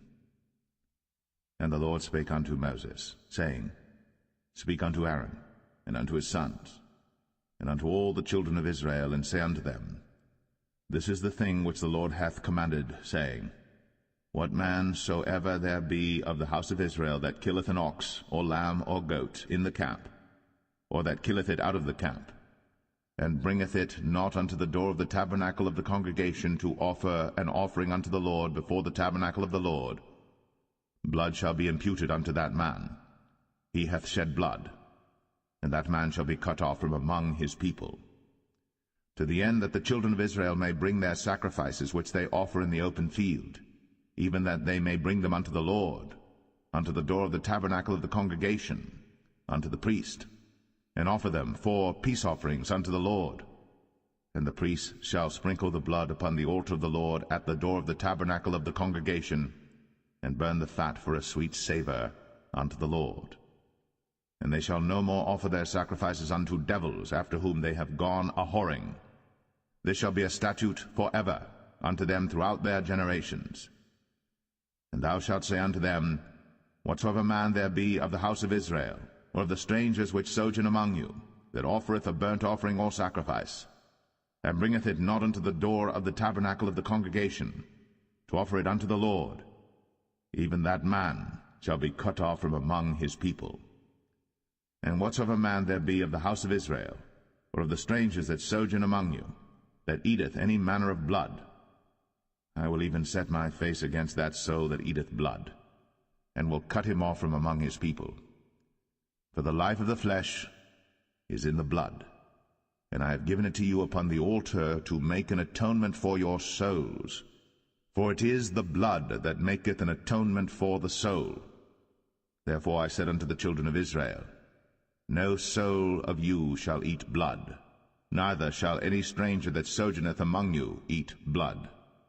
And whatsoever man there be of the children of Israel, or of the strangers that sojourn among you, which hunteth and catcheth any beast or fowl that may be eaten, he shall even pour out the blood thereof, and cover it with dust. For it is the life of all flesh, the blood of it is for the life thereof. Therefore I said unto the children of Israel, Ye shall eat the blood of no manner of flesh, for the life of all flesh is the blood thereof. Whosoever eateth it shall be cut off.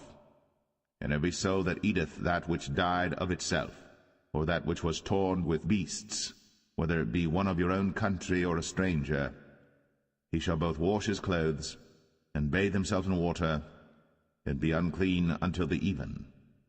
Then shall he be clean.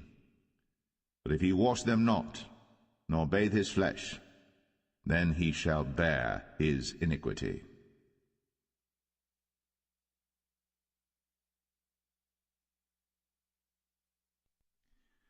Leviticus 18.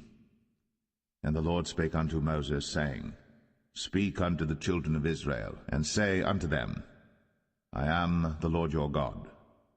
After the doings of the land of Egypt, wherein ye dwelt, shall ye not do, and after the doings of the land of Canaan, whither I bring you, shall ye not do, neither shall ye walk in their ordinances.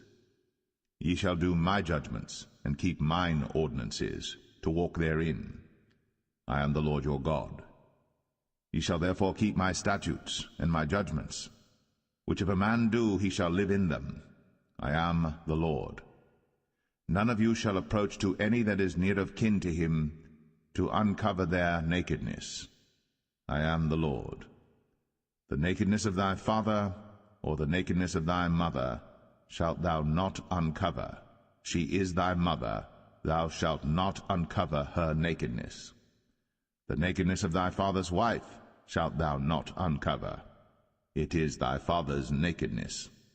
The nakedness of thy sister, the daughter of thy father, or daughter of thy mother, whether she be born at home or born abroad, even their nakedness thou shalt not uncover.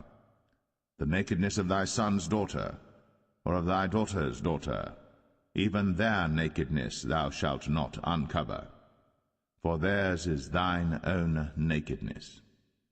The nakedness of thy father's wife's daughter, begotten of thy father, she is thy sister. Thou shalt not uncover her nakedness. Thou shalt not uncover the nakedness of thy father's sister. She is thy father's near kinswoman. Thou shalt not uncover the nakedness of thy mother's sister, for she is thy mother's near kinswoman. Thou shalt not uncover the nakedness of thy father's brother. Thou shalt not approach to his wife. She is thine aunt. Thou shalt not uncover the nakedness of thy daughter-in-law. She is thy son's wife. thou shalt not uncover her nakedness. Thou shalt not uncover the nakedness of thy brother's wife. It is thy brother's nakedness. Thou shalt not uncover the nakedness of a woman and her daughter, neither shalt thou take her son's daughter, or her daughter's daughter, to uncover her nakedness, for they are her near kinswoman. It is wickedness. Neither shalt thou take a wife to her sister, to vex her, to uncover her nakedness, beside the other in her lifetime. Also thou shalt not approach unto a woman to uncover her nakedness, as long as she is put apart for her uncleanness. Moreover, thou shalt not lie carnally with thy neighbor's wife, to defile thyself with her. And thou shalt not let any of thy seed pass through the fire to Moloch, neither shalt thou profane the name of thy God. I am the Lord. Thou shalt not lie with mankind as with womankind. It is abomination. Neither shalt thou lie with any beast, to defile thyself therewith. Neither shall any woman stand before a beast to lie down thereto. It is confusion. Defile not ye yourselves in any of these things. For in all these the nations are defiled which I cast out before you, and the land is defiled. Therefore I do visit the iniquity thereof upon it, and the land itself vomiteth out her inhabitants. Ye shall therefore keep my statutes and my judgments, and shall not commit any of these abominations, neither any of your own nation, nor any stranger that sojourneth among you. For all these abominations have the men of the land done, which were before you, and the land is defiled, that the land spew not you out also, when ye defile it, as it spewed out the nations that were before you. For whosoever shall commit any of these abominations, even the souls that commit them, shall be cut off from among their people. Therefore shall ye keep mine ordinance, that ye commit not any one of these abominable customs, which were committed before you, and that ye defile not yourselves therein. I am the Lord your God.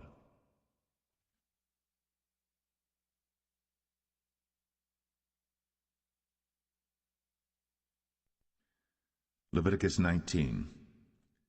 And the Lord spake unto Moses, saying, Speak unto all the congregation of the children of Israel, and say unto them, Ye shall be holy, for I, the Lord your God, am holy. Ye shall fear every man his mother, and his father, and keep my Sabbaths. I am the Lord your God. Turn ye not unto idols, nor make to yourselves molten gods. I am the Lord your God. And if ye offer a sacrifice of peace offerings unto the Lord, ye shall offer it at your own will. It shall be eaten the same day ye offer it, and on the morrow. And if aught remain until the third day, it shall be burnt in the fire. And if it be eaten at all on the third day, it is abominable, it shall not be accepted. Therefore every one that eateth it shall bear his iniquity, because he hath profaned the hallowed thing of the Lord, and that so shall be cut off from among his people. And when ye reap the harvest of your land, thou shalt not wholly reap the corners of thy field, neither shalt thou gather the gleanings of thy harvest. And thou shalt not glean thy vineyard, neither shalt thou gather every grape of thy vineyard. Thou shalt leave them for the poor and stranger. I am the Lord your God. Ye shall not steal, neither deal falsely, neither lie one to another. And ye shall not swear by my name falsely, neither shalt thou profane the name of thy God. I am the Lord. Thou shalt not defraud thy neighbor, neither rob him. The wages of him that is hired shall not abide with thee all night until the morning. Thou shalt not curse the deaf, nor put a stumbling block before the blind, but shalt fear thy God. I am the Lord. Ye shall do no unrighteousness in judgment. Thou shalt not respect the person of the poor, nor honor the person of the mighty, but in righteousness shalt thou judge thy neighbor.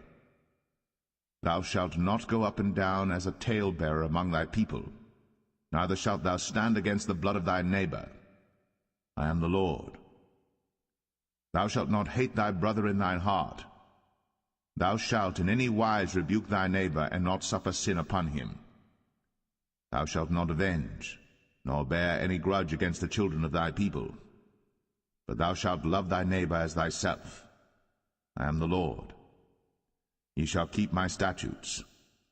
Thou shalt not let thy cattle gender with a diverse kind. Thou shalt not sow thy field with mingled seed, neither shall a garment mingled of linen and woolen come upon thee. And whosoever lieth carnally with a woman that is a bondmaid, betrothed to an husband, and not at all redeemed, nor freedom given her, she shall be scourged. They shall not be put to death, because she was not free. And he shall bring his trespass offering unto the Lord, unto the door of the tabernacle of the congregation, even a ram for a trespass offering. And the priest shall make an atonement for him with the ram of the trespass offering before the Lord for his sin which he hath done, and the sin which he hath done shall be forgiven him. And when ye shall come into the land, and shall have planted all manner of trees for food, then ye shall count the fruit thereof as uncircumcised. 3 years shall it be as uncircumcised unto you. It shall not be eaten of. But in the 4th year all the fruit thereof shall be holy, to praise the Lord withal. And in the 5th year shall ye eat of the fruit thereof, that it may yield unto you the increase thereof. I am the Lord your God. Ye shall not eat anything with the blood, neither shall ye use enchantment, nor observe times. Ye shall not round the corners of your heads, neither shalt thou mar the corners of thy beard. Ye shall not make any cuttings in your flesh for the dead, nor print any marks upon you. I am the Lord. Do not prostitute thy daughter to cause her to be a whore, lest the land fall to whoredom, and the land become full of wickedness. Ye shall keep my Sabbaths, and reverence my sanctuary. I am the Lord. Regard not them that have familiar spirits, neither seek after wizards, to be defiled by them. I am the Lord your God. Thou shalt rise up before the hoary head, and honor the face of the old man, and fear thy God. I am the Lord. And if a stranger sojourn with thee in your land, ye shall not vex him. But the stranger that dwelleth with you shall be unto you as one born among you, and thou shalt love him as thyself. For ye were strangers in the land of Egypt. I am the Lord your God. Ye shall do no unrighteousness in judgment, and meat yard in weight or in measure. Just balances, just weights, a just ephah, and a just hin shall ye have. I am the Lord your God, which brought you out of the land of Egypt.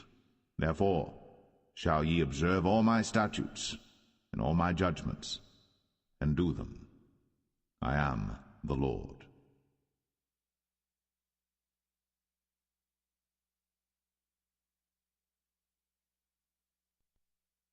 Leviticus 20. And the Lord spake unto Moses, saying, Again, thou shalt say to the children of Israel, Whosoever he be of the children of Israel, or of the strangers that sojourn in Israel, that giveth any of his seed unto Moloch, he shall surely be put to death. The people of the land shall stone him with stones. And I will set my face against that man, and will cut him off from among his people, because he hath given of his seed unto Moloch, to defile my sanctuary, and to profane my holy name.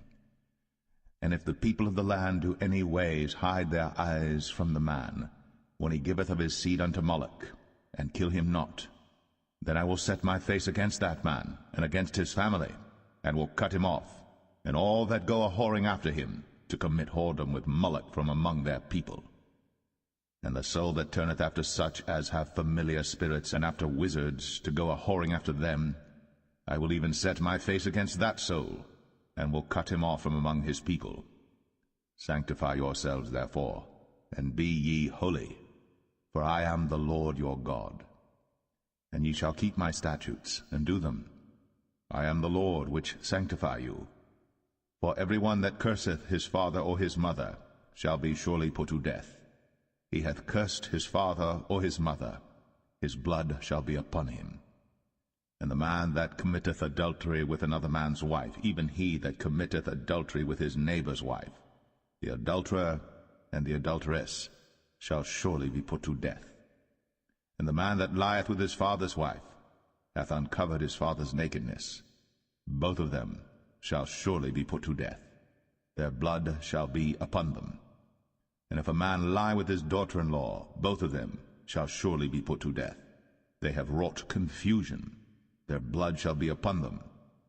If a man also lie with mankind, as he lieth with a woman, both of them have committed an abomination. They shall surely be put to death. Their blood shall be upon them. And if a man take a wife and her mother, it is wickedness. They shall be burnt with fire, both he and they, that there be no wickedness among you. And if a man lie with a beast, he shall surely be put to death, and ye shall slay the beast. And if a woman approach unto any beast, and lie down thereto, thou shalt kill the woman and the beast. They shall surely be put to death. Their blood shall be upon them.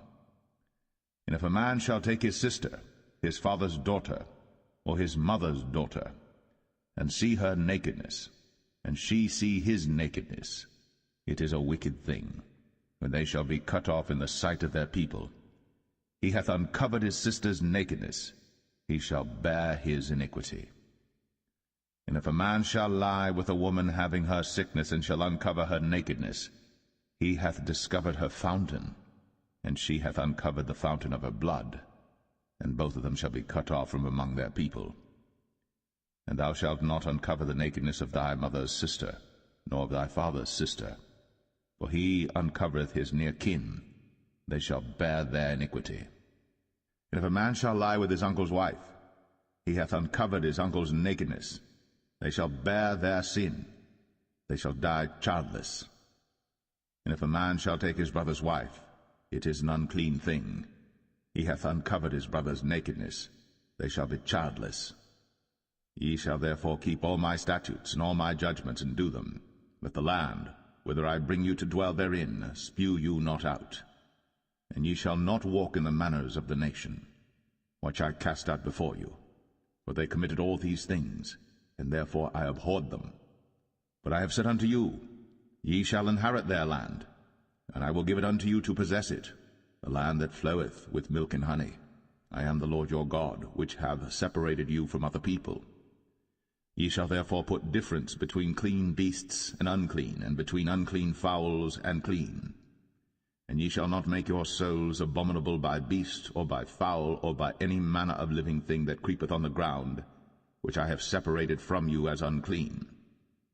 And ye shall be holy unto me, for I the Lord am holy, and have severed you from other people, that ye should be mine. A man also, or woman that hath a familiar spirit, or that is a wizard, shall surely be put to death.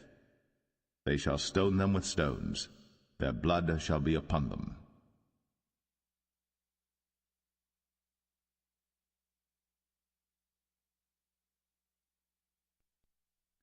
Leviticus 21. And the Lord said unto Moses, Speak unto the priests, the sons of Aaron, and say unto them, There shall none be defiled for the dead among his people. But for his kin that is near unto him, that is, for his mother, and for his father, and for his son, and for his daughter, and for his brother, and for his sister a virgin, that is nigh unto him, which hath had no husband, for her may he be defiled. But he shall not defile himself, being a chief man among his people, to profane himself. They shall not make baldness upon their head, neither shall they shave off the corner of their beard, nor make any cuttings in their flesh. They shall be holy unto their God, and not profane the name of their God, for the offerings of the Lord made by fire, and the bread of their God they do offer, therefore they shall be holy. They shall not take a wife that is a whore, or profane, neither shall they take a woman put away from her husband, for he is holy unto his God. Thou shalt sanctify him therefore, for he offereth the bread of thy God. He shall be holy unto thee. For I, the Lord, which sanctify you, am holy. And the daughter of any priest, if she profane herself by playing the whore, she profaneth her father. she shall be burnt with fire. And he that is the high priest among his brethren, upon whose head the anointing oil was poured, and that is consecrated to put on the garments, shall not uncover his head nor rend his clothes. Neither shall he go into any dead body, nor defile himself for his father or for his mother. Neither shall he go out of the sanctuary, nor profane the sanctuary of his God. For the crown of the anointing oil of his God is upon him. I am the Lord. And he shall take a wife in her virginity, a widow or a divorced woman, or profane, or an harlot. These shall he not take, but he shall take a virgin of his own people to wife. Neither shall he profane his seed among his people, for I the Lord do sanctify him. And the Lord spake unto Moses, saying, Speak unto Aaron, saying, Whosoever he be of thy seed in their generations that hath any blemish, let him not approach to offer the bread of his God. For whatsoever man he be that hath a blemish, he shall not approach, a blind man, or a lame, or he that hath a flat nose, or anything superfluous, or a man that is broken-footed, or broken-handed, or crook-backed, or a dwarf, or that hath a blemish in his eye, or be scurvy, or scabbed, or hath his stones broken. No man that hath a blemish of the seed of Aaron the priest shall come nigh to offer the offerings of the Lord made by fire. He hath a blemish. He shall not come nigh to offer the bread of his God. He shall eat the bread of his God, both of the most holy and of the holy. Only he shall not to the veil, nor come nigh unto the altar, because he hath a blemish, that he profane not my sanctuaries. For I the Lord do sanctify them.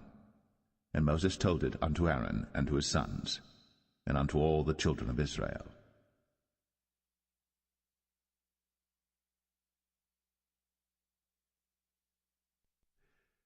Leviticus 22.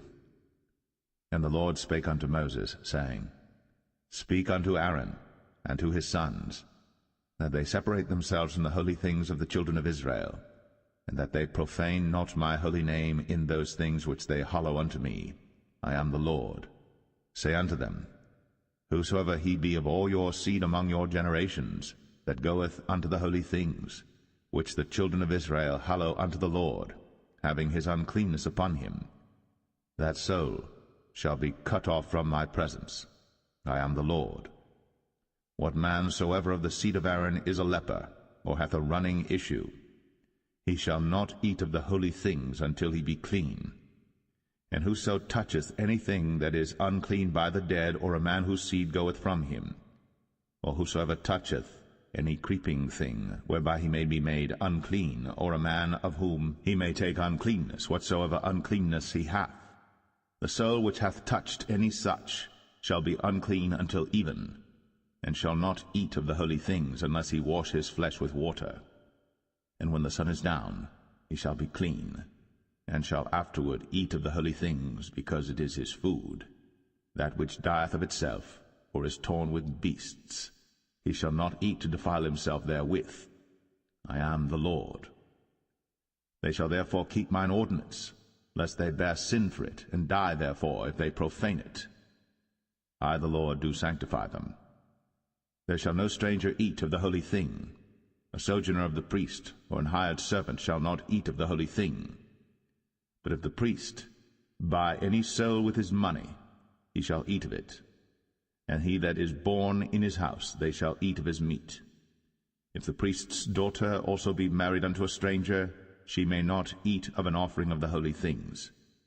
But if the priest's daughter be a widow, or divorced, and have no child, and is returned unto her father's house, as in her youth, she shall eat of her father's meat, but there shall no stranger eat thereof.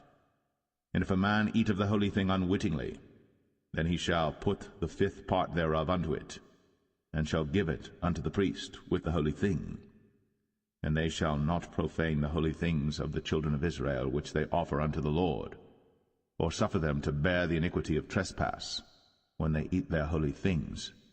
For I the Lord do sanctify them. And the Lord spake unto Moses, saying, Speak unto Aaron and to his sons, and unto all the children of Israel, and say unto them, Whatsoever he be of the house of Israel, or of the strangers in Israel, that will offer his oblation for all his vows, and for all his freewill offerings, which they will offer unto the Lord for a burnt offering. Ye shall offer at your own will a male without blemish, of the beeves, of the sheep, or of the goats. But whatsoever hath a blemish, that shall ye not offer, for it shall not be acceptable for you. And whosoever offereth a sacrifice of peace offerings unto the Lord to accomplish his vow, or a freewill offering in beeves or sheep, it shall be perfect to be accepted. There shall be no blemish therein. Blind, or broken, or maimed, or having a wen, or scurvy, or scabbed, ye shall not offer these unto the Lord, nor make an offering by fire of them upon the altar unto the Lord, either a bullock, or a lamb that hath anything superfluous or lacking in his parts, that mayest thou offer for a freewill offering, but for a vow it shall not be accepted. Ye shall not offer unto the Lord that which is bruised, or crushed, or broken, or cut. Neither shall ye make any offering thereof in your land. Neither from a stranger's hand shall ye offer the bread of your God of any of these, because their corruption is in them, and blemishes be in them. They shall not be accepted for you. And the Lord spake unto Moses, saying, When a bullock or a sheep or a goat is brought forth, then it shall be 7 days under the dam, and from the 8th day and thenceforth it shall be accepted for an offering made by fire unto the Lord. And whether it be cow or ewe, ye shall not kill it and her young both in 1 day. And when ye will offer a sacrifice of thanksgiving unto the Lord, offer it at your own will. On the same day it shall be eaten up. Ye shall leave none of it until the morrow. I am the Lord. Therefore shall ye keep my commandments, and do them. I am the Lord. Neither shall ye profane my holy name, but I will be hallowed among the children of Israel. I am the Lord which hallow you, that brought you out of the land of Egypt, to be your God. I am the Lord.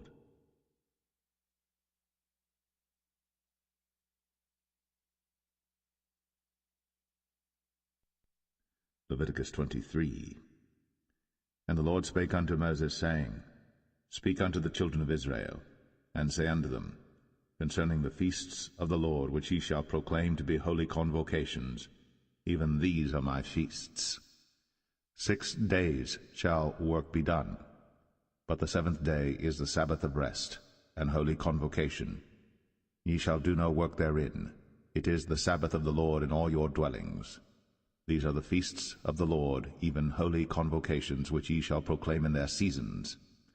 In the 14th day of the 1st month at even is the Lord's Passover, and on the 15th day of the same month is the feast of unleavened bread unto the Lord.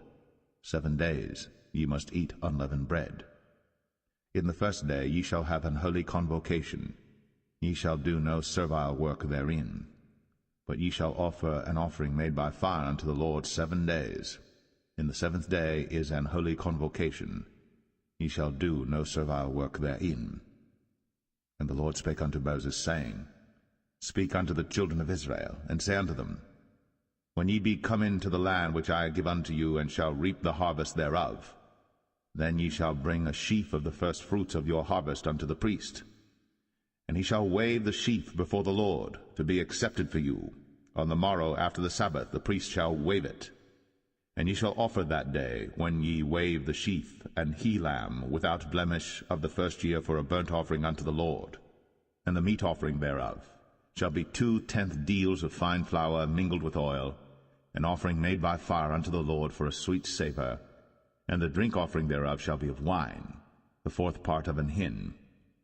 And ye shall eat neither bread, nor parched corn, nor green ears, until the selfsame day that ye have brought an offering unto your God. It shall be a statute for ever throughout your generations in all your dwellings. And ye shall count unto you from the morrow after the Sabbath, from the day that ye brought the sheaf of the wave offering, 7 Sabbaths shall be complete. Even unto the morrow after the 7th Sabbath shall ye number 50 days. And ye shall offer a new meat offering unto the Lord. Ye shall bring out of your habitations 2 wave loaves of 2/10 deals. They shall be of fine flour. They shall be baked with leaven. They are the first fruits unto the Lord. And ye shall offer with the bread 7 lambs without blemish of the first year, and 1 young bullock, and 2 rams. They shall be for a burnt offering unto the Lord, with their meat offering, and their drink offerings, even an offering made by fire of sweet savour unto the Lord. Then ye shall sacrifice 1 kid of the goats for a sin offering, and 2 lambs of the first year for a sacrifice of peace offerings. And the priest shall wave them with the bread of the firstfruits for a wave offering before the Lord. With the 2 lambs they shall be holy to the Lord for the priests. And ye shall proclaim on the selfsame day, that it may be an holy convocation unto you. Ye shall do no servile work therein.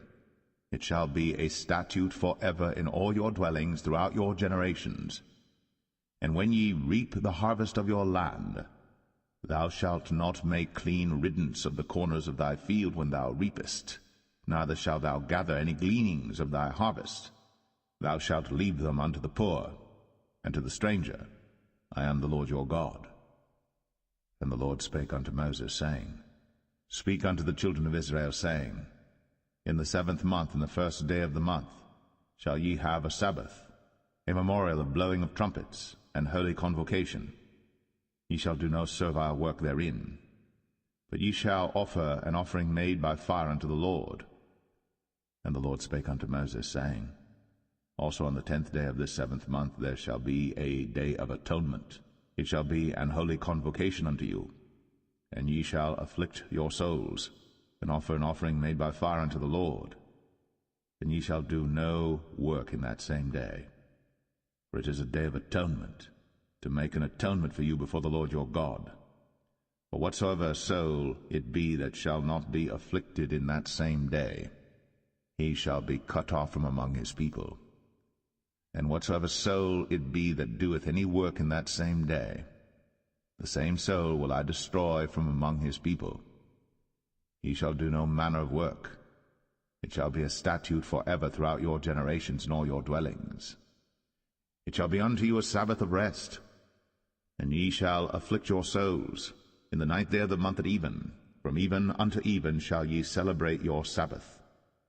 And the Lord spake unto Moses, saying, Speak unto the children of Israel, saying, The 15th day of this 7th month shall be the feast of tabernacles for 7 days unto the Lord. On the 1st day shall be an holy convocation. Ye shall do no servile work therein. 7 days ye shall offer an offering made by fire unto the Lord. On the 8th day shall be an holy convocation unto you. And ye shall offer an offering made by fire unto the Lord. It is a solemn assembly.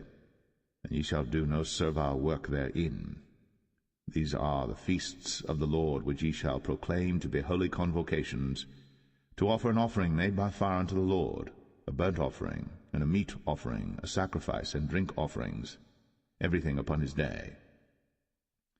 Beside the Sabbaths of the Lord, and beside your gifts, and beside all your vows, and beside all your free will offerings which ye give unto the Lord, also in the 15th day of the 7th month, when ye have gathered in the fruit of the land, ye shall keep a feast unto the Lord 7 days. On the 1st day shall be a Sabbath, and on the 8th day shall be a Sabbath. And ye shall take you on the 1st day the boughs of goodly trees, branches of palm trees, and the boughs of thick trees, and willows of the brook. And ye shall rejoice before the Lord your God 7 days. And ye shall keep it a feast unto the Lord 7 days in the year. It shall be a statute for ever in your generations. Ye shall celebrate it in the 7th month. Ye shall dwell in booths 7 days. All that are Israelites born shall dwell in booths. That your generations may know that I made the children of Israel to dwell in booths, when I brought them out of the land of Egypt. I am the Lord your God. And Moses declared unto the children of Israel the feasts of the Lord.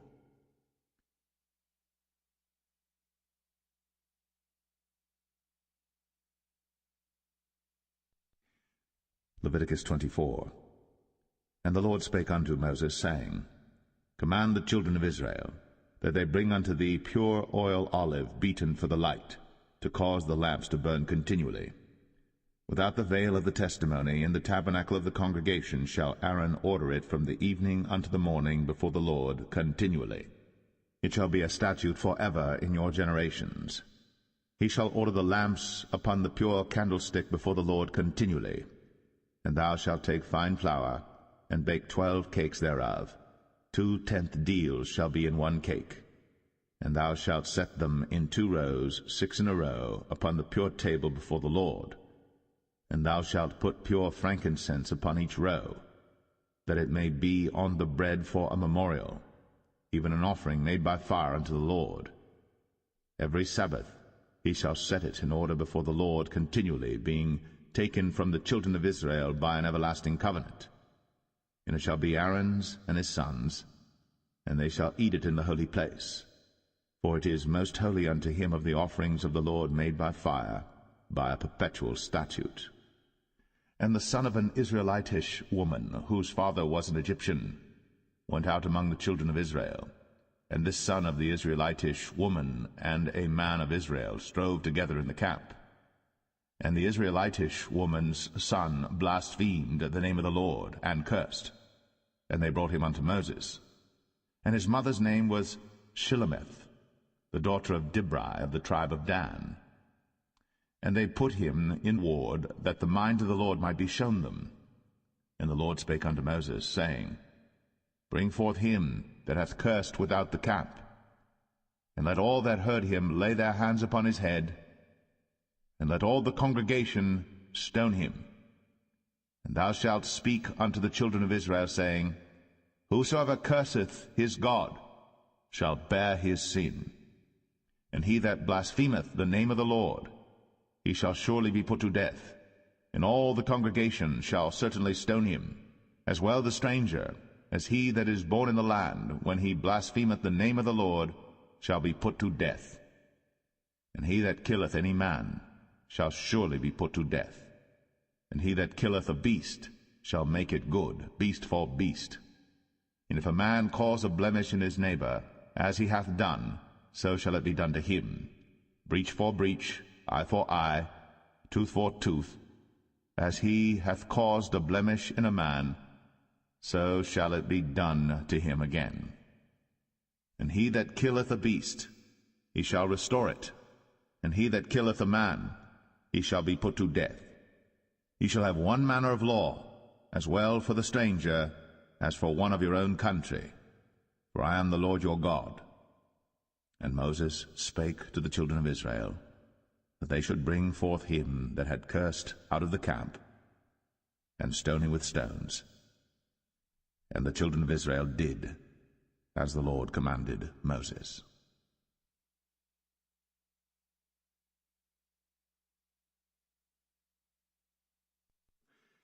Leviticus 25. And the Lord spake unto Moses in Mount Sinai, saying, Speak unto the children of Israel, and say unto them, When ye come into the land which I give you, then shall the land keep a Sabbath unto the Lord.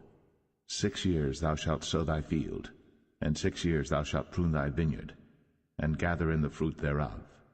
But in the 7th year shall be a Sabbath of rest unto the land, a Sabbath for the Lord. Thou shalt neither sow thy field, nor prune thy vineyard. That which groweth of its own accord of thy harvest thou shalt not reap, neither gather the grapes of thy vine undressed.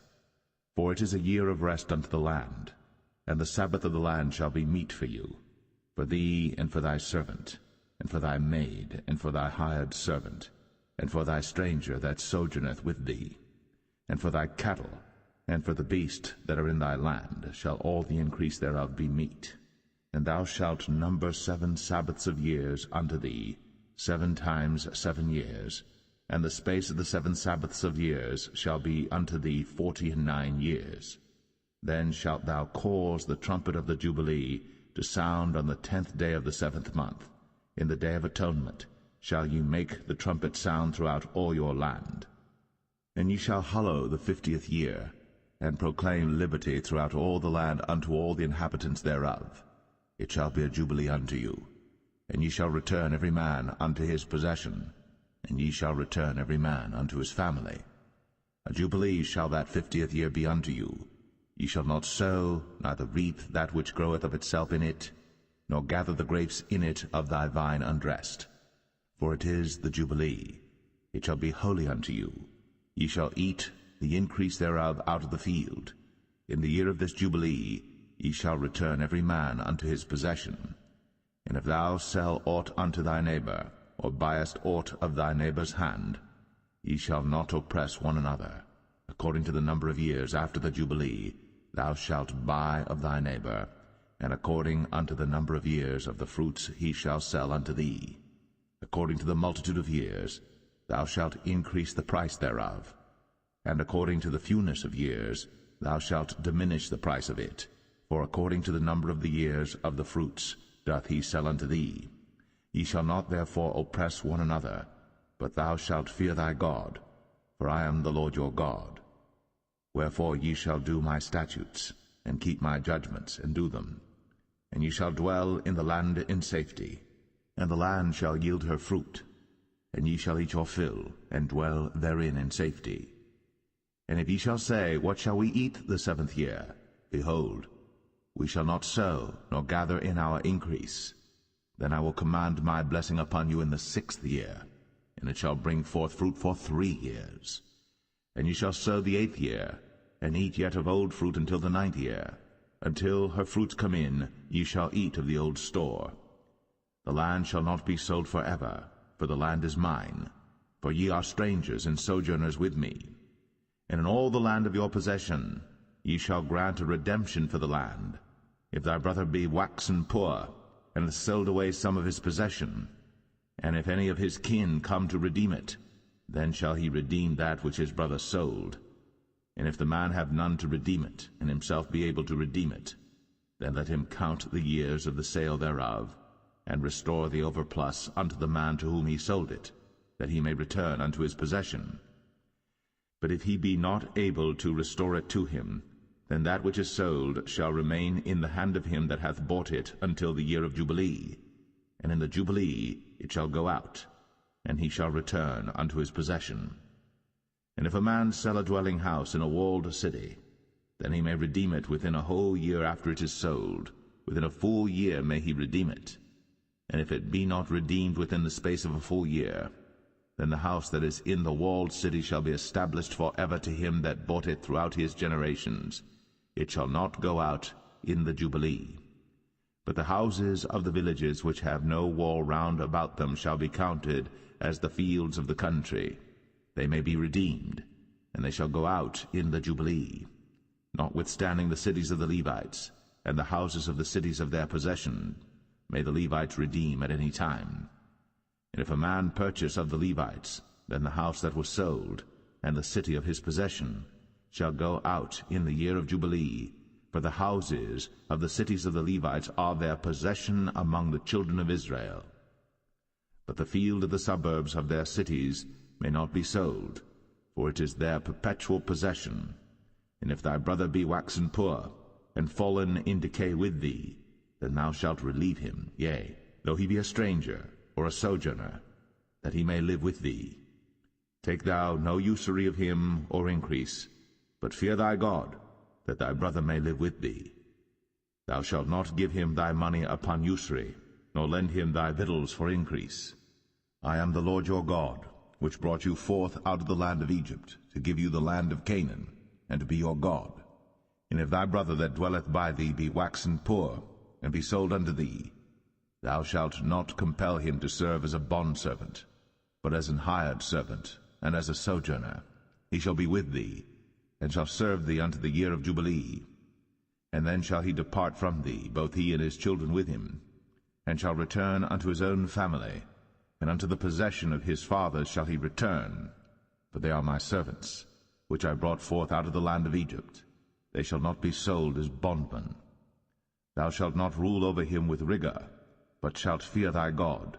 Both thy bondmen and thy bondmaids, which thou shalt have, shall be of the heathen that are round about you. Of them shall ye buy bondmen and bondmaids.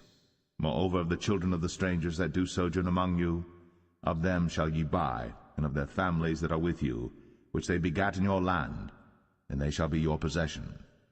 And ye shall take them as an inheritance for your children after you, to inherit them for a possession. They shall be your bondmen forever. But over your brethren, the children of Israel, ye shall not rule one over another with rigor. And if a sojourner or stranger wax rich by thee, and thy brother that dwelleth by him wax poor, and sell himself unto the stranger or sojourner by thee, or to the stock of the stranger's family, after that he is sold, he may be redeemed again. One of his brethren may redeem him. Either his uncle or his uncle's son may redeem him, or any that is nigh of kin unto him of his family may redeem him, or if he be able, he may redeem himself. And he shall reckon with him that bought him from the year that he was sold to him unto the year of Jubilee. And the price of his sale shall be according unto the number of years. According to the time of an hired servant shall it be with him. If there be yet many years behind, according unto them, he shall give again the price of his redemption out of the money that he was bought for. And if there remain but few years unto the year of Jubilee, then he shall count with him, and according unto his years shall he give him again the price of his redemption. And as a yearly hired servant shall he be with him, and the other shall not rule with rigor over him in thy sight. And if he be not redeemed in these years, then he shall go out in the year of Jubilee, both he and his children with him. For unto me the children of Israel are servants. They are my servants whom I brought forth out of the land of Egypt. I am the Lord your God.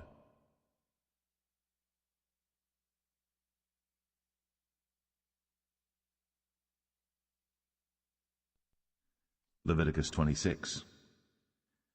Ye shall make you no idols nor graven image, neither rear you up a standing image, neither shall ye set up any image of stone in your land, to bow down unto it, for I am the Lord your God. Ye shall keep my Sabbaths, and reverence my sanctuary. I am the Lord. If ye walk in my statutes, and keep my commandments, and do them, then I will give you rain in due season, and the land shall yield her increase, and the trees of the field shall yield their fruit. And your threshing shall reach unto the vintage, and the vintage shall reach unto the sowing time. And ye shall eat your bread to the full, and dwell in your land safely. And I will give peace in the land, and ye shall lie down, and none shall make you afraid. And I will rid evil beasts out of the land, neither shall the sword go through your land. And ye shall chase your enemies, and they shall fall before you by the sword. And 5 of you shall chase 100, and 100 of you shall put 10,000 to flight, and your enemies shall fall before you by the sword. For I will have respect unto you, and make you fruitful, and multiply you, and establish my covenant with you. And ye shall eat old store, and bring forth the old because of the new. And I will set my tabernacle among you, and my soul shall not abhor you. And I will walk among you, and will be your God, and ye shall be my people. I am the Lord your God, which brought you forth out of the land of Egypt, that ye should not be their bondmen. And I have broken the bands of your yoke, and made you go upright. But if ye will not hearken unto me, and will not do all these commandments, and if ye shall despise my statutes, or if your soul abhor my judgments, so that ye will not do all my commandments, but that ye break my covenant, I also will do this unto you. I will even appoint over you terror, consumption, and the burning ague, that shall consume the eyes, and cause sorrow of heart. And ye shall sow your seed in vain, for your enemies shall eat it. And I will set my face against you, and ye shall be slain before your enemies. They that hate you shall reign over you, and ye shall flee when none pursueth you. And if ye will not yet for all this hearken unto me, then I will punish you 7 times more for your sins. And I will break the pride of your power, and I will make your heaven as iron, and your earth as brass, and your strength shall be spent in vain. For your land shall not yield her increase, neither shall the trees of the land yield their fruits. And if ye walk contrary unto me, and will not hearken unto me, I will bring 7 times more plagues upon you according to your sins. I will also send wild beasts among you, which shall rob you of your children, and destroy your cattle, and make you few in number, and your highways shall be desolate. And if ye will not be reformed by me by these things, but will walk contrary unto me, then will I also walk contrary unto you, and will punish you yet 7 times for your sins. And I will bring a sword upon you, that shall avenge the quarrel of my covenant. And when ye are gathered together within your cities, I will send the pestilence among you, and ye shall be delivered into the hand of the enemy. And when I have broken the staff of your bread, 10 women shall bake your bread in one oven, and they shall deliver you your bread again by weight, and ye shall eat and not be satisfied. And if ye will not for all this hearken unto me, but walk contrary unto me, then I will walk contrary unto you also in fury, and I, even I, will chastise you 7 times for your sins. And ye shall eat the flesh of your sons, and the flesh of your daughters shall ye eat. And I will destroy your high places, and cut down your images, and cast your carcasses upon the carcasses of your idols. And my soul shall abhor you. And I will make your cities waste, and bring your sanctuaries unto desolation, and I will not smell the savor of your sweet odors. And I will bring the land into desolation, and your enemies which dwell therein shall be astonished at it. And I will scatter you among the heathen, and will draw out a sword after you, and your land shall be desolate, and your cities waste. Then shall the land enjoy her Sabbaths, as long as it lieth desolate, and ye be in your enemy's land. Even then shall the land rest, and enjoy her Sabbaths. As long as it lieth desolate it shall rest, because it did not rest in your Sabbaths, when ye dwelt upon it. And upon them that are left alive of you I will send a faintness into their hearts in the lands of their enemies. And the sound of a shaken leaf shall chase them, and they shall flee, as fleeing from a sword, and they shall fall when none pursueth. And they shall fall one upon another, as it were before a sword, when none pursueth. And ye shall have no power to stand before your enemies, and ye shall perish among the heathen. And the land of your enemies shall eat you up, and they that are left of you shall pine away in their iniquity in your enemies' lands, and also in the iniquities of their fathers shall they pine away with them. If they shall confess their iniquity, and the iniquity of their fathers, with their trespass which they trespassed against me, and that also they have walked contrary unto me, and that I also have walked contrary unto them, and have brought them into the land of their enemies, if then their uncircumcised hearts be humbled, and they then accept of the punishment of their iniquity, then will I remember my covenant with Jacob, and also my covenant with Isaac, and also my covenant with Abraham will I remember, and I will remember the land. The land also shall be left of them, and shall enjoy her Sabbaths, while she lieth desolate without them. And they shall accept of the punishment of their iniquity, even because they despised my judgments, and because their soul abhorred my statutes. And yet for all that, when they be in the land of their enemies, I will not cast them away, neither will I abhor them to destroy them utterly, and to break my covenant with them, for I am the Lord their God. But I will for their sakes remember the covenant of their ancestors, whom I brought forth out of the land of Egypt, in the sight of the heathen, that I might be their God. I am the Lord. These are the statutes and judgments and laws which the Lord made between him and the children of Israel in Mount Sinai by the hand of Moses.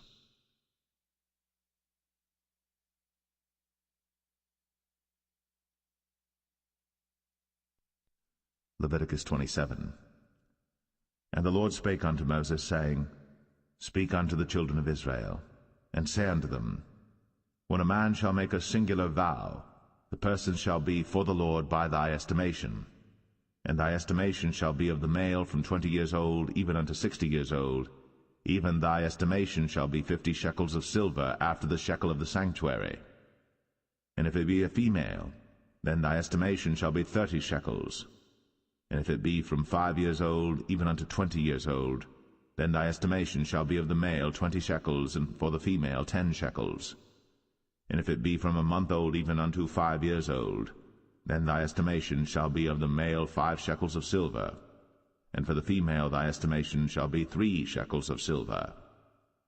And if it be from 60 years old and above, if it be a male, then thy estimation shall be 15 shekels, and for the female 10 shekels. But if he be poorer than thy estimation, then he shall present himself before the priest, and the priest shall value him. According to his ability that vowed shall the priest value him. And if it be a beast, whereof men bring an offering unto the Lord, all that any man giveth of such unto the Lord shall be holy. He shall not alter it, nor change it, a good for a bad, or a bad for a good. And if he shall at all change beast for beast, then it and the exchange thereof shall be holy. And if it be any unclean beast, of which they do not offer a sacrifice unto the Lord, then he shall present the beast before the priest. And the priest shall value it, whether it be good or bad, as thou valuest it, who art the priest, so shall it be. But if he will at all redeem it, then he shall add a fifth part thereof unto thy estimation. And when a man shall sanctify his house to be holy unto the Lord, then the priest shall estimate it, whether it be good or bad, as the priest shall estimate it, so shall it stand. And if he that sanctified it will redeem his house, then he shall add the fifth part of the money of thy estimation unto it, and it shall be his. And if a man shall sanctify unto the Lord some part of a field of his possession, then thy estimation shall be according to the seed thereof. An homer of barley seed shall be valued at 50 shekels of silver. If he sanctify his field from the year of Jubilee according to thy estimation, it shall stand. But if he sanctify his field after the Jubilee, then the priest shall reckon unto him the money according to the years that remain, even unto the year of the Jubilee, and it shall be abated from thy estimation. And if he that sanctified the field will in any wise redeem it, then he shall add the fifth part of the money of thy estimation unto it, and it shall be assured to him. And if he will not redeem the field, or if he have sold the field to another man, it shall not be redeemed any more. But the field, when it goeth out in the Jubilee, shall be holy unto the Lord, as a field devoted. The possession thereof shall be the priest's. And if a man sanctify unto the Lord a field which he hath bought, which is not of the fields of his possession, then the priest shall reckon unto him the worth of thy estimation, even unto the year of the Jubilee, and he shall give thine estimation in that day as a holy thing unto the Lord. In the year of the Jubilee the field shall return unto him of whom it was bought, even to him to whom the possession of the land did belong. And all thy estimation shall be according to the shekel of the sanctuary. 20 gerahs shall be the shekel. Only the firstling of the beasts, which should be the Lord's firstling, no man shall sanctify it, whether it be ox or sheep, it is the Lord's. And if it be of an unclean beast, then he shall redeem it according to thine estimation, and shall add a fifth part of it thereto. Or if it be not redeemed, then it shall be sold according to thy estimation. Notwithstanding no devoted thing, that a man shall devote unto the Lord of all that he hath, both of man and beast, and of the field of his possession, shall be sold or redeemed. Every devoted thing is most holy unto the Lord. None devoted, which shall be devoted of men, shall be redeemed, but shall surely be put to death. And all the tithe of the land, whether of the seed of the land or of the fruit of the tree, is the Lord's. It is holy unto the Lord. And if a man will at all redeem aught of his tithes, he shall add thereto the fifth part thereof. And concerning the tithe of the herd or of the flock, even of whatsoever passeth under the rod, the 10th shall be holy unto the Lord. He shall not search whether it be good or bad, neither shall he change it. And if he change it at all, then both it and the change thereof shall be holy. It shall not be redeemed. These are the commandments which the Lord commanded Moses for the children of Israel in Mount Sinai.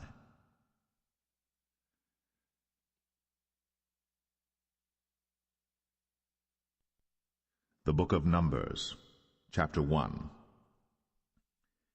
And the Lord spake unto Moses in the wilderness of Sinai, in the tabernacle of the congregation, on the first day of the 2nd month, in the 2nd year after they were come out of the land of Egypt, saying, Take ye the sum of all the congregation of the children of Israel, after their families, by the house of their fathers, with the number of their names, every male by their polls. From 20 years old and upward, all that are able to go forth to war in Israel, thou and Aaron shall number them by their armies. And with you there shall be a man of every tribe, every one head of the house of his fathers. And these are the names of the men that shall stand with you. Of the tribe of Reuben, Elizur the son of Shadur. Of Simeon, Shelumiel the son of Zurishaddai. Of Judah, Nahshon the son of Amminadab. Of Issachar, Nethanel the son of Zuar. Of Zebulun, Eliab the son of Helon. Of the children of Joseph, of Ephraim, Elishama the son of Ammihud. Of Manasseh, Gamaliel the son of Pedazur. Of Benjamin, Abidan the son of Gideoni. Of Dan, Ahiezer the son of Ammishaddai. Of Asher, Pagiel the son of Ochran. Of Gad, Eliasaph the son of Duel. Of Naphtali, Ahira the son of Enan. These were the renowned of the congregation, princes of the tribes of their fathers, heads of thousands in Israel. And Moses and Aaron took these men, which are expressed by their names, and they assembled all the congregation together on the first day of the 2nd month. And they declared their pedigrees after their families, by the house of their fathers, according to the number of the names, from 20 years old and upward, by their polls. As the Lord commanded Moses, so he numbered them in the wilderness of Sinai. And the children of Reuben, Israel's eldest son, by their generations, after their families, by the house of their fathers, according to the number of the names, by their polls, every male from 20 years old and upward, all that were able to go forth to war. Those that were numbered of them, even of the tribe of Reuben, were 46,500. Of the children of Simeon, by their generations, after their families, by the house of their fathers, those that were numbered of them, according to the number of the names, by their polls, every male from 20 years old and upward, all that were able to go forth to war. Those that were numbered of them, even of the tribe of Simeon, were 59,300. Of the children of Gad, by their generations, after their families, by the house of their fathers, according to the number of the names, from 20 years old and upward, all that were able to go forth to war. Those that were numbered of them, even of the tribe of Gad, were 45,650. Of the children of Judah, by their generations, after their families, by the house of their fathers, according to the number of the names, from 20 years old and upward, all that were able to go forth to war. Those that were numbered of them, even of the tribe of Judah, were 314,600. Of the children of Issachar, by their generations, after their families, by the house of their fathers, according to the number of the names, from 20 years old and upward, all that were able to go forth to war. Those that were numbered of them, even of the tribe of Issachar, were 54,400. Of the children of Zebulun, by their generations, after their families, by the house of their fathers, according to the number of the names, from 20 years old and upward, all that were able to go forth to war, those that were numbered of them, even of the tribe of Zebulun, were 57,400.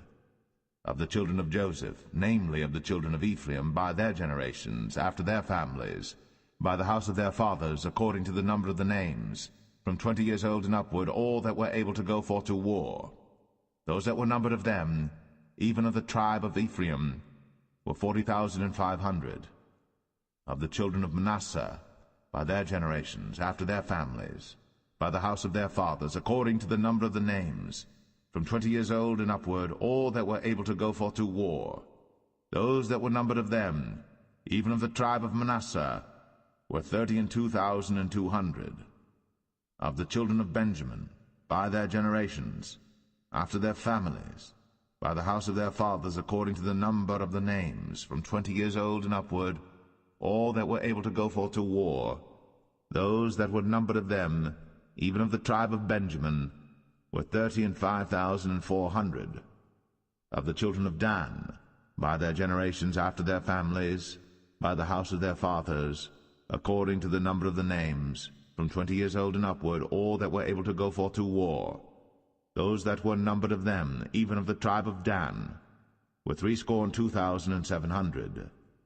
Of the children of Asher, by their generations, after their families, by the house of their fathers, according to the number of the names, from 20 years old and upward, all that were able to go forth to war. Those that were numbered of them, even of the tribe of Asher, were 41,500.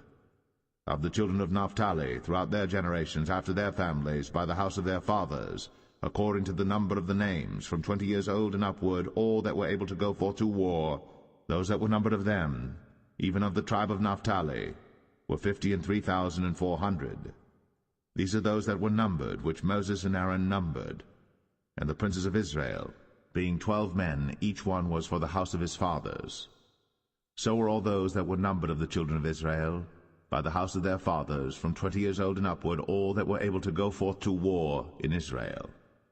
Even all they that were numbered were 600,000 and 3,550. But the Levites after the tribe of their fathers were not numbered among them. For the Lord had spoken unto Moses, saying, Only thou shalt not number the tribe of Levi, neither take the sum of them among the children of Israel. But thou shalt appoint the Levites over the tabernacle of testimony, and over all the vessels thereof, and over all things that belong to it. They shall bear the tabernacle, and all the vessels thereof, and they shall minister unto it, and shall encamp round about the tabernacle. And when the tabernacle setteth forward, the Levites shall take it down. And when the tabernacle is to be pitched, the Levites shall set it up, and the stranger that cometh nigh shall be put to death. And the children of Israel shall pitch their tents, every man by his own camp, and every man by his own standard throughout their hosts. But the Levites shall pitch round about the tabernacle of testimony, that there be no wrath upon the congregation of the children of Israel. And the Levites shall keep the charge of the tabernacle of testimony. And the children of Israel did, according to all that the Lord commanded Moses. So did they.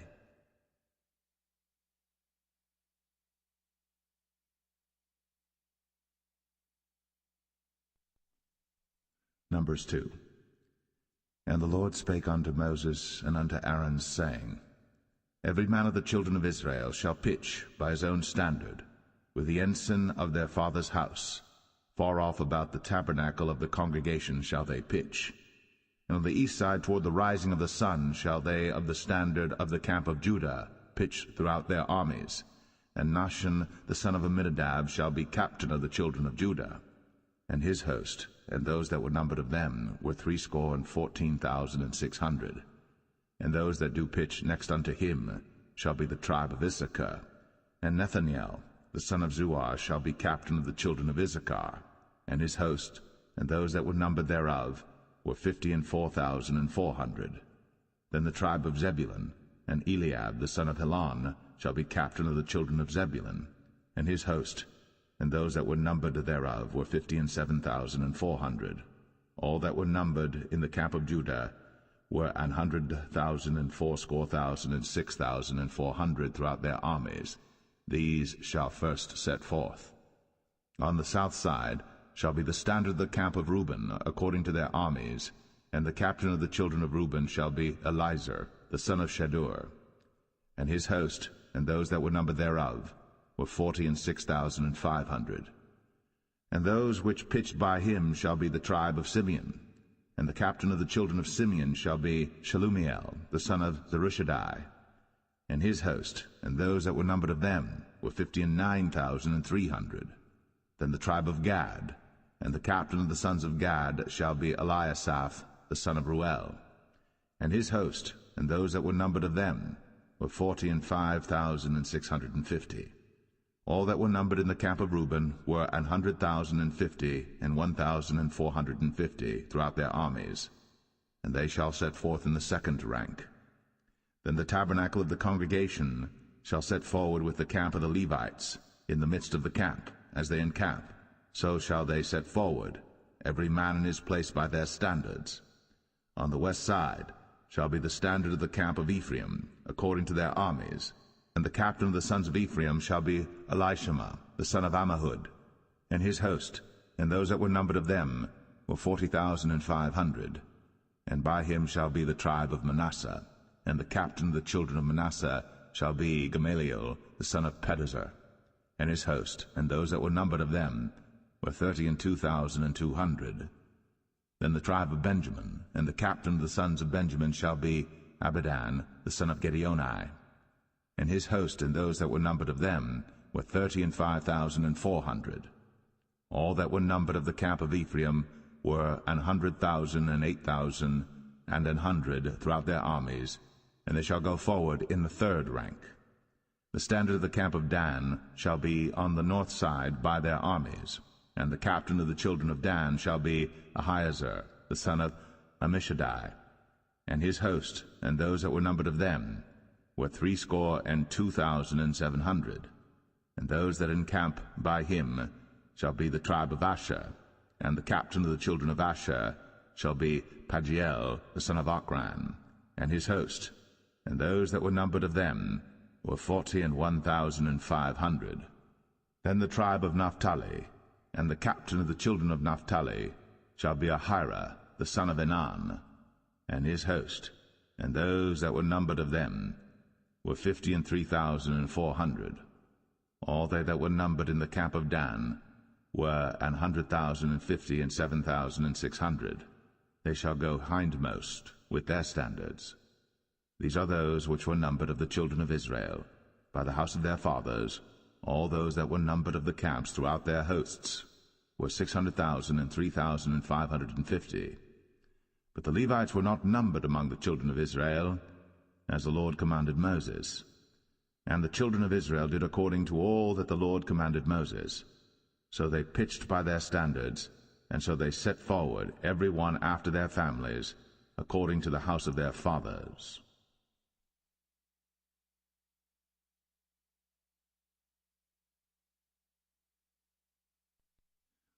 Numbers 3. These also are the generations of Aaron and Moses in the day that the Lord spake with Moses in Mount Sinai. And these are the names of the sons of Aaron: Nadab the firstborn, and Abihu, Eleazar, and Ithamar. These are the names of the sons of Aaron, the priests which were anointed, whom he consecrated to minister in the priest's office. And Nadab and Abihu died before the Lord, when they offered strange fire before the Lord in the wilderness of Sinai, and they had no children. And Eleazar and Ithamar ministered in the priest's office in the sight of Aaron their father. And the Lord spake unto Moses, saying, Bring the tribe of Levi near, and present them before Aaron the priest, that they may minister unto him. And they shall keep his charge, and the charge of the whole congregation before the tabernacle of the congregation, to do the service of the tabernacle. And they shall keep all the instruments of the tabernacle of the congregation, and the charge of the children of Israel, to do the service of the tabernacle. And thou shalt give the Levites unto Aaron and to his sons. They are wholly given unto him out of the children of Israel. And thou shalt appoint Aaron and his sons, and they shall wait on their priest's office, and the stranger that cometh nigh shall be put to death. And the Lord spake unto Moses, saying, And I, behold, I have taken the Levites from among the children of Israel, instead of all the firstborn that openeth the matrix among the children of Israel. Therefore the Levites shall be mine. Because all the firstborn are mine, for on the day that I smote all the firstborn in the land of Egypt, I hallowed unto me all the firstborn in Israel, both man and beast. Mine shall they be. I am the Lord. And the Lord spake unto Moses in the wilderness of Sinai, saying, Number the children of Levi after the house of their fathers by their families. Every male from a month old and upward shalt thou number them. And Moses numbered them according to the word of the Lord, as he was commanded. And these were the sons of Levi by their names, Gershon and Kohath and Merari. And these are the names of the sons of Gershon by their families, Libni and Shimei. And the sons of Kohath by their families, Amram and Izahar, Hebron and Uzziel. And the sons of Merari by their families, Malai and Mushai. These are the families of the Levites according to the house of their fathers. Of Gershon was the family of the Libnites, and the family of the Shimites. These are the families of the Gershonites. Those that were numbered of them, according to the number of all the males, from a month old and upward, even those that were numbered of them, were 7,500. The families of the Gershonites shall pitch behind the tabernacle westward. And the chief of the house of the father of the Gershonites shall be Eliasaph the son of Lael. And the charge of the sons of Gershon in the tabernacle of the congregation shall be the tabernacle, and the tent, the covering thereof, and the hanging for the door of the tabernacle of the congregation, and the hangings of the court, and the curtain for the door of the court which is by the tabernacle, and by the altar round about, and the cords of it for all the service thereof. And of Kohath was the family of the Amramites, and the family of the Isharites, and the family of the Hebronites, and the family of the Uzzielites. These are the families of the Kohathites. In the number of all the males from a month old and upward were 8,600, keeping the charge of the sanctuary. The families of the sons of Kohath shall pitch on the side of the tabernacle southward. And the chief of the house of the father of the families of the Kohathites shall be Elizaphan the son of Uzziel. And their charge shall be the ark, and the table, and the candlestick, and the altars, and the vessels of the sanctuary wherewith they minister, and the hanging, and all the service thereof. And Eleazar the son of Aaron the priest shall be chief over the chief of the Levites, and have the oversight of them that keep the charge of the sanctuary. Of Merari was the family of the Mahlites, and the family of the Mushites. These are the families of Merari. And those that were numbered of them, according to the number of all the males, from a month old and upward, were 6,200. And the chief of the house of the father of the families of Merari was Zuriel, the son of Abihail. These shall pitch on the side of the tabernacle northward.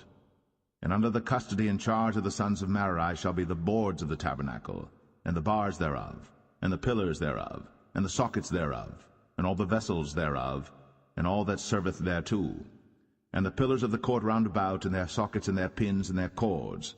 But those that encamp before the tabernacle toward the east, even before the tabernacle of the congregation eastward, shall be Moses and Aaron and his sons, keeping the charge of the sanctuary for the charge of the children of Israel, and the stranger that cometh nigh shall be put to death. All that were numbered of the Levites, which Moses and Aaron numbered at the commandment of the Lord, throughout their families, all the males from a month old and upward, were 22,000. And the Lord said unto Moses, Number all the firstborn of the males of the children of Israel from a month old and upward, and take the number of their names. And thou shalt take the Levites for me, I am the Lord, instead of all the firstborn among the children of Israel, and the cattle of the Levites instead of all the firstlings among the cattle of the children of Israel. And Moses numbered, as the Lord commanded him, all the firstborn among the children of Israel, and all the firstborn males by the number of names, from a month old and upward, of those that were numbered of them, were 22,213. And the Lord spake unto Moses, saying, Take the Levites instead of all the firstborn among the children of Israel, and the cattle of the Levites instead of their cattle, and the Levites shall be mine. I am the Lord.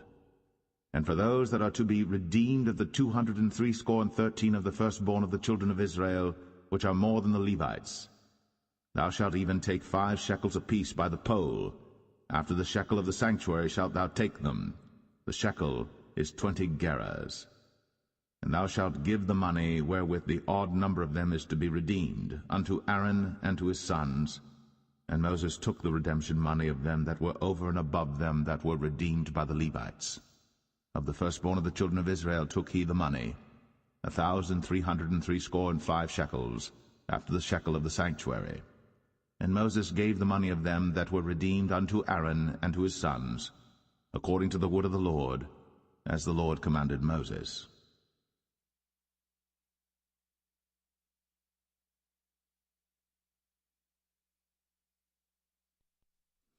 Numbers 4. And the Lord spake unto Moses and unto Aaron, saying, Take the sum of the sons of Kohath, from among the sons of Levi, after their families, by the house of their fathers, from 30 years old and upward, even until 50 years old, all that enter into the host, to do the work in the tabernacle of the congregation. This shall be the service of the sons of Kohath, in the tabernacle of the congregation, about the most holy things. And when the camp setteth forward, Aaron shall come, and his sons, and they shall take down the covering veil, and cover the ark of the testimony with it, and shall put thereon the covering of badgers' skins, and shall spread over it a cloth wholly of blue, and shall put in the staves thereof. And upon the table of showbread they shall spread a cloth of blue, and put thereon the dishes, and the spoons, and the bowls, and covers to cover withal, and the continual bread shall be thereon. And they shall spread upon them a cloth of scarlet, and cover the same with the covering of badgers' skins, and shall put in the staves thereof. And they shall take a cloth of blue, and cover the candlestick of the light, and his lamps, and his tongs, and his snuff dishes, and all the oil vessels thereof, wherewith they minister unto it. And they shall put it in all the vessels thereof within a covering of badgers' skins, and shall put it upon a bar, and upon the golden altar they shall spread a cloth of blue, and cover it with a covering of badgers' skins, and shall put to the staves thereof. And they shall take all the instruments of ministry, wherewith they minister in the sanctuary, and put them in a cloth of blue, and cover them with a covering of badgers' skins, and shall put them on a bar. And they shall take away the ashes from the altar, and spread a purple cloth thereon. And they shall put upon it all the vessels thereof, wherewith they minister about it, even the censers, the flesh hooks, and the shovels, and the basins, all the vessels of the altar. And they shall spread upon it a covering of badgers' skins, and put to the staves of it. And when Aaron and his sons have made an end of covering the sanctuary, and all the vessels of the sanctuary as the camp is to set forward, after that the sons of Kohath shall come to bear it. But they shall not touch any holy thing, lest they die. These things are the burden of the sons of Kohath in the tabernacle of the congregation. And to the office of Eleazar the son of Aaron the priest pertaineth the oil for the light, and the sweet incense, and the daily meat offering, and the anointing oil, and the oversight of all the tabernacle, and of all that therein is, in the sanctuary, and in the vessels thereof. And the Lord spake unto Moses and unto Aaron, saying, Cut ye not off the tribe of the families of the Kohathites from among the Levites, but thus do unto them, that they may live and not die, when they approach unto the most holy things. Aaron and his sons shall go in, and appoint them every one to his service and to his burden. But they shall not go in to see when the holy things are covered, lest they die. And the Lord spake unto Moses, saying, Take also the sum of the sons of Gershon, throughout the houses of their fathers by their families. From 30 years old and upward until 50 years old shalt thou number them, all that enter in to perform the service, to do the work in the tabernacle of the congregation. This is the service of the families of the Gershonites, to serve and for burdens. And they shall bear the curtains of the tabernacle, and the tabernacle of the congregation, his covering, and the covering of the badger skins that is above upon it, and the hanging for the door of the tabernacle of the congregation, and the hangings of the court, and the hanging for the door of the gate of the court, which is by the tabernacle, and by the altar round about, and their cords, and all the instruments of their service, and all that is made for them, so shall they serve. At the appointment of Aaron and his sons shall be all the service of the sons of the Gershonites, in all their burdens, and in all their service. And ye shall appoint unto them in charge all their burdens. This is the service of the families of the sons of Gershon, in the tabernacle of the congregation, and their charge shall be under the hand of Ithamar the son of Aaron the priest. As for the sons of Merari, thou shalt number them after their families by the house of their fathers. From 30 years old and upward, even unto 50 years old, shalt thou number them, every one that entereth into the service, to do the work of the tabernacle of the congregation. And this is the charge of their burden, according to all their service in the tabernacle of the congregation, the boards of the tabernacle, and the bars thereof, and the pillars thereof, and sockets thereof. And the pillars of the court round about, and their sockets, and their pins, and their cords, with all their instruments, and with all their service. And by name ye shall reckon the instruments of the charge of their burden. This is the service of the families of the sons of Merari, according to all their service, in the tabernacle of the congregation under the hand of Ithamar the son of Aaron the priest. And Moses and Aaron, and the chief of the congregation, numbered the sons of the Kohathites after their families, and after the house of their fathers, from 30 years old and upward, even unto 50 years old, every one that entereth into the service, for the work in the tabernacle of the congregation. And those that were numbered of them by their families were 2,750.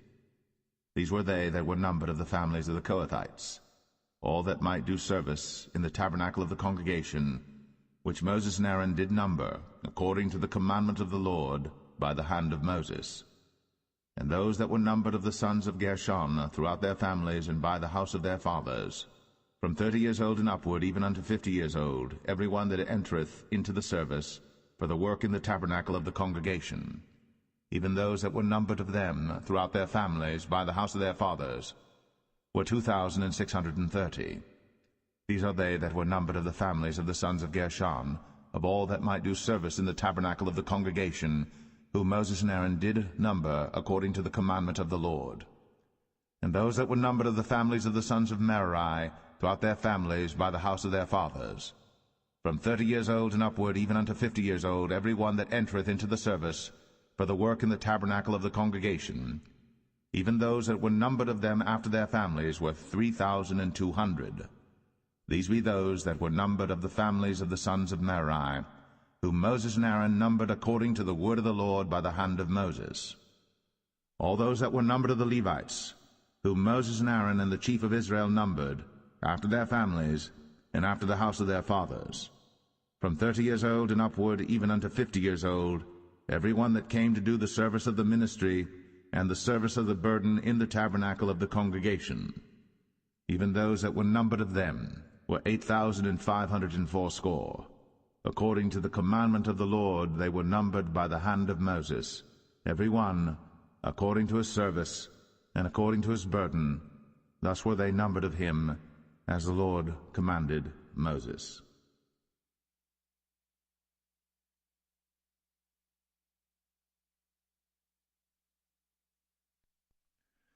Numbers 5. And the Lord spake unto Moses, saying, Command the children of Israel, that they put out of the camp every leper, and every one that hath an issue, and whosoever is defiled by the dead. Both male and female shall ye put out, without the camp shall ye put them, that they defile not their camps, in the midst whereof I dwell. And the children of Israel did so, and put them out without the camp, as the Lord spake unto Moses, so did the children of Israel. And the Lord spake unto Moses, saying, Speak unto the children of Israel, when a man or woman shall commit any sin that men commit, to do a trespass against the Lord, and that person be guilty, then they shall confess their sin which they have done, and he shall recompense his trespass with the principal thereof, and add unto it the 5th part thereof, and give it unto him against whom he hath trespassed. But if the man have no kinsman to recompense the trespass unto, let the trespass be recompensed unto the Lord, even to the priest, beside the ram of the atonement, whereby an atonement shall be made for him.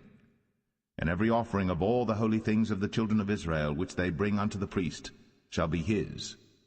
And every man's hallowed things shall be his. Whatsoever any man giveth the priest, it shall be his. And the Lord spake unto Moses, saying, Speak unto the children of Israel, and say unto them, If any man's wife go aside, and commit a trespass against him, and a man lie with her carnally, and it be hid from the eyes of her husband, and be kept close, and she be defiled, and there be no witness against her, neither she be taken with the manner, and the spirit of jealousy come upon him, and he be jealous of his wife, and she be defiled, or if the spirit of jealousy come upon him, and he be jealous of his wife, and she be not defiled, then shall the man bring his wife unto the priest, and he shall bring her offering for her, the 10th part of an ephah of barley meal. He shall pour no oil upon it, nor put frankincense thereon, for it is an offering of jealousy, an offering of memorial, bringing iniquity to remembrance. And the priest shall bring her near, and set her before the Lord. And the priest shall take holy water in an earthen vessel, and of the dust that is in the floor of the tabernacle the priest shall take, and put it into the water. And the priest shall set the woman before the Lord, and uncover the woman's head, and put the offering of memorial in her hands, which is the jealousy offering. And the priest shall have in his hand the bitter water that causeth the curse. And the priest shall charge her by an oath, and say unto the woman, If no man have lain with thee, and if thou hast not gone aside to uncleanness with another instead of thy husband, be thou free from this bitter water that causeth the curse.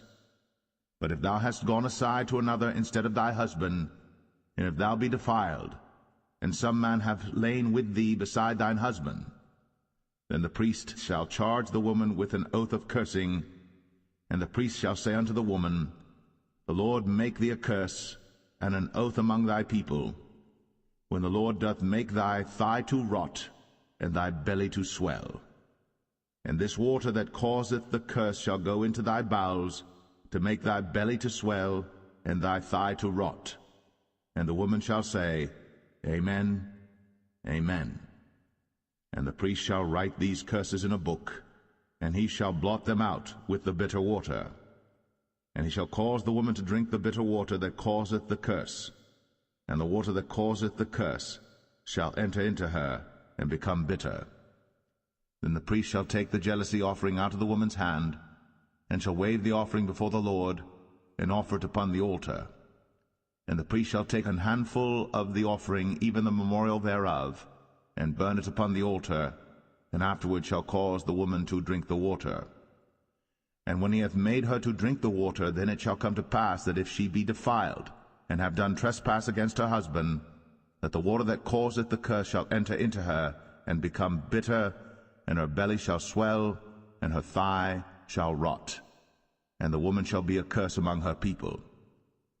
And if the woman be not defiled, but be clean, then she shall be free, and shall conceive seed. This is the law of jealousy, when a wife goeth aside to another instead of her husband, and is defiled.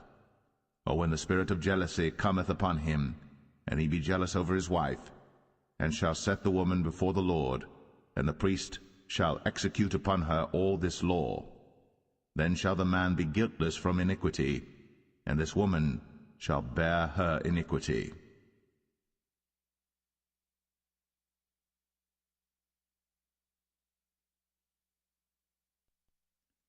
Number 6. And the Lord spake unto Moses, saying, Speak unto the children of Israel, and say unto them, When either man or woman shall separate themselves to vow a vow of a Nazarite, to separate themselves unto the Lord, he shall separate himself from wine and strong drink, and shall drink no vinegar of wine, or vinegar of strong drink. Neither shall he drink any liquor of grapes, nor eat moist grapes or dried. All the days of his separation shall he eat nothing that is made of the vine tree, from the kernels even to the husk. All the days of the vow of his separation there shall no razor come upon his head, until the days be fulfilled, in the which he separateth himself unto the Lord. He shall be holy, and shall let the locks of the hair of his head grow. All the days that he separateth himself unto the Lord, he shall come at no dead body. He shall not make himself unclean for his father, or for his mother, for his brother, or for his sister, when they die, because the consecration of his God is upon his head. All the days of his separation he is holy unto the Lord. And if any man die very suddenly by him, and he hath defiled the head of his consecration, then he shall shave his head in the day of his cleansing. On the 7th day shall he shave it. And on the 8th day he shall bring 2 turtles, or 2 young pigeons, to the priest, to the door of the tabernacle of the congregation, and the priest shall offer the one for a sin offering, and the other for a burnt offering, and make an atonement for him, for that he sinned by the dead, and shall hallow his head that same day. And he shall consecrate unto the Lord the days of his separation, and shall bring a lamb of the first year for a trespass offering, but the days that were before shall be lost, because his separation was defiled. And this is the law of the Nazarite. When the days of his separation are fulfilled, he shall be brought unto the door of the tabernacle of the congregation, and he shall offer his offering unto the Lord, 1 he-lamb of the first year without blemish for a burnt offering, and 1 ewe-lamb of the first year without blemish for a sin offering, and 1 ram without blemish for peace offerings, and a basket of unleavened bread, cakes of fine flour mingled with oil, and wafers of unleavened bread anointed with oil, and their meat offering, and their drink offerings. And the priest shall bring them before the Lord, and shall offer his sin offering and his burnt offering. And he shall offer the ram for a sacrifice of peace offerings unto the Lord, with the basket of unleavened bread. The priest shall offer also his meat offering and his drink offering.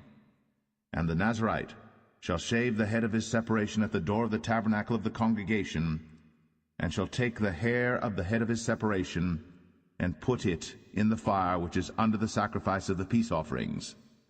And the priest shall take the sodden shoulder of the ram, and 1 unleavened cake out of the basket, and 1 unleavened wafer, and shall put them upon the hands of the Nazarite, after the hair of his separation is shaven. And the priest shall wave them for a wave offering before the Lord. This is holy for the priest, with the wave breast and heave shoulder. And after that the Nazarite may drink wine. This is the law of the Nazarite who hath vowed, and of his offering unto the Lord for his separation, beside that his hand shall get, according to the vow which he vowed, so he must do after the law of his separation.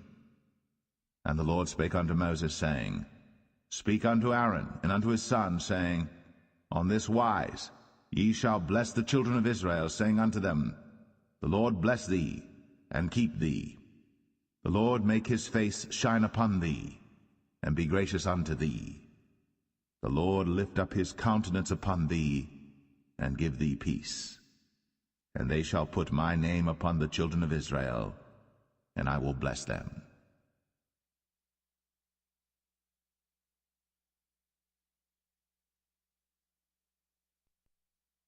Number 7.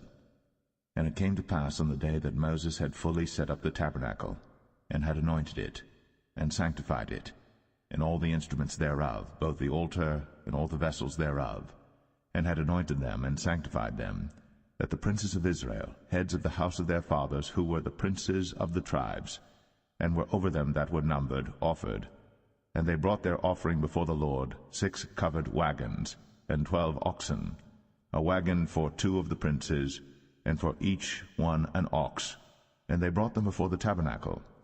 And the Lord spake unto Moses, saying, Take it of them, that they may be to do the service of the tabernacle of the congregation, and thou shalt give them unto the Levites, to every man according to his service. And Moses took the wagons and the oxen, and gave them unto the Levites. 2 wagons and 4 oxen he gave unto the sons of Gershon, according to their service. And 4 wagons and 8 oxen he gave unto the sons of Merari, according unto their service, under the hand of Ithamar the son of Aaron the priest. But unto the sons of Kohath he gave none, because the service of the sanctuary belonging unto them was that they should bear upon their shoulders. And the princes offered for dedicating of the altar in the day that it was anointed, even the princes offered their offering before the altar. And the Lord said unto Moses, They shall offer their offering, each prince on his day, for the dedicating of the altar. And he that offered his offering the first day was Nahshon the son of Amminadab, of the tribe of Judah. And his offering was 1 silver charger, the weight thereof was 130 shekels, 1 silver bowl of 70 shekels after the shekel of the sanctuary. Both of them were full of fine flour, mingled with oil, for a meat offering. 1 spoon of 10 shekels of gold, full of incense. 1 young bullock, 1 ram, 1 lamb of the first year, for a burnt offering. 1 kid of the goats for a sin offering, and for a sacrifice of peace offerings. 2 oxen, 5 rams, 5 he-goats, 5 lambs of the first year. This was the offering of Nahshon the son of Amminadab. On the 2nd day, Nathanael the son of Zuar, prince of Issachar, did offer. He offered for his offering 1 silver charger, the weight whereof was 130 shekels, 1 silver bowl of 70 shekels after the shekel of the sanctuary, both of them full of fine flour, mingled with oil, for a meat offering. 1 spoon of gold of 10 shekels, full of incense. 1 young bullock, 1 ram, 1 lamb of the first year, for a burnt offering. 1 kid of the goats for a sin offering. And for a sacrifice of peace offerings, 2 oxen, 5 rams, 5 he-goats, 5 lambs of the first year. This was the offering of Nathanael the son of Zuar. On the 3rd day, Eliab the son of Helon, prince of the children of Zebulun, did offer.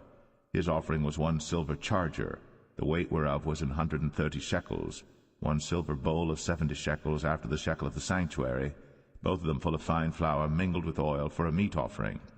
1 golden spoon of 10 shekels, full of incense. 1 young bullock, 1 ram, 1 lamb of the first year, for a burnt offering. 1 kid of the goats for a sin offering.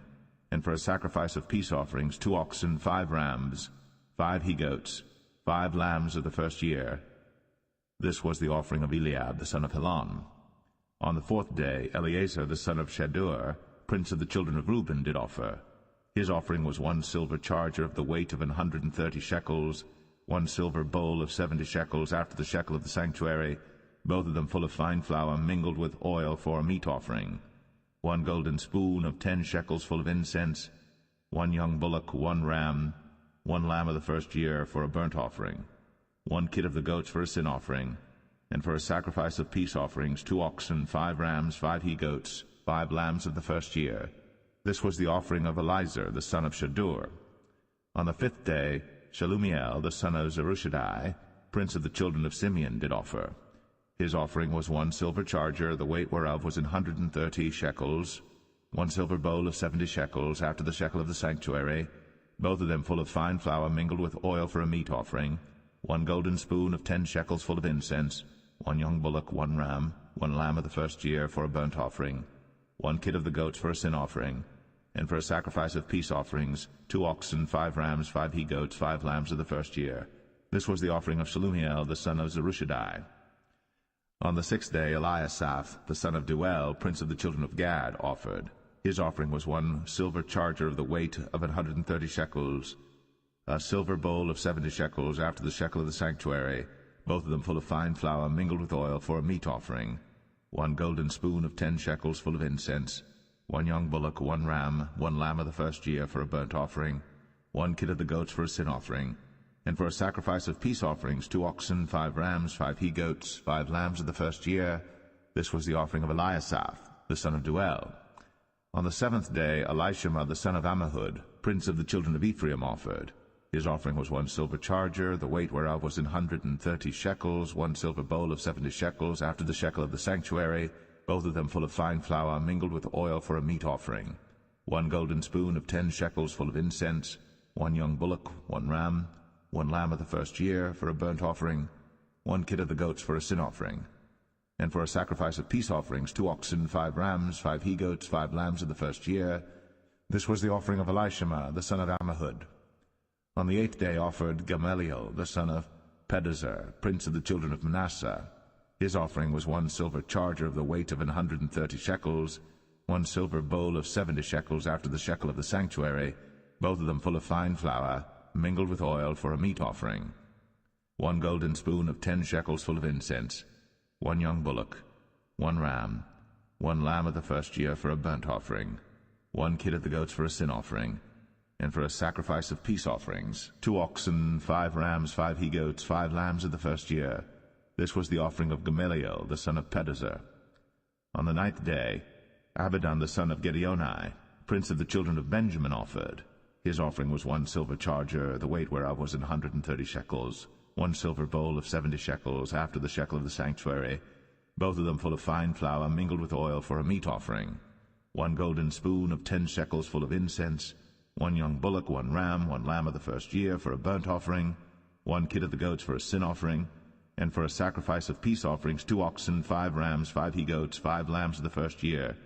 This was the offering of Abidan the son of Gideoni. On the 10th day Ahiezer the son of Ammishaddai, prince of the children of Dan, offered. His offering was 1 silver charger, the weight whereof was 130 shekels, 1 silver bowl of 70 shekels, after the shekel of the sanctuary, both of them full of fine flour mingled with oil for a meat offering, 1 golden spoon of 10 shekels full of incense, 1 young bullock, 1 ram, 1 lamb of the first year for a burnt offering, 1 kid of the goats for a sin offering, and for a sacrifice of peace offerings 2 oxen, 5 rams, 5 he-goats, 5 lambs of the first year. This was the offering of Ahiezer the son of Ammishaddai. On the 11th day Pagiel the son of Ochran, prince of the children of Asher, offered. His offering was 1 silver charger, the weight whereof was 130 shekels, 1 silver bowl of 70 shekels, after the shekel of the sanctuary, both of them full of fine flour mingled with oil for a meat offering, 1 golden spoon of 10 shekels full of incense, 1 young bullock, 1 ram, 1 lamb of the first year for a burnt offering, 1 kid of the goats for a sin offering, and for a sacrifice of peace offerings 2 oxen, 5 rams, 5 he-goats, 5 lambs of the first year. This was the offering of Pagiel the son of Ochran. On the 12th day Ahira the son of Anan, prince of the children of Naphtali, offered. His offering was 1 silver charger, the weight whereof was 130 shekels, 1 silver bowl of 70 shekels, after the shekel of the sanctuary, both of them full of fine flour mingled with oil for a meat offering, 1 golden spoon of 10 shekels full of incense, 1 young bullock, 1 ram, 1 lamb of the first year for a burnt offering, 1 kid of the goats for a sin offering, and for a sacrifice of peace offerings 2 oxen, 5 rams, 5 he-goats, 5 lambs of the first year. This was the offering of Ahira the son of Anan. This was the dedication of the altar in the day when it was anointed by the princes of Israel. 12 chargers of silver, 12 silver bowls, 12 spoons of gold, each charger of silver weighing 130 shekels, each bowl 70. All the silver vessels weighed 2,400 shekels after the shekel of the sanctuary. The golden spoons were 12, full of incense, weighing 10 shekels apiece, after the shekel of the sanctuary. All the gold of the spoons was 120 shekels. All the oxen for the burnt offering were 12 bullocks, the rams 12, the lambs of the first year 12, with their meat offering, and the kids of the goats for sin offering 12. And all the oxen for the sacrifice of the peace offerings were 24 bullocks, the rams 60, the he-goats 60, the lambs of the first year 60. This was the dedication of the altar. After that it was anointed. And when Moses was gone into the tabernacle of the congregation to speak with him, then he heard the voice of one speaking unto him from off the mercy seat, that was upon the ark of testimony, from between the 2 cherubims, and he spake unto him.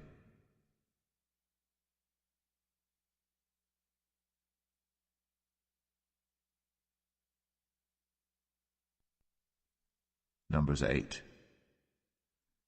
And the Lord spake unto Moses, saying, Speak unto Aaron, and say unto him, When thou lightest the lamps, the 7 lamps shall give light over against the candlestick. And Aaron did so. He lighted the lamps thereof over against the candlestick, as the Lord commanded Moses. And this work of the candlestick was of beaten gold, unto the shaft thereof, unto the flowers thereof was beaten work, according unto the pattern which the Lord had shown Moses. So he made the candlestick. And the Lord spake unto Moses, saying, Take the Levites from among the children of Israel, and cleanse them. And thus shalt thou do unto them to cleanse them. Sprinkle water of purifying upon them, and let them shave all their flesh, and let them wash their clothes, and so make themselves clean. Then let them take a young bullock with his meat offering, even fine flour mingled with oil, and another young bullock shalt thou take for a sin offering. And thou shalt bring the Levites before the tabernacle of the congregation, and thou shalt gather the whole assembly of the children of Israel together. And thou shalt bring the Levites before the Lord, and the children of Israel shall put their hands upon the Levites. And Aaron shall offer the Levites before the Lord for an offering of the children of Israel, that they may execute the service of the Lord. And the Levites shall lay their hands upon the heads of the bullocks. And thou shalt offer the one for a sin offering, and the other for a burnt offering unto the Lord, to make an atonement for the Levites. And thou shalt set the Levites before Aaron, and before his sons, and offer them for an offering unto the Lord. Thus shalt thou separate the Levites from among the children of Israel, and the Levites shall be mine. And after that shall the Levites go in to do the service of the tabernacle of the congregation. And thou shalt cleanse them, and offer them for an offering. For they are wholly given unto me from among the children of Israel, instead of such as open every womb, even instead of the firstborn of all the children of Israel, have I taken them unto me. For all the firstborn of the children of Israel are mine, both man and beast. On the day that I smote every firstborn in the land of Egypt, I sanctified them for myself. And I have taken the Levites for all the firstborn of the children of Israel. And I have given the Levites as a gift to Aaron and to his sons from among the children of Israel, to do the service of the children of Israel in the tabernacle of the congregation, and to make an atonement for the children of Israel, that there be no plague among the children of Israel, when the children of Israel come nigh unto the sanctuary. And Moses and Aaron and all the congregation of the children of Israel did to the Levites according unto all that the Lord commanded Moses concerning the Levites. So did the children of Israel unto them. And the Levites were purified, and they washed their clothes, and Aaron offered them as an offering before the Lord. And Aaron made an atonement for them to cleanse them. And after that went the Levites in to do their service in the tabernacle of the congregation before Aaron and before his sons, as the Lord had commanded Moses concerning the Levites, so did they unto them. And the Lord spake unto Moses, saying, This is it that belongeth unto the Levites. From 25 years old and upward they shall go in to wait upon the service of the tabernacle of the congregation. And from the age of 50 years they shall cease waiting upon the service thereof, and shall serve no more, but shall minister with their brethren in the tabernacle of the congregation, to keep the charge, and shall do no service. Thus shalt thou do unto the Levites touching their charge.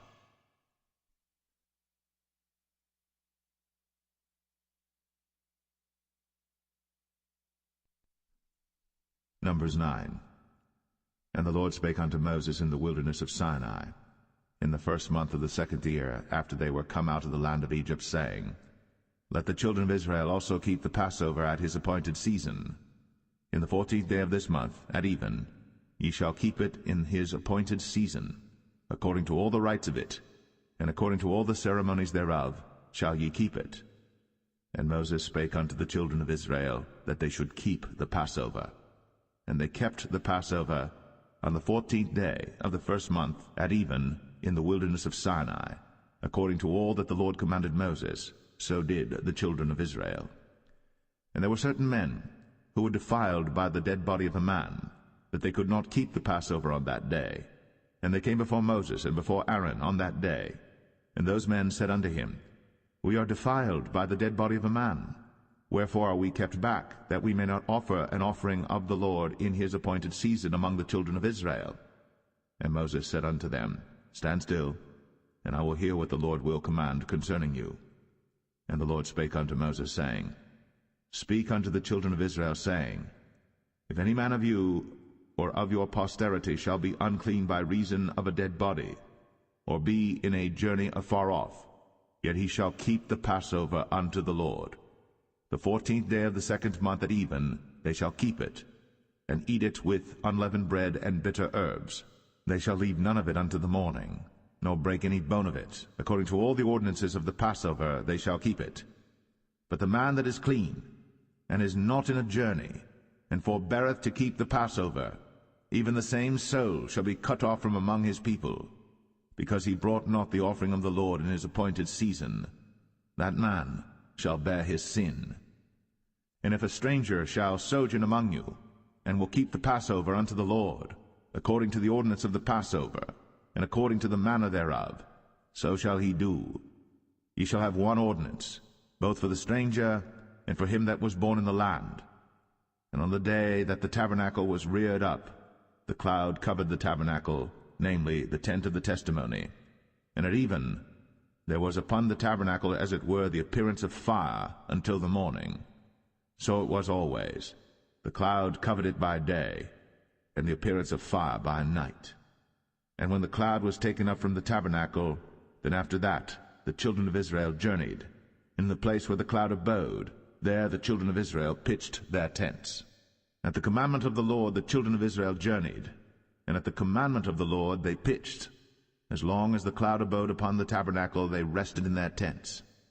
And when the cloud tarried long upon the tabernacle many days, then the children of Israel kept the charge of the Lord, and journeyed not. And so it was, when the cloud was a few days upon the tabernacle, according to the commandment of the Lord, they abode in their tents, and according to the commandment of the Lord they journeyed. And so it was, when the cloud abode from even unto the morning, and that the cloud was taken up in the morning, then they journeyed. Whether it was by day or by night that the cloud was taken up, they journeyed. Or whether it were 2 days, or a month, or a year, that the cloud tarried upon the tabernacle, remaining thereon, the children of Israel abode in their tents, and journeyed not. But when it was taken up, they journeyed. At the commandment of the Lord they rested in the tents, and at the commandment of the Lord they journeyed. They kept the charge of the Lord, at the commandment of the Lord, by the hand of Moses.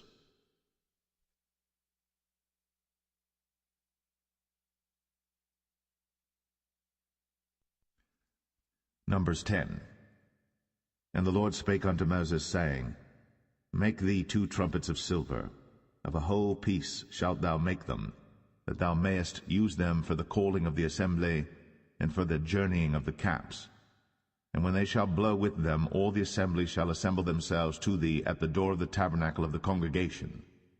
And if they blow but with 1 trumpet, then the princes, which are heads of the thousands of Israel, shall gather themselves unto thee.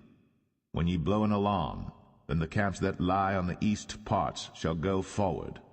When ye blow an alarm the 2nd time, then the camps that lie on the south side shall take their journey, they shall blow an alarm for their journeys. But when the congregation is to be gathered together, ye shall blow, but ye shall not sound an alarm. And the sons of Aaron the priests shall blow with the trumpets, and they shall be to you for an ordinance forever throughout your generations. And if ye go to war in your land against the enemy that oppresseth you, then ye shall blow an alarm with the trumpets, and ye shall be remembered before the Lord your God, and ye shall be saved from your enemies. Also in the day of your gladness, and in your solemn days, in the beginnings of your months, ye shall blow with the trumpets over your burnt offerings, and over the sacrifices of your peace offerings, that they may be to you for a memorial before your God. I am the Lord your God.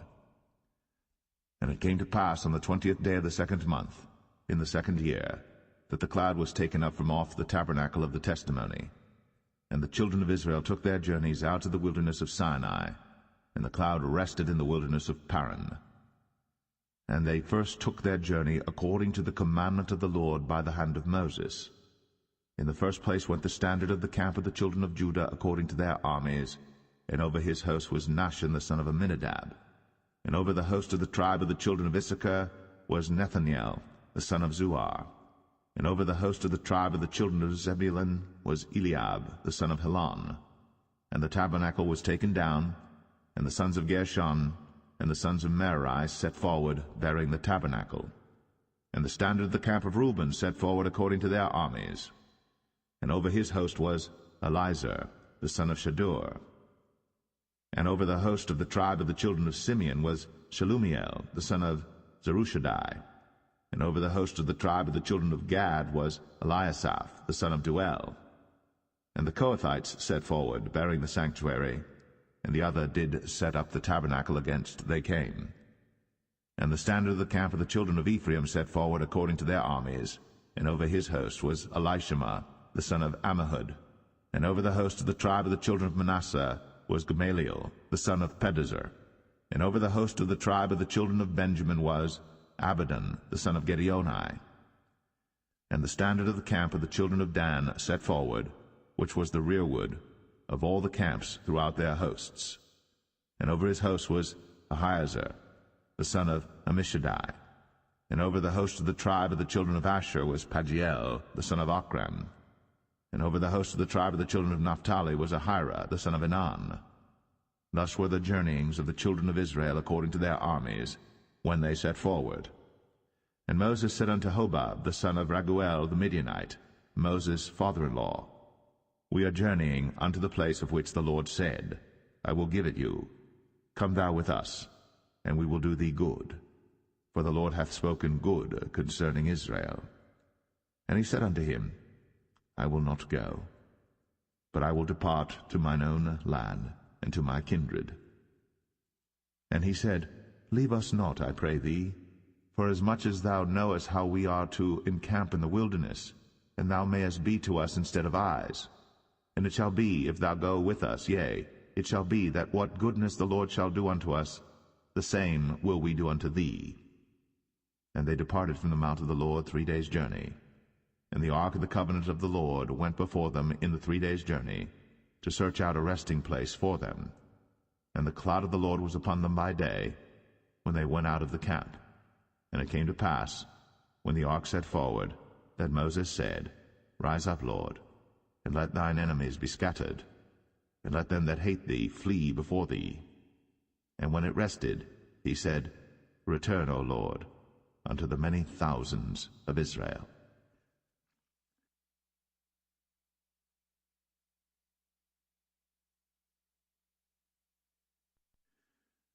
Numbers 11.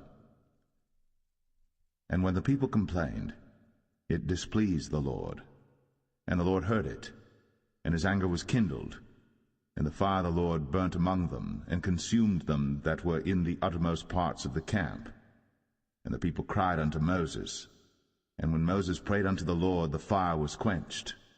And he called the name of the place Taberah, because the fire of the Lord burnt among them. And the mixed multitude that was among them fell a-lusting. And the children of Israel also wept again, and said, Who shall give us flesh to eat?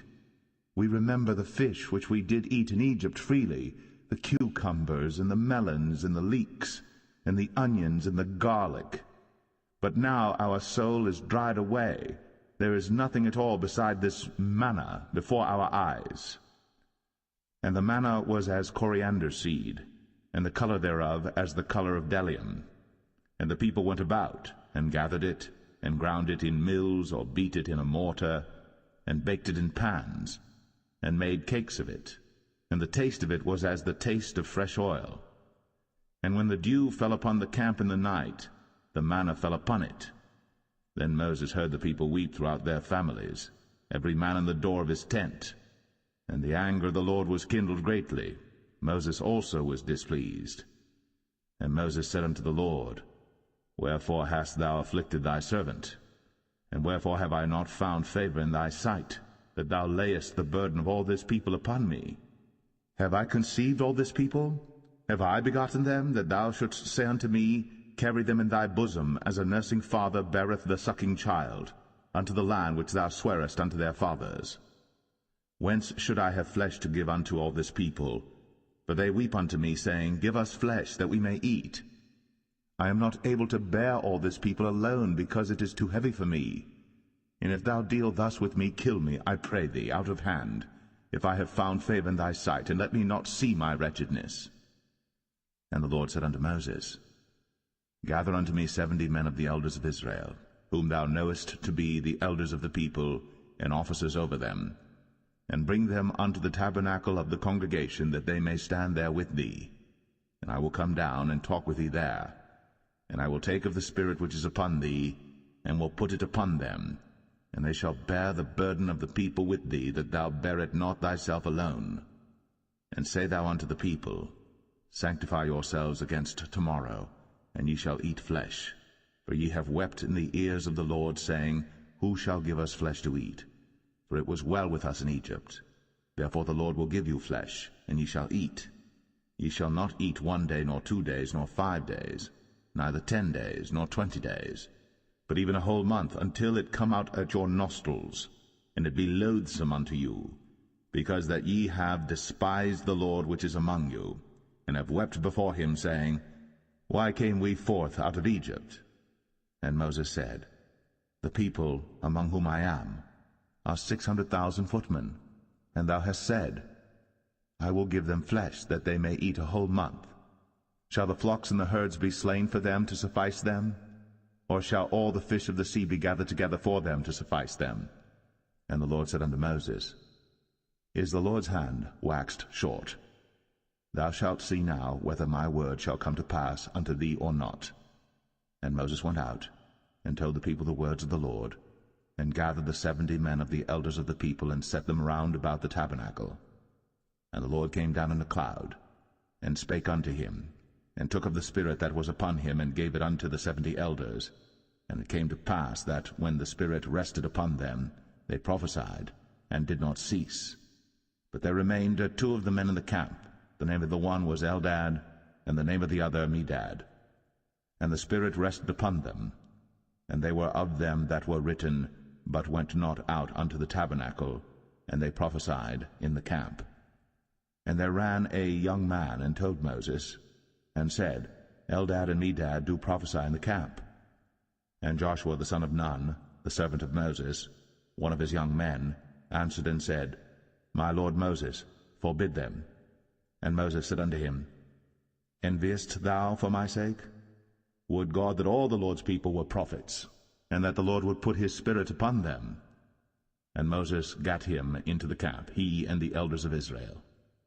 And there went forth a wind from the Lord, and brought quails from the sea, and let them fall by the camp, as it were a day's journey on this side, and as it were a day's journey on the other side, round about the camp, and as it were 2 cubits high upon the face of the earth.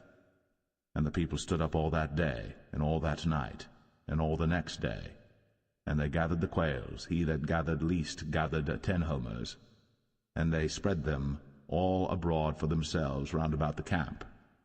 And while the flesh was yet between their teeth, ere it was chewed, the wrath of the Lord was kindled against the people, and the Lord smote the people with a very great plague.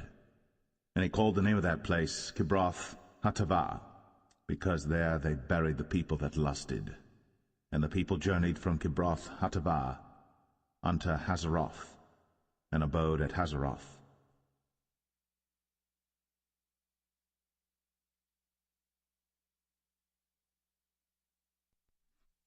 Numbers 12. And Miriam and Aaron spake against Moses because of the Ethiopian woman whom he had married, for he had married an Ethiopian woman.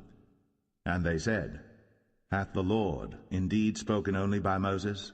Hath he not spoken also by us? And the Lord heard it. Now the man Moses was very meek, above all the men which were upon the face of the earth.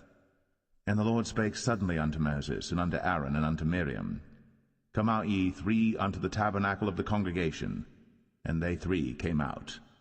And the Lord came down in the pillar of the cloud, and stood in the door of the tabernacle, and called Aaron and Miriam.